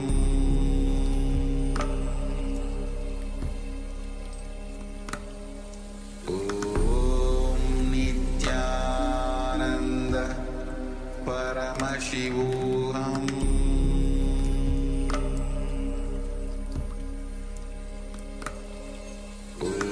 Om Nityananda Paramashivoham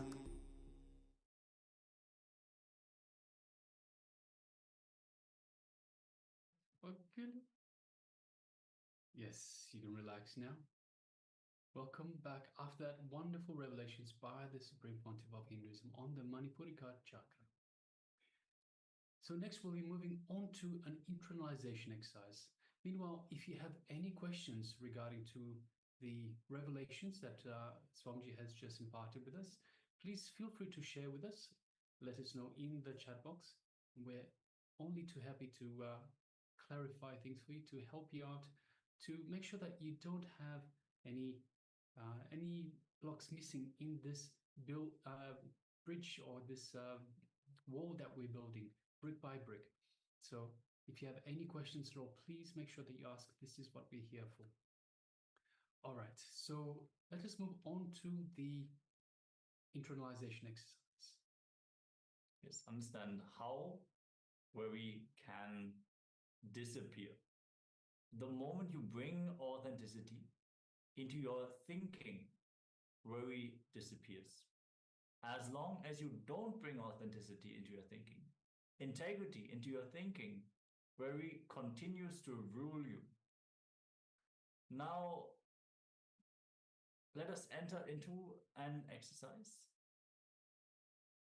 First, write down all the aspects of your life that you worry about. For each of these worrying aspects of your life, write down the thoughts you have, the words you utter, and the actions you take. Identify where you are not being in integrity. Examine where you gave your words and did not honor and fulfill them. Remember, when you are not integrated with the inner and outer words you utter, worrying will become a pattern in you. Yes. So let us start writing down all the aspects of the life where we worry. And for each of these aspects that we have written down, you will see where we are in non-integrity with the words that we have given. Because the non-integrity is what leads to the worrying pattern. Do you have any questions about this exercise? Let us know. And let us get ready. Have your pen and paper ready. Requesting everyone to settle down. And let us enter into the first step of this exercise.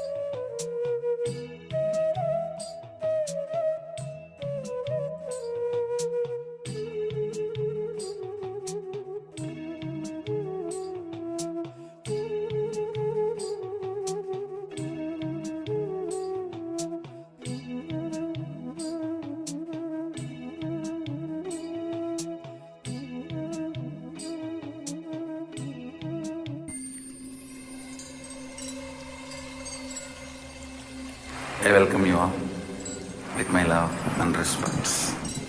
Let you all open all your three eyes. Om Nityananda Paramashivoham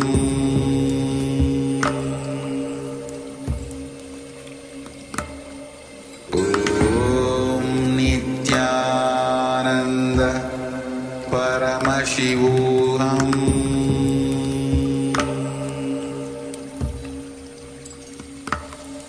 Om Nityananda Paramashivoham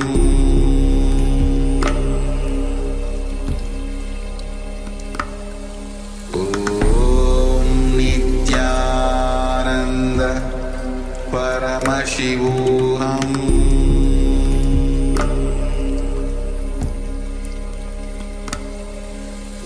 Om Nityananda Paramashivoham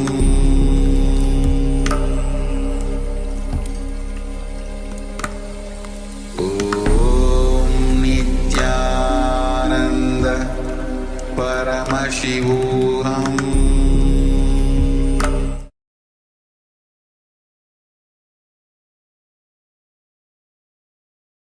Yes, welcome back. Sorry for the technical glitch.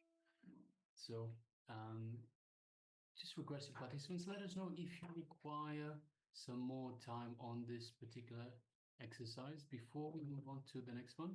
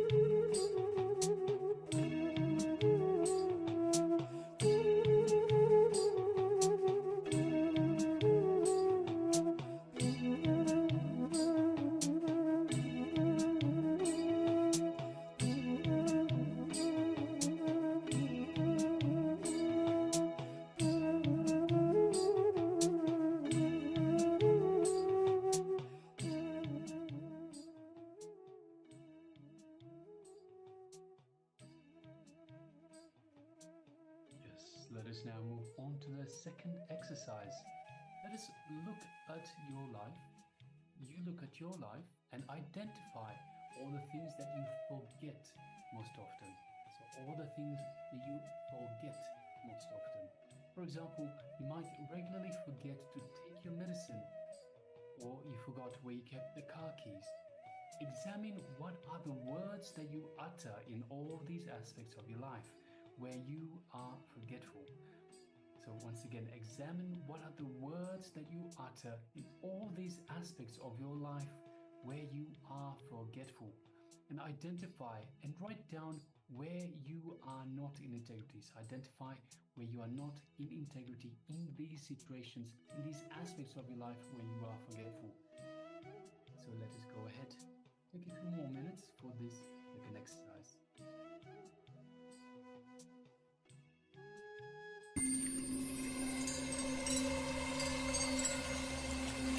I welcome you all with my love and respect. Let you all open all your three eyes. Om Nityananda.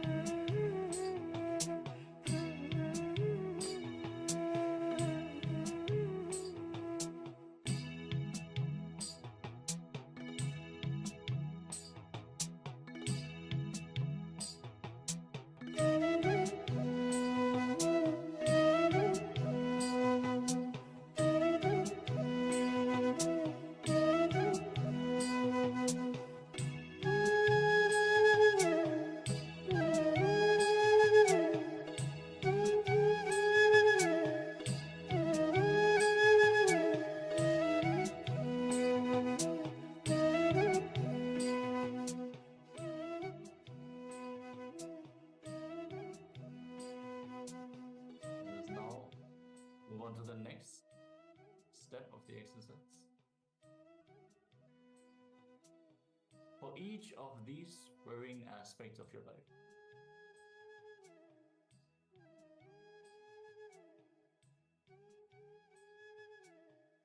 look at the solutions you discover in your life, which you forget again and again, and you end up wasting your time and energy in rediscovering the same solutions again and again. Swamiji beautifully shared about Apasmara, which is literally the demon, the asura, that Bhagavan Nataraja, the cosmic dancer, stands on.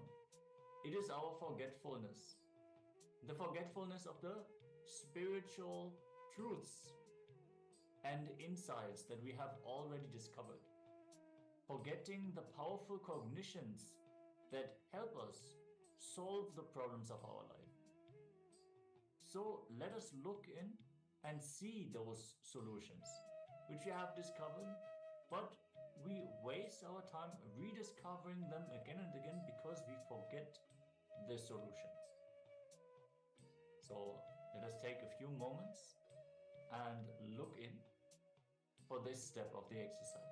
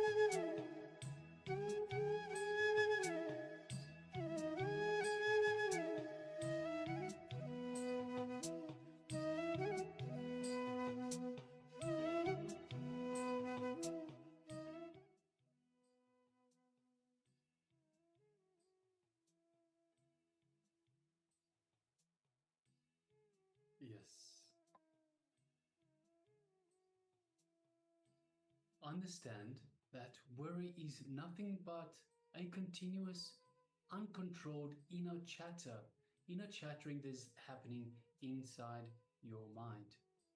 This inner chatter becomes your master and takes control of you. So let us continue with a small story. So Swamiji tells this beautiful story. In a certain kingdom, it came to the king's notice that everybody in his kingdom was depressed because each person felt they had the maximum worries and no one else had such worries. So the king announced a worry exchange offer where people could bring in their big worries and exchange them for someone else's worries. A big space was made ready, and in the center of it was a huge worry pot. Huge worry pot was placed. And anybody who wanted could come and dump his own worries inside that huge pot. And they could pick up any worries they wanted. The only thing was, of course, they had to pick up some worries. So the whole kingdom gathered for the event. The people moved around and met each other and started talking to each other about their worries, as people generally do. After a long time, the event was declared open for the worry exchange. A lot of time passed, and not a single person came forward to drop their worries in the pot. So the king started getting worried. He started asking his ministers, what is happening? And the ministers replied, Your Majesty, after all that interaction, everyone thinks that their own familiar worries are much better than everyone else's worries. So it's important to understand that everyone has worries. Everyone thinks that they have the biggest worries, but the fact is, everyone has worries, and it's mostly the same kind of worries.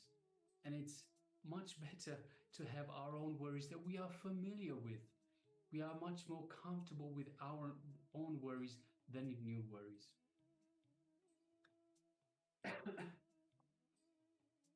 So yes, if you have any questions at this point, if you need any clarifications, again, any part of this program so far, and of course we do apologize for the technical glitch just earlier.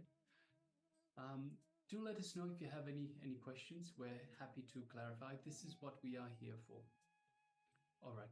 So yes, now we're going to get ready for a kriya, a shuddhi kriya, a cleansing technique. As we are currently working on the Manipuraka Chakra, the navel center, we're going to go through a guided technique, guided by Swamiji, where we can cleanse our Manipuraka Chakra. So let us all get ready and follow along as Swamiji is guiding us through this kriya.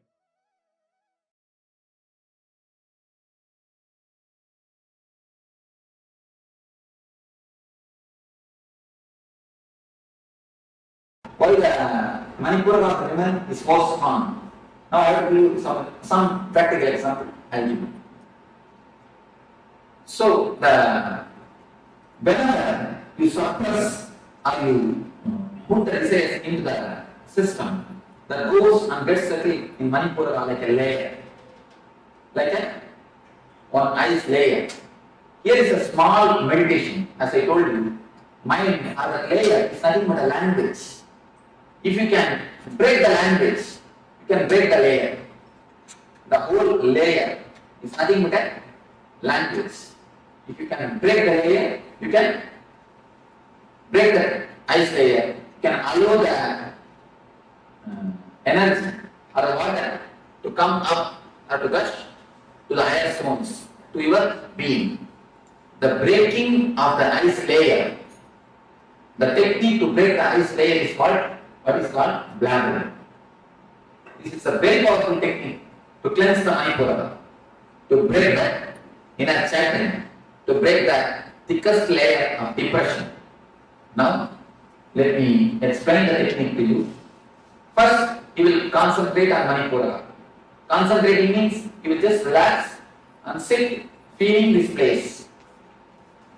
See, as soon as you feel Manipura, you will see your worries and your depression start coming out. Because they are already there. Only we are putting a big, thick asana or a chair on it and we are sitting on it. They are just there, bubbling out like a welcome.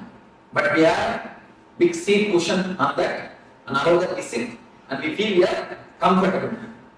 We are comfortable. As soon as you start thinking, you will see the depressions or the worries coming up. So just throw them out by any sound, that's all, nothing else.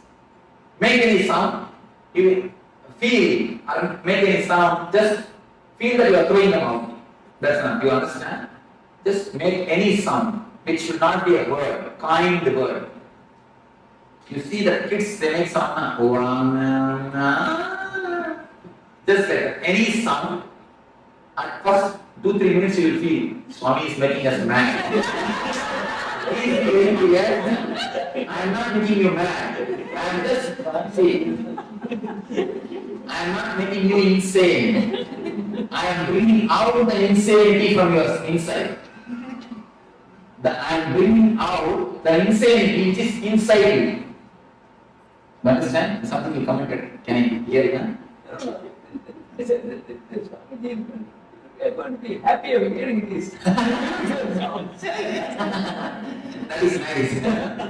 See, when you create sounds which has no words or which has no meaning, the mind breaks. Only one thing, don't allow any thoughts to, any words flow, or eternal chanting. Any thought comes, just create a sound and throw them out. Just continuously create sound. Only one condition, for 20 minutes, you should not stop. No gap. You see, if you do gap, the mind will start activating. Mind will start speaking.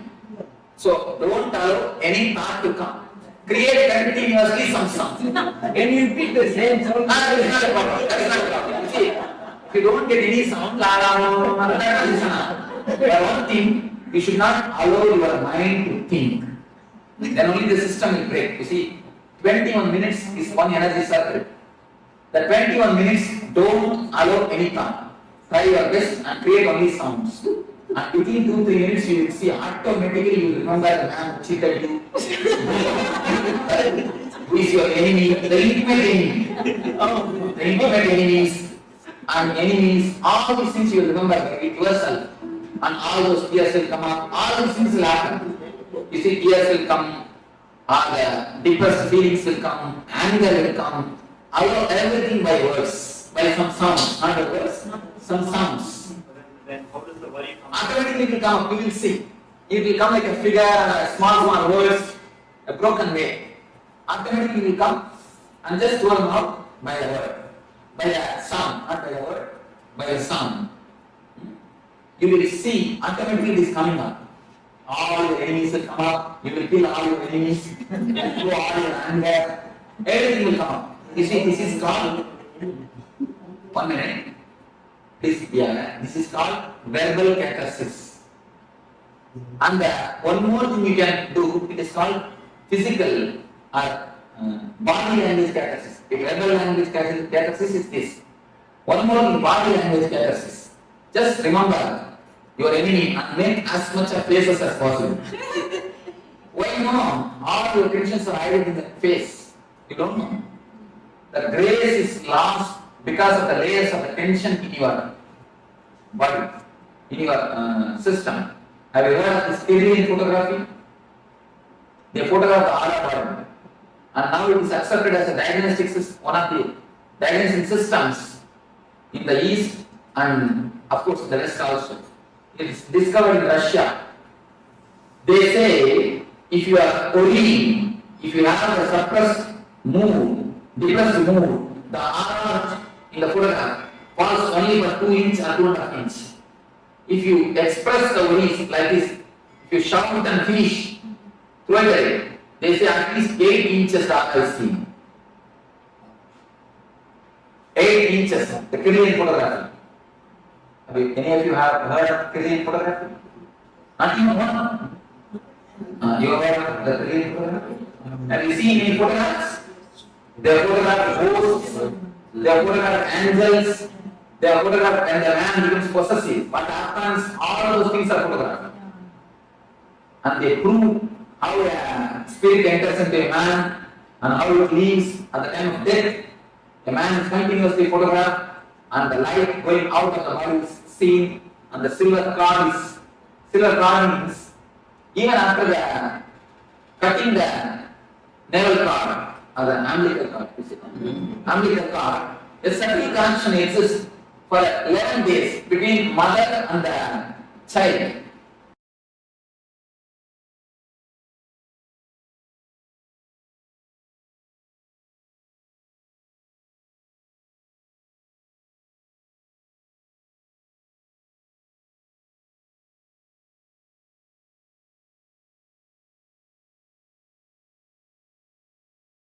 Yes, so now let us enter into this process which can cleanse the Manipuraka chakra.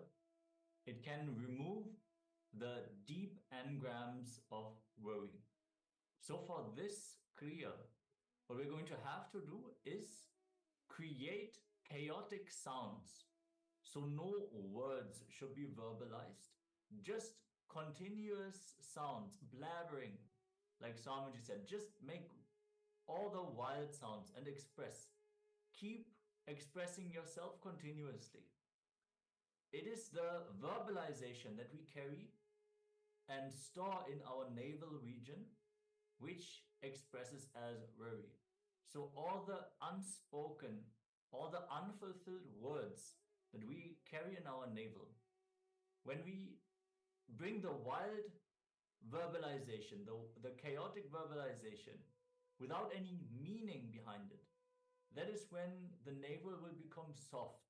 It will flow and we will not have that stiffness and hardness in the navel region. So start creating wild sounds, any sounds without meaning, and continue to go on expressing yourself wildly.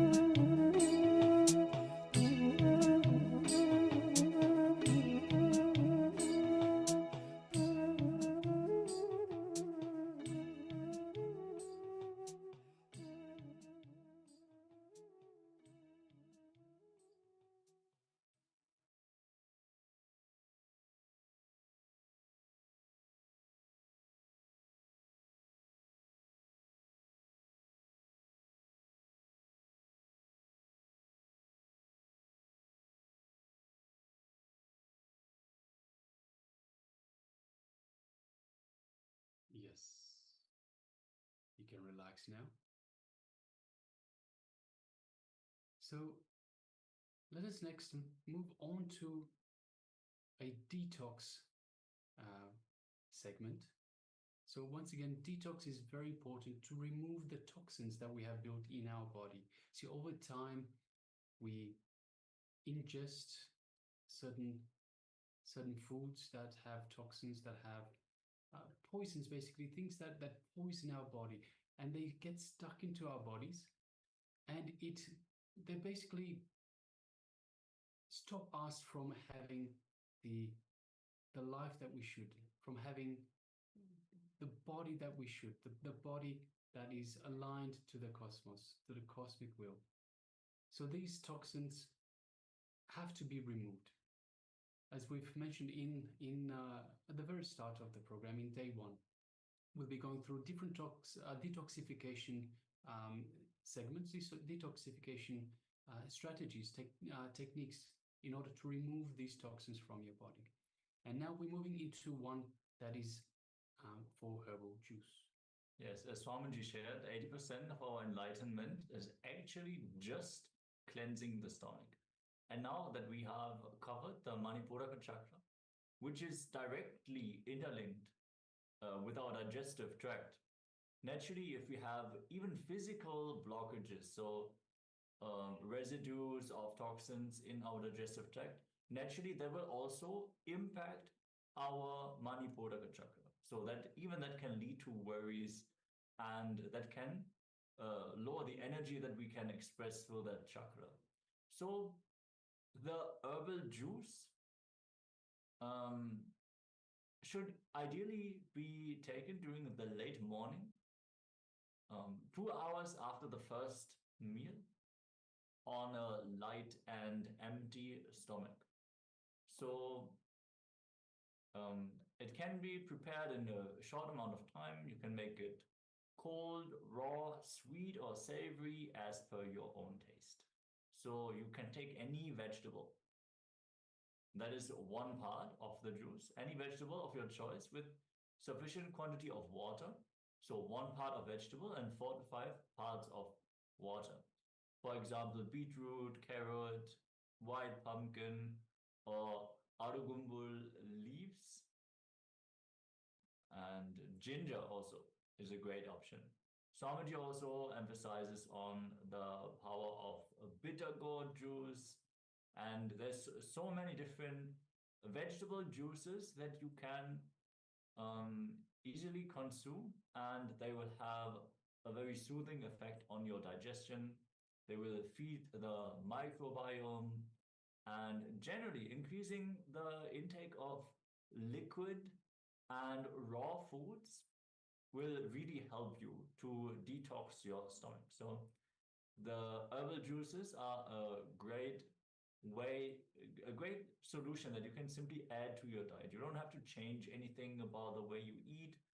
You just prepare this light drink, and you can put sweetener like jaggery.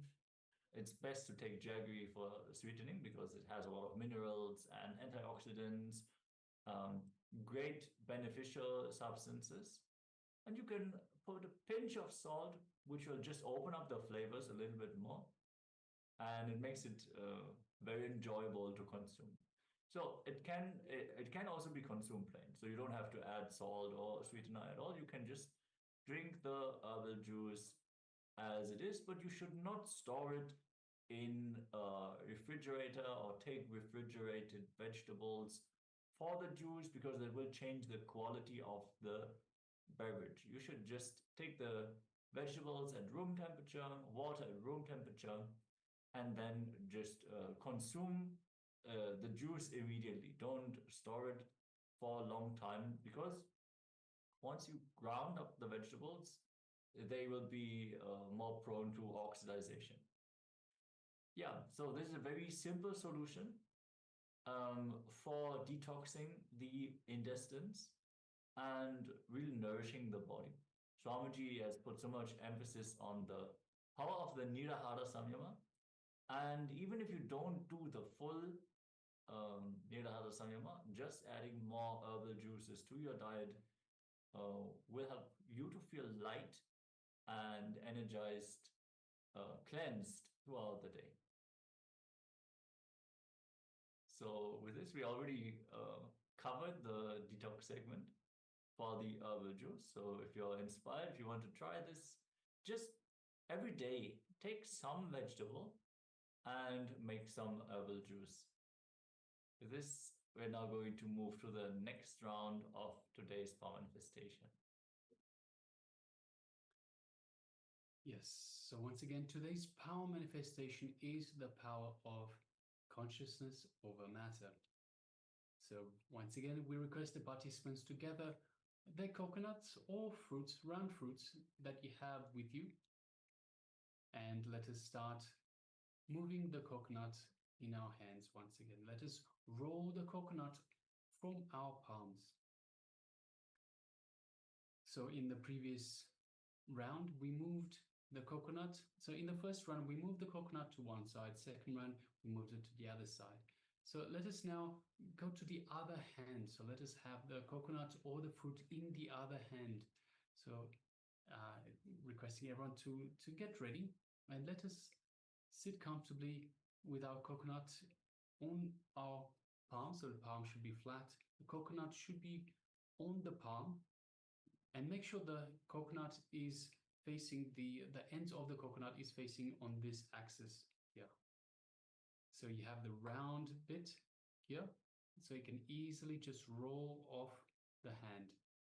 So requesting participants, please gather your coconut or round fruit and let's get ready for this round of power manifestation, power of consciousness over matter.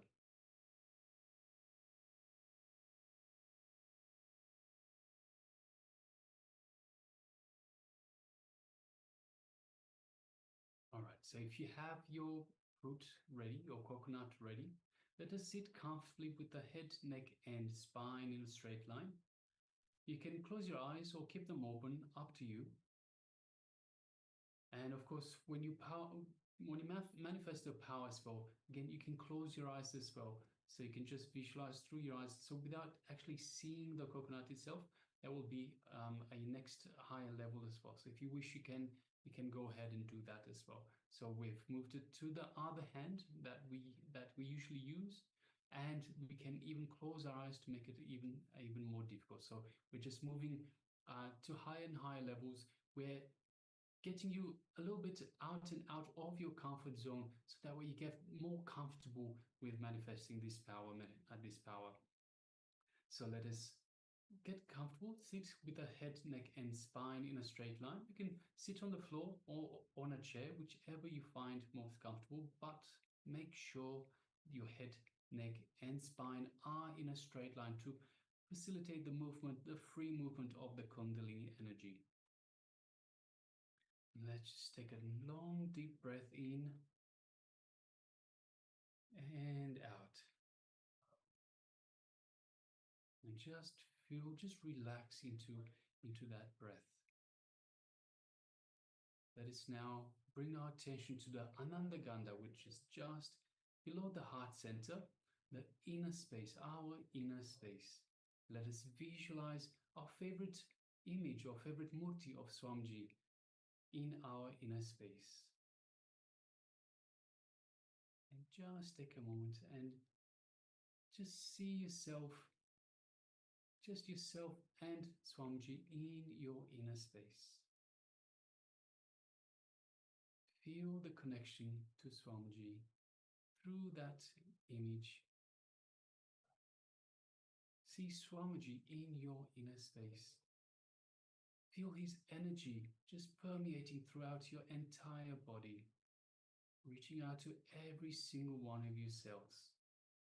Just energizing every one of your cells, making them feel alive, rejuvenated, healing every part of your body.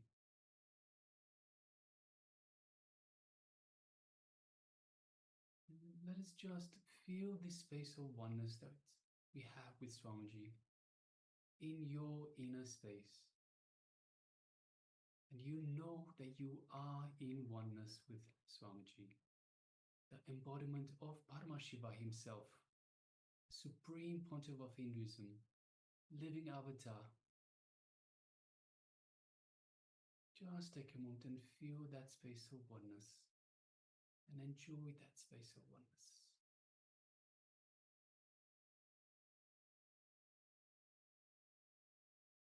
And let us just move our gaze just gently to that third eye, just between the eyebrows, and look gently through the third eye into Swamiji's third eye. As you do so, you feel a connection, an energetic connection to Swamiji's third eye, and from Swamiji's third eye into your third eye. You can feel the energy building. Feel your third eye being awakened by Swamiji.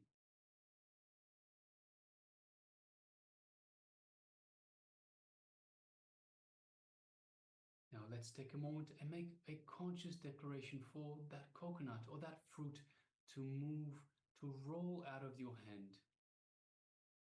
A strong declaration, a strong statement of intention. It is only this intention that is reality. Nothing else can be reality. This is the only thing that we can imagine as reality. Make that strong decision, strong declaration, strong statement that the coconut will roll out of your hand.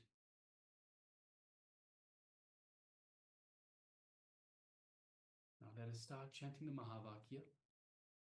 Om Nityananda Paramashivoham.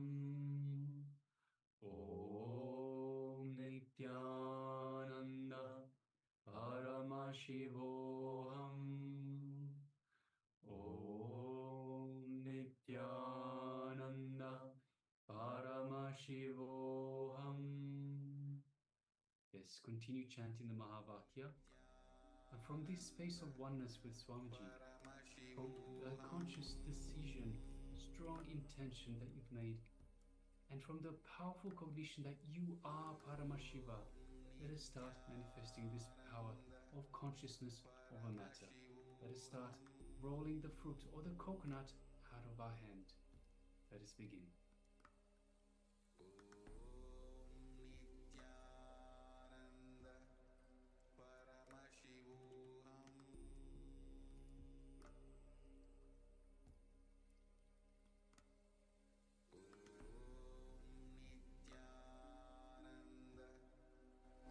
Paramashivoham.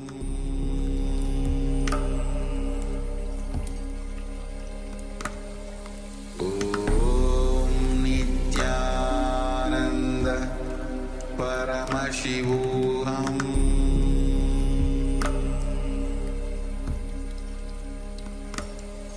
Om Nityananda Paramashivoham.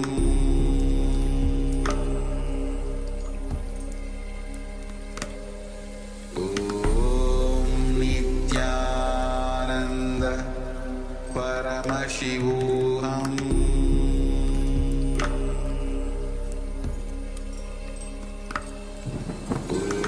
Om Nityananda Paramashivoham. Om Nityananda Paramashivoham. Paramashivoham.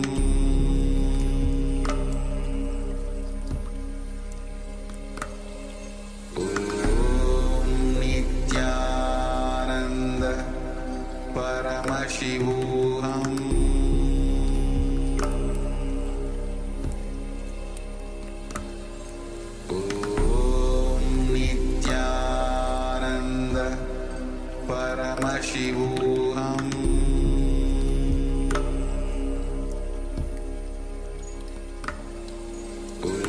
Om Nityananda Paramashivoham.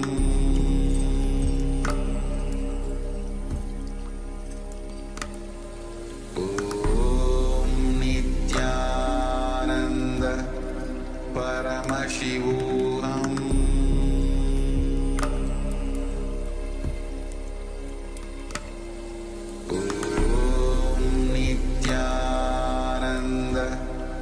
Paramashivoham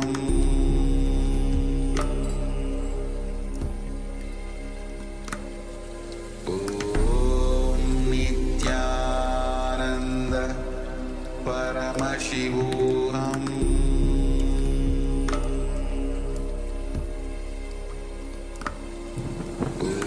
Om Nityananda Paramashivoham Paramashivoham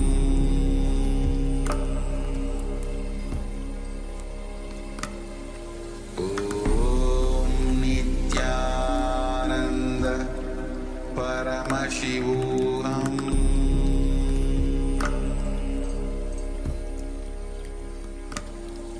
Om Nityananda Paramashivoham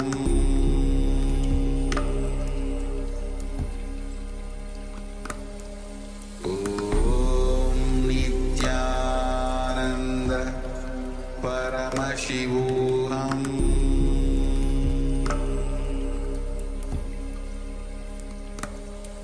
Om Nityananda Paramashivoham Om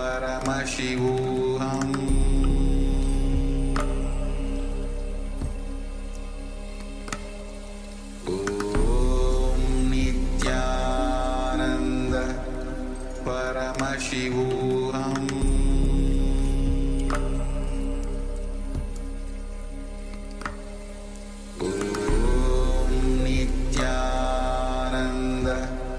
Paramashivoham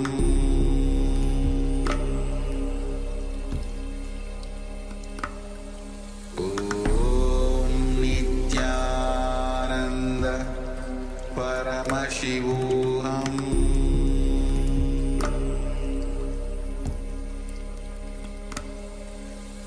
Om Nityananda Paramashivoham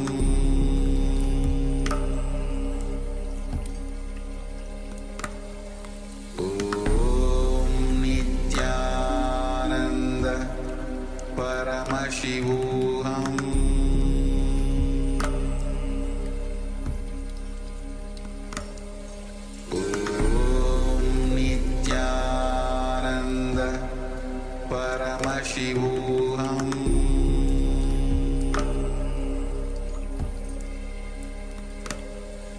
Om Nityananda Paramashivoham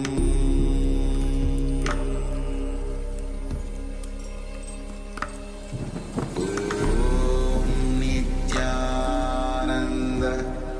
Paramashivoham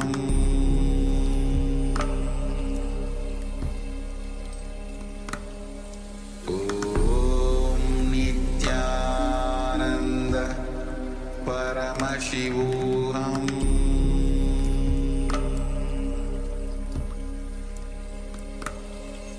Om Nityananda Paramashivoham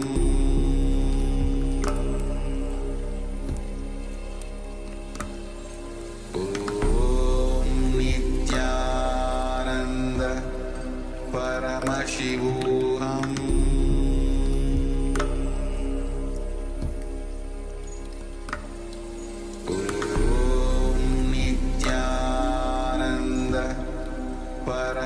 Paramashivoham Om Nityananda Paramashivoham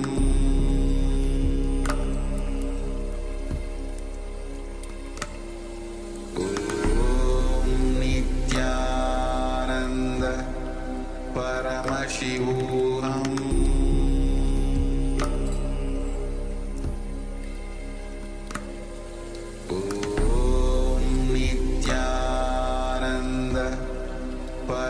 Paramashivoham